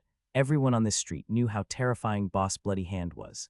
The reason why he was called Bloody Hand was that he had once torn apart several people from the enemy gang with his bare hands. Levi looked at the scarred man who was walking further and further away. He found an empty corner, changed his body shape, changed his clothes, and quietly followed him. He found the Bloody Hand gang's base, a run-down winery. After memorizing the location, Levi left the place and returned to the blacksmith shop to start forging. He was not in a hurry to make a move. After wiping out the Bloody Hand gang, there would be all kinds of gangs that would immediately occupy this street. The protection fees that had to be paid would still be unavoidable. Levi was not here to clean up the dark forces and maintain order in the outer city. For these gangs to be so arrogant, they must have something to do with the nobles in the middle city and even the higher-ups in the inner city. Now that his goal had not been achieved, it was better not to cause trouble. However, he had to take revenge for this. He had to settle the score. He would only make his move when he had completed his goal and was ready to leave. It was still the same sentence. It's not time for the settlement yet. Next, the blacksmith shop that had not been open for a long time began to operate again. Levi had smithed some normal-grade equipment and placed them inside the store to fool the others. He spent a few more days to forge a set of armor that was mixed with a little mithril. This set of armor was a master-level piece of work, and Levi had fused it with mithril. Its defense was not inferior to the dragon armor he was wearing, but it was not as light and agile as the dragon armor. Planned to sell it at the Shining auction for a good price. No matter how good a longsword was, it could only earn pocket money. The truly valuable thing was the armor. In the middle of the urban area, there was a small tavern with a dim yellow color. A man wearing a golden mask slowly walked over. After showing his membership certificate, Levi successfully entered the Shining Tavern. You must be Master Tyra. The staff of the tavern immediately came up to him. That's right, I need to sell an armor. After saying that, Levi threw the armor he brought on the ground. It's called Silver Scale, a piece of mithril armor made of refined iron, fused with half a caddy of mithril. It's absolutely my most outstanding work in recent years. I hope your tavern can give me a good price for an auction, Levi said in a low voice. Don't worry, Master Tyra. Our auctioneers have all been professionally trained. They will definitely satisfy you. Then they took the armor to be appraised. Levi believed that this armor should be worth more than 200 tuva gold coins. After all, the cost of the mithril alone was tens of gold coins. The auction of a mithril armor forged by a legendary craftsman needed to be warmed up. It was estimated that the news would spread to the ears of the nobles and knights in the holy city through the many members of the Shining. While waiting for the auction, Levi strolled around the bounty assignment area of the Shining Tavern. Perhaps he could find everything that was not available in Icewind City here. After all, this was a branch that relied on the holy city of Lantes. It was one of the largest branches of the Shining Tavern. It was said that the person guarding this place was also a Grand Knight. As usual, Levi placed the few items he needed in the Shining Tavern. After walking around, he found that there were breathing techniques for sale.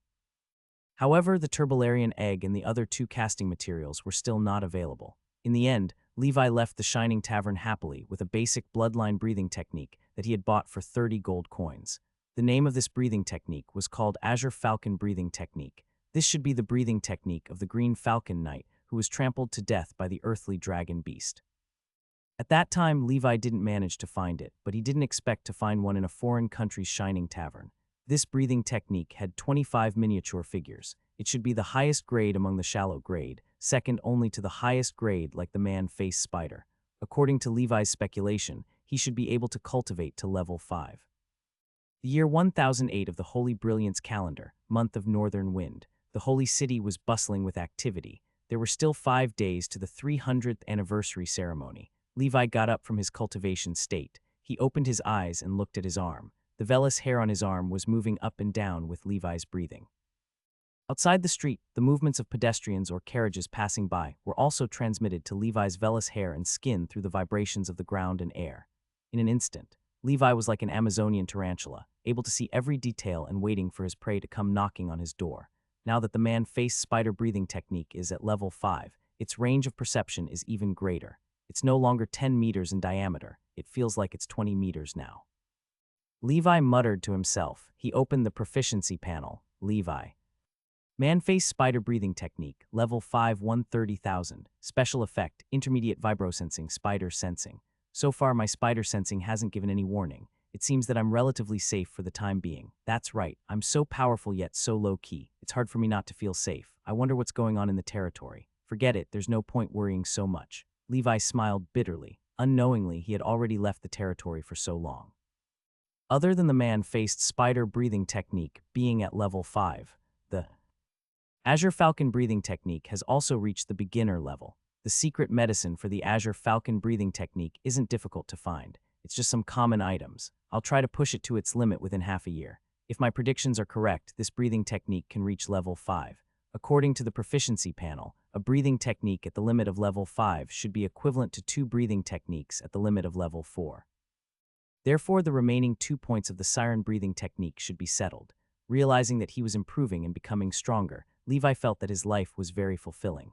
After rising and having a meal, Levi went to the Shining Tavern. The auction was over, and Levi had to go get the money. He was also looking forward to seeing how much the mithril armor he had forged would fetch. Levi had not seen the Wild Dog Knight for a while. Perhaps the knight had gone to do his own business. He had arranged to meet the Wild Dog Knight during the Holy City ceremony, and then he would go and watch the Grand Knight tear apart the earthly dragon beast. When Levi arrived at the Shining Tavern, the staff saw the iconic domineering golden mask and knew that Master Tyra had arrived. Master, the auction has been successfully completed. Your silver scale armor has been bought by a big customer in the inner urban area for 300 gold coins. Right now, the forging industry in the Holy City is already in an uproar. They probably didn't expect there to be a living legendary blacksmith in this world. Many important figures want to hear about you from us. Compared to ordinary armor, rich people prefer custom-made armor. The staff member said excitedly backstage. Levi was very satisfied. The 300 gold coins mentioned by the staff were $2. If converted to the standard gold coins of the Emerald Kingdom, it would be a total of 600 gold coins. This price could be said to be sky-high. On the one hand, the cost of adding mithril was very high. On the other hand, it was the blacksmith's brand effect. This was because the people of the Holy City had never heard of the craftsman Golden Warhammer before. With the rise of the Golden Warhammer's reputation, the value of the craftsman's brand would increase. Of course, they still had to go through hunger marketing. Levi only needed to make sure that the money he earned was enough for his cultivation and that he had some spare cash on him. All in all, ignoring the cost of Levi's time, this silver scale armor had earned him a net profit of over 500 gold coins. From now on, Levi only needed to sell 1 or 2 pieces of armor a month. A normal blacksmith would only be able to produce 2 pieces of armor after a month of forging, with the help of many apprentices and blacksmiths. On the other hand, if Levi focused on forging, he could easily forge a dozen pieces in a month. However, that would delay his cultivation and he would not be able to do anything. He made an appointment with the staff for the next delivery time. Levi went to the commission reward area and learned from the staff that someone had contacted him. Levi's heart skipped a beat as he arrived at the private room. The other party was also wearing a mask. His body was stooped and thin. Although he was wearing civilian clothes, there was a hidden aristocratic aura. Levi could feel the lethargy aura coming from him as if he was an old man. "Young man, do you need ambergris?" The man asked in a voice that sounded like he had gone through a lot of changes in his life. That's right. Naturally, Levi could not place all his hopes on the Holy City. Ceremony in 4 days. Besides, he knew that the ambergris of an earthly dragon beast could only help him cultivate to a high-level knight at most. The peak of his cultivation and grand knights would all require ambergris. In short, the more ambergris he had, the better. I know someone who has ambergris. Not only does that person have ambergris, but he also has an earthly dragon beast egg, which was laid by the earthly dragon beast that will be killed by the fist of the Empire in 4 days. This person's words were shocking. I don't need the earthly dragon beast's egg, I only need the ambergris. If you have the ambergris, I'm willing to buy it at market price. I'll buy as much as you have, Levi said impatiently. He didn't even know if the earthly dragon beast's eggs could hatch. Even if they could hatch, it would take a long time before they could grow to the age where they could extract ambergris. Unlike the giant bear in the north, which only took 7 or 8 years to mature, it would take at least decades. He did not want to become someone else's gun for no reason. It was obvious that this person wanted to use Levi to do something shameful. There is a statue made of ambergris in the mansion of the inner city's finance minister, Micah. It was a gift from his son-in-law for his 60th birthday. Although I don't know how much ambergris you need, I believe that a 2-foot-tall solid ambergris statue is worth tens of thousands of gold, right? After this person finished speaking, Levi's heart could not help but change slightly. If this was true, then this Micah person and his son-in-law were 2F seeking prodigal. They had actually solidified such precious ambergris into a statue. Is this the world of a big shot? Levi suddenly felt a deep fear for the Duke of Montenegro. The finance minister of the Tuva Empire had the same status as the Duke of Montenegro. He hunted earthly dragon beasts, traveled tens of thousands of miles, and even worked as a servant every day for this little bit of ambergris. How could these damn big shots use it to build statues? Ridiculous. Who is Micah's son-in-law? Levi asked. Emperor Mew. That person slowly said a person's name. Levi was stunned. He had heard of Emperor Mew before. This was because during the preparation for the ceremony, this person's other name had been mentioned time and time again. In the eyes of the citizens of the holy city of Lantes, this person was a living legend. He was the strongest in the empire, the patroness of the holy city, and the captain of the Storm Knights. His brilliance even overshadowed the Empire Lord, Fist of the Empire, Emperor Mew. Old man, don't tell me you want me to kill Emperor Mew for you. I'm just an ordinary knight.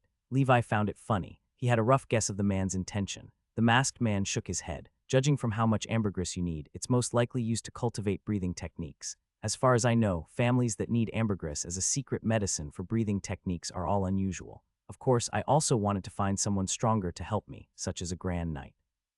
However, such an existence would naturally not care about a nameless old commoner like me. I also couldn't give them enough conditions to move them. Upon hearing this, Levi's heart skipped a beat. The person in front of him looked like a commoner. He was old and did not have much combat power, but his background was not simple. He should have been rich before. That person continued, also, I will definitely not let you kill Emperor Mew. No one can defeat him. He is the unparalleled war god born in the storm. The person I want you to help me kill is Micah, the finance minister of the kingdom. He is just an ordinary knight, and he is as old as me. He relied on the Fist of the Empire to become the finance minister. That old fellow had no ability at all. He only had a good daughter. Before he became the Minister of Finance, he was just an official in the finance department of the upper city. He was a villain who had committed many crimes behind his back. He once imprisoned dozens of civilian women in his basement and made them satisfy him, serve him, and give birth to his children. Until the women's daughters grew up, he did not stop his evil behavior. Many people died in the process, including my only family member, my sister. Oh, right from your commission, other than urgently needing ambergris, you should also be a breathing technique collector, right? You seem to really want the giant breathing technique. If you can help me kill Micah, I will let you know where the giant breathing technique is. I will be drinking at the Shining Tavern every day while looking forward to you bringing Micah's head to me. However, I don't have long to live. If you want the giant breathing technique, you'd better bring Micah's head before I die. By the way, my surname is Melon. After the masked man finished speaking, he left. Levi's expression was complicated as he watched the man leave, his heart filled with inner turmoil. The Melon family has descendants. He thought that the Melon family had disappeared in the long river of history. He did not expect that a small portion of the Tuva Empire, which was thousands of miles away, was still living in seclusion in the holy city. Perhaps only in the places untouched by the divine light of the Heavenly Father can the descendants of the Melon family find a glimmer of hope. A family that once gave birth to a top-notch grand knight has actually fallen to such a state. In the face of the long river of time, everything is so pale and powerless. Levi sighed in his heart. No wonder this old man knew so much. He was indeed the descendant of a big family. I really need ambergris and the giant breathing technique, but asking me to assassinate the father-in-law of the Fist of the Empire, who stood at the peak of the era, was too dangerous. Although it wasn't impossible to kill Micah, the risk was too great. Levi shook his head. The old man probably had no motive to lie to him. He was already on the verge of death, so there was no need for him to do so. Moreover, he had no enmity with Levi, so there was no need to fool him. There was a high chance that what he said was true, but Levi did not like the process of seeking wealth in danger. Since his debut, Levi had only taken the initiative to kill people when he had absolute confidence in his strength and would only take action after he had formed a crushing force. Even if it's not a crushing dominance, at the very least, it should be like the situation with Iron Mountain, where even if he wasn't his opponent's match, he would still have the ability to protect himself. Levi was very strong now, and he was confident that no one below Grand Knights could defeat him. The problem was, he still didn't know how strong a Grand Knight was. He did not know how powerful a top-notch Grand Knight like the Fist of the Empire was. After all, the only Grand Knight he had ever seen was his father, and his father rarely fought in front of him, who was a child at that time. He was afraid that his ignorance and arrogance would cause him to end up like the enemies he had killed. That old man should still have a few years to live. Maybe I can consider it after I become a Grand Knight. After leaving the Shining Tavern, Levi gained a lot this time. At the very least, that person had given Levi a picture of the existence of the giant breathing technique. Moreover, that old pervert Micah actually had so much ambergris in his house. If he could get his hands on it, he would never have to worry about ambergris in the future. No wonder the Tuva Empire's holy city, which was known as the birthplace of earthly dragon beasts, did not have much ambergris for sale. It turned out that all of them were contracted by the fist of the empire to be made into statues and given to his father-in-law. Damned Micah, such a wealthy dog, how ridiculous. I already lack ambergris to such an extent, yet these people are still so extravagant and wasteful. They deserve to be killed, Levi cursed in his heart. He returned to the blacksmith's shop and continued forging his armor. He didn't have enough money right now, so he had to sell a few more pieces of mithril armor. Where's the newcomer? Come out. While Levi was forging, he suddenly heard cursing coming from outside. He walked out and saw the scarred man from the Bloody Hand gang holding the broken sword in his hand and throwing it on the ground. What's wrong? Leeway asked. You know the answer. Can't you see that my sword is broken? Is there a good sword? Give me one. Without a good weapon, how can I protect your blacksmith shop? You should know that the Wildfire gang next door is eyeing your business covetously, the scarred man said in a strong voice. There are some swords outside. You can choose whatever you want. After saying that, Levi returned to his room. Then we won't stand on ceremony. Brothers, let's get a new sword. As soon as the scarred man shouted, the gang members instantly threw away the trash weapons in their hands and replaced them with the ordinary weapons that Li Wei had previously forged and placed on the weapon rack to fool others. These ordinary weapons were excellent to these gangsters who had never seen the world. Not long after it was quiet outside, Levi could faintly hear someone sighing. When will these days end? Father, I contacted a quasi-night ranger yesterday. I've had enough of these davs. WHV, don't we unite with the others on this street and resist? Sigh, Boss Bloody Hand is an official knight. It's said that quite a few knights have died under his hands. Moreover, I heard that someone saw Boss Bloody Hand drinking with someone suspected to be the finance minister, Micah.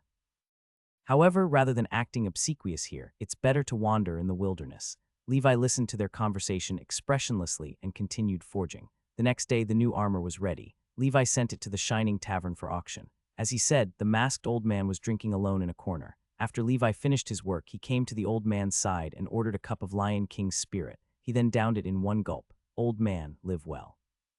I don't want you to be buried when I bring the thing you need to the tavern one day in the future.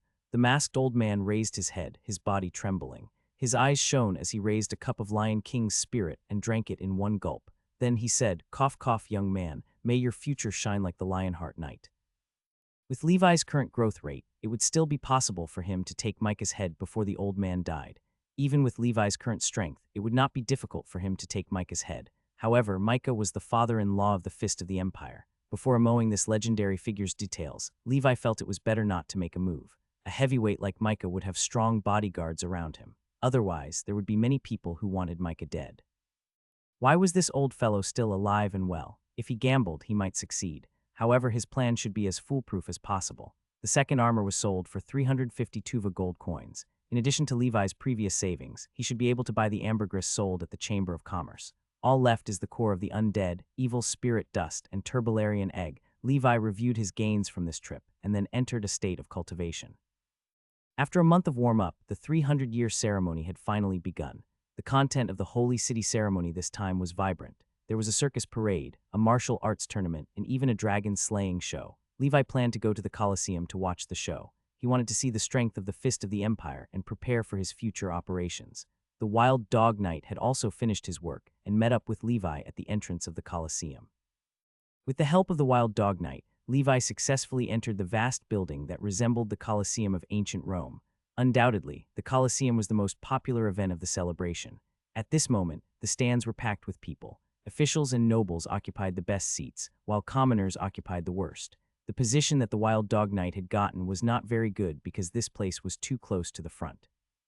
Although high iron fences surrounded the Colosseum, there was still a particular risk. However, he had no choice. It was already good enough that he could enter. Earthly dragon beasts. I've never seen a living earthly dragon beast. The Wild Dog Knight rubbed his hands together in excitement. Levi looked around. He noticed a few nobles in gorgeous clothes watching the match in the VIP stands. One of them was an older man, the finance minister of the Holy City, Micah. He was a big shot who held a high position because of the Fist of the Empire. Beside Micah was his daughter, the wife of the Fist of the Empire. Besides that, 2 powerful bodyguards, at least high-level knights, protected him. Oh my, are you all here to watch the show? I don't know if any masters are watching over Micah's mansion. If there are no grand knights, maybe I can do something in advance. Take the statue. Levi hesitated. Forget it, let's not complicate things. What that person said isn't true, and we don't even know where the statue is. Even if I sneak in, I might not be able to find it in a short time. Levi suppressed the greed in his heart and advised himself. Not long after, the Fist of the Empire debuted in front of everyone. Levi finally met the big shot, who is even more famous than the White Horse Knight. He's so tall. He must be at least 3 meters tall. How does his wife deal with him? Levi looked at the giant, waving his arms and enjoying the cheers. He was half naked and did not wear any armor. He was taller than a one-story building, and Levi felt that he had already surpassed the limits of a human. Even though Levi was so far away, he could still feel the pressure emanating from the hands and muscles that seemed to be able to crush steel. The Wild Dog Knight was also dumbfounded. Oh my God, this. The audience cheered. Storm's birth, Fist of the Empire, Patronus. Countless people shouted fanatically. The Fist of the Empire stretched his muscles and bones. The Fist of the Empire roared, "Long live the Holy City, long live the Empire." The yell reinvigorated the crowd, and everyone seemed unusually exhilarated. Hooray! Countless people shouted wildly. Finally, the Lord of the Holy City, also the Lord of the Tuva Empire, appeared on the highest stand, surrounded by a group of ministers. Next, the Iron Fist of the Empire will present everyone with the most exciting performance of this era. The Lord of the Empire raised his arms and shouted, "Release the Earth Dragon." The heavy iron gate on the side of the Colosseum slowly opened. At the pitch-black entrance, 2 dark green lights flashed. There seemed to be a bloody temperature in the air. Roar. As the earth trembled, a creature even more significant than the earthly dragon beast Levi had seen before rushed out and charged toward the Fist of the Empire. Fist of the Empire clenched his fists and roared. Before the giant beast could reach him, the Fist of the Empire, which was pitch black and looked like an iron statue, was emitting a dense black gas in its fists, and with a bang, he collided with the earthly dragon beast. What kind of power and defense is this? He is fighting the earthly dragon beast head-on. Levi was extremely shocked. He thought that the Fist of the Empire would at least use his weapon and agility to kill the earthly dragon beasts. However, he only used his fists, wrapped in black gas, to continuously collide with the earthly dragon beast. Is this the strength of a legendary level knight, the peak combat strength of this era? Levi's blood was boiling. This made him realize how big the gap between him and the Fist of the Empire was. The opponent's fist was the best divine weapon wrapped in black gas. It was enough to tear the scales of the earthly dragon beast. Even if one cultivated a strength-based breathing technique, one's defense would be extremely shocking. His speed would not be too slow, either. The wonders of being the peak of the era, Levi concluded in his heart, removing the complacency from his strength's constant expansion. Although they are grand knights, there should still be a big gap between my father and an existence like the Fist of the Empire. In the end, the battle ended without any suspense. The Fist of the Empire tore apart the scales of the earthly dragon beast, and dragon blood splattered all over the battlefield. Levi was cursing in his heart. The crowd cheered, "Fist of the Empire." He panted and sweated profusely. He had expended much energy fighting the earthly dragon beast with his bare hands. The black gas on his body began to dissipate. At this time, Levi noticed the fresh wounds on his body. Although they were not deep, he was indeed injured. His defense has some shortcomings, after all, Levi muttered. However, it would not take long for the Fist of the Empire to heal. However, his expression changed all of a sudden. He could not help but sway. Then he shook his head and stabilized his body. Black gas surged. Then he looked at the wound on his chest. The wound, still blood red a moment ago, had now turned into abnormal bluish-purple patches. Numbness and dizziness hit him. Poison. Someone had smeared poison on the earthly dragon beast's claws. As a master of poison, Levi immediately realized something was wrong. White smoke suddenly rose from all directions of the arena, instantly engulfing half of the place. Wherever the white smoke passed, many people felt dizzy and fell to the ground, foaming at the mouth. Most people still standing wore gas masks resembling the Bird of Death masks. "Let's go." The white smoke was poisonous. Someone is taking advantage of the ceremony, Levi said to the Wild Dog Knight. The Wild Dog Knight also realized that something was wrong. Rumble. The Colosseum's doors suddenly closed. Realizing that something was wrong, the escaping crowd blocked the door. The Fist of the Empire endured the unknown poison with his powerful body and roared, "Who is it? Shameless, come out." He looked toward the Lord of the Empire, whose robes were torn. A dagger that seemed condensed entirely by the black gas was thrust out from the hand of a military minister behind the Lord of the Empire, whose chest was pierced. The military minister's aura continued to surge. The power of a grand knight erupted. He crushed the heart of the Lord of the Empire and said, "Big brother, I know you've long been a puppet of the Fist of the Empire. I'm sorry, but I don't want the Empire to fall into the hands of that outsider." After killing the Lord, the military minister came to the field in armor. More and more masked rebels stood behind him. "Emperor Mew, prepare to die," he said. The Fist of the Empire laughed maniacally. "You've underestimated me. You don't think Vu can defeat me with this mob, right?" Before he could finish his sentence, a black shadow rushed from the chaotic crowd to Fist of the Empire's back. Fist of the Empire snorted coldly and a terrifying aura erupted. He threw a backhand punch and forced the person back, revealing his figure. It was a knight with a skull and a ghost face. This was also a grand knight. Ha, to deal with me, you even invited the pale shadow. The Fist of the Empire clenched his fists and cracked his lips into a smile. Unfortunately, you don't understand how big our gap is. Just how ignorant have you been? The Colosseum was in chaos. It had been a joyous scene just a moment ago, but now it seemed to have turned into hell on earth. Levi was among the crowd, but he could not help but glance at the three Grandamites fighting. On one side was the unparalleled god of war, but he had been poisoned by the Fist of the Empire. On the other side were the Empire's military minister and the foreign aide he had invited, the assassins of the Bird of Death's voice. Pale Shadow. Isn't he Iron Mountain's superior? Levi's heart skipped a beat. The enemy was right in front of him. How could he stop? He wanted to go up and punch him. However, after witnessing a Grand Knight's battle, Levi knew there was still a considerable gap between him and the opponent. Although they might not have cultivated as many breathing techniques as Levi, their realms were beyond the realm of official knights. They did not have any obvious shortcomings. This was especially true when facing someone in Levi's realm. The rebel soldiers wearing gas masks took over the stadium. Sir, I'll retreat first. The current situation has already exceeded my expectations. I'm sorry. You can find me at the Shining Tavern if you successfully escape. Then the wild dog knight disappeared into the crowd. Levi did not mind. He drew out his white wolf mask and put it on before the poisonous gas swept over him. Phew, Levi looked at the chaotic Colosseum. The crowd was running away from the blue circle, and the rebel army and the Fist of the Empire's military were fighting. Some of the Bird of Death's voice assassins were also among them, reaping people's lives. What bad luck. I shouldn't have watched the show. Levi cursed in his heart, but he was not too flustered. With his strength, it would be easy for him to escape. However, he wanted to do something before he escaped. He looked at the earthly dragon beast lying in a pool of blood in the Colosseum, his heart struggling and his expression hesitant. He hid in the crowd, waiting for an opportunity to strike. The three Grand Knights were fighting intensely, and the battle had climaxed. Although the Fist of the Empire was mighty, he had just been exhausted by the earthly dragon beast and had been poisoned. He was not sure of victory. The military minister and Pale Shadow were also Grand Knights. The two of them worked together, and the injured Fist of the Empire was exhausted. Now was not the right time, as it was not safe enough. He had to wait until the three Grand Knights were far away from the earthly dragon beast's corpse before he could act. At this moment, a Fist of the Empire member charged over. Raise your hands and take off your mask. Otherwise, you will be treated as a rebel. Levi ignored him, and that person directly slashed at Levi. You're courting death. Levi easily dodged that person's attack. Then he smashed his head with both hands and blood splattered on the person beside him. The scene was highly chaotic. Levi was at ease, waiting for the right time to strike. At the same time, he looked at Micah, who was retreating under the cover of two high-level knights. Now that the rebel army was in chaos, Micah would probably find a hiding place under the protection of his subordinates. He probably would not go to the mansion. Perhaps he could get the ambergris statue this time and take Micah's head simultaneously. After all, the Fist of the Empire was already too busy to care. How could it have the time to chase after Levi? Finally, Levi realized that the Fist of the Empire had already suppressed the Pale Shadow and the military minister to a corner of the stadium. The two of them were in a pitiful state.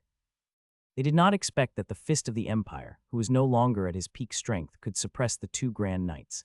Seeing this, Levi formed a hand seal, grabbed the casting materials, and quickly climbed up the cage. Then he came to the earthly dragon beast's side, opened its mouth, cut off its glands, and wrapped them in cloth. He did not care how much ambergris was inside and quickly climbed the iron fence. When the Pale Shadow realized the thief, he was furious. Earthly dragon beast's corpse was one of his rewards, especially the ambergris, which was worth thousands of gold coins. Although he was a respected member of the Five Shadows, no one should rob him like this. He cursed him.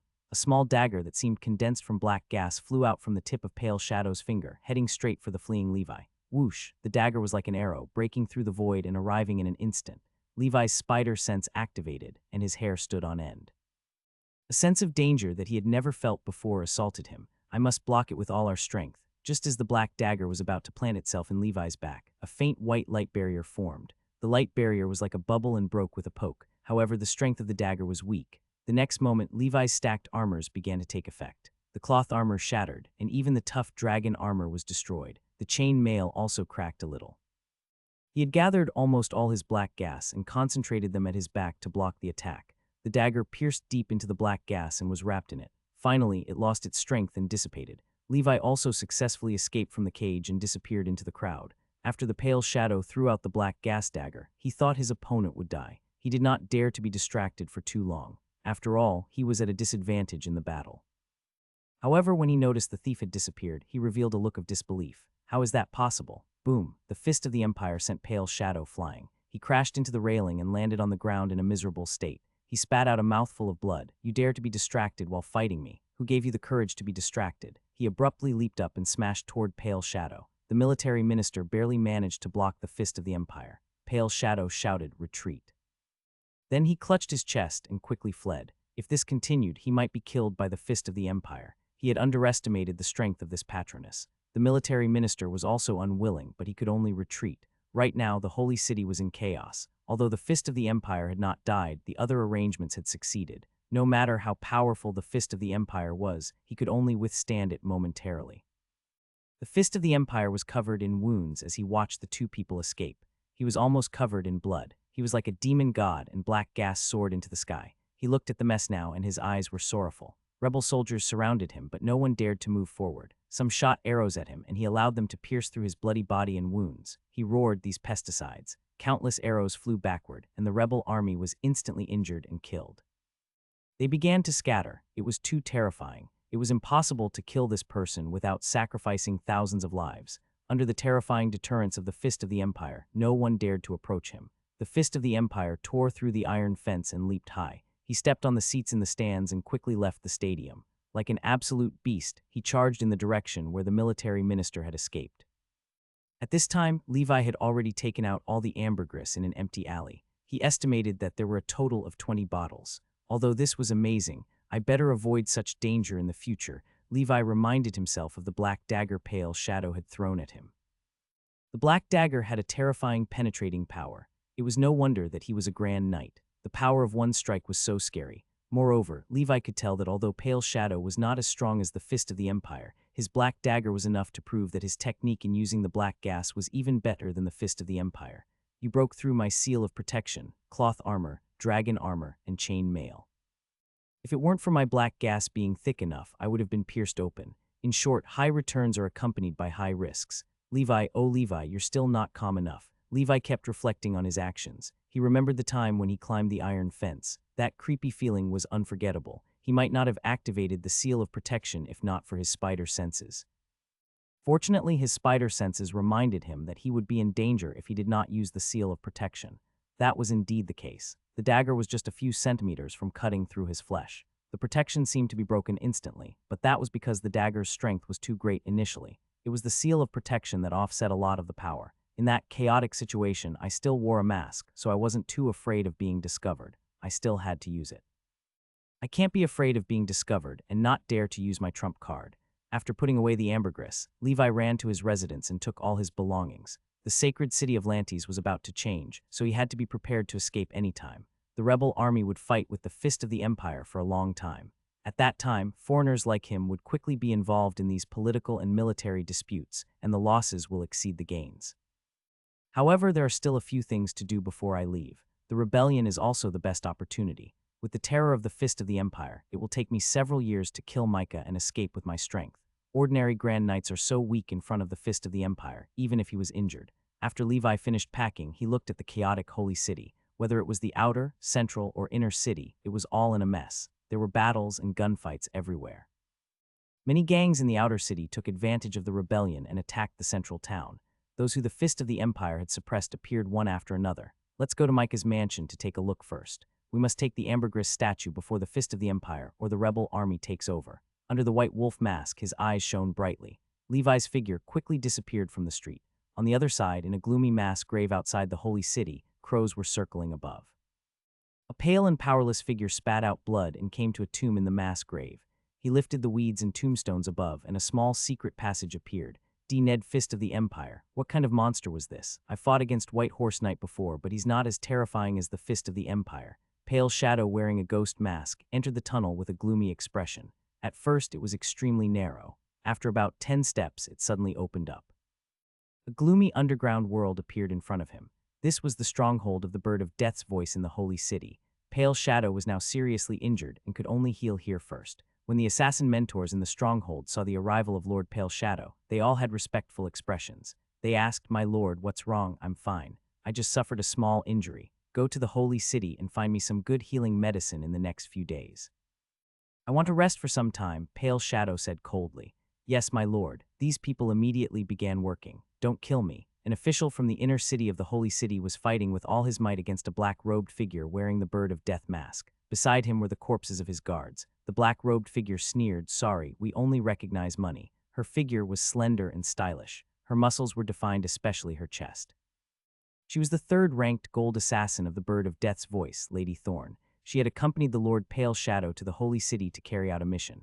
The Pale Shadow was responsible for dealing with the Fist of the Empire, while she was responsible for assassinating some designated officials. The official said, how much did the rebels give you? I'll give you double. However, he was no match compared to Lady Thorn, a high-level knight. Whether it was her physical fitness or combat skills, she was far superior to her opponent, an older man who had been in a high position for many years and rarely fought. Sorry, we are professional. The female assassin from the Bird of Death sneered and charged at the official. I'll fight it out with you. The official fought desperately and was soon injured by Lady Thorn. He could not escape nor beat her. The official's face was filled with despair. He prayed that the Lord of Storm would use lightning to kill this assassin. The next moment, a longsword blocked the assassin's attack. A figure with a white wolf mask jumped from the roof, forcing Lady Thorn backward. Who are you? Why are you blocking me? Lady Thorn asked. You're part of the Bird of Death's voice. Levi looked at the woman wearing the Bird of Death mask and said in a low voice, that's right, I hope you don't. Before Lady Thorn could finish speaking, the burly man in the white wolf mask shouted, die. Levi took a step forward and executed the golden cross slash. Intermediate ripple. Crash. Ripples appeared as the cross-shaped sword light cut through the sky. It acted in an instant. Lady Thorn knew that this was bad. This was an expert. She gritted her teeth and blocked Levi's storm-like attacks. Swish. After numerous rounds of attacks, under the terrifying and violent ripple force, her weapon was broken. Lady Thorn's hand was bleeding, and she was terrified. The person in front of her was like a madman, attacking her fiercely as soon as he saw her. There was no chance for her to catch her breath at all. She turned around and leaped, wanting to escape. Levi casually threw out his black snake dagger. Swish. The dagger stabbed into Lady Thorn's thigh. She felt a sharp pain, lost her balance, and fell from the eaves. Levi's whip kick slammed the falling Lady Thorn to the ground, causing her to spurt out blood. Then he stepped on Lady Thorn's leg. Crack, her slender and robust legs were fractured. Then he grabbed Lady Thorn's arm and broke it. Lady Thorn fainted from the pain. Levi stared at the frightened lady and carried her to an abandoned house without saying a word. After searching her body, he found nothing valuable other than some standard equipment of the Bird of Death. Levi hid her in a cellar and only brought out the Bird of Death mask. From Iron Mountain's map, Levi roughly knew that the Bird of Death's voice had a stronghold in the Holy City, but he did not know the exact location. This woman was relatively robust, so she should know. That was why Levi wanted to keep her alive for the time being. When Levi came out, she was still there. She trembled as she looked at Levi, the terrifying existence who had easily killed a peak knight. Don't be nervous. I'm from the Fist of the Empire. Are you okay? Levi said under the white wolf mask. I'm an official of the finance department. I've always been loyal to the Lord of the Empire and the Fist of the Empire. I didn't expect these DMN rebels to cause trouble. How disappointing. The Fist of the Empire has sacrificed so much for the Empire, the official said, and Levi thought it was just right. The people from the finance department should know how to get to Micah's mansion. He ran from the central city to the inner city. He did not expect to meet the Bird of Death's voice assassin on the way. What a coincidence. In Levi's eyes, the gold assassin was a weakling. I have to find Minister Micah now to avoid being killed by the rebels. Do you want to come with me? Yes, yes, yes. The official was seriously injured and grabbed Levi like he was holding his last straw. All right, let's go. Soon, under his lead, Levi arrived at the residences of the finance minister and officials.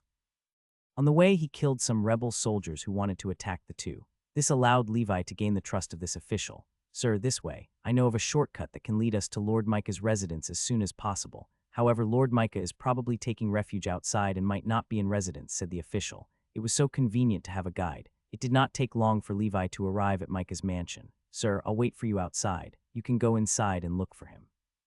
This official was worried that the rebel army had controlled the inside of the mansion and did not dare to enter.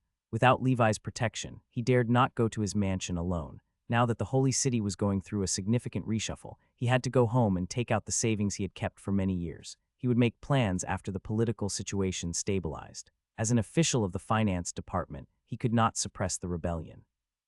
Levi naturally did not know what this person was thinking. He just needed him to lead the way. He stretched out his hands and pressed them against the high walls of Micah's mansion. The mansion was huge. With Levi's intermediate vibrosensing, he could only sense a small area. There's someone inside, and it looks chaotic, Levi analyzed in his heart. Wait for me here. I'll go find Lord Micah.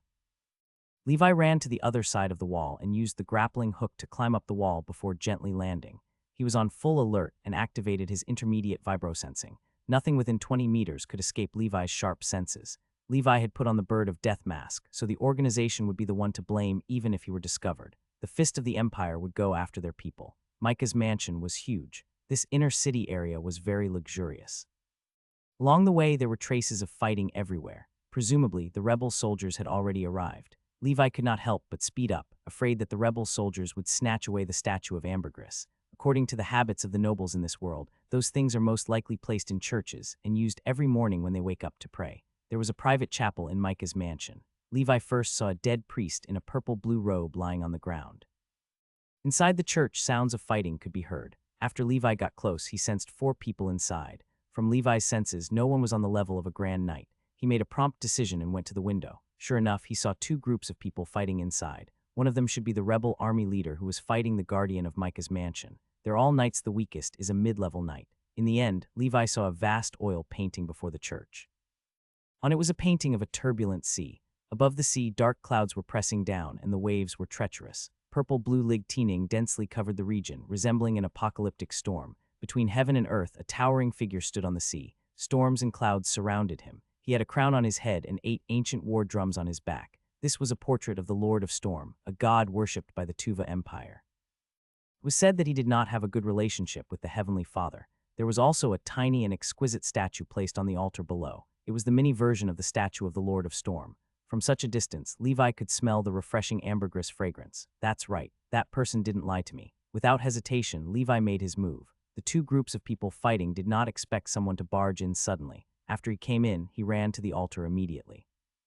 He grabbed the statue with his big hand and dashed. They also noticed the Bird of Death mask on Levi's head. Who are you? Stop. Whether it was the rebel soldiers or the guards, they all charged toward Levi simultaneously. This was the most valuable thing in this church. They had risked their lives to get this thing, and now it had been taken away by a third person. Those who block me will die. Levi shouted and unsheathed his sword. Golden cross slash. The black snake, siren, giant bear, giant rhinoceros, raging bull, and other life seeds in his body roared simultaneously, and terrifying power poured out. Swish. Levi slashed a mid-level knight in half as if a demon king had descended with his sword. It scared the 3 of them out of their wits. What kind of monster was this? To be able to kill a mid-level knight so quickly and break his armor, could this be a Grand Knight? The Bird of Death's voice sent 2 Grand Knights over. The surviving rebel knight said, "Brothers of the Bird of Death's voice, what do you want? We didn't hire you to rob us." Levi did not waste any time. He had already given these people a chance to live. He did not want to waste too much time here. After all, this was the inner city area where experts were everywhere. The Fist of the Empire or other Grand Knights could appear anytime. However, these people did not know what was good for them. He could only kill them. Levi's body gradually became tall and burly, and he no longer concealed his figure. Surging power surged, and Levi began a one-sided massacre. Among these people, there were mid-level and high-level knights. In Levi's eyes, there was no difference. Die. One of the guards took advantage of the moment Levi fought with the others to jump up high in the air and slash toward Levi's face. Levi held Frostmourne in his right hand and blocked the man's attack. His left hand quickly formed a seal, and he chanted something before he slapped his palm toward the man's face. Boom. Blazing torrent of flames swept out.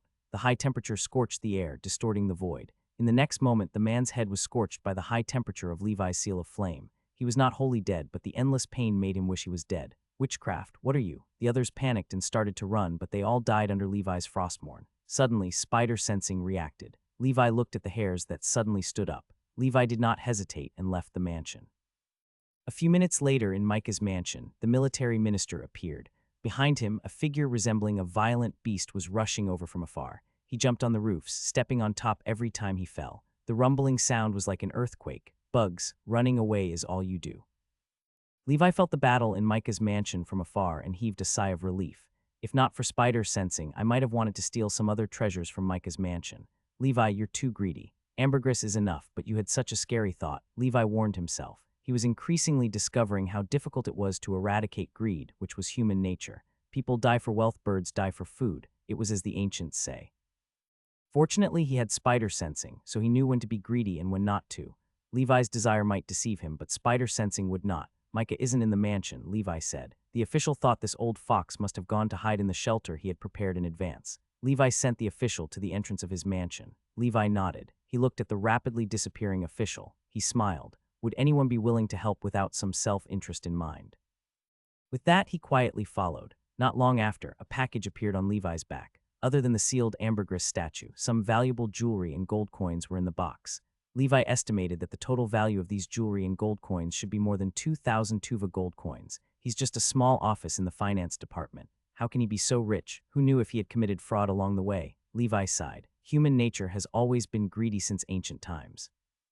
In any era, corrupt officials would always be the country's bane. The inner city area was too dangerous. Levi could vaguely sense that there were other experts other than the fist of the empire and the military minister, so he did not dare to stay any longer. His primary purpose for coming to the holy city had already been met. He obtained 25 bottles of ambergris and a statue made of ambergris. Ambergris could also be used as a secret medicine, so this was not a problem. Levi estimated this statue alone was worth at least 100 bottles of ambergris.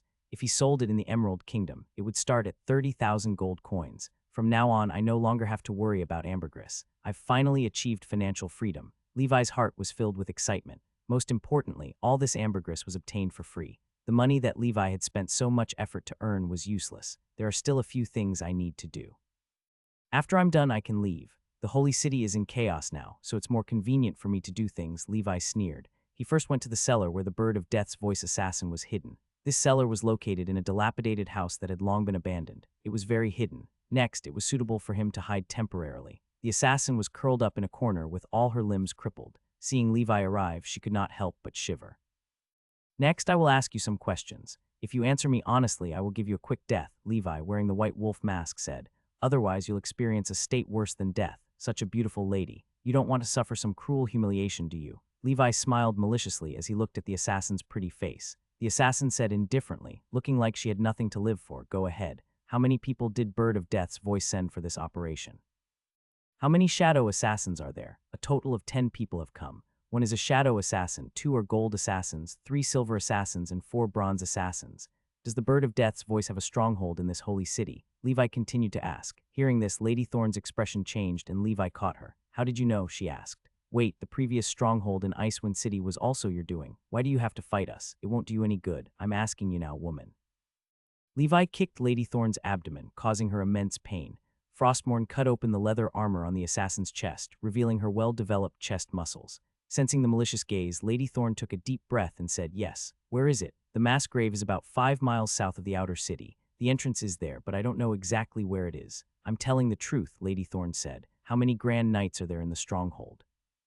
As far as I know, no, but I'm unsure if Lord Pale Shadow will go there. Do you have any last words? I want to know who you are and why you are against our organization.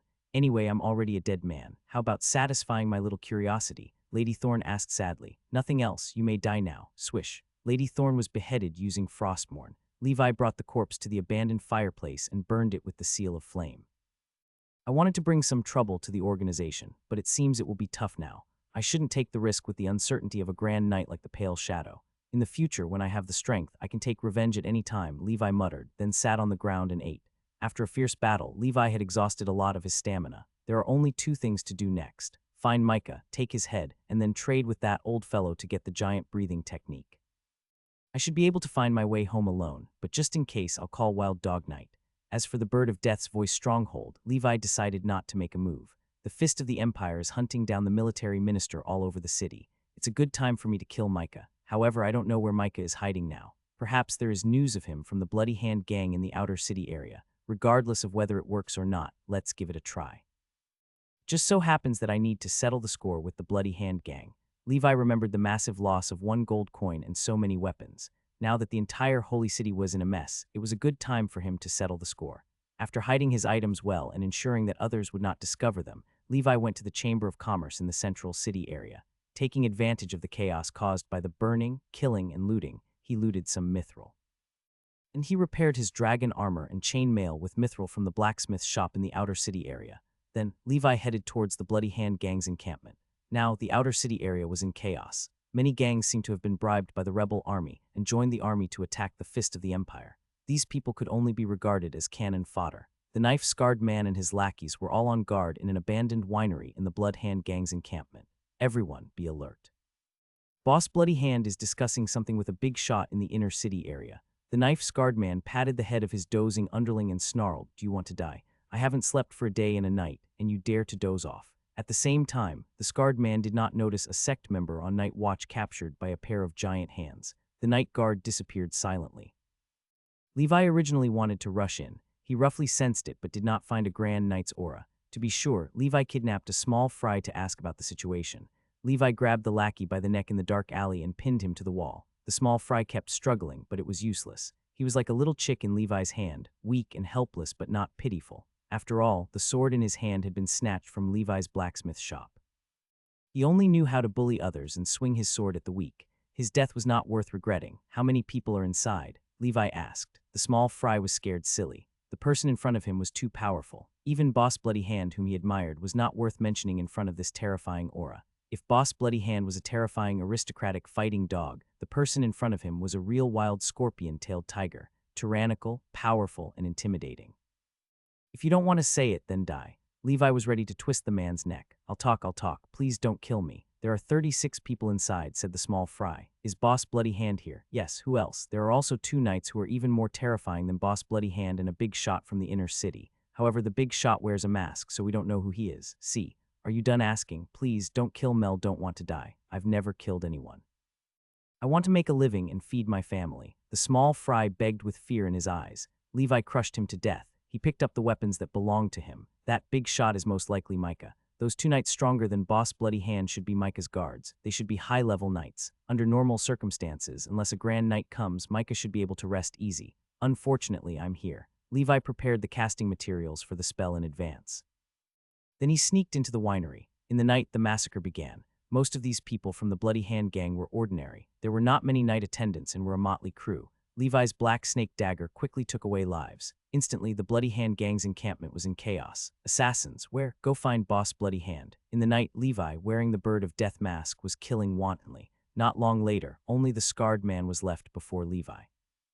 The others either ran or died, scattering like birds and beasts. The scarred man said tremblingly, "Who are you?" His hand that was holding the sword could not stop trembling. Levi stabbed the knife-scarred man's throat. Before he died, Levi whispered into his ear, "Did you enjoy collecting protection fees?" Swish. The knife-scarred man fell to the ground and died, his eyes wide open in disbelief. It was him.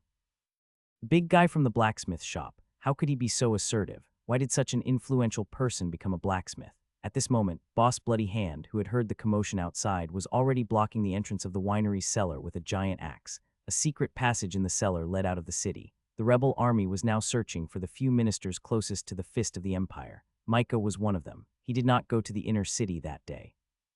He did not care about his family's vast wealth and ambergris statue. Under the protection of 2 high-level knights, they arrived at the outer city area. He found one of the pawns he had planted in the outer city, Boss Bloody Hand. He heard the commotion outside. The first thing he did was to let Micah escape through the tunnel. He was here to block the invading enemy. "Buddy, it's insulting to trespass on someone else's territory." Boss Bloody Hand swung his axe at Levi. Levi did not want to waste any time, so he did not.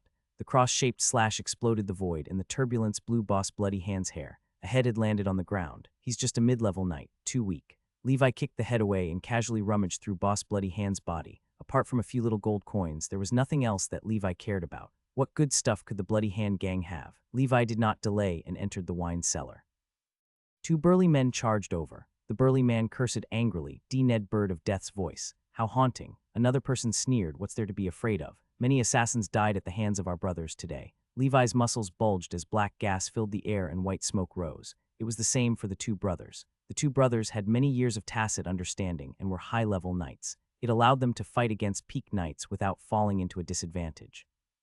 The person who came was not a Grand Knight, so they were naturally unafraid. However, they were ignorant of Levi's existence, who could deal with anyone the level of Grand Knight and below. Levi preferred not to take the risk if the opponent was a Grand Knight and above. "Die." Frostmourne rumbled under the effect of the ripple force. Levi was like a human machine. The black gas was the engine oil, the white smoke was steam, and the Frostmourne was the chain sword. Frostmourne had a soul, then its machine soul must be pleased. Bang, bang, bang, bang, bang. A terrifying impact exploded in the underground wine cellar. Levi's crazy cross-slash forced the 2 high-level knights back. The power of the intermediate ripple force was too mighty. Together with Frostmourne version 3, the effect of Levi's slashes was getting increasingly prominent. Very soon, the two high-level knights' weapons could no longer withstand the heavy load. They were forced into a corner by Levi. Let's go all out. One of the high-level knights did not care about Levi's slash. After being pierced by Frostmourne, he tightly hugged Levi's right hand, preventing him from swinging his sword. The other high-ranking knight took the opportunity to raise his greatsword, which was full of cracks, and slashed at Levi. Levi's left hand, which had been forming a seal behind him, slapped out, and he finished chanting the last syllable. Boom! The explosion was an art. Scorching flames spewed out. The flames engulfed the figure of the high-level knight. He wailed in pain in the flames. Levi shook off the knight who was hugging him. He was already dead. Then he slashed another burning knight into two. He was in a hurry and did not bother checking the bodies for loot. He entered through the only secret passage in the wine cellar. In the wilderness, Micah crawled out of a hidden cave. His face was covered in dust and he was panting. His old face was in a miserable state. DMN it. Why? Why did it suddenly become like this? Micah roared. His daughter, the beloved wife of the Fist of the Empire, had died in the attack of the rebel army. Therefore, the furious Fist of the Empire chased the rebel soldiers all over the city. There was no one around Micah now. He was waiting for someone to pick him up and take him out of the holy city. The silver moon was lonely in the wilderness, and the low roars of wild beasts could be heard. A stalwart figure appeared in front of Micah at some point.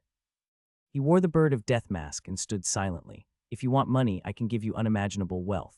If you want strength, as long as you are willing to let me go, I will let the Fist of the Empire teach you the most powerful combat techniques. If you want power and women, I can satisfy you. You're just an assassin who works for money. Why do you insist on killing me? Micah tried to persuade Levi. Swish. Micah's head fell to the ground. Levi tore off the gorgeous clothes on Micah's body and wrapped them up. Bah, I only want you dead. Levi was carrying not only Micah's head, but also his only hope of obtaining the giant breathing technique.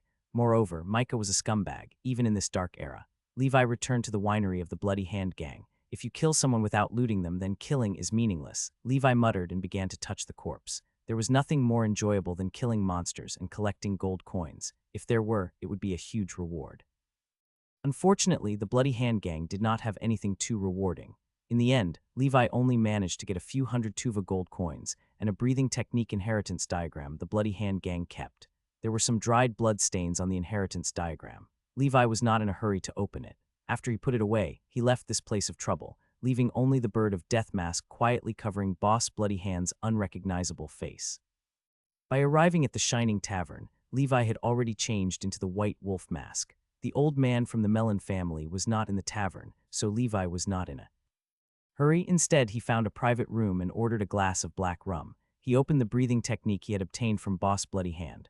On the screen, 56 tiny people were dancing around a blood-colored sea beast. The giant beast looked like a whale. Its entire body was covered in blood-colored scales. It opened its bloody mouth as if it could devour the world. Blood whale breathing technique, endurance-type bloodline breathing technique, and it's of excellent quality. Even with Levi's mentality, he was still highly excited.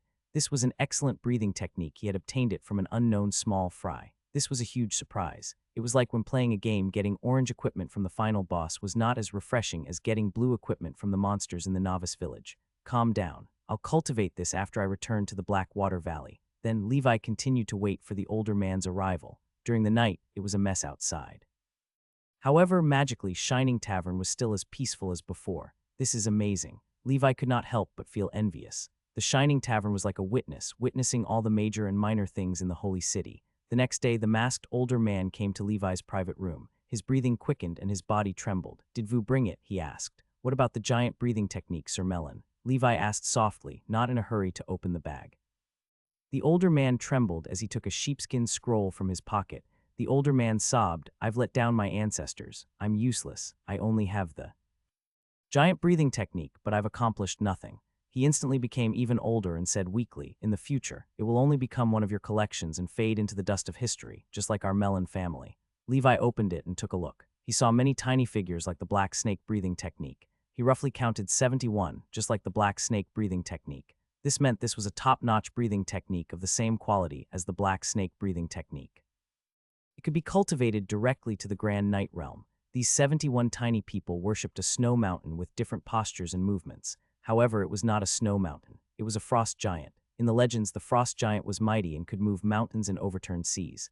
After confirming the giant breathing technique, Levi thought he was dreaming. He did not expect to obtain it. The frost giant armor was coming. Levi handed the head to the older man. Micah, he is indeed Micah. This might be the last member of the Melon family. He was crazily pinching Micah's dead head and poking his eyeballs to vent. After venting, Levi asked Sir Melon, "May I ask why the church destroyed your family?" The older man was startled as if he was trying to recall something. "There is no reason. There are many families that the church has destroyed. Our family is just one of the unlucky ones." "Aren't you curious why none of those legendary families that have given birth to legends exist in the world?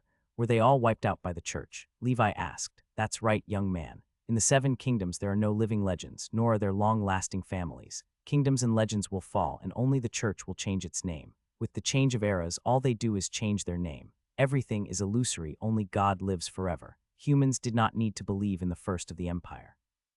Only one faith in the Tuva Empire was the Lord of Storm. No matter how strong a mortal was, he was still immortal, and a mortal would eventually die. After the old fellow finished speaking, he hugged Micah's head and left in a frenzy. He had taken revenge for decades. His taut string was broken, and his mind was a little bizarre. Levi returned to the cellar. He cast all the gold coins he had collected this time into rings of golden hoops and put them on his arms, hiding them under his sleeves. He also brought the other gains from this trip to the Holy City and found the Wild Dog Knight in the Shining Tavern. Then the two of them escaped from the city through the secret passage of the Bloody Hand Gang. Levi looked at the mass grave in the south, which might be the Bird of Death's voice stronghold. This meant that their shadow assassins might be here. Thinking of the terrifying power of Pale Shadow's attack, Levi temporarily gave up on the idea of barging in.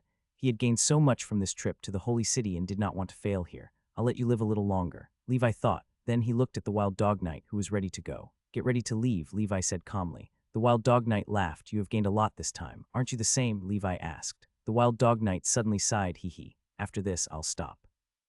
I'll return to my hometown, buy a big manor, be a small noble, marry a few beautiful wives, have a dozen children, and be happy. It's good to be alive. Stop talking nonsense and lead the way," Levi replied. The two of them disappeared into the horizon. Although they were not riding horses, they were both knights, and their speed was not slow. On the way, Levi even borrowed the horses of a group of deserters. He and the Wild Dog Knight continued to ride on their horses.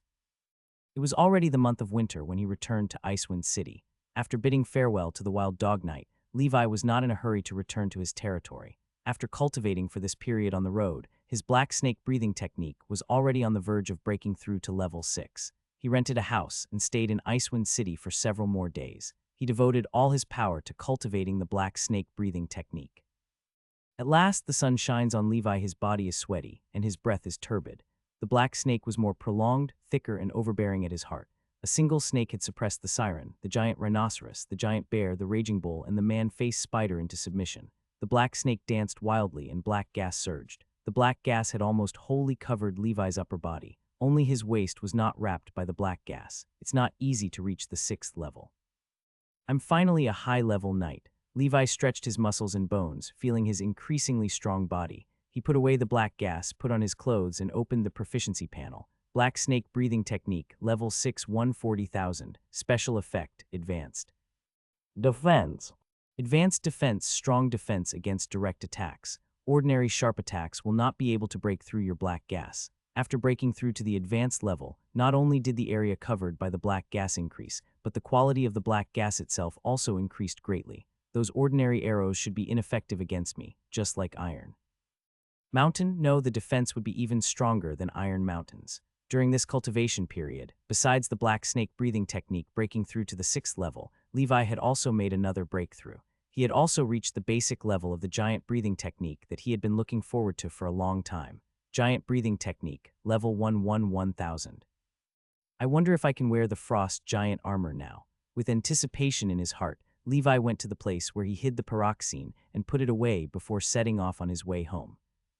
Levi had spent half a year on this long journey. Just the journey alone had taken a long time. Honestly, Levi was already prepared for his house to be stolen. However, when Levi arrived at the Blackwater Valley on New Year's Day of the 1009th year of the Holy Brilliance calendar, everything in the territory seemed normal from afar. However, there was no festive atmosphere at all. It was dead silent. This made Levi extra cautious. He did not take the main road back to the castle, but took another route to the shelter. Everything at the top was normal and the same as when Levi left. The frost giant armor and the tools he used to refine potions were as usual. Seeing that the frost giant armor was functioning, Levi was temporarily relieved. Now is a good time to test if the frost giant armor can be used, Levi thought. He felt that something was wrong with the territory. Something must have happened. To be safe, he ensured his skills were at their peak before leaving the shelter. He put on the ring that controlled the frost giant armor. At the same time, the giant breathing technique, which was only at level 1, began to circulate. In an instant, Levi felt the frost giant armor within his being. A magical feeling of blood connection was produced. It works. Levi was pleasantly surprised. After obtaining the frost giant armor for so long, Levi could finally use it. At the same time, the pieces of the armor started to float up magically. Like floating petals, they danced around Levi. There were 3 spells on the frost giant armor, 2 of which were 0-ring cantrips. The first cantrip was automatic assembly. Assemble, Levi shouted. Crackling, pieces of armor gathered on Levi's body. At this moment, he felt like he had become an armored warrior. He felt a sense of shame as if he had transformed. Then the armor that the 3-meter-tall Grand Knight originally wore fitted perfectly on Levi's body. Levi tried to move around, and he was very agile. Although it was less effective than wearing armor, it was not inferior to chain mail. In general, its flexibility was far superior to other armor. In the future, this armor will never leave my body. Even if I don't use any spells, just the protection of this pure mithril is the best in the world. As long as 1 tael of mithril was mixed in, any armor could become a divine weapon worth hundreds of gold coins. Based on the density of the mithril, Levi's armor required several hundred pounds of mithril. This was truly priceless. However, such a gorgeous armor is too high profile on the outside. It's better to wear it on the inside. I'll put dragon armor on the outside and not wear the chain armor. With my current strength, the chain armor's defense is minimal. Melon's ring was also worn on Li Zheng's finger. This was the switch to use the 3 spells that came with the armor. The 0-ring cantrip and automatic assembly were used to disassemble armor. The 0-ring cantrip, Mirror Master, was used to replicate one's combat skills on the armor. Levi planned to carve the golden cross slash on his armor when he had time. He did not know if he would succeed. After all, this was an advanced combat technique. The last spell was this armor's most crucial trump card in core skill. First circle spell, Frost Giant Sigh. It could rapidly reduce the temperature within a 10-meter radius around Levi, freezing the enemy. Levi believed that even a Grand Knight would not be able to last long with the Frost Giant Sigh. Of course, the cooldown period of this spell was extremely long, requiring a month of automatic charging time, so Levi had to grasp the right timing to use it. Levi had changed his weapon with the Frost Giant armor. Even if Grand Knights were hiding in the castle, he was confident he could defeat them. After all, he was almost unbeatable with the defense of the Frost Giant armor. As long as he could break through the opponent's defense, he should have a chance of winning. The Frost Giant armor, the seal of protection, and the seal of flames. I am getting closer to becoming a wizard. Let's go out now and see what's going on outside. Why is the castle so quiet? He activated his intermediate vibrosensing. After confirming that no enemies were lurking at the shelter's exit, he began to look for Fred in the castle. However, after searching around, Levi did not find Fred. There were bloodstains everywhere in the castle and traces of fighting. There were also some corpses of soldiers. They died tragically as if an electric saw had torn them apart. Levi's expression was solemn. He came outside the castle and found that the 3 brothers were gone. The door of the bear pen was wide open. In the end, Levi began to search in the back mountain. He found the hidden valley where Fred trained his cavalry. In the valley, Levi finally saw a figure and the sound of a horse. He saw a large number of residents and some injured soldiers. Their faces were filled with sorrow, despair, and hopelessness. Levi's face sank, knowing the territory had encountered a great enemy. With the military power of Blackwater Valley before he left, unless it was the military power of the Earl or an enemy at the level of a Grand Knight, they couldn't be a match for Blackwater Valley. When those despairing people saw Levi, they were in disbelief, and then many broke down and cried, "My lord, you're finally back." Team leader Sam wiped his tears and fell to his knees. Sir Fred died. Sam could not help but feel pain, and many of the surviving cavalrymen were also crying. What's wrong? Levi frowned and asked. Sam told Levi about the situation. Just 3 months ago, a group came to Blackwater Valley. There were not many people, only 4 of them. They claimed to be wandering knights and asked to see Levi. Fred guessed they were probably Levi's enemies and not ordinary wandering knights. He said that Levi was not around, which was true. However, those people did not believe him and were unwilling to leave. They began to use force, directly violating the laws of the kingdom. They broke into Levi's territory and even killed their way into the castle. Fred and the militia naturally refused. They engaged in a fierce battle with the group of people. The Red Blood Cavalry also joined the battlefield. Many of the enemy died under the joint attack of the cavalry, infantry, and the 3 brothers. However, there was a big, terrifying guy. He was as powerful as a demon king. Even if they had the advantage in numbers, they were still not a match for him. Fred said he was a Grand Knight and they couldn't defeat him. There was no chance of winning. He asked Sam to retreat with the 3 brothers and more than half of the cavalry. They did not want to waste Levi's military strength. They wanted to preserve their strength and wait for Levi to return before taking revenge. Sam did as he was told and led his men to Hidden Valley. Fred led the rest of the troops to stall the Grand Knight. Sam only found out about the result a few days ago. Fred and the soldiers were all killed by the Blackwater River. Only a few survivors were saved, and the big guy was gone. Then Levi arrived. Sam and the others had been hiding in this valley all this time. They dared not go out, afraid that the Grand Knight would come again. "Where's Fred's body?" Levi asked calmly. However, everyone could feel Levi's burning anger.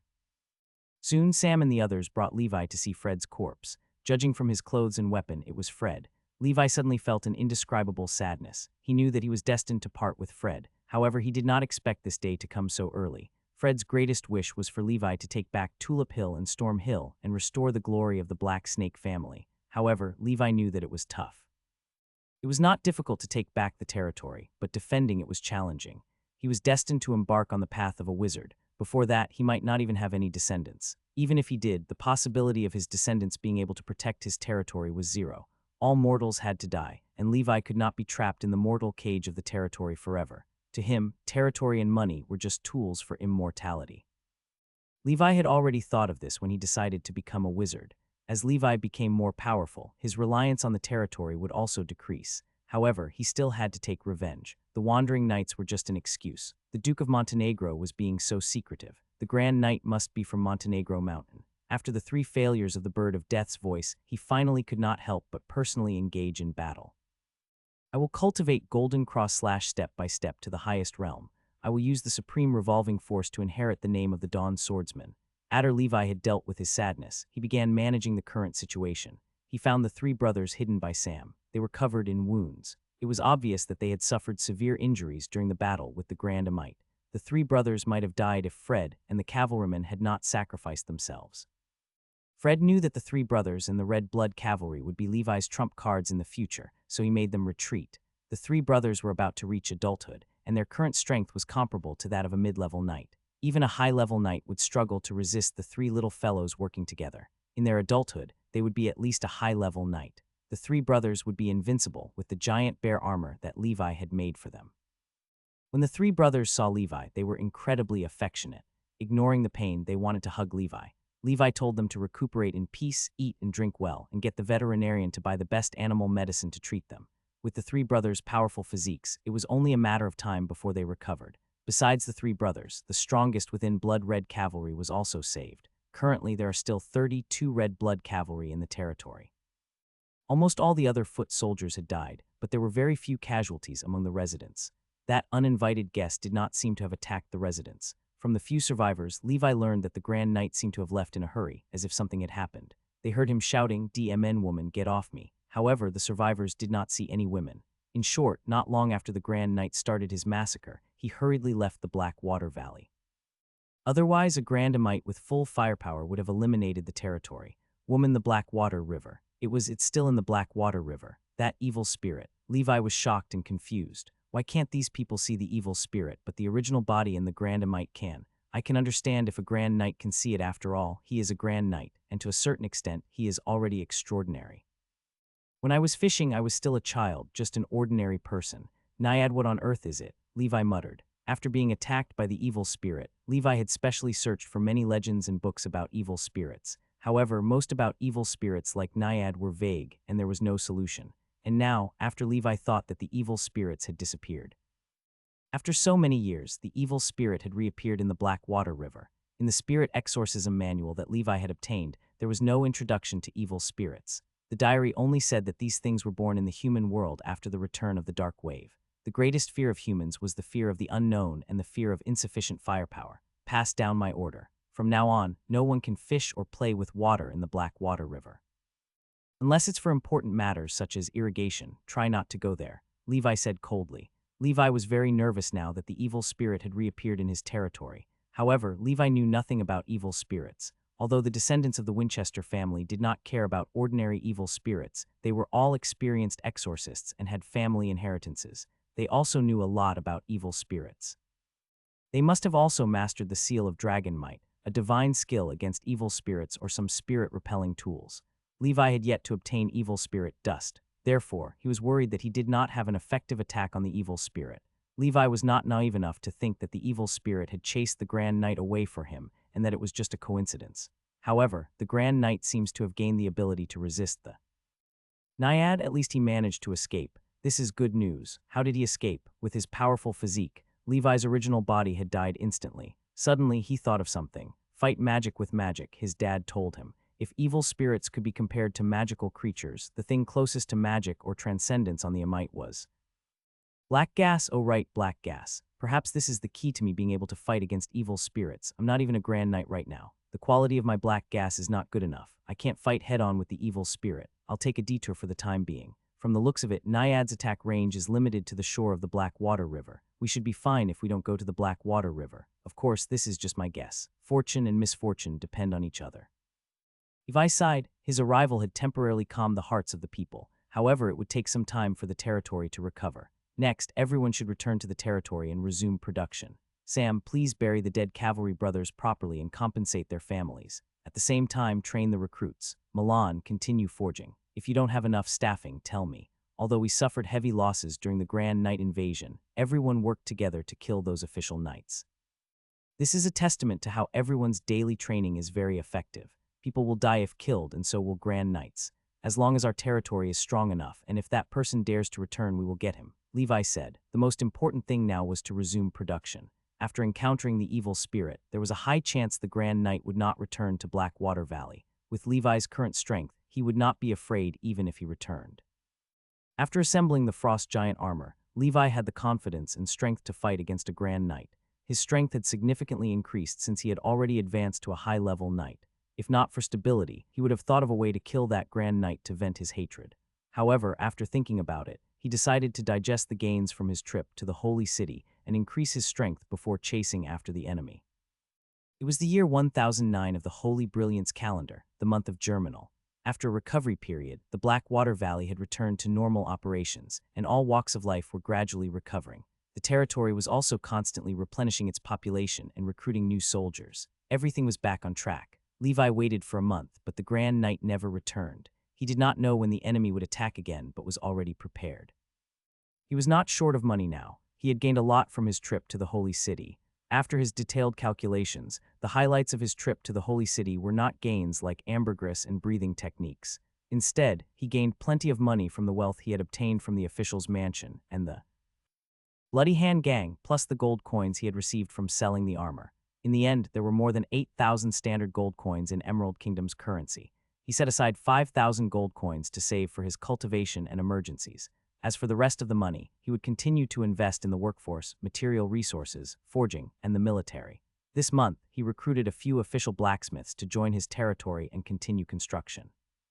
Furthermore, with Levi's blacksmith master title, earning was not an issue. The most important thing now was converting the money he earned into his and the territory's strength. He would use his strength as the main force and the territory's strength as a supplement. All in all, Levi had to thank the evil spirit Naiad. If not for it, the losses suffered by Levi's territory would have been far from what it was now. The territory resumed operations, and Levi did not delay his cultivation. To him, the army was just an external entity that played a supporting role. Compelling confidence still had to be one's strength. Therefore, cultivation was always the top priority. During this month, Levi made much progress in his breathing techniques. The first was the blood whale breathing technique he obtained from Boss Bloody Hand. As an excellent breathing technique, Levi was very interested in it. The secret medicine needed was narwhal horns. Narwhals were powerful marine creatures in the deep sea. Although Levi had never seen them before, he had heard from the traveling poets during the breeding season every year. When narwhals returned from the deep to the shallow sea to breed and mate, the people by the sea would see the behemoth that was 30 meters long and weighed hundreds of tons. Although these sea beasts were mighty, they were very docile. Their horns were also excellent raw materials for carving. Therefore, Levi did not spend much money obtaining narwhal horns from some collectors. He then made them into secret potions that could last him long. After Levi's 1 month of cultivation, not only had he mastered the blood whale breathing technique, but Levi had also upgraded it to level 3. According to the breathing technique inheritance diagram description, after promoting to a knight by cultivating the blood whale breathing technique, the seed of blood whale could significantly enhance knight's endurance. In addition, a new organ would be born in the body, the whale sac. Levi had always felt that breathing techniques were magical. However, this blood whale breathing technique refreshed his knowledge. He could increase the number of organs in the human body by cultivating the breathing technique. This was something that Levi had never expected. The function of the whale sac was straightforward. Like the hump, it stores a tremendous amount of energy food produces. Food would be replenished through the whale sac in the human body when it was unavailable. In Levi's eyes, this was similar to a food bank. He could eat a lot of food at once. After the digestive system digests the food, the excess energy produced is stored in the whale sac. The upper limit of the storage was related to the cultivation base of knights. In short, for a low-level knight, if he did not use the breathing technique violently, a full whale sac would output energy to his body and last him a week without any food.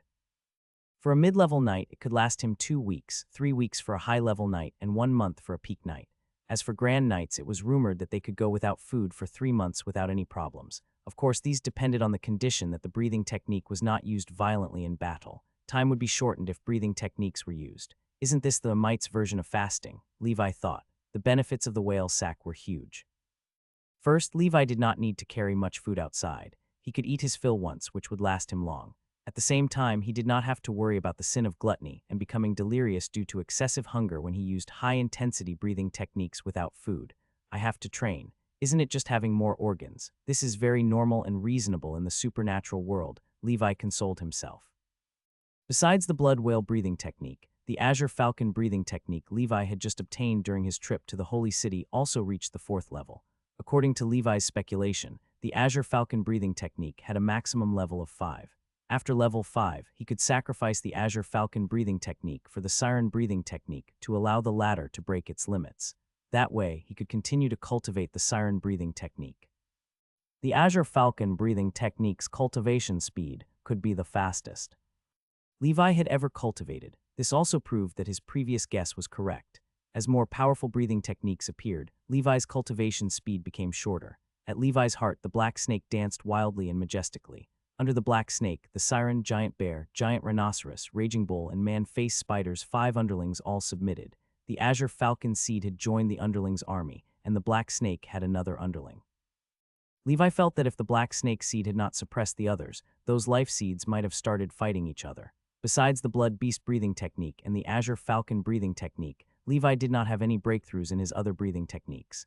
After all, black snake and man-face spider were stuck at level 5. They needed considerable proficiency points to reach level 6, which could not be achieved. The giant breathing technique required the giant secret medicine, and Levi had yet to find one of the main ingredients, the frost ape's blood. Not only was he unable to find it, Levi had never heard of a creature like the frost ape. It was most likely a complex material, just like the turbularian egg. Levi was afraid that these creatures had already gone extinct, but after thinking about it, he felt it was unlikely.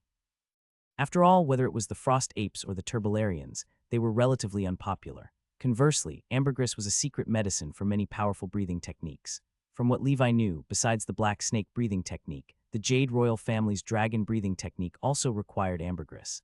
Moreover, he had heard that the breathing technique passed down from the giant iron crocodile Aryan family in the land of Rust Lake also required ambergris. Therefore, many families targeted the earthly dragon beasts, yet they were still not extinct. The frost apes and the turbularians should still be around, but Levi had not found them yet. Cultivating an excellent breathing technique without any secret medicine would waste time. For efficiency, Levi had stopped developing the giant breathing technique after he had reached its primary level and would cultivate it again when he found its secret medicine. The same was true for the vortex beast breathing technique, which Levi also stopped cultivating. Levi used his saved time to cultivate other breathing techniques, which was why the azure falcon breathing technique reached the 4th level. As for the final giant rhinoceros breathing technique that had no limits, it was not far from level 5. After the giant rhinoceros reached level 5, Levi planned to fuse the raging bull and giant bear with the giant rhinoceros to break its limit. In the future, if he cultivated the giant breathing technique to the limit, he would use the giant rhinoceros as a material for the giant breathing technique. In short, he could strengthen the breathing technique as he wished. It would not be a waste anyway. The combination and fusion of breathing techniques would be beneficial. The same type of breathing technique would be ideally circulated to the highest level of the breathing technique ecological chain. During this period, Levi was most concerned about cultivating the Seal of Flame and Seal of Protection. These abilities were closest to a wizard, and their future achievements would not be comparable to standard breathing techniques. As a fan of the stacked armor style, Levi naturally prioritized the Seal of Protection. Therefore, the Seal of Protection was upgraded very quickly. This month, it had reached level 2, and the pure white protection had been upgraded to bright silver protection. Once he cast the spell, Levi's body would emit a brilliant silver light, making him look gorgeous. Levi tested it out. The bright silver protection's physical defense was enough to block the 3 brothers' attacks completely. The three brothers did not shatter the barrier until the seal of protection lost its effect. However, he reckoned it would not be enough against the Grand Knight's attack. Nonetheless, it would still serve as an additional layer of defense. After all, Levi valued the seal of protection's defense against creatures like evil spirits. With the black snack breathing technique and the frost giant armor, he was invincible in the mortal world. However, after Seal of Protection reached level 2, Levi did not dare to waste his time on it. Me now use you up 2 unruse 1 ms no su yirixine to recon level, you 1 ni remaining 1/3 would only gain a few hundred proficiency points. It would be futile since the Seal of Protection required 5,000 proficiency points to reach level 3. Therefore, before finding new paroxine, the remaining few hundred sets of casting materials could not be wasted. The Seal of Flame was still level 1. Although its materials were easy to find, they were not cheap. However, he was not far from level 2. The range of the flame seal had already reached about 2 meters. A month ago, Levi had gone to a deserted place to test the power of the frost giant Sai. Everything within a 10-meter radius of him was frozen. The birds flying at low altitudes were frozen and turned into ice sculptures. The grass that had just emerged was frozen into the ice crystals and no longer swayed. With Levi as the center, everything within a 10-meter radius was frozen solid. This was the power of spells. If those mortals saw this, they would think it was a miracle. However, Levi knew that this was only the power of a first ring spell. Grand Knight, if you can't withstand my spells and enter my ice-sealed domain, you'll be easily beaten. It's a pity that it can only be used once per month. Otherwise, I would have killed my way to the Duke of Montenegro's house and frozen everyone I saw. After a month of charging with the ether power, the frost giant Sai had been restored. With this trump card skill, although Levi was still cautious about Grandamites, he was no longer as afraid as before. Without Fred in the castle, no one could share the joy of Levi's breakthrough. During this period, he spent all his time in the shelter, either making medicine or forging. He only spent a little time every week to check on the situation in the territory. A few days ago, Abraham happily returned after receiving Levi's tax payment. Levi remembered all their transactions. During this period, he had been waiting for the arrival of the Grand Knight in his territory. He had already made preparations to kill him. Unfortunately, the enemy did not come. Levi decided to take the initiative to attack. The evil spirit had attacked the Grand Knight, so he was most likely injured and in poor condition. Levi's strength was far more significant than a month ago, so he felt now was the best time to beat up a fallen knight. After communicating with the survivors, Levi briefly learned about the Grand Knight's appearance. He wore an iron helmet and carried a shark tooth-shaped sword. He was also very tall, probably over 2 meters tall. He was most likely cultivating strength, defense, and physique-type breathing techniques. With these characteristics, Levi should be able to find his traces with the help of the Shining Tavern. Moreover, he heard from the survivors that they seemed to be looking for a blacksmith master called the Golden Warhammer from the conversation between the Grand Knight and his subordinates. Perhaps I can use my avatar to lure the enemy out of his hole. That Grand Knight will never expect that the Golden Warhammer he is looking for is me, Levi. Hence, Levi began to prepare for the hunt for the Grand Knight. He made and refined large quantities of the man-faced spider series poisons. Poison was always the best tool for the weak to defeat the strong. He forged and reforged the dragon armor and spent a lot of money on mithril to reforge Frostmourne. Now, the mithril content of Frostmourne had reached 1/3. In this era, it was a top-notch divine weapon. Coupled with Levi's golden cross slash, it could genuinely cut through iron like mud. The frost giant Sai had also finished its cooldown. Everything was ready, all left was to lure the enemy out of his hole. Levi brought a set of blacksmith master grade mithril armor he had recently forged and arrived at the Icewind City. He wore the iconic golden Warhammer mask and entered the Shining Tavern without a ticket. The Shining Tavern staff was overwhelmingly passionate after not seeing him for so long. Master, you finally appeared. The entire Icewind City nobles are waiting for your next masterpiece. The Shining Auction House president was full of anticipation. That's right. I've been silent for this period because I've put in a lot of effort and spent half a year forging the strongest mithril armor, Leviathan armor. There are 3 tails of mithril mixed into this. This is my best work this year. I hope your auction will do a good job and make this work worth its price. I will also stay in Icewind City for some time to custom make items that cost no less than 500 gold coins. If anyone needs custom-made items, you can contact me through your Shining Tavern. Levi had the air of a master, confident and arrogant. No problem, Master. Please leave it to us. This Leviathan armor will excite the entire Icewind City. Master, be prepared to retrieve money with a gunny sack. Then Levi found a small inn in the Icewind City. While cultivating his breathing techniques and honing his sword skills, he waited for the fish to take the bait. Since he wanted to find the Golden Warhammer, he would come. Levi clenched his fists. He was fully prepared. He wanted one less Grand Knight in the Emerald Kingdom. Levi began to live in seclusion in Icewind City, Besides going to the Shining Tavern daily to see if his missions had been completed, he spent most of his time in the lodge. The auction at the end of the month was already warming up for his Leviathan armor. In the past few days, Levi had been walking on the streets. With his intermediate vibrosensing, he could occasionally hear some nobles or knights passing by discussing the Golden Warhammer. I thought the Golden Warhammer was just a flash in the pan. I didn't expect him to be dormant for half a year to forge the world's shocking Leviathan armor. That's right, our master is already raising money for this item. Such a masterpiece, and even for a mithril armor, the starting bid is estimated to be 200 gold coins. Tell your master to give up. I heard that the Earl of Silver Mountain would send people to participate in the auction. He is determined to get the Leviathan armor. What? Even such a big shot was alarmed. Then we the small nobles have no chance at all. That's right. The production of the Golden Warhammer Master is too slow. It takes time for an armor to be produced every time. It can't be helped. Masters are all like this. They always strive for perfection and have stringent requirements for their work. Every piece of armor is created with all their heart and blood and countless hours. Only when you wear such armor can you feel at ease. Levi had heard quite a lot of such conversations during this period. This meant that the warm-up of the Shining Tavern was done well. It seemed that his Leviathan armor could indeed be sold for a reasonable price. There was nothing he could do. He was the only craftsman in the world. However, Levi was concerned not about the price of the Leviathan armor, but whether he could use this armor to lure the snake out. During this period, the Shining Tavern told Levi that a few nobles who did not want to be named wanted to entrust Master Taro with custom-made armor. Because Levi had set a threshold of 500 gold coins, this alone would be enough to shut out most barons. Therefore, these few were probably wealthy barons. After Levi changed his body shape and disguised himself, he wore a mask and talked to the customers needing customization. From the information he got, these people were not the Duke of Black Mountain's men, nor were they his targets. These people were straightforward and wanted to rope Levi into their territory, but Levi rejected them all. As for their orders, Levi had accepted them all. However, the delivery time was half a year later, so he had enough time to forge. Each of the 3 orders was worth more than 500 gold coins. Levi had already collected 300 gold coins from the deposit alone. As a blacksmith master, he earned money faster than a group of blacksmiths in his territory. Of course, these significant clients were not worried that Levi would break the contract and run away with the deposit. The most precious thing for every master was their reputation.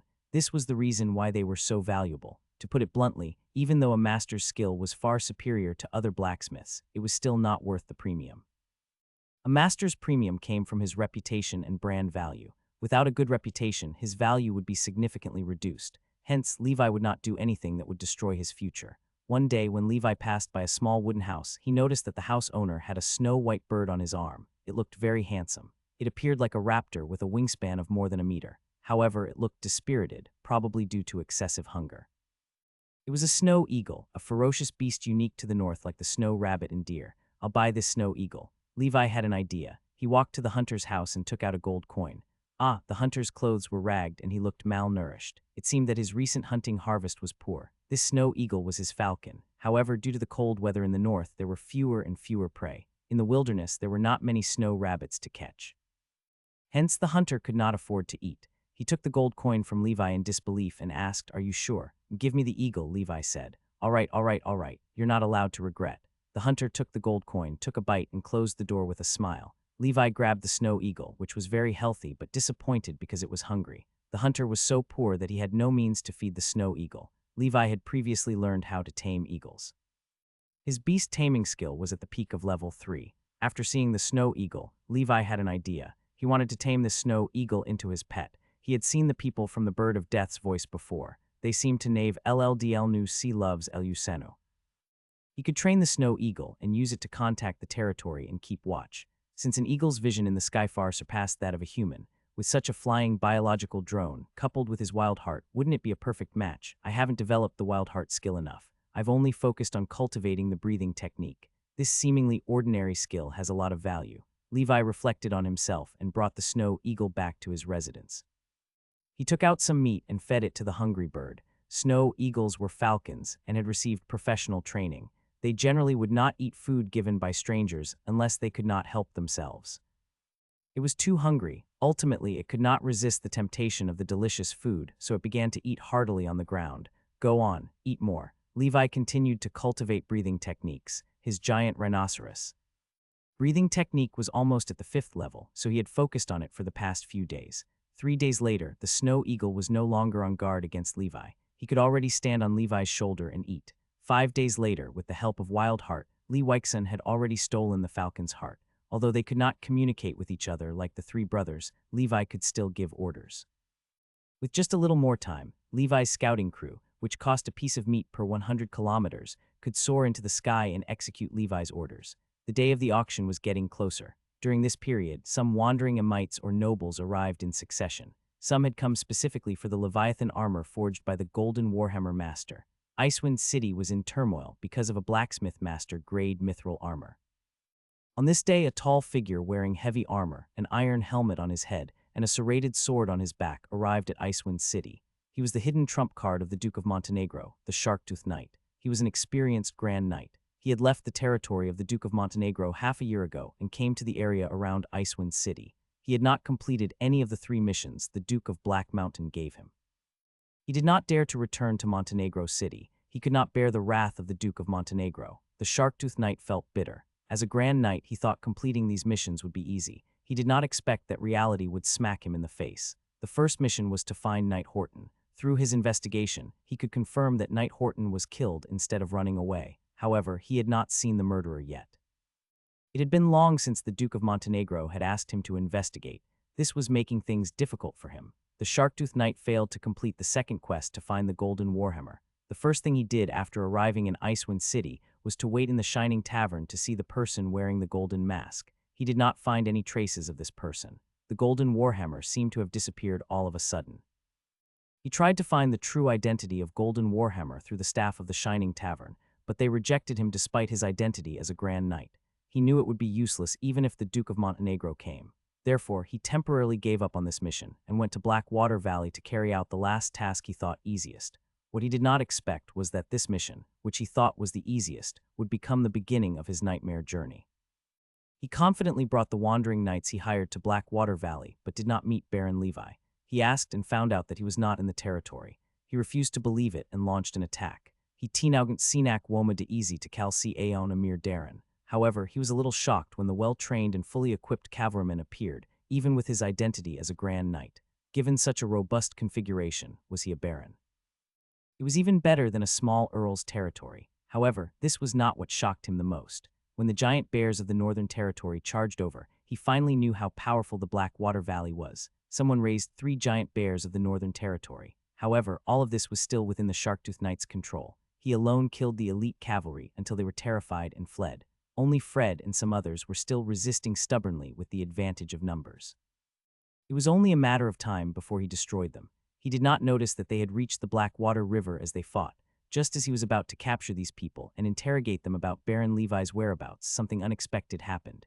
He suddenly felt someone behind him, a wet person. Countless water plants and dead fish coiled around the body of the person. It was a woman whose body was swollen and was spraying water. Her hair was disheveled and terrifying. She was lying on his back, and the Sharktooth Knight felt that the woman wanted to burrow into his body. For a moment, he felt that his body was no longer his. Fortunately, his strong physique and willpower as a Grand Knight allowed him to persist for a long time. In addition, he had an idea and used the black gas to hurt the woman, then temporarily forced her out of his body. After that, the Sharktooth Knight fled from this de-aimed area and never looked back. He felt a lingering fear even today. He suspected the evil spirit would have stolen his body if he was not strong enough. According to legends, some evil spirits would wander in gloomy places in the human world because their resentment could not dissipate. They could not enter the underworld that the god of death ruled in myths. They would find a host or kill others to replace themselves so that they could enter the underworld. In other words, they would find themselves a scapegoat. The Sharktooth Knight suspected that he had encountered this type of evil spirit.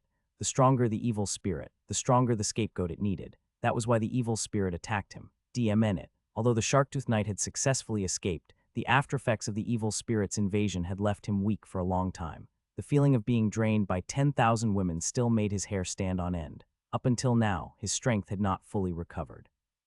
He only had about 2/3 of his peak strength, an ominous place. This was the Sharktooth Knight's description of Baron Levi's territory. He suspected that Baron Levi was already dead. Therefore, Sir Fred was lying. Baron Levi did not go on a long journey but died. Right now, the one managing the territory was Fred, the retainer. Fred was highly ambitious. He had secretly stationed troops and built a large number of buildings. He must have intended to rebel. Sharktooth Knight had planned to report this matter to the Duke of Montenegro. He did not expect that, after leaving the Icewind City, he heard that the Golden Warhammer Master had appeared in the Icewind City again, so he returned. His plan was straightforward. He had to complete at least one of the 3 missions before reporting. This time, he had to take the Golden Warhammer with him. Even the Heavenly Father would not stop him this time. In the Icewind City, other than the Silver Mountain Knights and the church, Sharktooth was invincible. In the year 1009 of the Holy Brilliance calendar, the end of the month of Vitality, the shining auction that countless people had eagerly anticipated was about to begin tonight in the underground world of Icewind City.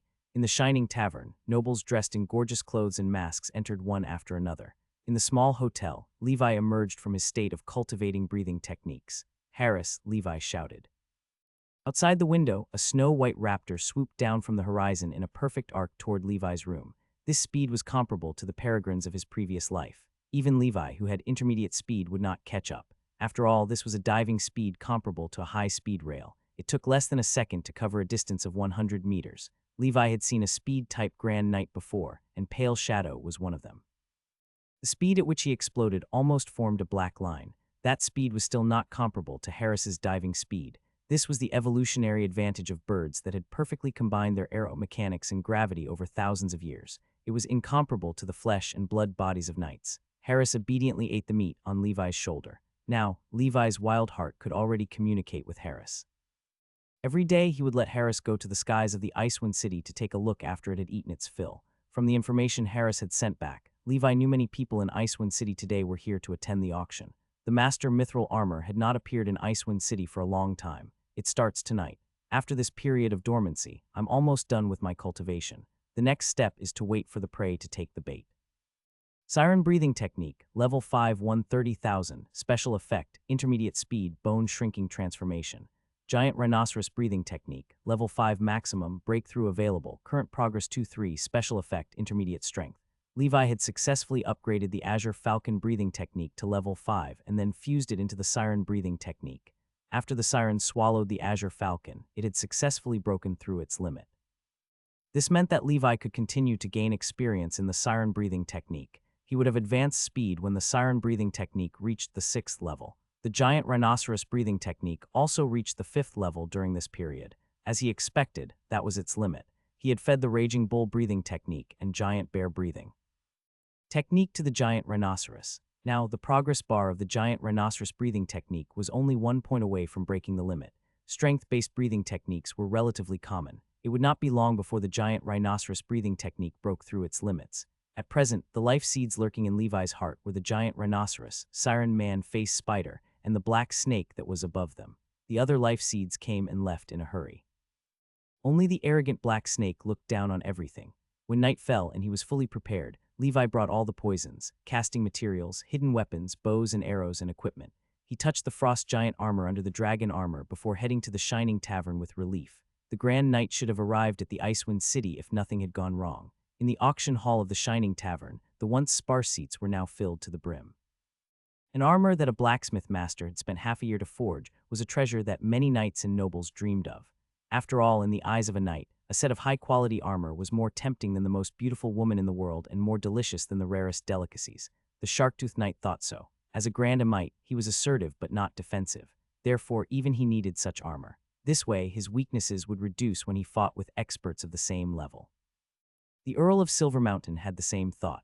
In the VIP seats of the sparkling tavern, a man with beautiful silver hair and a silver mask was sitting there calmly, waiting for the auction to begin. Although he wore a mask, that iconic silver hair and unparalleled temperament betrayed him. The Earl of Silver Mountain came personally. "My God," the crowd whispered, "Oh my God, it is him. Such a big shot has come personally. The Earl of Silver Mountain seems determined to get it."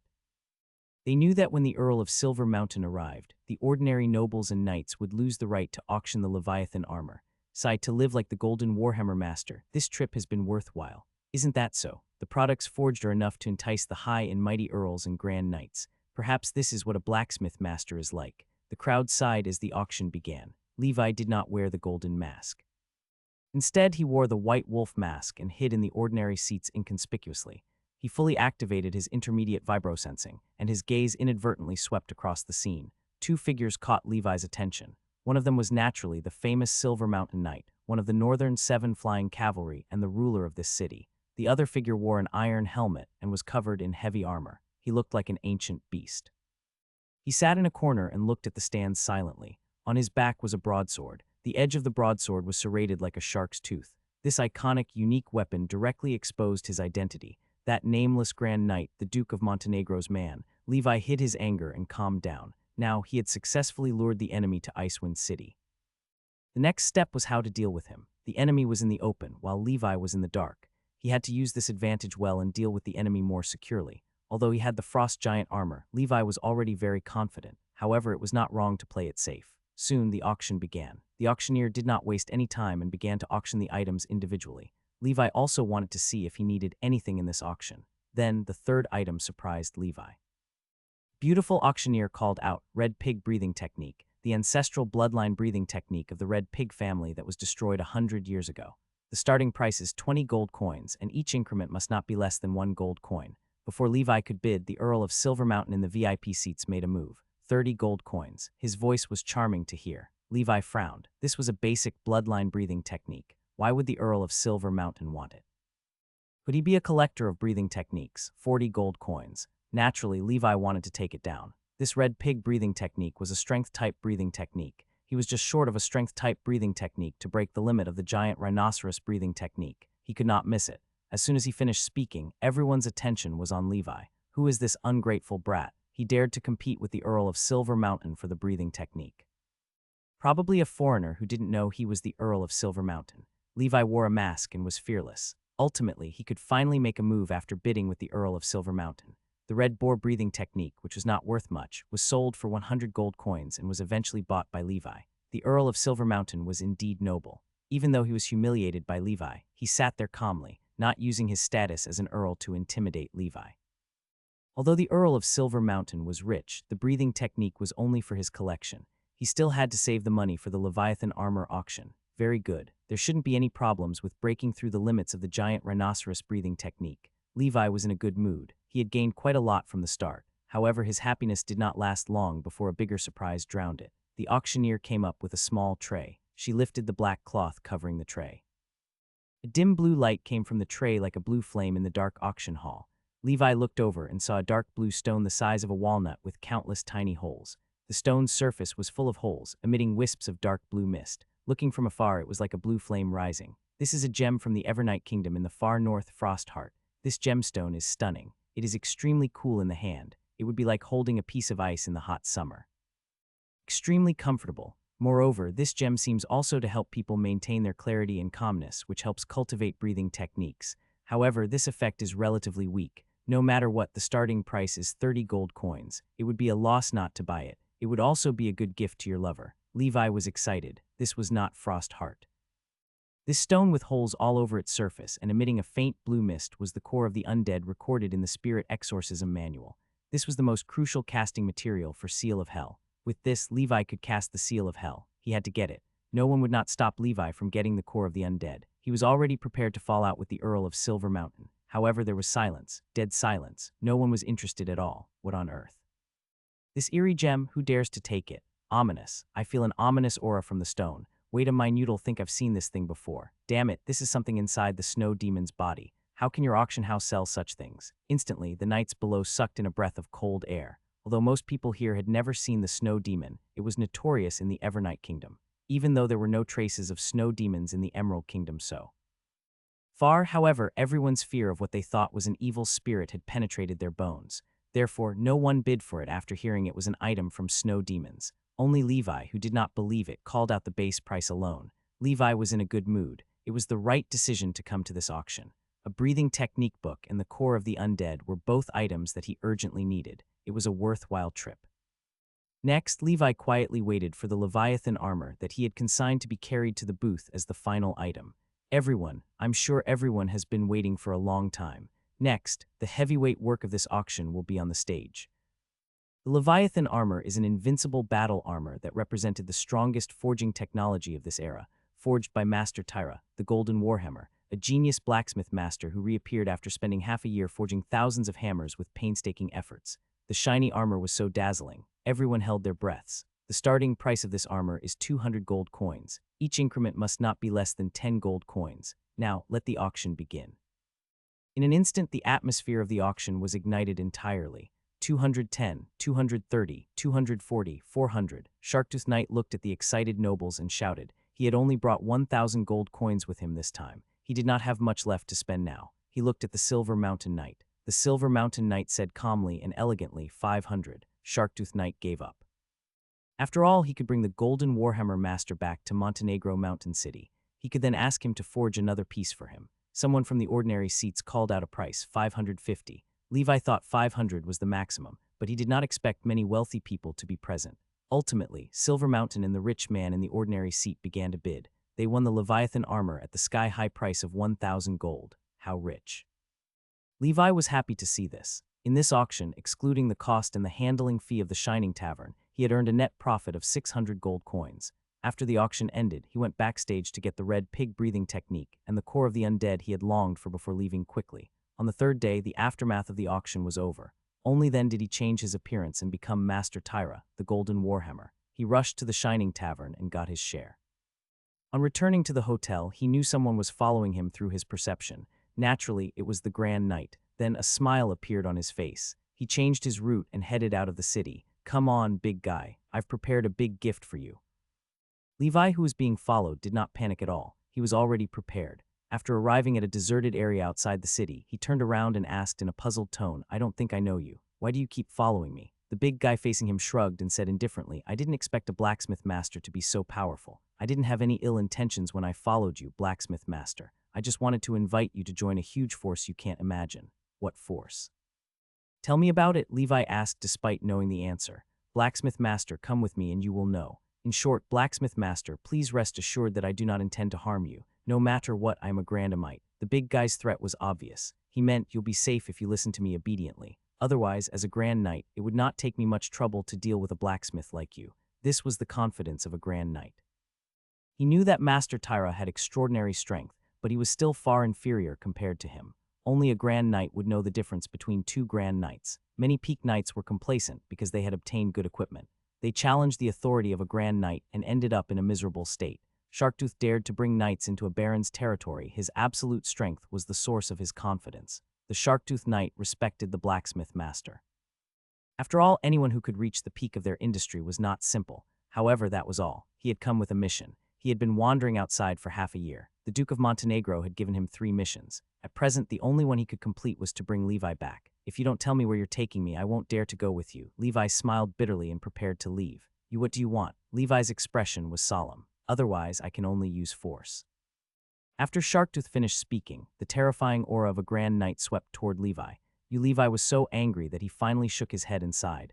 I'll go with you, but please give me some time, sir. I still have some things to deal with in Icewind City. After I'm done, I'll leave with you immediately. Sure. Sharktooth looked at Levi and continued warily, but I have to follow you in case you have any tricks up your sleeves. Don't worry, Tyra won't do anything else. I have some money I wish to bring with me, Levi said. The Sharktooth Knight's expression changed and he agreed. He followed Levi from afar. If Levi made any small movements with his speed and explosive power as a grand knight, he could stop him in time. As they walked, the Sharktooth Knight followed Levi to a volcanic lake in the middle of a mountain range. Wait for me here. I'm going to the island. I have something there. Levi pointed to a small island in the middle of the lake. This was what he had carefully selected for this grand knight. His graveyard, this heavenly lake, could be considered a relatively remote attraction near Icewind City. However, very few people came since it was still cold in the season. Levi had brought this grand knight here to unleash the power of his frost giant Sai fully. Sharktooth Knight did not think much of it, as many people like to hide their treasures in the wilderness. It was safer to do so than to hide them at home. I have to go with you, Sharktooth said coldly. But I don't have a boat, so I can only swim over. The water is icy now. You are a grand knight, are you sure you want to swim with me? Levi said helplessly. The Sharktooth Knight sneered and followed behind Levi. Don't try to play any tricks. Ripples appeared on the surface of the lake. Levi swam in front while the Grand Knight followed behind. The Great Knight was worried that Levi was good at swimming, so he swam closer to Levi. Levi patiently calculated the distance between him and the Grand Knight. 20 meters, 15 meters, 10. Let's wait a little longer. The closer I am, the stronger the frost giant Sai. The power at the edge might not be able to pose a threat to a Grand Knight. 6 meters, 5 meters. Once Sharktooth was 5 meters away from Levi, he stopped approaching him. He was still cautious, worried Master Tyra would play tricks on him. for instance by using poison or quicklime. He had to maintain a short distance of 5 meters to react. Seeing that the enemy was no longer approaching, Levi continued swimming. Just like that, the two maintained a 5-meter distance as Levi swam to the shore. When he reached the beach, he immediately activated the spell fixed on his armor, Frost Giant Sigh. A desolate sigh seemed to come from the void. Behind Levi, a 2-story tall giant shadow covered in frost armor slowly appeared. It happened too suddenly. The Grand Knight was shocked, but at the same time, he knew that he had been fooled. The frost giant snapped its fingers. Frozen moment. With Levi as the center within a radius of 10 meters, the temperature suddenly dropped in the blink of an eye. The cold wind howled and the lake froze. Sharktooth Knight's wet clothes, armor, hair, and body froze in the lake. He was frozen like an ice sculpture. However, his powerful physique and black gas prevented him from dying immediately. Black gas rose from his armor. His battle consciousness as a Grand Knight allowed him to use the black gas surrounding his entire body to resist the destructive cold power. Although his body was still stiff and severely frostbitten, he did not die immediately. The black gas was heating his blood and the white gas was steaming. It was as if the ice was about to melt. This was what Levi had guessed. A Grand Knight was a powerhouse who stood at the peak of the knights, second only to legendary knights. The black gas was an extraordinary power. He did not hesitate to take advantage of the Grand Knight's frozen state. In his hand was Frostmourne, dipped in man-face spider tears. Black Snake Seed, Giant Rhinoceros Seed, Siren Seed, and the Man-Face Spider Life Seeds had given Levi strength and courage. Golden Cross Slash, Intermediate Ripple. The perfect cross-shaped sword light was like the scythe of the Grim Reaper. Under the Grand Knight's shocked gaze, Levi arrived before him. Kaka. Levi had used all his strength to execute the Intermediate Ripple Slash. It directly broke the iron helmet of the Grand Knight and pierced through it. Then Frostmourne seemed to have stabbed into a thick fog, blocking Li Wei's attack. Levi did not panic. Instead, he released much of Man-Face Spider breath directly at the Grand Knight's face. The Grand Knight would surely breathe in the poison. Then, taking advantage of the final freezing time, Levi attacked with the Seal of Flames. Torrents of flames were blasted in front of his face. Even though the black gas of a Grand Knight was thick, Sharktooth was not specialized in defense. Without the iron helmet blocking Levi's strength, this sword would have been enough to pierce through the Sharktooth Knight's black gas and cut off his head. The scarlet flame stream instantly burned the Sharktooth Knight. His black gas dissipated under the roasting of the flame stream. The high temperature burned his face beyond recognition, and his flesh was charred. However, it was obvious that the other party was not completely dead yet. Just as Levi was about to cast another seal of flame, he was attacked by Spider. Sensing, causing his hair to stand on end. At the same time, his intermediate vibrosensing also perceived the force fluctuation. Seeing this, Levi quickly retreated. A huge hand filled with black gas was like a demonic claw from hell, grabbing towards Levi's chest like a black tiger snatching his heart. Levi had no time to cast Seal of Protection. Although Levi's reaction was fast, the claw still managed to grab his chest. The leather armor was torn apart. His dragon armor was covered in cracks but not completely cracked. The force passed through dragon armor and struck the frost giant armor. Levi's chest trembled and his body flew backward. Although he had blocked the attack, the inhuman power still made his chest feel stuffy. He flew far away and fell to the ground. He immediately stood up and was fine. The frost giant armor could block the Grand Knight's attacks, making Levi feel much more at ease. That terrifying figure stood up. His face was completely unrecognizable, and his eyes could no longer be seen. His life was almost at its end under the rapidly decreasing temperature. Now it was just his last struggle. He staggered towards Levi, who easily dodged him. He was too close earlier to dodge. I know that you are working for the Duke of Montenegro. Levi flashed behind the Grand Knight and stabbed his back with Frostmourne. The golden cross slash shattered his opponent's armor. The Grand Knight, who had almost lost his 5 senses, relied on his battle instinct, brandished his broadsword, and charged toward Levi. Levi had already prepared his second seal of flame. The blazing flames engulfed the Grand Knight's body. The iron armor was scalding hot. In the cold lake, water and ice shards, ice and fire clashed, and white smoke rose 10 meters into the air. The Grand Knight attacked frantically, unable to touch Levi at all. His consciousness was in a state of clarity and chaos on the verge of collapse. He was wholly surrounded by ice and fire. After Levi's 5th seal of flame, the Grand Knight's armor was scorched black, and the flesh beneath the armor was covered in burn marks. It was a terrifying sight. Even though the black gas was invincible, he could not see Levi and was severely frozen. His movements were slow and not a match for Levi. The Grand Knight stood alone in the cold lake, and Levi's man-face spider breath and man-face spider tears were thoroughly effective. Ice, fire, poison, and all kinds of sword wounds. The invincible Sharktooth Knight looked in Levi's direction with its charred and twisted face. He slowly collapsed after releasing a final unwilling roar from his burning throat. Levi waited long and kept attacking from a distance with his bow and arrows. When he could no longer feel the other parties breathing through intermediate vibrosensing, he quickly used Frostmourne to crush his heart so that he would never be able to come back to life. As the image of the megalodon shark in his heart disappeared, the Grand Knight died completely. Levi panted heavily, and his back was covered in sweat. He had killed a Grand Knight this time, but it was not dangerous. Everything was as he had expected. Frost Giant's Sigh was powerful, but the Grand Knight reacted too fast. If it weren't for the lake, the Frost Giant's Sigh would not have been as effective now. According to the Gullwig witches, the Frost Giant's Sigh was more of a control spell than a killing spell. Lower T&E surrounding temperature would raise the enemy's bodily fluids, freezing their bodies and restricting their movements.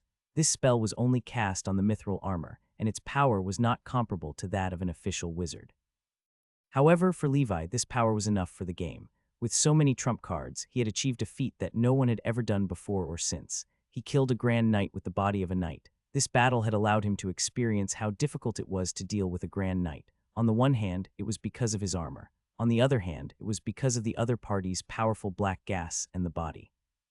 Even though this Grand Knight was not specialized in defense, just like the Fist of the Empire, a Grand Knight had no obvious shortcomings compared to a Knight. Similar to the substitute panel in JoJo. If Sharktooth's strength was A, then his other attributes were C or even B. After Levi rested, he looked at the frozen Grand Knight and began to loot his corpse. It was his first time looting a Grand Knight's corpse. He wondered what precious items there were. Levi dragged the Grand Knight's corpse to the shore. Levi took off his armor. The seal of flame had burned most of the things on his body. It's good that he didn't have any breathing technique inheritance diagram. Otherwise, if it were burned, my heart would ache to death, Levi suddenly thought. However, Levi would still do the same thing if he had to do it all over again. The breathing technique was precious, but the Grand Knight's death was even more precious. Ultimately, he found a few hundred gold coins, a shark-toothed broadsword, and a half-burnt portrait. Seeing the half-face on the portrait, Levi immediately remembered where he had seen it. I killed that middle-aged noble and obtained the spirit exorcism manual from him. That person is connected to the Duke of Montenegro, and the Duke of Black Mountain asks this Grand Knight to find that person. Could the Duke of Montenegro also be looking for clues about wizards? He also knew the secrets of the 4 great spirit exorcism families. Levi pondered. The inheritance belongs to me now anyway. Now that I've stolen it, the Montenegro mountain rascal must be furious. The most infuriating thing was that the Duke of Montenegro had no idea who had intercepted him. In the end, besides the gold coins and the shark-toothed broadsword, Levi found nothing from the Grand Knight. Trash sword. Only its material is okay. Some mithril was added. I'll return it to this big guy. The big guy was dead, and Levi did not know his name. However, it did not matter what he was called before. From now on, Levi would call him Magic Shark. What I'm looking forward to is what happens next. Seal of Hell. Levi took out the core of the undead. The Seal of Hell required a ready-made corpse. In other words, it was similar to a corpse herder. A Grand Knight's corpse, after being revived by the Seal of Hell, should at least have the strength of a peak knight, Levi thought.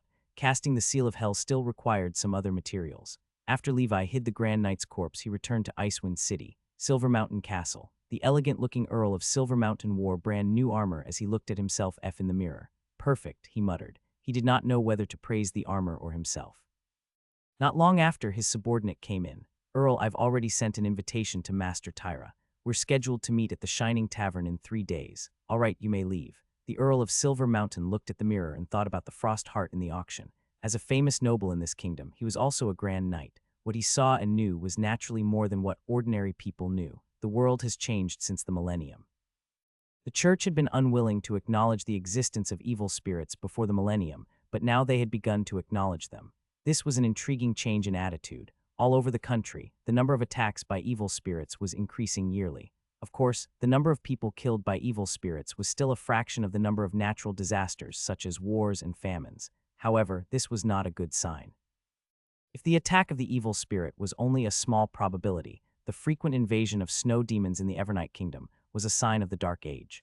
Although the snow demons were not as terrifying as the evil spirits and were physical creatures that ordinary people could kill, their numbers increased daily. According to the information that the Earl of Silver Mountain currently had, snow demons seemed to have mutated from some residents of the Evernight Kingdom. No one knew when this disaster had started. At first, no one paid much attention to it. It was only when winter arrived that snow demons had already become a disaster. The entire Evernight Kingdom was in a mess because of these incredible undead creatures. The Snow Queen had often asked the neighboring Emerald Kingdom and Tuva Empire for help. Unfortunately, the Emerald Kingdom was old and timid. Its king sat on the dying throne and refused the Snow Queen's request. He wanted to spend his limited energy scheming against his nobles. The neighboring Tuva Empire was still in civil war since the rebellion at the end of last year. The Fist of the Empire had disappeared. Although the rebel army had temporarily occupied the Holy City, the passionate supporters of the Fist of the Empire were still fighting tenaciously. The two groups of people had spread the flames of war from the Holy City to the entire country. Therefore, no one helped the Snow Queen. However, the Earl of Silver Mountain, who had witnessed the terror of snow demons, knew that if the three countries near the extreme north could not unite now and eliminate snow demons in their infancy as soon as possible, this disaster would spread from the Evernight Kingdom to the Emerald Kingdom, the Tuva Empire, and even the entire 7 countries in the future. The closest kingdom was the Montenegro province, and the Icewind territory in the Montenegro province would be the first to be threatened. We have to do something. This rotten kingdom is too big to fall. It's like a millipede with its independent thoughts on each foot. Regardless of whether the kingdom took action, as a great noble in the north, he had to think for the sake of his thousands of subjects and the legacy of the Silver Mountain family. He knew that the Duke of Montenegro thought the same. The Earl of Silver Mountain had already accumulated a lot of mithril. He needed a truly skilled craftsman, like Master Tyra, to arm himself with an army fully equipped with the best mithril armor and weapons. Who would have thought that a tiny bit of mithril would be the key to fighting against undead creatures like snow demons? The Earl of Silver Mountain muttered to himself, waiting for the meeting with the Master 3 days later. In Icewind City, Levi quickly gathered all the materials from the Jade Chamber of Commerce and the Shining Tavern to cast the Seal of Hell. After confirming that no one was following him, he quickly returned to the small island of Heavenly Lake. Harris followed Levi and hovered in the sky, keeping watch for him. On the small island, the magic shark's corpse was already cold. However, the temperature was relatively cold, so it did not rot so quickly. This was especially so since the magic shark was a grand knight with an extremely powerful body. Preservatives, mercury. Levi counted the materials one by one. Before casting the Seal of Hell, the corpse must be embalmed first, filled with mercury and wrapped up like mummification. After half a day, he was almost done. Levi took out the core of the undead. The blue mist, which resembled the soul fire in some undead skeleton's eyes in games, was beautiful. Levi had long since memorized the Seal of Hell's gestures. Soon, he finished forming the seals. At the same time, he muttered under his breath. He was using the Constantine family's special language to communicate with Hell. Lonely soul of Hell, I grant you a new life. Boom, power came from the dark. The core of the undead slowly spun, emitting a dazzling blue light. Then it drilled into the magic shark's head, which was beyond recognition due to the burns. Levi grabbed the Seal of Protection and Seal of Flames casting materials, ready to deal with unexpected situations. After a few breaths, blue flames suddenly emerged from magic shark's eye sockets. Waves of frost power covered his face, emitting traces of cold air. A moment later, the blue flame began to shrink and finally became the size of a green bean. It was like a shining blue eye. Not long after, Magic Shark's dead body began to tremble. Then the corpse strangely stood up straight like the zombies in the movies. Levi was shocked. He used the Seal of Flames in his right hand and the Seal of Flames in his left.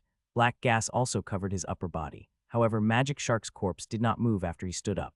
Levi continued to form hand seals according to the Seal of Hell. Then the corpse also began to walk. From the initial stiffness, he gradually became smoother, and in the end, he resembled a real person. This is much better than I expected, Levi praised in his heart.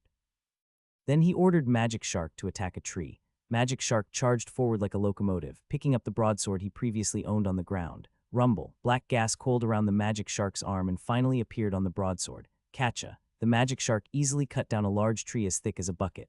Good fellow, he could even use black gas. He's pretty powerful. Levi was shocked by the great system. He tried to make Magic Shark make combat moves.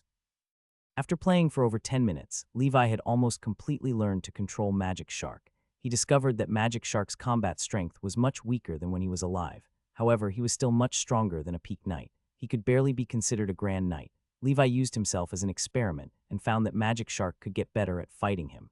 Magic Shark was still considered very strong if Levi did not use his trump cards. Very good, my battle prowess has increased again, although it's an external force. Levi was very excited. With the help of Magic Shark, his strength had increased by another level. Although Magic Shark's strength could only be considered half a grand knight, he was a loyal puppet. To Levi, this was much more useful than having a grand knight as his subordinate. After all, his subordinates might betray him. However, Magic Shark would not. After he was done, he looked at his proficiency panel. As expected, a new skill appeared. Seal of Hell, level 151,000. Heh, the third seal has finally appeared on the proficiency panel. No, I've only cast the spell once. How did my skill proficiency increase so much? From Levi's research on the Seal of Flame and Seal of Protection, he could tell that each cast would increase his proficiency by 1 point. This was completely different from cultivating the breathing technique, until Levi saw a line of notifications at the bottom of the proficiency panel: Seal of Hell Proficiency +1. Seal of Hell Proficiency +1. Seal of Hell Proficiency +1. Suddenly, Levi understood something. He only needed to continuously use hand seals to control Magic Shark to fight for a long time. The proficiency of the Seal of Hell would increase by 1 point every time. This skill will level up quickly. However, the energy stored in each core of the undead is limited. Every time Magic Shark fights, it will consume a lot of the core's energy, so there is still a limit. Levi had Magic Shark stop by making an ending hand gesture. The core of the undead in Magic Shark's eye socket again appeared in Levi's hand. Levi saw that 1/20th of the core's energy had been used. In other words, after using up all the core's energy, the Seal of Hell will only gain 100 proficiency points. I'll need 10 such cores to reach level 2. Where the FCK am I going to find so many? Am I going to have to kill snow demons myself? Levi did not dare to play around anymore. Perhaps the quality of this core of the undead is too low. According to the handbook, the stronger the undead, the higher the quality of the core of the undead. Levi then injected the core of the undead into Magic Shark's body. This time, he did not let the Magic Shark use the black gas to fight. He only let it follow him. Levi discovered that Magic Shark only consumed a little of the core's energy if he used normal commands and did not get him to fight. At this rate, he would only consume 1% of his energy in a day. I get it. The core of the undead is the battery. Walking puts the battery on standby mode while fighting actively consumes energy. Levi gradually understood the principle behind the core of the undead. This way, he could be at ease. He was worried that Magic Shark would need a lot of energy to walk, so this Seal of Hell would be too useless. He could not just make a big coffin, put the Magic Shark in it, and carry it on his back daily. Levi then used the materials he had prepared beforehand to put on makeup for Magic Shark and at the same time covered up the corpse stench on Magic Shark's body. Then he let Magic Shark put on his armor, iron helmet, and broadsword and brought him back to Icewind City under cover of night. The next day, Levi found a place to reforge the extremely recognizable broadsword into a normal one. He had also personally tailored a set of fully armed armor for Magic Shark. His armor hid Magic Shark's entire body. Coupled with the airtight iron helmet, it was difficult for others to notice his abnormality. Although there was still a slight stench, many nobles and emites did not care much about hygiene. It was normal for there to be a stench. It was the year 1009 of the Holy Brilliance calendar, the month of grass. Magic Shark stood in the small inn obediently, not moving at all. Wait for me here. Don't move, Levi said to Magic Shark. Then he could not help but smile bitterly. Why am I talking to a puppet? It doesn't understand. Maybe it's because I've been lonely for too long that I like to talk to myself. Levi let the puppet stay home while he went to the Shining Tavern. Today he would go to the Shining Tavern and then return to the territory. Now that he had successfully killed the Grand Knight, it was up to the Duke of Montenegro to see how he would react. He found a deserted place and put on the golden mask. His form and tone automatically switched to Golden Warhammer. When Levi arrived at the Shining Tavern, the staff told him that a distinguished guest was looking for him. He told Master Tyra that it was best for him to make a trip. It was obvious that the guest was a great noble who held an important position in Icewind City.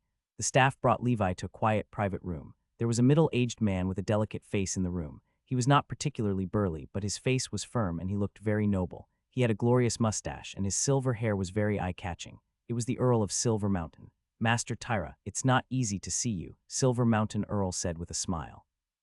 Earl, may I know why you are looking for me? Levi said in a tone that was neither servile nor overbearing. Although the other party was an earl, he was a craftsman. In terms of identity and status, although he was not as good as an earl, he was famous. He could not be too humble and lose his status as a master. The Earl of Silver Mountain was naturally not angry. He smiled and said, Master, please sit. On the table was a jug of black rum. The Earl of Silver Mountain poured Levi a full cup of wine and said, Master, I want to hire you as my blacksmith. Earl, you should know that many people in the Northern Territory want to hire me, but I have rejected them all. I don't lack money, Levi said frankly. As a craftsman, he could proudly say that he did not lack money. I naturally know that Master doesn't lack money, so I want to ask you, what kind of thing do you want? As long as it's what you want, I'll try my best to satisfy you. The Earl of Silver Mountain smiled gently. I can't think of what I lack for the time being. My life is fulfilling now, but I will consider the Earl's suggestion, Levi replied politely. Seeing Levi was unmoved, the Earl of Silver Mountain said gently, I wonder if you're worried about something. If you are worried about restrictions on your freedom, please don't be. I only need you to help me complete a batch of mithril armor and weapon. However, the time for forging may take a while. I can tell that the Earl has quite a lot of mithril. This is an extremely rare metal. Even as a craftsman, it is rare for me to see it, Levi said. The Earl of Silver Mountain was quite ambitious. He wanted to forge a batch of mithril equipment. It would still be a huge expenditure even if he only mixed a small portion of mithril. Master, you must have heard about snow demons in the Evernight Kingdom, he said. That's right. That thing seems very dangerous. Levi's heart skipped a beat. He did not know why the Earl of Silver Mountain told him this.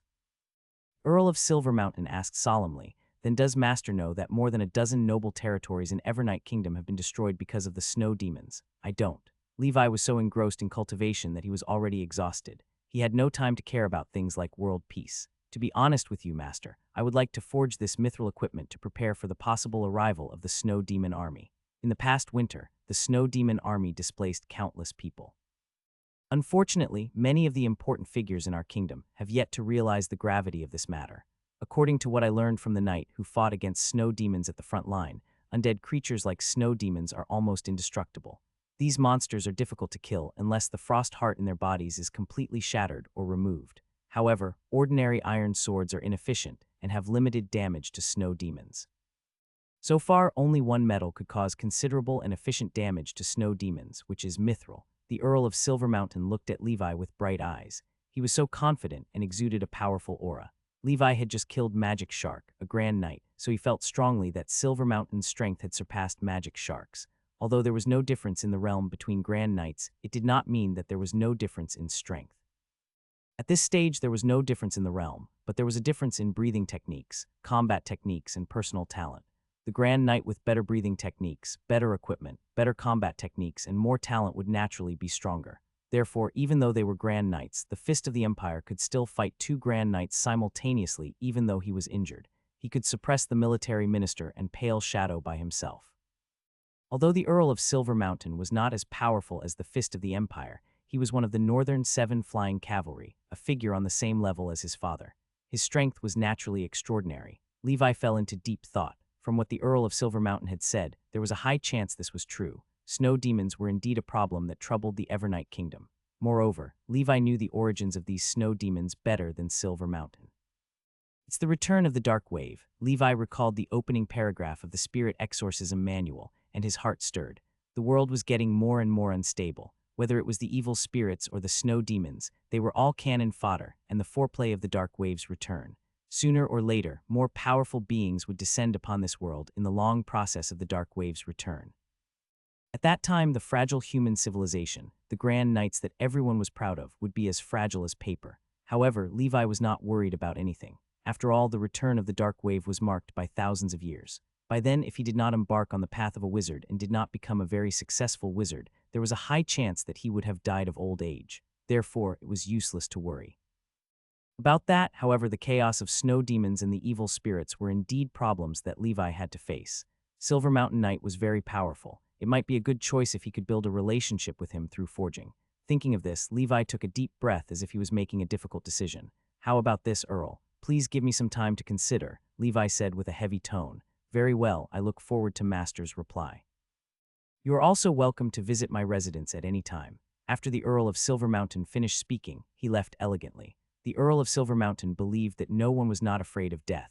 Although the master did not lack money and seemed to have a certain level of strength, wanting to protect himself in front of the upcoming snow demon calamity was still very difficult. Even the Earl of Silver Mountain came personally. Master Tyra, you're something. Levi looked at the disappearing figure of the Earl of Silver Mountain and mocked himself.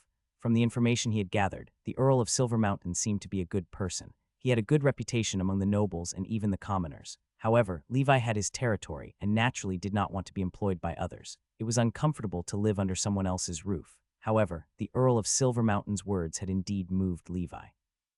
I didn't expect mithril to be useful. I guess many nobles know about it. Mithril has recently become increasingly difficult to buy in the northern region. Levi's heart skipped a beat. However, I have a full set of frost giant armor forged from mithril. I should be able to protect myself against snow demons. My Frostmourne is also a mithril sword that can cause damage to snow demons. Levi was not too nervous.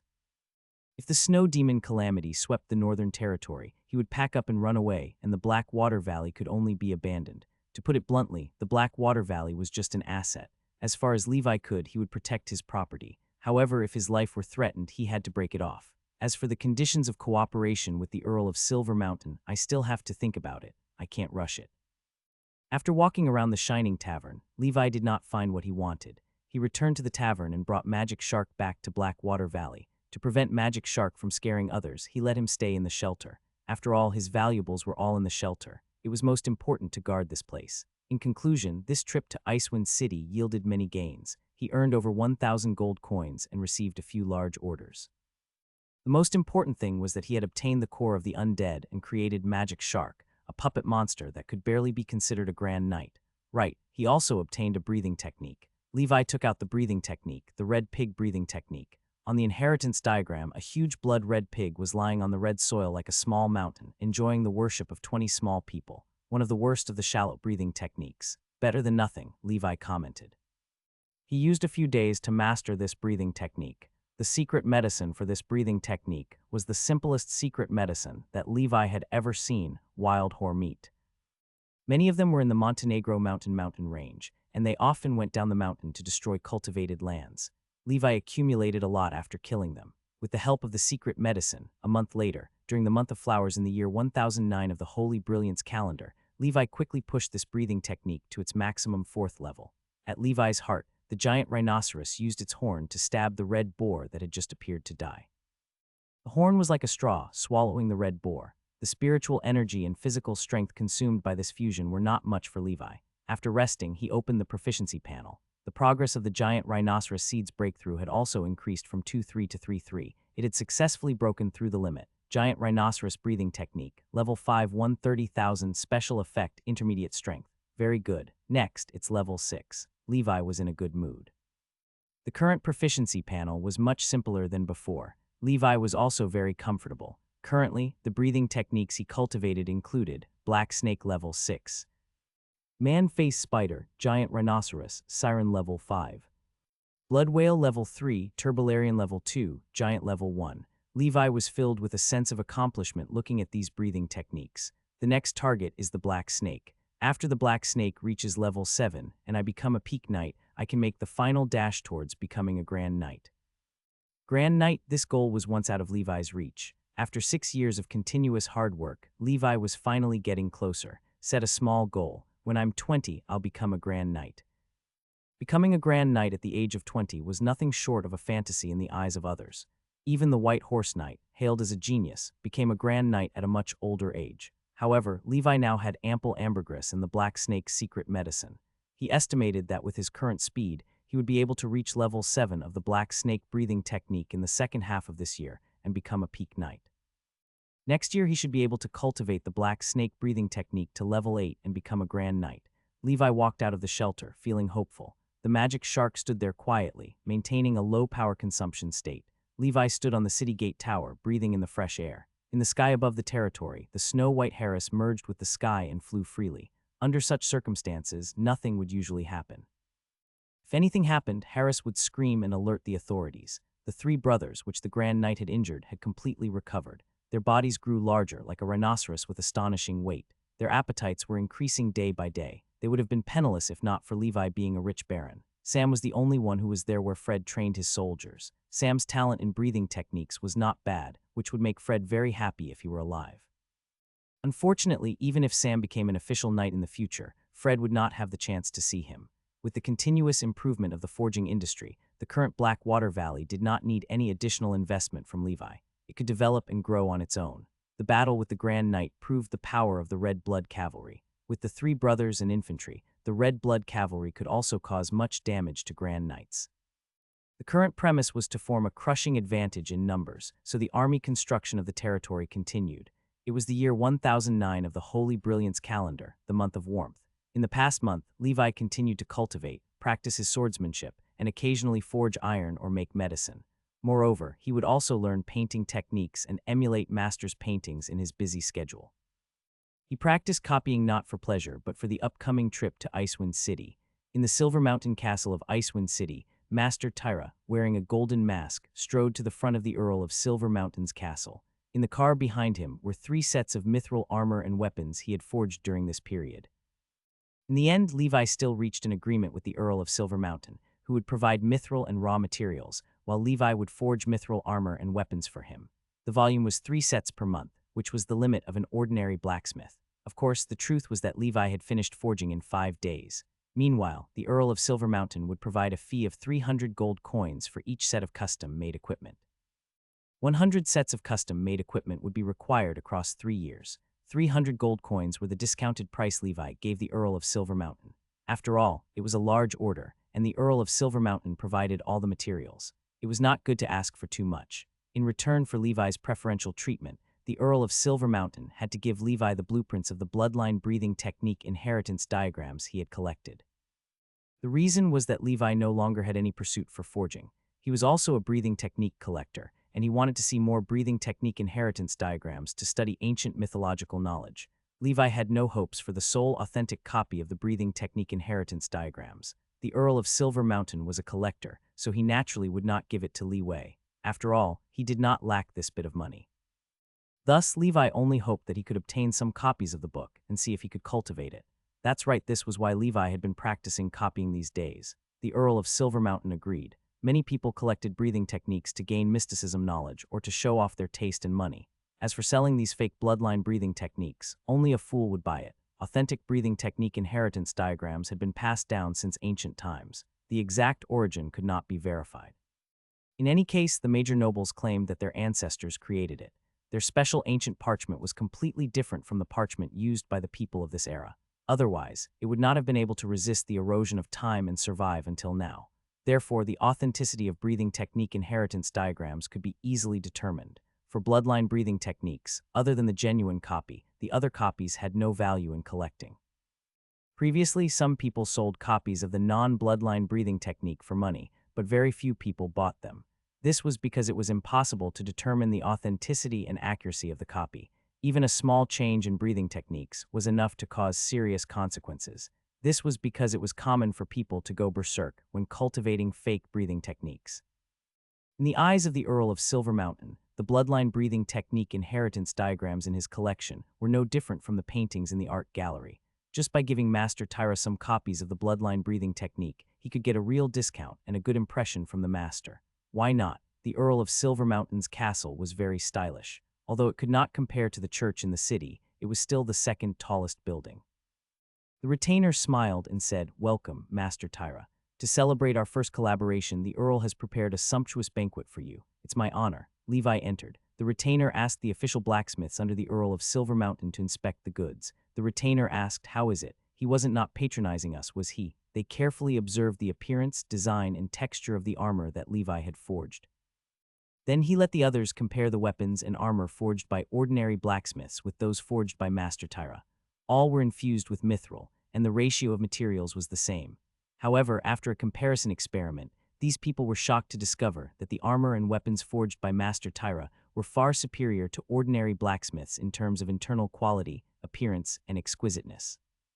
Originally, the official blacksmiths under the Earl of Silver Mountain were a little dissatisfied that the Earl had gone to an outsider, Master Tyra, instead of them. They thought that the Earl looked down on their standards. Now they were completely convinced. His decision was right, as expected of a legendary blacksmith master. His forging skills were divine and ingenious. Is this the difference between us and the masters? The gap is enormous. Indeed, we can't compare. Blacksmith master's comprehension and skills in forging are far above ours. I want to ask Blacksmith Master for advice." Seeing this, the retainer revealed a satisfied smile. In the reception room of Silver Mountain Castle, the Earl of Silver Mountain pointed at the banquet table and said, "Master, come and eat." "My respected Earl, it's all right. I had food before arriving." "I'm very full," Levi said helplessly. Levi followed him through a long corridor before arriving at a large round hall. There were many breathing technique inheritance diagrams on the walls in exquisite frames, like oil paintings hanging on the walls. Levi was very excited. He looked at the breathing technique inheritance diagrams. This was heaven for him. Sensing Levi's excitement, the Earl of Silver Mountain was quite pleased. To be able to make a blacksmith master so excited, it seemed that his collection was quite good. "Master, I, Silver Mountain, have collected 22 breathing technique inheritance diagrams." The Earl of Silver Mountain asked with a smile as if he was communicating with his peers, "I wonder how many sets Master has in his collection." "Me, I only have a few pieces. I just started this line of work, so it can't be compared to the Earl's collection," Levi said helplessly. DMN it if only I had a camera. I could take pictures of these inheritance diagrams individually and bring them back to cultivate. There's no need to copy them at all. Levi's heart skipped a beat. Bloodline breathing techniques, which others regarded as useless and could only keep as a collection, was Levi's most precious treasure. The Earl of Silver Mountain smiled and said, "Master, the 17 breathing techniques displayed outside are shallow bloodline breathing techniques. They're not worth mentioning. Let me show you something good." The Earl of Silver Mountain finally met a breathing technique collector who shared his hobby. He wanted to show off, so he gently pressed a button and brought Levi to the hall's center. Then a stone platform slowly rose. There were a total of 5 breathing technique inheritance diagrams on it. Of these 5 breathing technique inheritance diagrams, 4 are of excellent quality and 1 is of perfect quality. They belong to the 5 great families no weaker than our Silver Mountain family in history. The Earl of Silver Mountain sighed. Time has passed and the world has changed. Now, these families have long disappeared into the dust of history. The majority of the nobles in this world valued family inheritance more. Levi's thoughts were a minority. Levi looked at the perfect grade breathing technique and saw a 2-legged beast breathing flames on it, enjoying the worship of hundreds of small people. Good heavens, there were more than 100 tiny figures. Was this a perfect grade breathing technique? It was indeed extraordinary. This is the Red Lotus breathing technique, the best one I have in my collection. The bloodline breathing technique of the Red Lotus family, who perished 600 years ago. Their family produced many legendary Grand Knights, including the Red Lotus Knight. Unfortunately, the Grand Knight had only appeared briefly before disappearing. If the Red Lotus Knight had successfully advanced to the legendary level, then the Red Lotus breathing technique would no longer be of perfect quality, but legendary. In other words, one who was a legendary knight achieved the legendary breathing technique, not vice versa. There was no essential difference between a perfect and legendary grade breathing technique. Master Tyra, you might not know this, but my Silver Mountain family's bloodline breathing technique is also of excellent grade. If one day I become legendary, then my Silver Mountain family will be legendary. If Master is willing to join me, I will give you 1 or 2 excellent breathing techniques here. The Silver Mountain Knight exuded a powerful aura, like a proud and confident silver beast. Li Wei was slightly stunned. This Silver Mountain Knight was not just a simple earl. He did not expect that the Silver Mountain family's breathing technique was actually at the perfect grade. This was even more advanced than his Black Snake family's breathing technique. As far as Levi knew, only the Duke of Montenegro's family's breathing technique was perfect among the Northern 7 flying cavalry. From the looks of it, there was Anna, 3rd Earl of Silver Mountain. "Dear Earl, I appreciate your kindness. However, although I am only a blacksmith master, I do not like to depend on others. I have always believed that heroes create families, not that families create heroes," Levi said. This stunned the Earl of Silver Mountain. Then he smiled and said, "All right, it seems that Master's ambition isn't here, so I won't force it." The Earl of Silver Mountain put down the display with the 5 breathing techniques. In his deal with Levi, he only asked Levi to copy the shallow bloodline breathing technique inheritance diagrams, not including these 5. "The Earl's collection is really rich. I might need a lot of time to finish copying these diagrams," Levi praised. The Earl of Silver Mountain said politely, "Although these breathing techniques are useless, I have spent a lot of effort collecting them. As long as they do not destroy my authentic collection, Master, you may copy them without worry. I will ask the servants to bring you food if you are hungry. If you are sleepy, there are also many rooms in the castle for you to sleep in." Accompanied by the Silver Mountain Knight, Levi looked at the other 17 breathing techniques. Most were strength and speed-type breathing techniques, and a small portion was physique and defense. However, there was no perception-type breathing technique like the man-faced spider breathing technique. From this, one could infer its uniqueness. After admiring the diagrams, Levi took out the drawing board, parchment, and pen he had prepared beforehand. He sat on the ground and began to draw under the Silver Mountain Knight's gaze. Initially, Levi wanted to find a random painter in Icewind City. Only after he witnessed the painter's level did he decide to do it himself to prevent himself from going insane from cultivating fake breathing techniques. He was confident in himself since he had personally come to do this. With a thought, the proficiency panel appeared in Levi's mind. Besides forging, pharmacy, and beast-taming lifestyle skills, there was a new lifestyle skill, emulation, level 2 15,000. Previously, Levi had practiced copying at home and had already reached the 2nd stage of this skill. Emulation refers to copying calligraphy and paintings from the original. Breathing technique inheritance diagrams were essentially unique paintings. However, they were rather complicated paintings. Not only did one have to draw the lifelike ancient beast, but most importantly, one had to copy every posture, movement, and rhythm of the small people around the beast. This was the key to cultivating breathing techniques in the future. Levi was unsure if he could cultivate the breathing technique inheritance diagrams he had copied. Up until now, all the breathing techniques he had cultivated were authentic copies of the breathing technique inheritance diagrams. He had never cultivated a counterfeit before. Everyone had a common rule: one must cultivate authentic breathing techniques and not fake ones or be taught by others. Breathing techniques were different from combat techniques. If one learned a combat technique wrongly, it would be nothing more than taking a detour and going in the opposite direction, not being able to unleash the power of the combat technique. If he learned the wrong breathing technique, it would be a light punishment. Levi's attempt was bold. Collecting breathing techniques through conventional means was too slow. In the future, whether it was the black snake breathing technique or other types of breathing techniques, he would need many shallow breathing techniques to break through the limit. Only then would he be able to continuously deduce and break through the limit, evolving it to the highest realm. After he learned that the Earl of Silver Mountain was a breathing technique collector, Levi agreed to cooperate with him. However, he made some changes to the terms of cooperation. From becoming the retainer of the Earl of Silver Mountain and working in the Silver Mountain Castle, Levi now only needed to deliver goods to the Earl every month. Put bluntly, Levi would work with him but not under him. In this life, Levi would never go to work. Most importantly, Levi did not dare to cultivate in someone else's territory. After a long time, finding clues and flaws would be easy, especially when Levi was using the alias of Master Tyra. The perception of a Grand Knight was not something ordinary people could compare to. Levi could sense that the Earl of Silver Mountain should be able to see through his strength, but he was discreet and did not care about this.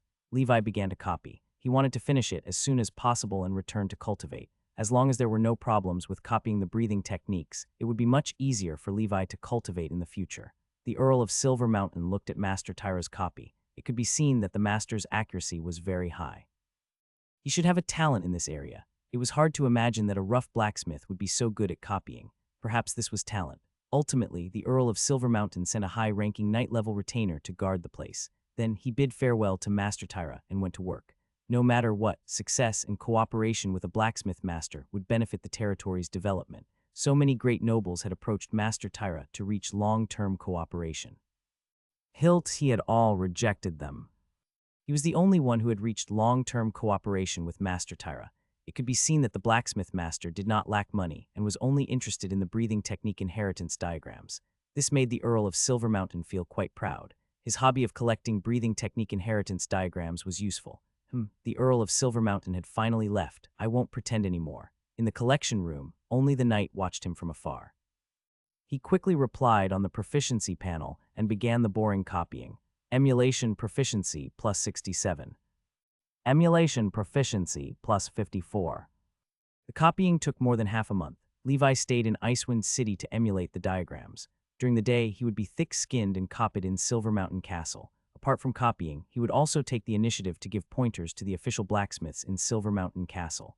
With Levi's skill as a blacksmith master, they felt thoroughly enlightened under Levi's guidance. They were also very respectful towards Levi.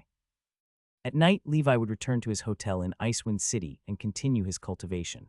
The Earl of Silver Mountain was very pleased to see Master Tyra's careful guidance to the blacksmiths in his territory. Therefore, he did not say anything about Levi's shamelessness. After all, copying would not cause him any losses. Most of the time, the Earl of Silver Mountain was busy and had long forgotten about Master Tyra. After all, he was an earl, a big shot. Many things were happening in his territory and the circle of nobles. He was different from a small baron like Levi. Just like that, Levi's emulation lifestyle skill reached its limit. In the end, Levi, with dark circles under his golden mask, looked at the extreme copy skill and revealed a confident and gratified smile. There's nothing that can't be done. If there's anything you haven't done enough. Emulation, level 3 maximum, special effect, fake or genuine, fake or genuine. Your emulation skills have peaked. There is no difference between the fake and the original. There was a big difference in the work's material, texture, and color, but no noticeable differences in the content and lines. Levi felt that it should not affect his cultivation. Now I can copy it without worry. Next, I'll show you what copying and pasting manually means. Levi looked at the 17 breathing technique inheritance diagrams and began to copy them. The first breathing technique was the rock dragon breathing technique. It was a shallow bloodline breathing technique that focused on defense. The rock dragon was an ancient giant beast similar to a giant lizard. The only thing that was related to the legendary giant dragon was that it had scales. There were only 16 small human patterns on it. Levi used an hour to finish copying. The second breathing technique, wind cat breathing technique, was a bloodline breathing technique focused on speed. There were 20 small figures on it, and it took him an hour and a half to copy. In the end, Levi finished copying all 17 breathing techniques within a few days. He finally left Silver Mountain Castle with satisfaction. This month's weapon and equipment forging work had been delayed because of Levi's copying. Levi promised the Earl of Silver Mountain that he would gradually make up for it in the next few months, so Silver Mountain Earl did not say anything. Levi, who had succeeded, returned to the Blackwater Valley after bidding farewell to the Earl of Silver Mountain. "I'm exhausted." After Levi returned to the shelter, he lay on his bed, exhausted. Although it was only a life skill, pushing a special effect to the limit within a month was difficult. After all, copying a painting requires a lot of time. To Levi, this delicate work was even more tiring than forging iron. The breathing technique inheritance diagrams he had copied had the special effect of fake or genuine. Although it was obvious from the material that it was fake in terms of content, it was no different from the authentic inheritance diagrams. Of course, he was not trying so hard to copy this for money. No one would buy this fake bloodline breathing technique. He could make money much faster through forging if he wanted to make money. Levi did not hurry to cultivate. Instead, he let Magic Shark guard the house. While he slept happily for 3 days and nights, until his stamina and energy were fully recovered, he then took out one emulated inheritance diagram and prepared to cultivate it. The wind cat breathing technique focused on speed. Levi's siren breathing technique was about to reach the 6th level, and he would need a few powerful speed-type breathing techniques to break through the limit. Therefore, he planned to produce powerful breathing techniques in an emergency. A day later, Levi joyfully looked at the new skills on his proficiency panel. Wind cat breathing technique, level 1000. Alright then, what's there to say? Proficiency panel, please let me see where your limit is. So Levi obtained the 17 shallow bloodline breathing techniques from the Earl of Silver Mountain. Regarding actual value, these 17 shallow bloodline breathing techniques might not even be comparable to the mithril armor that Levi forged. Who knew how long it would take if Levi wanted to collect all 17 of them? To him, time was money. Unfortunately, the Earl of Silver Mountain refused to let me copy the 4 excellent and perfect grade ones. Levi felt a little regretful, but he was content. Days passed, and Levi was focused on cultivating. After working with the Earl of Silver Mountain, Levi had long given up on his partnership with the Wild Boar Knight. Recently, the Wilderness Brotherhood had been plotting something. It had been a long time since there had been any news. If not for fulfilling his promise to Little Milan, Levi could not be bothered to settle the score with the Wild Boar Knight. With his current strength, dealing with the Wild Boar Knight was like bullying a kindergarten child. He did not feel any sense of accomplishment.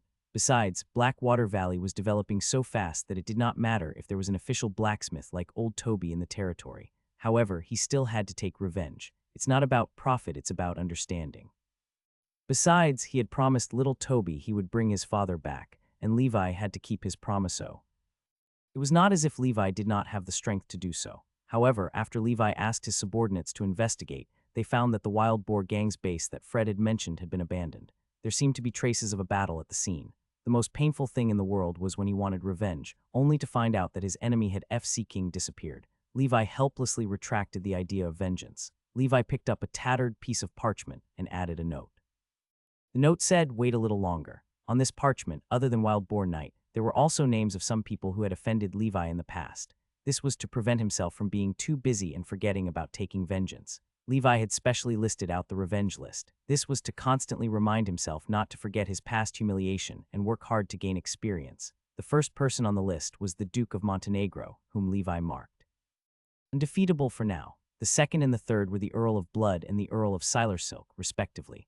Levi marked them with the same note as the Duke of Montenegro. There was also the Bird of Death's Voice, Priest Abraham, etc. In short, anyone recorded in this book by Levi was not an ordinary person.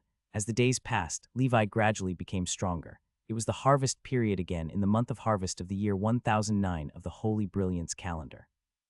The serfs in the territory were carrying out the autumn harvest work. This year was another bumper harvest year. However, Levi knew such a good year might not last long, given the cold wave gradually moving south and the undead snow demon creatures in the cold wind.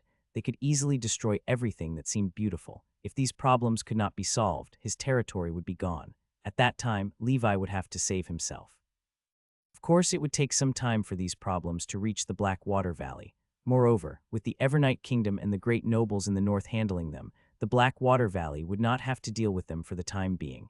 In the past few months, Levi had pushed himself to the limits of 3 speed-type breathing techniques. They were the Wind Cat breathing technique, the Moon Rabbit breathing technique, and the Flying Snake breathing technique, whose maximum limits were level 4, and level 5, respectively. Now that he had cultivated these shallow breathing techniques to their limit, it was difficult for Levi to feel any sense of accomplishment. It was just like a max-level account abusing noobs in a novice village. It was boring. After the wheat harvest was completed, and before the month of the northern wind, Levi's siren breathing technique and giant rhinoceros breathing technique were both at the peak of level 6. Siren breathing technique, level 6 maximum, breakthrough available, current progress 04, special effect, advanced speed. Giant rhinoceros breathing technique, level 6 maximum. The effects of Levi's 3-speed type breathing techniques were displayed at this moment.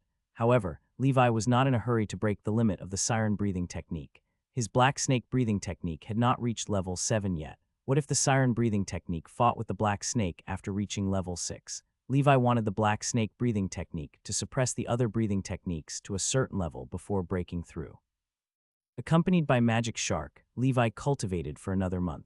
The north wind howled, and the cold arrived as expected. Levi's black snake breathing technique had successfully broken through to level 7. Black snake breathing technique, level 7 150,000, special effect, top tier. Defense, level 7 is top tier defense. Then what should we call it? Levi was curious. Levi came out of his cultivation state. At his heart, the black snake seed grew more potent. Levi could even feel that on its surface, there seemed to be scales that were beginning to appear. This was a sign that the life seed had reached a very high level. Black gas much larger than before surged out continuously within the black snake seed. Levi's upper body, including his waist, which was previously unprotected, was covered in black gas. The amount and thickness of the black gas were not as good as Magic Shark's. However, Levi knew that the defensive power of this black gas should be above that of the Magic Shark's black gas. After all, this was the specialty of the black snake breathing technique. Unknowingly, I've reached the peak knight realm. I'm only 50,000 proficiency points away from becoming a grand knight. Peak knight in the entire kingdom, it was an extremely rare existence. With my strength as a peak knight, the top-tier defense of a level 7 black snake, the advanced speed of a level 6 siren breathing technique, the advanced strength of level 6 giant rhinoceros, the level 6 golden cross slash, and the frost giant armor. Even if I don't use frost giant sai, I should be able to fight against Magic Shark at his peak. Of course, this was only Levi's assumption. He would use frost giant sai in actual combat. He would be a fool not to use a spell. Other than the 7th level of the black snake breathing technique during this period, the other 3 were still in the same state. The golden cross slash that Knight Fred had taught him had reached level 6, and the intermediate ripple had become advanced waves. Next up was the most difficult skill, revolving force. Levi was not in a hurry. The intermediate ripple alone, coupled with mithril-fused frostmorn, could achieve the effect of cutting through iron. The advanced waves could even cut through iron like mud. Now, unless his opponent's armor were mixed with mithril, they would not be protected effectively. Levi guessed that even the Dawn Swordsman Sir Fred's Ripple Force Realm should not be comparable to his current level.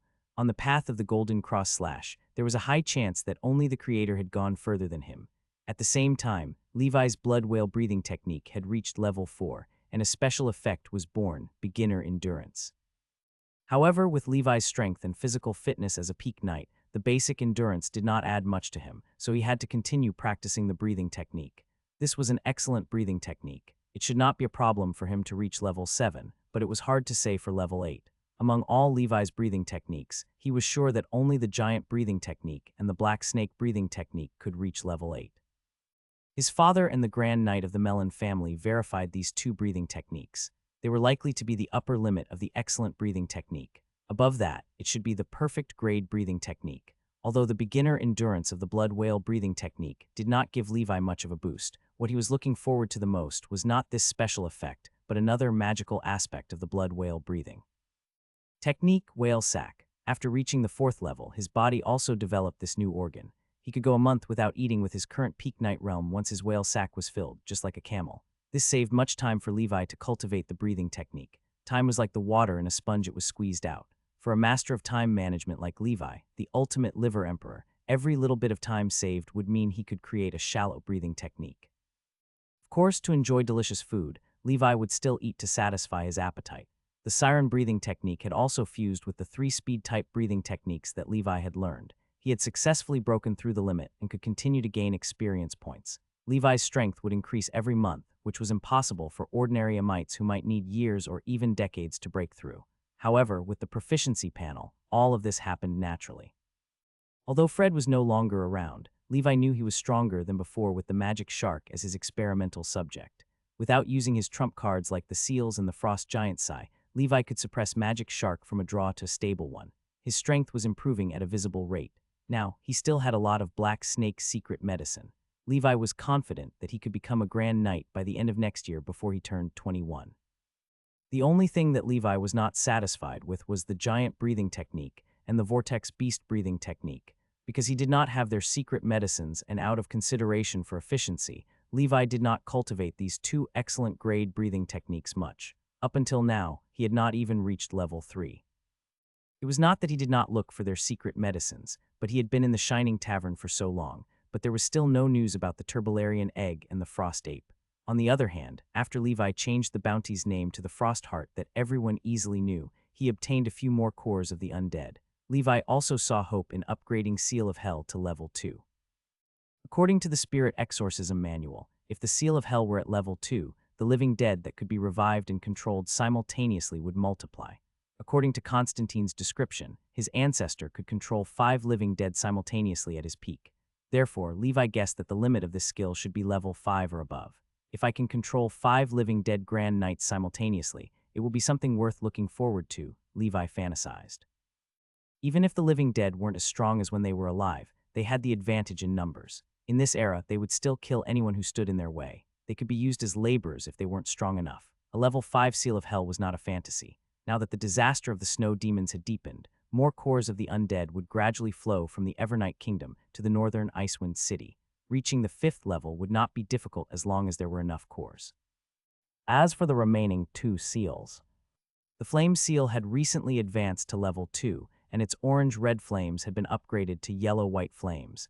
Its range had also increased from 2 meters to 3 meters. Its power had increased significantly. Due to the rarity of Pyroxene, he had not made much progress with the Seal of Protection. Levi had also been working hard to collect casting materials, but many things could not be done with hard work. The last Seal of Dragonmight was Levi's eternal pain. Although an evil spirit was entrenched in the Black Water River, and killing it had a high chance of obtaining evil spirit dust, Levi did not dare to do so. That thing had left a shadow on his childhood. Most importantly, even the Grand Knight Magic Shark could only flee in fear when he saw it. Levi naturally did not dare to look for it now. Fortunately, during this period, when Levi had ordered them not to go to the Black Water River, the evil spirit did not appear again. Levi felt that this evil spirit did not attack everyone indiscriminately, but targeted specific people, as if it could only be seen by them. Previously, many fishermen had stayed by the Black Water River. They needed the Black Water River to fish and bathe. However, no one had heard of fishermen being attacked, nor had anyone seen this evil spirit. Magic Shark stayed in the Black Water River for a while before the evil spirit appeared. DMN it that was blatant targeting. This evil spirit was a time bomb hidden in the Black Water River. He would have to deal with it sooner or later, or rather, abandon the Black Water Valley completely. Since Magic Shark could escape from the evil spirit, it meant that the evil spirit was not invincible. There was a high chance that the black gas could injure it. Levi only needed to strengthen his black gas continuously. Perhaps he could finish the other party without the Seal of Dragonmight. Of course, the requirements for this were too high. A Grand Knight could only protect himself. Perhaps it would require the strength of a top-tier Grand Knight to resolve it. After he finished cultivating, his stomach grumbled. Levi knew that the energy reserves in the whale sack had been used up. Next was the monthly gluttony time. He ordered the servants to bring food up, filling the long table. Levi wolfed down the food as if he was a ruthless eating machine. He checked the recent situation reports of the territory. Ever since the whale sack, the gluttony time every month was also the time for Levi to understand the situation in the outside world. After reading the report, Levi had eaten sufficient food for a month. This food was quickly converted into energy reserves in the whale sack. Everything was fine in the territory, and there were no uninvited guests. There was nothing else besides that Abraham, the rascal, came to look for Levi again a while ago. Levi did not take it to heart. Abraham had never given up on buying Black Water Valley from Levi. However, under Levi's passionate attack, the rascal's attitude was much better. On this day, Levi came out to get some fresh air while cultivating in the shelter. Harris, his snow eagle hovering in the sky, let out a high-pitched cry. This was a warning sound. Levi stood on top of the city tower. Not long after, 2 figures appeared on the small road in the territory. "Why are you here again?" Levi looked at Abraham and Night Glimmer, who had suddenly appeared and frowned. He had just given this year's tax to the rascal some time ago. It seemed that he had indeed come to find him 3 days ago for something. Levi had Magic Shark hide next to the council hall while he went to the castle to welcome them. "Priest Abraham, what brings a busy man like you here?" Levi smiled kindly like a normal 19-year-old boy. Priest Abraham also revealed his signature hypocritical smile. Baron Levi, it's been a while since we last met. I missed you a lot. I visited you a few days ago, but you were busy, so I left temporarily. Abraham was much older, and Levi noticed his energy was not as good as before. His heart tightened. Not good, he wouldn't die of old age before I get my revenge, right? Levi thought, this won't do. I have to hurry up and take revenge. If I don't, my enemies will. Be old, don't let waiting become a regret. Levi decided that after some time, he would bring along the white wolf mask and kill Abraham. At the same time, he would take back all the savings he gave to the rascal. Levi smiled, all right, Priest Abraham. Night Glimmer stood beside Abraham in the meeting hall, his head held high and his chest puffing out. As a priest, he had advanced from a mid-level to a high-level knight over the years. He did not know if it was his imagination, but Baron Levi had given him a very scary feeling after not seeing him for some time. This feeling was like facing the 7 Grand Radiant Knights. He could tell Baron Levi must have practiced breathing techniques and was probably an official knight. However, he did not feel like an ordinary knight. Night Glimmer suppressed his doubts and muttered, perhaps I've put my fear for his father into his shoes. It's probably just an illusion. The former Black Snake Grand Knight had shocked and terrified too many people. Priest Abraham, if you have any questions, just ask. I'll try my best to satisfy them, Levi said with a smile. The new Priest Zaroff will take over my position after I leave. Within the church, Priest Zaroff is known as the shameless priest by some people. He often used evil means to achieve his goals, and his temper was unpredictable. At that time, if you become Zaroff's neighbor, life might not be easy for you. Seeing that we have a good relationship, Baron Levi, I'll give you a way out. Sell Blackwater Valley to me. I'm willing to offer twice the previous price because it has been built well over the years. After you get this money, find a place and live a quiet life. It'll be much better than now. I heard that the Serpent Vulture Knight died in an accident some time ago. Baron Levi, it must be difficult for you to manage this territory alone. Abraham looked at Levi. He was about to leave this area. Although he was unwilling to let the church that he had worked so hard to run for so many years benefit the next generation, this was the rule of the higher-ups. He had no choice. However, the treasure of the Mellon family in the Blackwater Valley had always been in Abraham's heart. Now that he was about to leave, he could not waste time with Levi. If Levi refused, Abraham might have to learn from the shameless priest Zareph and do something evil. Priest Abraham, this matter is of great importance. Please give me another 7 days and I will give you a satisfactory answer, Levi said seriously. All right, I hope Baron Levi will consider it carefully. I won't disturb you any further. Then Abraham left the territory with Night Glimmer. Levi looked at the distant priest Abraham. He did not know why this rascal insisted on buying his land. Was something special about his territory. However, he did not care anymore. He had been dormant for so many years. It was time to collect the interest. 3 days later, the moon was dark in the Frost Wind territory, and the wind was cold. In Abraham's church, a soundless black shadow was lying on the dome of the church. His body shrunk, and he wore the white wolf mask. It was Levi. Abraham was flipping through the church's account books in his bedroom. What a pity, what a pity. I wouldn't want to return if it weren't for the headquarters, Abraham sighed. But as long as we can find the Mellon family's treasure before Zaroff arrives, it will be fine, he muttered. This was a secret that belonged to him alone. It was also why he was so obsessed with Blackwater Valley. A figure appeared behind Abraham, silent. He was holding Night Glimmer's head in his hand. The head was still emitting a cold aura and was covered in a frost layer. The next moment, Abraham's head was grabbed by a large hand. With a gentle twist, Levi took it off like he was plucking a watermelon. Be a starred, take care. Levi silently mourned in his heart. Abraham Church, the night was cold. A church clergyman woke up and went to the toilet at night. He found a thin figure wearing a black bird's beak mask running out of Abraham's priest's room and disappearing into the night. He immediately realized something was wrong and shouted, someone, an assassin, catch the assassin, send help. Immediately, the clergymen of the church woke up from their sleep. They picked up their weapons and got up to look for the assassin. In the end, they searched for a while but found nothing. Where is the assassin? Who said there was an assassin? The assassin, Levi, had left the Abraham Church long ago. After destroying the corpse, he quickly returned to Blackwater Valley. After returning to the shelter, Levi placed his loot on the ground and counted it. He was overjoyed. This time, he had obtained a total of 6,000 gold coins, as well as some of Abraham's treasures. The total value should be over 10,000 gold coins. It's only been a few years, and you've earned so much. DMN it, being a priest is profitable. But what's the use of this rascal earning so much money if he doesn't have the life to spend it? If possible, Levi did not want to make a move so early. He still wanted to wait a while longer. However, Abraham had done this before he left. He could not hold it in any longer and acted in advance. The church's ability to make money far exceeded his territory. It was far more profitable than the money Levi made from construction. No matter the era, honest money-making was inferior to the other illegal ways to earn money. Levi's assassination was very secretive. No one knew about the infiltration after he infiltrated the church beside the victims, Knight Glimmer and priest Abraham. As for the clergyman who discovered it in the end, Levi did it on purpose. Abraham. As for the clergyman who discovered it in the end, Levi did it on purpose. He wanted to give the other church staff members a wrong hint that a Bird of Death's voice assassin had assassinated priest Abraham. With his strength as a grand knight, assassinating a mere priest without anyone noticing was a piece of cake. He deliberately waited for someone to wake up at night, creating a coincidence. Frost Giant's Sigh is useful. Knight Glimmer was a high-level knight after all, but he was instantly killed by Levi's Frost Giant's Sigh and frozen into an ice sculpture. He did not even make a move. This was the power of the Frost Giant armor. Even the Grand Emite Magic Shark was beaten, let alone a high-level knight. The rascal Abraham was not even worth mentioning. Levi crossed out the name Abraham on his revenge list. Levi dared not confront the church directly, but he could still kill one of the leaders. Abraham must have made many enemies outside over the years. It was reasonable for someone to hire an assassin from the Bird of Death's voice to assassinate him. The church should be in a mess now, but what does it have to do with me? I'm just a kind noble who donates to the church yearly. I'm a noble friend of priest Abraham. If you want to blame someone, blame that D-Ned Bird of Death's voice, Levi muttered. Besides gold coins, Levi found a piece of parchment in Abraham's residence. The parchment was not a breathing technique inheritance diagram.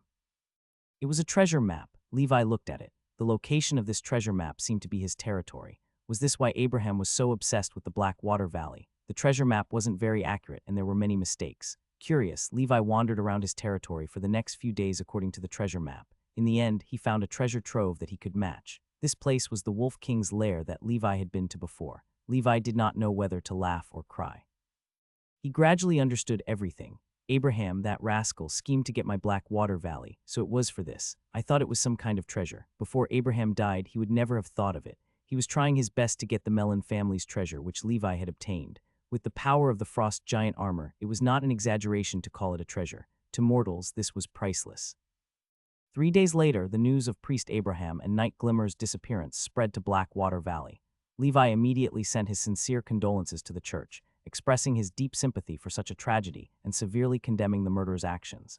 A few days later, this matter reached the church branch in Icewind City. The branch reported to the headquarters, while sending people to the Abraham church to investigate. Abraham's status was relatively high as a priest sent by the headquarters. He always had radiant knights like Knight Glimmer to protect him. But now the priest and knight had both been killed. Such a thing had not happened for many years, so the church had to investigate it thoroughly. However, Levi had done it without anyone noticing. With the criminal investigation technology of this era, it was impossible to find out where Levi was, and even if they did find out, Levi was not afraid. Given his current strength, where could he not go? The world was his oyster. The chaotic Tuva Empire was a good place to go. No matter how powerful the Church of Holy Light is, one could not reach the Tuva Empire. That was the territory of the Church of Storm. On this day, Levi was cultivating in the shelter. Suddenly, Harris's alarm sounded in the sky above the shelter, and Levi's sharp perception picked it up. Who is it this time? Levi was puzzled. He appeared on top of the castle and saw a group of people slowly approaching from afar.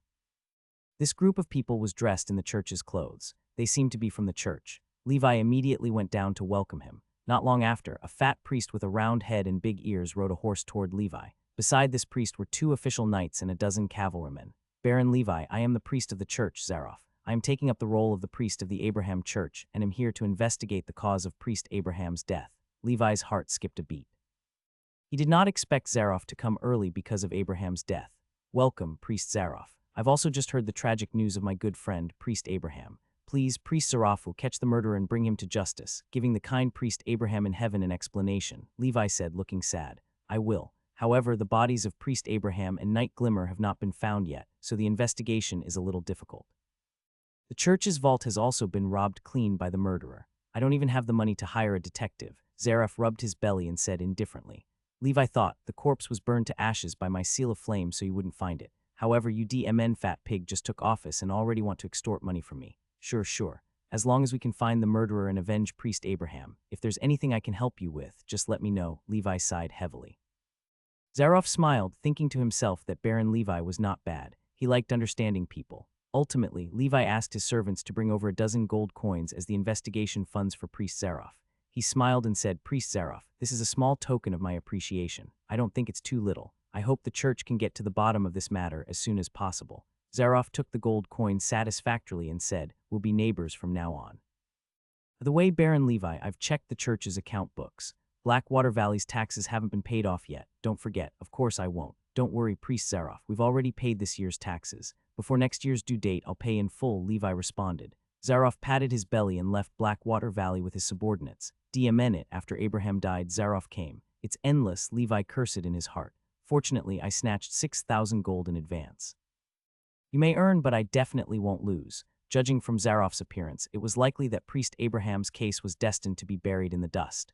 Anyway, they wouldn't be able to track me down. I wore the Bird of Death's voice mask, and my body size was completely different. It's impossible to find anything. Levi returned to the shelter, thinking that the Bird of Death's voice had repeatedly harmed him. This time, he had made them take the blame. This was Levi's way of returning the favor. In the New Year's first month of the year 1010 of the Holy Brilliance calendar, just when Levi thought his life would be peaceful, something big happened. The White Horse Knight's wife found her husband's withered corpse where he usually cultivated. White Horse Knight was dead. Moreover, his death did not happen this year. It had happened last year, but the royal family had been hiding it. Many citizens thought White Horse Knight was breaking through to the legendary realm. Little did they know that he had died long ago. It was not until this period that they could not suppress it anymore. In just a month, this matter swept through the entire Emerald Kingdom. Levi found it unbelievable. How could that be? Even if he failed to break through to the legendary realm, he shouldn't have died. Levi couldn't understand. He stood at the Era's peak, comparable to the fist of the Empire. While pondering, Levi remembered the last words of the Mellon family's old man during his trip to the Holy City. It must be the church, Levi guessed. This is the consequence of being too flashy. In the future, I must keep a low profile and become powerful. I can't be arrogant. I can be very powerful, but can't be famous because that will only attract the church's attention. The Emerald Kingdom could only have one faith, the Heavenly Father. Mortals should never think of becoming God. Although the legendary figure died, this had little to do with Levi. He continued to stay at home to cultivate. However, just a few days later, when he went to Icewind City to deliver goods to the Earl of Silver Mountain, another big news came crashing down on Levi. The king is also dead. The father and son passed one after the other. He died in his sleep. He died very peacefully. There was no poison or other signs of homicide. It seemed like he died of old age, but some people suspected it was the evil spirits. Even the king was attacked by an evil spirit. What were those grand knights doing? It's getting more and more chaotic. Levi quickly returned to his territory. He felt the impending doom of a huge storm. He could not think of any other way to deal with it other than becoming stronger. In the end, although he was very strong, he was just an insignificant character within the political circle of the Emerald Kingdom. He thought, you wouldn't know what the big shots were thinking if you weren't in that world. Before the king's body was buried in the middle of the first month, someone claimed to have found traces of Snow Demon at the border between the Emerald Kingdom and the Evernight Kingdom. The Duke of Montenegro, the Earl of Silver Mountain, the Earl of Iron Lake, and a few other great northern nobles joined forces to pressure the Jade royal family. They asked the royal family to recruit all the great nobles in the country and use the strength of the entire country to form the coalition army to resist the Snow Demon army that was about to go south.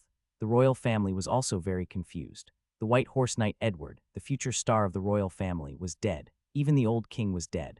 The church had not even had the time to perform the divine gift of the throne to the heir. Now, the great nobles led by the Northern Seven Flying Cavalry were asking the royal family to mobilize the strength of the entire country to send troops to the north to resist snow demons.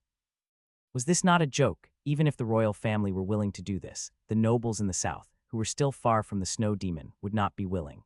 After all, wasting resources on an expedition to eliminate snow demons when they had not even seen them would be too much of a joke. Almost all the northern nobles were on the same side in this matter. Because they were closer to the Evernight Kingdom, only they could truly feel the horror of the snow demon disaster. Since they could not get a response from the royal family, during the month of Germinal, the Duke of Montenegro, the leader of the northern nobles, began large-scale recruitment of his vassal nobles. He wanted to go alone to conquer the snow demon army that was about to invade the northern territory. The Duke of Montenegro requested that the feudal lords and vassals under him provide sufficient troops and resources. A month later, the Montenegro Mountain Coalition Army was formed with thousands of cavalrymen and foot soldiers. While the southern nobles remained passive, forces with the banner Chaos and Freedom launched riots in their territory. The Wilderness Brotherhood added fuel to the fire. Not long after, the Earl of Blood of the Lush Forest Province and the Earl of Silversilk of the Blue Sea Province, these two great southern nobles, launched a surprise attack on the noble territories next door without warning. They violated the peace treaty all the great nobles signed under the witness of the Emerald King and launched an unjust war of aggression. A few months later, the army of the Duke of Montenegro did not appear on the kingdom's northern border. On the contrary, this powerful army from the northern border had already moved south and suddenly appeared on the fertile plains of the Blue Sea province and the lush forest province. The appearance of the snow demons in the north was just a rumor. The Duke of Montenegro's real intention was to unite his minions in the south and devour the fertile land there. Heretic Wilderness Brotherhood and turned a deaf ear to the upcoming civil war. In just a few months, various forces had appeared, and the entire Emerald Kingdom was in chaos. In Blackwater Valley, Levi felt the chaotic aura in the shelter. Although the Blackwater Valley was poor, it was still a territory that the Emerald King had directly granted to Levi's ancestors 200 years ago. Therefore, it was not under the Duke of Montenegro's or his subordinates' jurisdiction. However, he finally understood why the Duke of Montenegro did not have any reaction even after Magic Shark had disappeared for so long. The Duke of Montenegro was a big shot and was too busy to care about a small character like him. Levi felt a little disappointed about not being taken seriously by his enemy. Of course, he was glad the chaos would give him more time to breathe. Fight, fight, fight, all of you. Just don't disturb my cultivation, Levi thought. With the current military strength of the Blackwater Valley, as long as it was not an army pressing down, they could protect themselves. In the hidden training ground within the Montenegro mountain range, there were 100 elite red blood cavalry. These were the trump cards and elites of the Blackwater Valley, and they were the core combat force. On the surface of Black Snake Castle, there were still 100 full-time soldiers and 200 militia. They were mainly used to cooperate with the red blood cavalry and confuse their potential enemies. Because of these wars, many refugees flowed into the serf market. Levi took the opportunity to expand the territory's population, reclaim the wasteland, increase agriculture, and expand the forging industry. Even if the enemy invaded, it was enough to protect themselves. Therefore, Levi was not very worried about the territory. At most, he would elope. With his strength close to that of a grand knight, he could go anywhere. Levi was too lazy to change dwellings now that he was used to the comfort of this territory. Meanwhile, the transaction between Master Tyra and the Earl of Silver Mountain continued as usual. The Earl of Silver Mountain did not participate in the expedition of the Montenegro Mountain Army. He thought the Duke of Montenegro was like him, worrying about the upcoming snow demon disaster daily. Only when the Duke of Black Mountain suddenly played this trick did he realize he and the other great nobles in the north were just fools the Duke used. The Duke of Montenegro did not care about the snow demons. His goal was to imitate the Tuva Empire and use his iron cavalry and iron fists to establish a peerless Montenegro mountain empire and replace the Emerald Kingdom. The Earl of Blood of Lush Forest Province and the Earl of Silversilk of Blue Sea Province were pawns of the Duke of Montenegro to take over the south. The Duke of Montenegro had instigated many other nobles to join the rebel camp. He had planned this for a long time. Ultimately, the Earl of Silver Mountain could only place his hopes on himself. In this era, relying on others for the truth's sake was impossible. He had invited Master Tyra to join him many times, only to be rejected. Regarding Blackwater Valley's diplomacy, the new shameless priest Zaroff was much easier to get along with than Abraham. At the very least, after Levi donated some money to him, the fat man did not cause Leeway any trouble. Levi's small treasury in the shelter was filled with more gold coins over time. Every day, he slept and woke up on the ground full of gold coins like a dragon, living a life of luxury. He continued to cultivate selflessly and worked hard. Levi had refined several man-face spider series poisons to deal with the powerful enemies he might face. Unfortunately, making medicines was different from forging. These repetitive medicines could no longer increase Leeway's pharmacy proficiency. If he wanted to reach level 4, Levi would have to refine a new medicine. However, that would require a formula, so he could only give up. After this cultivation period, Levi upgraded the blood well breathing technique to level 6, which had a special effect, advanced endurance. After the upgrade, Levi could feel that his endurance in battle increased greatly, and the duration of his explosive power had also increased greatly. This was the effect of advanced endurance. It allowed Levi to be like a never-ending battle machine, and he would not tire out easily. This was equivalent to increasing Levi's durability. The man-face spider's breathing technique had reached the limit of level 6. The intermediate vibrosensing had been upgraded to advanced vibrosensing. The range of perception was 30 meters. Although Levi was not omniscient in this area, his perception skills exceeded his expectations. Within 30 meters, any movement or attack of the enemy would be captured by Levi. Levi's siren breathing technique had also successfully broken through to level 7, giving birth to a top-tier speed. He experimented for a while. He only needed 2 seconds to run a 100-meter dash at his top speed when he used his full strength. This was almost the same effect as flying. Of course, this kind of full-force outburst could not last for long. However, it was still very terrifying. It had already surpassed the fastest mammalia in his previous life, the cheetah. The level 7 black snake seed still suppressed the siren seed at level 7. The situation that Levi was worried about did not happen. He had underestimated the power of the black snake. Therefore, he was relieved to plant the giant rhinoceros at level 7 and give birth to top-tier strength. The increase brought by top-notch strength was huge. His current strength had already surpassed any of the three brothers about to reach adulthood. Unless the three brothers joined forces, none of them would be a match for Levi in a tug-of-war. He was far from wrestling with bears. He could now wrestle an elephant. Seal of Flame, level 22333 5000 Seal of Protection, level 225,000. Seal of Hell, level 1 601,000.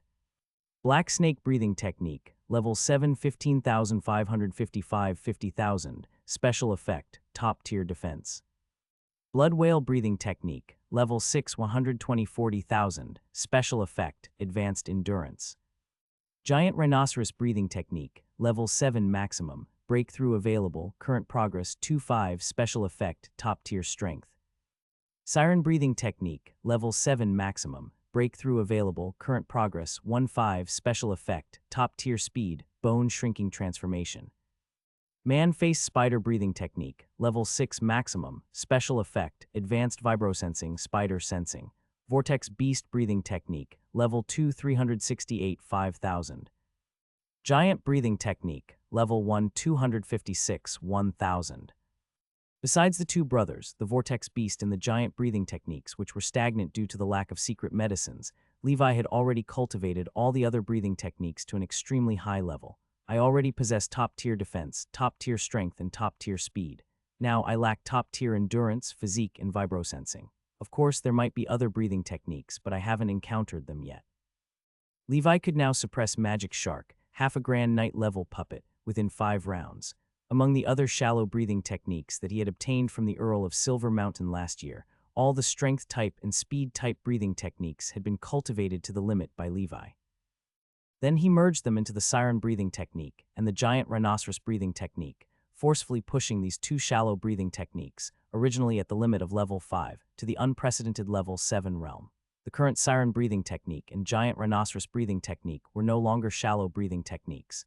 They were truly excellent breathing techniques. However, they could not be compared to excellent grade breathing techniques like the Black Snake and Giant breathing techniques. They were probably similar to third-class breathing techniques like the Vortex Beast. To break through the limit after level 7, Levi would need to cultivate 5 breathing techniques of the same type at the limit of level 4. He did not have that many breathing techniques, so he could only give up. On the other hand, the progress for the Seal of Flame, Seal of Protection, and Seal of Hell were slow. In the end, it was because there were too few casting materials.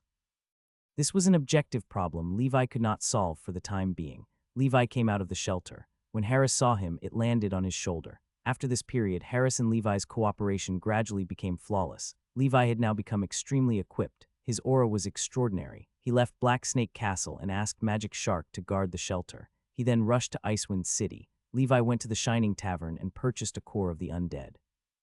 One undead core could grant Levi 100 proficiency points in the Seal of Hell. Currently, the Seal of Hell already has 600 proficiency points. He only needed to purchase 3 more cores in the future, and Levi's Seal of Hell would be able to advance to level 2.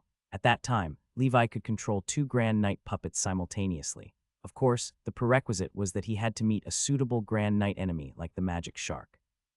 Apart from the core of the undead, he made no other purchase.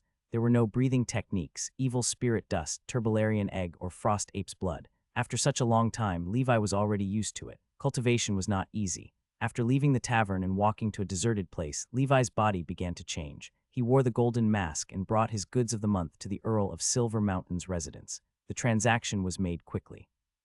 The retainer smiled. Master Tyra, don't be in a hurry to leave. The Earl is looking for you. Levi stopped. All right, I'll go see the Earl. After such a long time of trading, Levi had a good impression of the Earl of Silver Mountain. Besides some traditional problems with nobles, he was generally trustworthy. Among the nobles in the north who were like barbarians, he was considered to be gentle and easy to get along with. This was also why Levi could work with the Earl of Silver Mountain for such a long time. The Earl of Silver Mountain was dealing with important government affairs in the living room. When he saw Levi, he stopped and said, "I'm sorry, Master, I need to take up some of your time.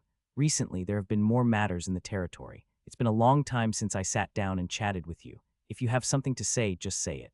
I will help you within my ability," Levi said. The Earl of Silver Mountain responded, "It's nothing much. I just wanted to tell Master not to come to Icewind City for now if there's nothing else. I've received information that after some time, a large army of the Wilderness Brotherhood might attack Icewind City, and the city might not be peaceful for a while. If you want to stay in the city, I can ask my Silver Hunter guards to protect you, or you can move to my Silver Mountain Castle. He was not afraid of the Wilderness Brotherhood's army. After all, they were just a mob. Many of them were civilians and serfs who had been brainwashed. Their weapons and equipment could not be compared with his regular army. The Earl of Silver Mountain smiled. "All right, Master, be careful." He looked at Levi's distant figure and could not help but sigh. "We haven't even settled the snow demons, and it's already in a mess." On the other side, after Levi left the city, he found that some fortifications had already been built. It seemed like a big battle was about to start. However, he did not plan to leave the city. He wanted to take this opportunity to get some information about the Wild Boar Knight from the Wilderness Brotherhood. "I hope the Wild Boar Knight doesn't die. Otherwise, who can I find to take revenge?" In the year 1010 of the Holy Brilliance calendar, the month of flowing fire, summer in Icewind City seemed even cooler. Although the weather was comfortable, Levi knew it was not a good sign. There was a high chance that the reason for the cold weather was due to the dark wave. Perhaps one day in the distant future, the entire northern territory would fall into a cold land like the northernmost land. There were also those troublesome snow demons. Thinking of this, Levi felt even more anxious. He had to become a wizard as soon as possible and enter the realm of the unbelievers to avoid these dangers. During this period, the Earl of Silver Mountain's army had been intensely patrolling the city every day. Regardless of whether the Wilderness Brotherhood's army would come or not, they were already prepared to face the enemy. Meanwhile, the Earl of Silver Mountain's vassal territory constantly sent troops and resources to Icewind City. Levi rented a house and quietly cultivated. As the siren, giant rhinoceros, and man-face spider breathing techniques were at their limits for the time being, and the giant and Turbolaria did not have any secret medicines, Levi spent most of his time on the black snake and blood whale breathing techniques, as well as the golden cross slash. He would still go to the Shining Tavern regularly, hoping to find what he needed, and then return disappointed repeatedly. On this day, Levi was returning from the Shining Tavern. Suddenly, the sound of an assembly horn came from the direction of the city wall. Levi's heart skipped a beat. "Looks like the Wilderness Brotherhood's army is here." He put on the white wolf mask and changed his body. With a top-notch movement technique, he headed toward the city wall. On the city walls, groups of soldiers were gathered. Their expressions were solemn as they looked at the army that had arrived. They were densely packed. At a rough glance, there were probably close to 10,000 people. The Earl of Silver Mountain personally put on his armor and took command. His red cloak matched the Leviathan armor, making him look extraordinary. He held a long spear in his hand and looked at the army before him with a deep gaze. There were only 2,000 soldiers stationed in Icewind City. This was his entire army. They were elite soldiers who had received good training. In addition, on the city's main road, there was also a team of 200 alpine warhorses. This was the trump card of the Earl of Silver Mountain, the Silver Charging Team. These heavy cavalry teams were all armed with spurs and accompanied by cavalry attendants. When the battle began, they would invincibly break through the enemy's formation and work with elite infantry to reap the enemy's lives. Outside the city, the Wilderness Brotherhood's army appeared a little shabby. In front of the army was a square formation with shields responsible for covering the soldiers behind them to resist the attacks of arrows. Besides this, a group of seemingly weak militia was behind them. However, 4 giant beasts in heavy armor were at the back of the army. These beasts had a horn, were more than 4 meters tall, and weighed more than 10 tons. They were the unique ice rhinoceroses of the Northern Highlands. These 4 ice rhinoceroses were all Warrant's Heave armor that was tailor-made for them. Coupled with their rough skin and thick flesh, they were the trump cards of the Wilderness Brotherhood and the weapons used to attack the city. The Earl of Silver Mountain did not expect that the Wilderness Brotherhood could get their hands on such rare war beasts. Although ice rhinoceroses were gentle and rarely hurt humans, it did not mean that they were not dangerous. Their huge size alone was enough to crush most knights below the realm of Grand Knights. If it was not for the fact that their defense and attack power were not as good as earthly dragon beasts, their popularity could be comparable to earthly dragon beasts.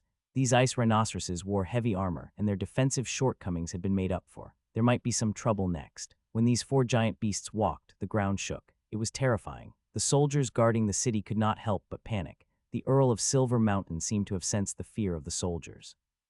He frowned and shouted, "Everyone, don't panic. I will personally kill these 4 beasts." The soldiers' morale rose as soon as the Earl of Silver Mountain spoke, and the situation improved a little. Levi, on the other hand, had already slipped out of the city. He hid in the wilderness and felt the tremors of the earth. Good Lord, the wilderness operation is quite powerful. He quietly waited for the war to break out.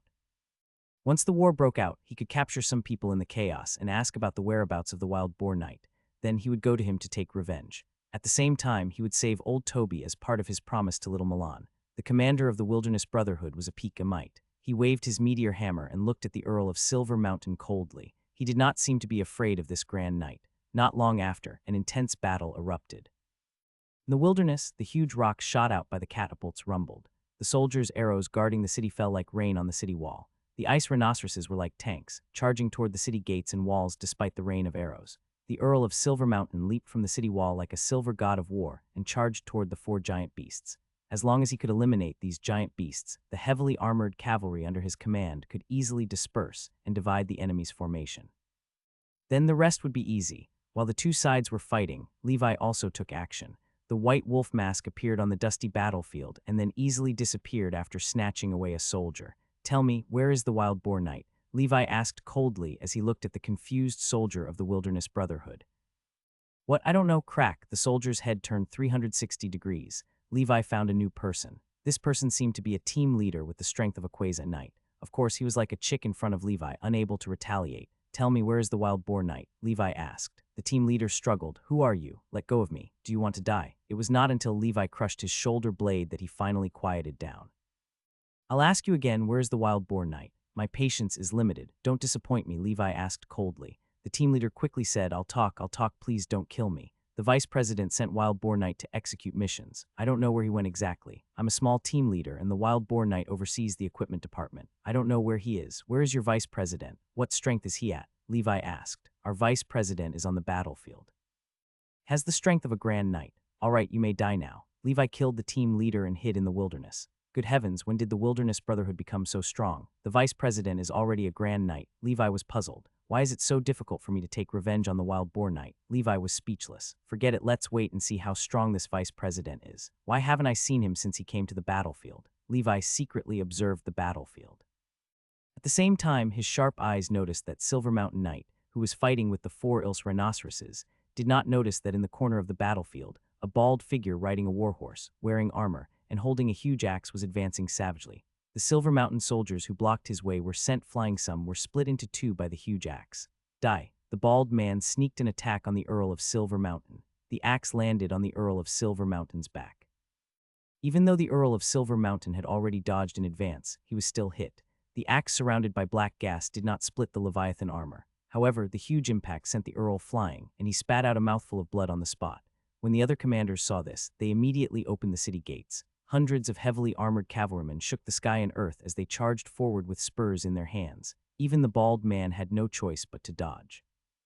The Earl of Silver Mountain looked gloomy. He took this opportunity to stand up, holding his silver spear and looking at the proud bald man. The Earl of Silver Mountain asked after coughing, "Who are you? I didn't expect there to be a grand knight in the Northern Territory that I didn't know. It's normal for a grand knight like the Earl of Silver Mountain not to know a nobody like me. But soon you nobles will know my name. Remember, I am the gravedigger of your nobles, Warrior Yatos." The bald man got off his horse and leaped over the crowd. He swung his axe toward the Earl of Silver Mountain with a heaven-splitting posture. A mere rat. Die. The Earl of Silver Mountain was not afraid at all. He raised his spear and charged forward. The spear and axe collided. No one dared to approach where the 2 grand knights were fighting. If they got close and were scraped, they would die instantly. The heavy responsibility of dealing with the giant rhinoceros eventually fell on the Silver Charging Team and the other high-level and peak knights who defended the city. They were the left and right arms of the Earl of Silver Mountain, and their strength was extremely potent. Levi sat on the mountain and watched the tigers fight. He originally did not want Icewind City to be breached. If the defenders could not hold on, he did not mind helping and killing those beasts. However, the current situation was not too bad. It was obvious that even if the bald vice president had ambushed the Earl of Silver Mountain and injured him, he was still not a match for the Earl.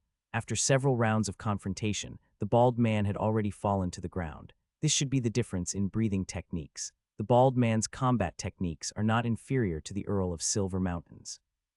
However, the Earl's breathing technique is of perfect grade, so the bald man must be of excellent grade, Levi commented.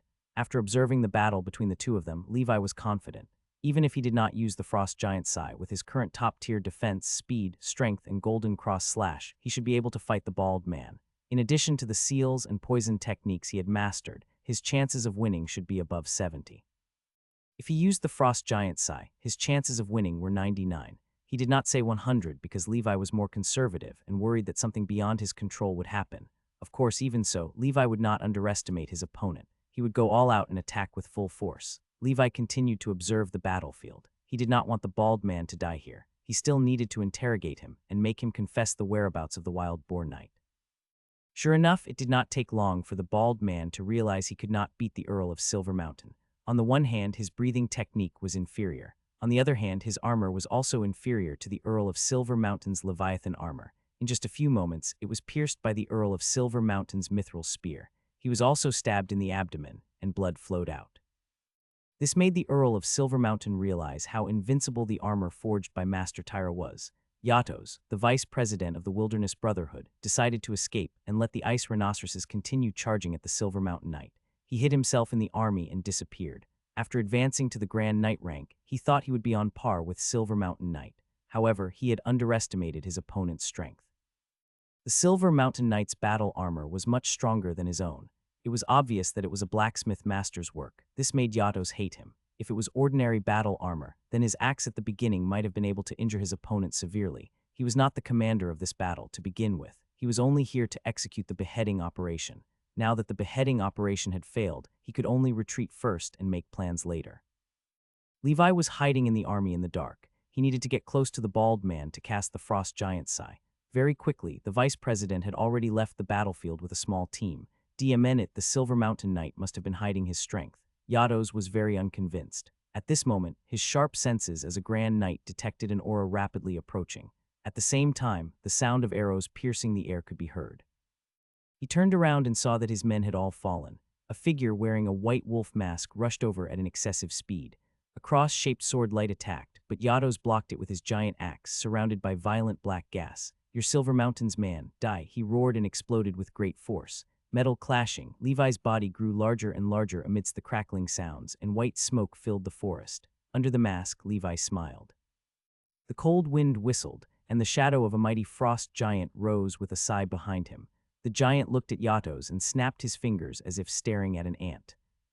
The shadow of the frost giant appeared behind the white wolf mask. It was tall and imposing, like a demon looking down on all living beings.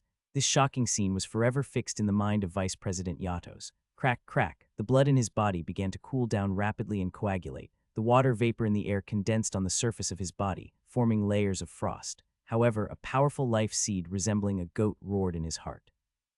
Endless black gas shot out with a bang, like a warm current protecting his heart.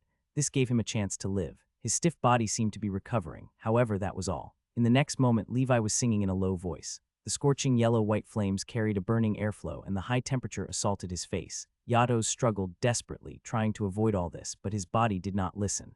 This feeling of watching danger come but not being able to dodge it was too terrifying.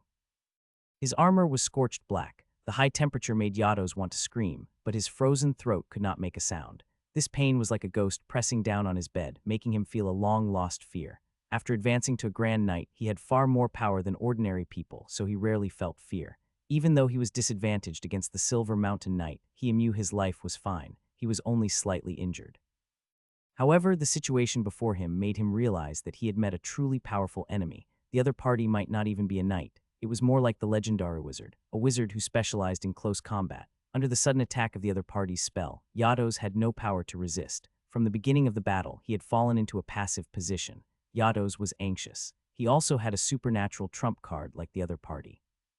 A snuff bottle could summon a Lord Lamp spirit to fight for him. It was a powerful evil spirit. However, the unfortunate thing was that not only could he not move, but his throat could not make any sound. He had never felt so hopeless. After the fire, the cross-shaped sword light that was as dazzling as the stars, with invincible high-level ripple power, shattered Yatos' armor. Levi's Frostmourne had already pierced through Yatos' chest.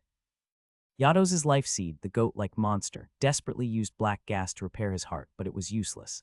The poison of the man-face spider's tear had already spread through his body. The battle had ended at this moment. Yatos was on the verge of death.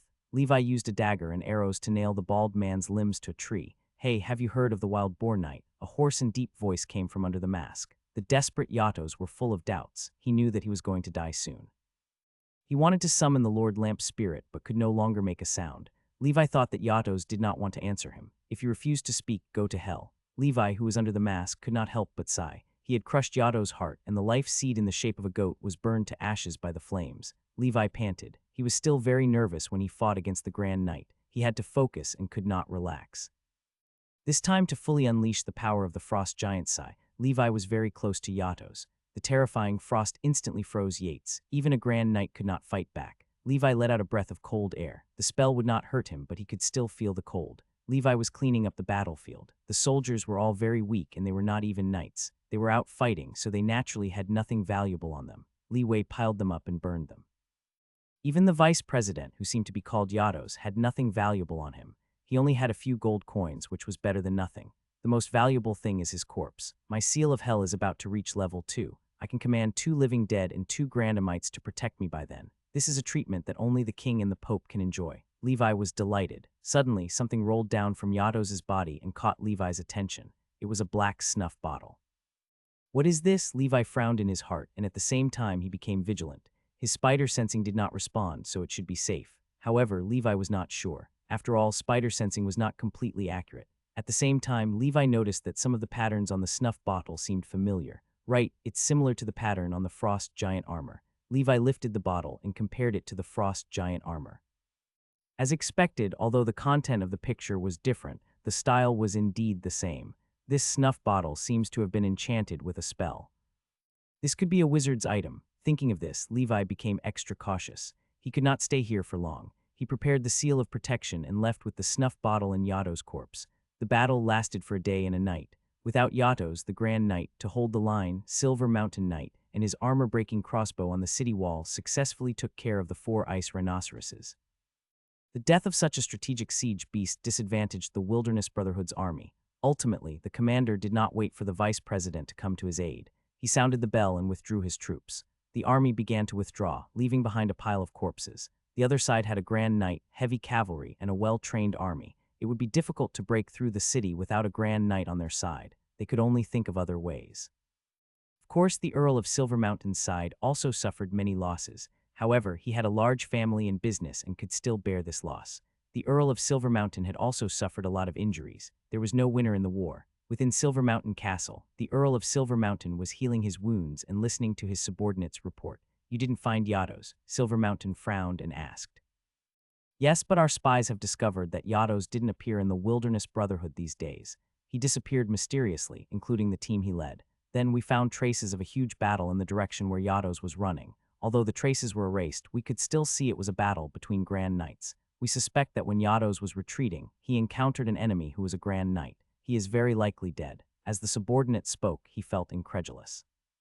A Grand Knight died in a small forest for no reason. It was indeed shocking. The Earl of Silver Mountain said, "Continue to investigate. We must find out where Yato's is." He was enduring the pain of healing himself. If Yato's is dead, who in Icewind City has the strength to kill Yato's? Shining Tavern. It was unclear whether this unknown Grand Knight was a friend or foe, so the Earl of Silver Mountain did not dare to let his guard down.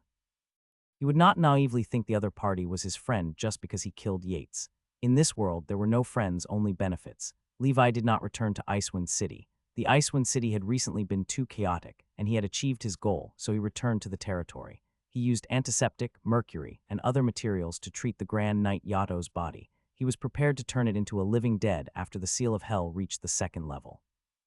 Levi looked at everything satisfactorily and patted Magic Shark's shoulder. "You'll have company in the future." Then Levi was fully armed and prepared the seal of protection, ready to be activated at any moment. Only then did he remove the snuff bottle that seemed like a wizard item. What the hell is this? There's no instruction manual or anything. In this aspect, he was not comparable to the witch, Gullwing. It was a pity that Yato's died, or Levi could have asked him. He looked at the snuff bottle carefully. The lid could be twisted open. However, Levi would not do something that only the brainless main characters of horror movies would do. If an evil spirit were sealed inside, he would probably die on the spot. In the end, Levi studied it for a long time but found nothing useful. "Forget it, let's seal it first." Levi sealed the snuff bottle in a Russian box. Some were made of iron, others of silver and wood, some were even made of pure gold. He was slightly relieved but did not put the snuff bottle in the shelter for safety reasons. It buried it under a tree in the territory. He planned to wait until he advanced to a Grand Knight and mastered the seal of dragon might before trying to open it by force. After all, there might be clues about wizards inside, so Levi could not give up. Witch Gelwig, Witch Roland, the Spirit Exorcism Manual, and the Wizard's Snuff Bottle, the number of clues is increasing. Levi was in a good mood. He looked at the situation in the territory and saw that nothing had happened recently. He quickly grasped the proficiency of the Seal of Hell. In the month of the furnace of the year 1010 of the Holy Brilliance calendar, the Emerald Kingdom was in chaos. The new king ascended the throne and summoned all the nobles to join hands to crusade against the Duke of Montenegro's betrayal of the alliance. He also implored the church to mobilize the Radiant Knights to punish the Duke of Montenegro. The church was busy settling the heretic Wilderness Brotherhood and ignored the king's pleas. The Montenegro Mountain Army had already taken over many small nobles' fiefs in the south. The southern nobles had been living in peace for too long. In the face of the aggressive Montenegro Mountain Army, they could not organize effective resistance. However, they established a southern coalition army under the new Emerald King's organization. Together with the royal family, they launched a counterattack against the Duke of Montenegro. Meanwhile, the Tuva Empire, suffering from the same problem, still had a civil war. Due to the Fist of the Empire's disappearance, fewer people supported him, and more people joined the rebel army. It was only a matter of time before the rebel army unified the country. Everyone seemed to have forgotten the threat of snow demons, and the situation in Icewind City was not too good either. Previously, there was a civilian riot in the city, which caused the Earl of Silver Mountain to be in a bad state for a long time. Ultimately, he found out it was indeed the Wilderness Brotherhood. These people were beheaded as a warning to others. However, the subsequent riots did not decrease, as the Wilderness Brotherhood attacked everywhere. The Lord of the Wilderness, a heretic god that the church viewed as evil, began appearing in everyone's sights. The words "the great heavenly Father" that some commoners spoke of had unknowingly become the great chaos above, or the great Lord of the Wilderness. This was probably why the church did not care about the disputes between the nobles and insisted on eliminating the Wilderness Brotherhood. Even if the noble forces were completely reshuffled and the Emerald Kingdom became the Montenegro Mountain Empire, it would not make any difference to the church. The Heavenly Father was still the only true God of this new kingdom. However, the rise of the Lord of the Wilderness undoubtedly took away the foundation of the church's faith. To the Church of Holy Light, cultists who spread heretical beliefs were their primary enemies. After many twists and turns, Levi Ennall y round out Tne Wneribouts ot Tne Wildborn Knight, who had died in the process of being sent out by Yatos to carry out a mission. Dmn why can't you wait for me? Levi sighed in regret. Although Levi did not kill the Wildborn Knight himself, after much effort, he finally managed to bring back old Toby, who was doing quite well in the Wilderness Brotherhood. He also learned a lot about the Wilderness Brotherhood from old Toby. Old Toby was older now, so Levi did not let him continue forging. Instead, he asked him to guide the newcomers. Little Milan was already able to take charge of his affairs. He should also enjoy his later years. Levi did not have any thoughts of revenge against the Wilderness Brotherhood. That was the church's business. He did not want the church to take advantage of his labor for free. In this chaotic world, bandits ran amok. Bandits and wandering knights had invaded even the previously peaceful Blackwater Valley. However, in the face of Levi's red blood cavalry and his combat power close to that of a Grand Knight, they were all easily annihilated. Even the Abraham Church had been burned, killed, and looted by the thugs under the Wilderness Brotherhood. Zaroff shamelessly asked Levi for help, and Levi naturally agreed to Zaroff's request. During an invasion, he had asked his militia to assist, which satisfied Zaroff. Then 3 days later, a group of rioters led by a masked villain released poison in the middle of the night, killing a group of clergymen, burning, killing, and looting, causing the church to suffer heavy losses. The shameless Zaroff was furious. He was so angry that he had a heart attack. He was in bed for a few days before he recovered. In response, his good neighbor, Baron Levi, strongly condemned the villains and encouraged Priest Zaroff to face all the difficulties with a smile. In this chaotic world, absurd things were happening every day. Levi was thriving in the cultivation realm. He progressed daily and achieved great heights. Finally, Levi upgraded the Seal of Hell to level 2 during the month of Wheatfield. Levi held the core of the undead inside the shelter and chanted an incantation. Levi could control 2 living dead with the level 2 Seal of Hell. Lonely soul of hell, I grant you a new life. The core of the undead slowly fused into Yato's skull. The mysterious power filled his body. Blue ghost fire burned in his empty eye sockets. It was more like an icy blue, frosty aura. Perhaps because snow demons were ice-type undead, the core of the undead that was born had such an effect. Levi looked at Yato's body, which was as sturdy as Magic Shark, and exclaimed, "Magic Shark, come and meet your friend, Magic Shark. If there were 4 of them in the future, they would be the Transcendence version of the 4 heavenly kings. Let me see if you 2 brothers can fight." Levi had the 2 brothers fight hand to hand. The 2 muscular monsters collided with each other, and black gas surrounded them. Both were strength-type Grand Knights, and their strength was about the same. They were slightly inferior to Silver Mountain of the Northern 7 Flying Cavalry and to the veteran Grand Knight, the Duke of Montenegro. However, with the two brothers and Levi's strength and trump cards, it was still uncertain who would win against the Duke of Montenegro. Of course, I can't do it now. I'll have to wait until I have the power of a Grand Knight before considering taking revenge on the Duke of Montenegro. The Duke of Montenegro had been busy with the war against the Southern Alliance, so he could not care less about Levi. For a big shot like him, there were more important things to do than killing Levi. Levi took this opportunity to develop quietly. Although he already had the strength to stand at the top of this era, he lacked the corresponding popularity and influence. This was exactly what Levi wanted to achieve. He did not want to be a dead legend. He just wanted to live well. In the month of Northern Wind of the year 1010 of the Holy Brilliance calendar, the flames of war that the Duke of Montenegro had started had already engulfed the entire country. After forming the Southern Coalition Army, they finally stopped the Duke of Montenegro's unstoppable attack. The other dukes who had been neutral all this while also joined the battle. After learning about the Duke of Montenegro's ambitions, they had no choice but to act. However, not long after, these dukes left the stage. Something unexpected happened. First, a duke in the western region suddenly died in his home. His death was terrifying, and an evil spirit was suspected of attacking him. Not long after, another duke of the south suddenly went crazy on the battlefield. He attacked randomly and injured his army in the Black Mountain Army. After that, he disappeared. An evil spirit had also attacked him. For a moment, everyone was in a state of panic. These two dukes were both Grand Knights. Furthermore, they were not weak. Their breathing techniques were first class as one of the most powerful duke families. Such an existence still died or went wild from the attacks of evil spirits. Moreover, they had all been fighting the Duke of Montenegro not long after. This did not seem like a coincidence. Only then did everyone remember that the Emerald King and Knight Edward also died a strange death. Gradually, rumors started to spread. The Duke of Montenegro controls the power of a terrifying evil spirit. He will let the evil spirit invade anyone who dares to disobey his will and torture them to death.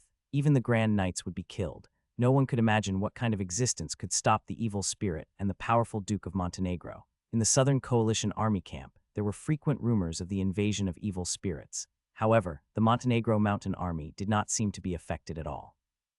This undoubtedly confirmed everyone's guess. The Duke of Montenegro was now known as the Devil Duke. Someone said the Duke of Montenegro had made a deal with the legendary Devil of Hell, who bewitched the people's hearts, so he launched an unjust invasion. Others said that the devil wants to create chaos and fear in the human world through evil spirits and eventually turn the human world into hell. The soldiers of the Southern Coalition Army were in a constant state of panic. Now that the evil spirit and snow demons had appeared, everything sounded logical, even the Devil Lord. The unknown was the most terrifying. Evil spirits to most soldiers were an unknown terror. Most would not even know they were attacked by one until they died. The Duke of Montenegro neither acknowledged nor denied the title of Devil Duke. He continued to do his own thing, recruiting more troops and investing more resources into the war.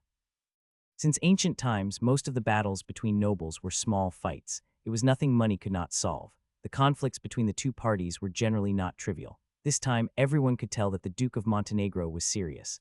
Those captured soldiers would surrender, fight with their former comrades, or die. The nobles condemned the Duke of Montenegro for his crimes, but that was all they did. The Duke's power made them feel terrified. After that, the giant Iron Crocodile Aryan family joined the Montenegro Mountain Coalition Army, and the Iron Knights personally went to the south. This seemed to be a signal. Half of the nobles in the north had chosen to join the Duke of Montenegro's coalition army in just a short month. The nobles in the north could see that the nobles and royal families in the south would not send troops to rescue them unless they saw snow demons invading their territory. Everyone knew the severity of the matter, but no actions had been taken. With the speed at which snow demons moved southward, it was only a matter of time before the northern territory was invaded.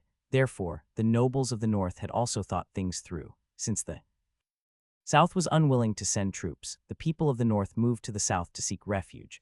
They would join the south in waiting for the arrival of snow demons. This was the product of their ignorance and unwillingness to help. Snow demons were undead creatures. Unless they were completely killed, their numbers would increase as they continued to move south. Everyone would be finished when the Evernight Kingdom fell. Levi's heart tightened when he heard the rumors about the Devil Duke in Blackwater Valley. Could the Duke of Montenegro have mastered the power of the undead? It. Even a top-tier Grand Knight died at the hands of an evil spirit. The Duke of Montenegro has such a trump card. How did he prevent the evil spirits from attacking him? These were the doubts in Levi's heart. This time he had steeled his heart. He would not act rashly until he became a Grand Knight. The three brothers and Harris were on sentry duty, accompanied by Magic Shark and his living dead companion, whom Levi named Demon Mountain. Levi hid in the shelter to cultivate. his role as a lord in the Blackwater Valley territory was getting smaller. To cultivate, Levi became more hands-off. His status was similar to that of a shareholder in a modern company. He only needed to listen to the butler's report every once in a while. At the end of the month of northern wind, inside Levi's body, the giant blood whale floating above his heart opened its bloody mouth and swallowed the water. Boom, the giant whale's body expanded. After that, as the thick blood whale black gas entered Levi's limbs and organs, he stretched his body and let out a breath of turbid air. Level 7. Blood whale breathing technique, level 7 150,000, special effect, top-tier endurance. Top-tier endurance is the limit of a human. If I break through this barrier, I can become an almost inhuman existence like a grand knight. Top-tier defense, top-tier endurance, top-tier strength, top-tier speed. 4 top-tier attributes. The embryonic form of an all-rounded warrior has been completed. Blood whale breathing technique was an excellent breathing technique with 56 types of tiny miniature humans. There was no limit after level 7, it could still be further cultivated. This made Levi overjoyed. After all, endurance-type breathing techniques were relatively rare and more troublesome to break the limits. The most common breathing technique that was the easiest to break through was strength-based. I can't be complacent. Continue cultivating. Levi did not show any arrogance or slackness. He knew very well that this world where supernatural forces existed was full of hidden dangers. What he had seen was only the tip of the iceberg. Snow demons and evil spirits were only at the lowest levels of the dark wave. They could already pose huge threats to powerful knights and even grand knights. Even if those powerful dark wave creatures did not destroy the world, they could destroy a city with just a thought. He was still too weak. He needed strength to live a long life and explore the world. There was no strongest, only stronger. Whether it was a knight, wizard, or animal, as long as it could make Levi stronger, he would not reject it. The Blackwater Valley was covered in snow and ice as the winter month arrived. A thick layer of ice formed on the Blackwater River. Besides the trade with the Earl of Silver Mountain, Levi spent all his time cultivating the black snake breathing technique, with enough black snake. Secret medicine, he finally managed to reach the limit of level 7 of the black snake breathing technique before the new year arrived. Black snake breathing technique, level 7 maximum, breakthrough available, special effect, top-tier defense. At Levi's heart, the black snake seed stood tall and upright, like a giant python circling the world. The black snake seed at the peak of level 7 was no longer a vague snake-shaped mist. Levi could see the imaginary scales and the powerful snake body. It's getting increasingly real, Levi muttered. He looked at the painting hanging on the wall of the shelter. The black snake, holding a candle, coiled majestically in the painting, illuminating all directions. The current black snake seed was like a miniature version of the black snake with a candle. A knight needs to advance to a grand knight. He needs to use life seeds to undergo the first transformation. After this transformation, the quantity and quality of black gas will upgrade. He can release the black gas. He can even separate the body from the enemy. He can also wrap black gas around the weapon if he has cultivated enough. He can even transform the black gas into a weapon. For example, Pale Shadow has a very good grasp of the black gas. He can release the black gas into a ghost claw and even condense the black gas into a dagger. Shoot it out to kill the enemy. As for Magic Shark and Yados, their application of the black gas is relatively shallow. They can only wrap black gas around their weapons for combat, which is much worse than Pale Shadow. From the information I obtained in the Shining Tavern, a combat technique uses black gas. However, this combat technique is rare. Even the Earl of Silver Mountain hasn't mastered a specialized black gas combat technique. If I want to obtain the combat techniques of the black gas, I might have to learn from Pale Shadow. Now, let's begin the transformation. Levi looked at the black snake seed in his heart. The next moment, countless black gas emerged from its body and enveloped it, turning it into a black cocoon. Come on, let me see where the black snake's limit is. The black snake's cocoon in Levi's heart was dormant.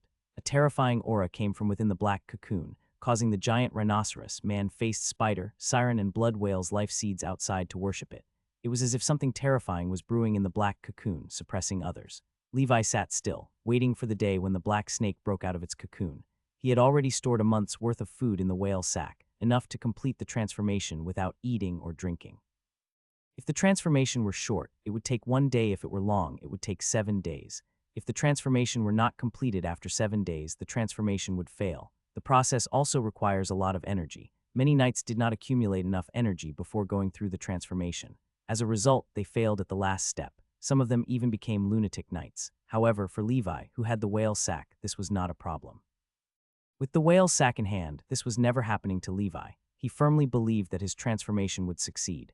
He had spent 7 years working steadily to get to this stage. With the help of his reliable panel, the breakthrough would not fail. If a mere knight failed, wouldn't it be even more difficult for a wizard in the future? However, the failure of the black snake seed's transformation was not as life-threatening as the condensation of the life seed.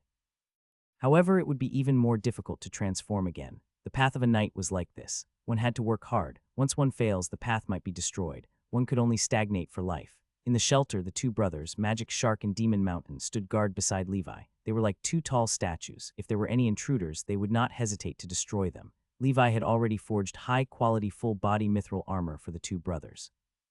Each set was not inferior to Leviathan armor, which made the two brothers' defense stronger than ordinary Grand Knights. In the sky above the territory, Snow Eagle Harris was soaring in the sky, overlooking the Blackwater Valley, monitoring everything in the territory in real time. The three brothers lay together like a small mountain on the ridge behind the castle, guarding their master's territory. During this period, Levi had already finished forging the armor for them. The materials used were earthly dragon beast scales, refined iron, and even a little mithril. Levi had spent a lot of money. The 3 sets of giant bear armor were, of course, very sturdy. Moreover, the main material was earthly dragon beast scales. It was not very heavy and would not limit their strength too much. The 3 brothers were now wearing armor. This was Levi's training for them. They were now adults, and their true strength resembled high-level knights. At this stage, their body size would not increase too much. The strength of the giant bear of the Northern Territory was basically at the realm of peak knight. Unless a mutation similar to the Mountain Wolf King appeared, breaking through to the Grand Knight level would be possible. However, such a situation was extremely rare, and they had a lifespan of 40 years. Thev were in their prime, and when the 3 brothers joined forces, no one below the Grand Knight could match them. With their protection, Leeway was confident in his transformation process in his shelter. While Levi was transforming, the outside world was also changing. The Devil Duke, the Montenegro mountain kite, used his iron cavalry and evil spirits to sweep the southern region. The Northern Coalition Army defeated the Southern Coalition Army. The worst part was that an elite Montenegro mountain troop had already reached the Green Dragon territory, where the royal family was. In this battle, the royal family revealed their trump card for the first time. The moment this trump card appeared on the stage of history, it attracted countless gazes. A new king's organization appeared before the nobles, 7 Godly Swords. It was an organization formed by 4 Grand Knights and 3 Peak Knights. Because of the Church of Holy Light, the Emites of the Emerald Kingdom always liked to use the number 7. For example, the 7 Grand Knights of the Church's Radiant Knights were also known as the 7 Holy Knights of the World. The 7 strongest Grand Knights in the north were known as the Northern 7 Flying Cavalry. The kingdom had also established the 7 Godly Swords this time. It was a violent organization that took orders from the king. It was unknown when this organization was formed. Still, many people guessed it was a temporary combination the royal family put forward to compete with the northern nobles. After all, be it the 7 Holy Knights of the World or the Northern 7 Flying Cavalry, the organizations comprised true Grand Knights, the 4 Grand Knights and 3 Peak Knights. This came across as a little forceful. However, even so, the 7 Godly Swords still displayed their powerful strength. They were all sword experts, led by the strongest nation guarding Divine. Sword Zod. Zod was also the captain of the Royal Guards, but the White Horse Knight, the strongest member of the royal family, had suppressed him. As the second most powerful member of the royal family, his reputation was not prominent before, and now, the 7 Godly Swords were indeed extraordinary. This was the first major victory for the Southern Army and the royal family since the outbreak of the Civil War, and it boosted the morale of the Southern nobles. All sorts of names started to spread. Some aristocrats tried to replicate the 7 Godly Swords. In this era of chaos, they could use war to gain fame and honor. This way, after dealing with the Duke of Montenegro, they could boost their reputation when the higher-ups gave out war merits.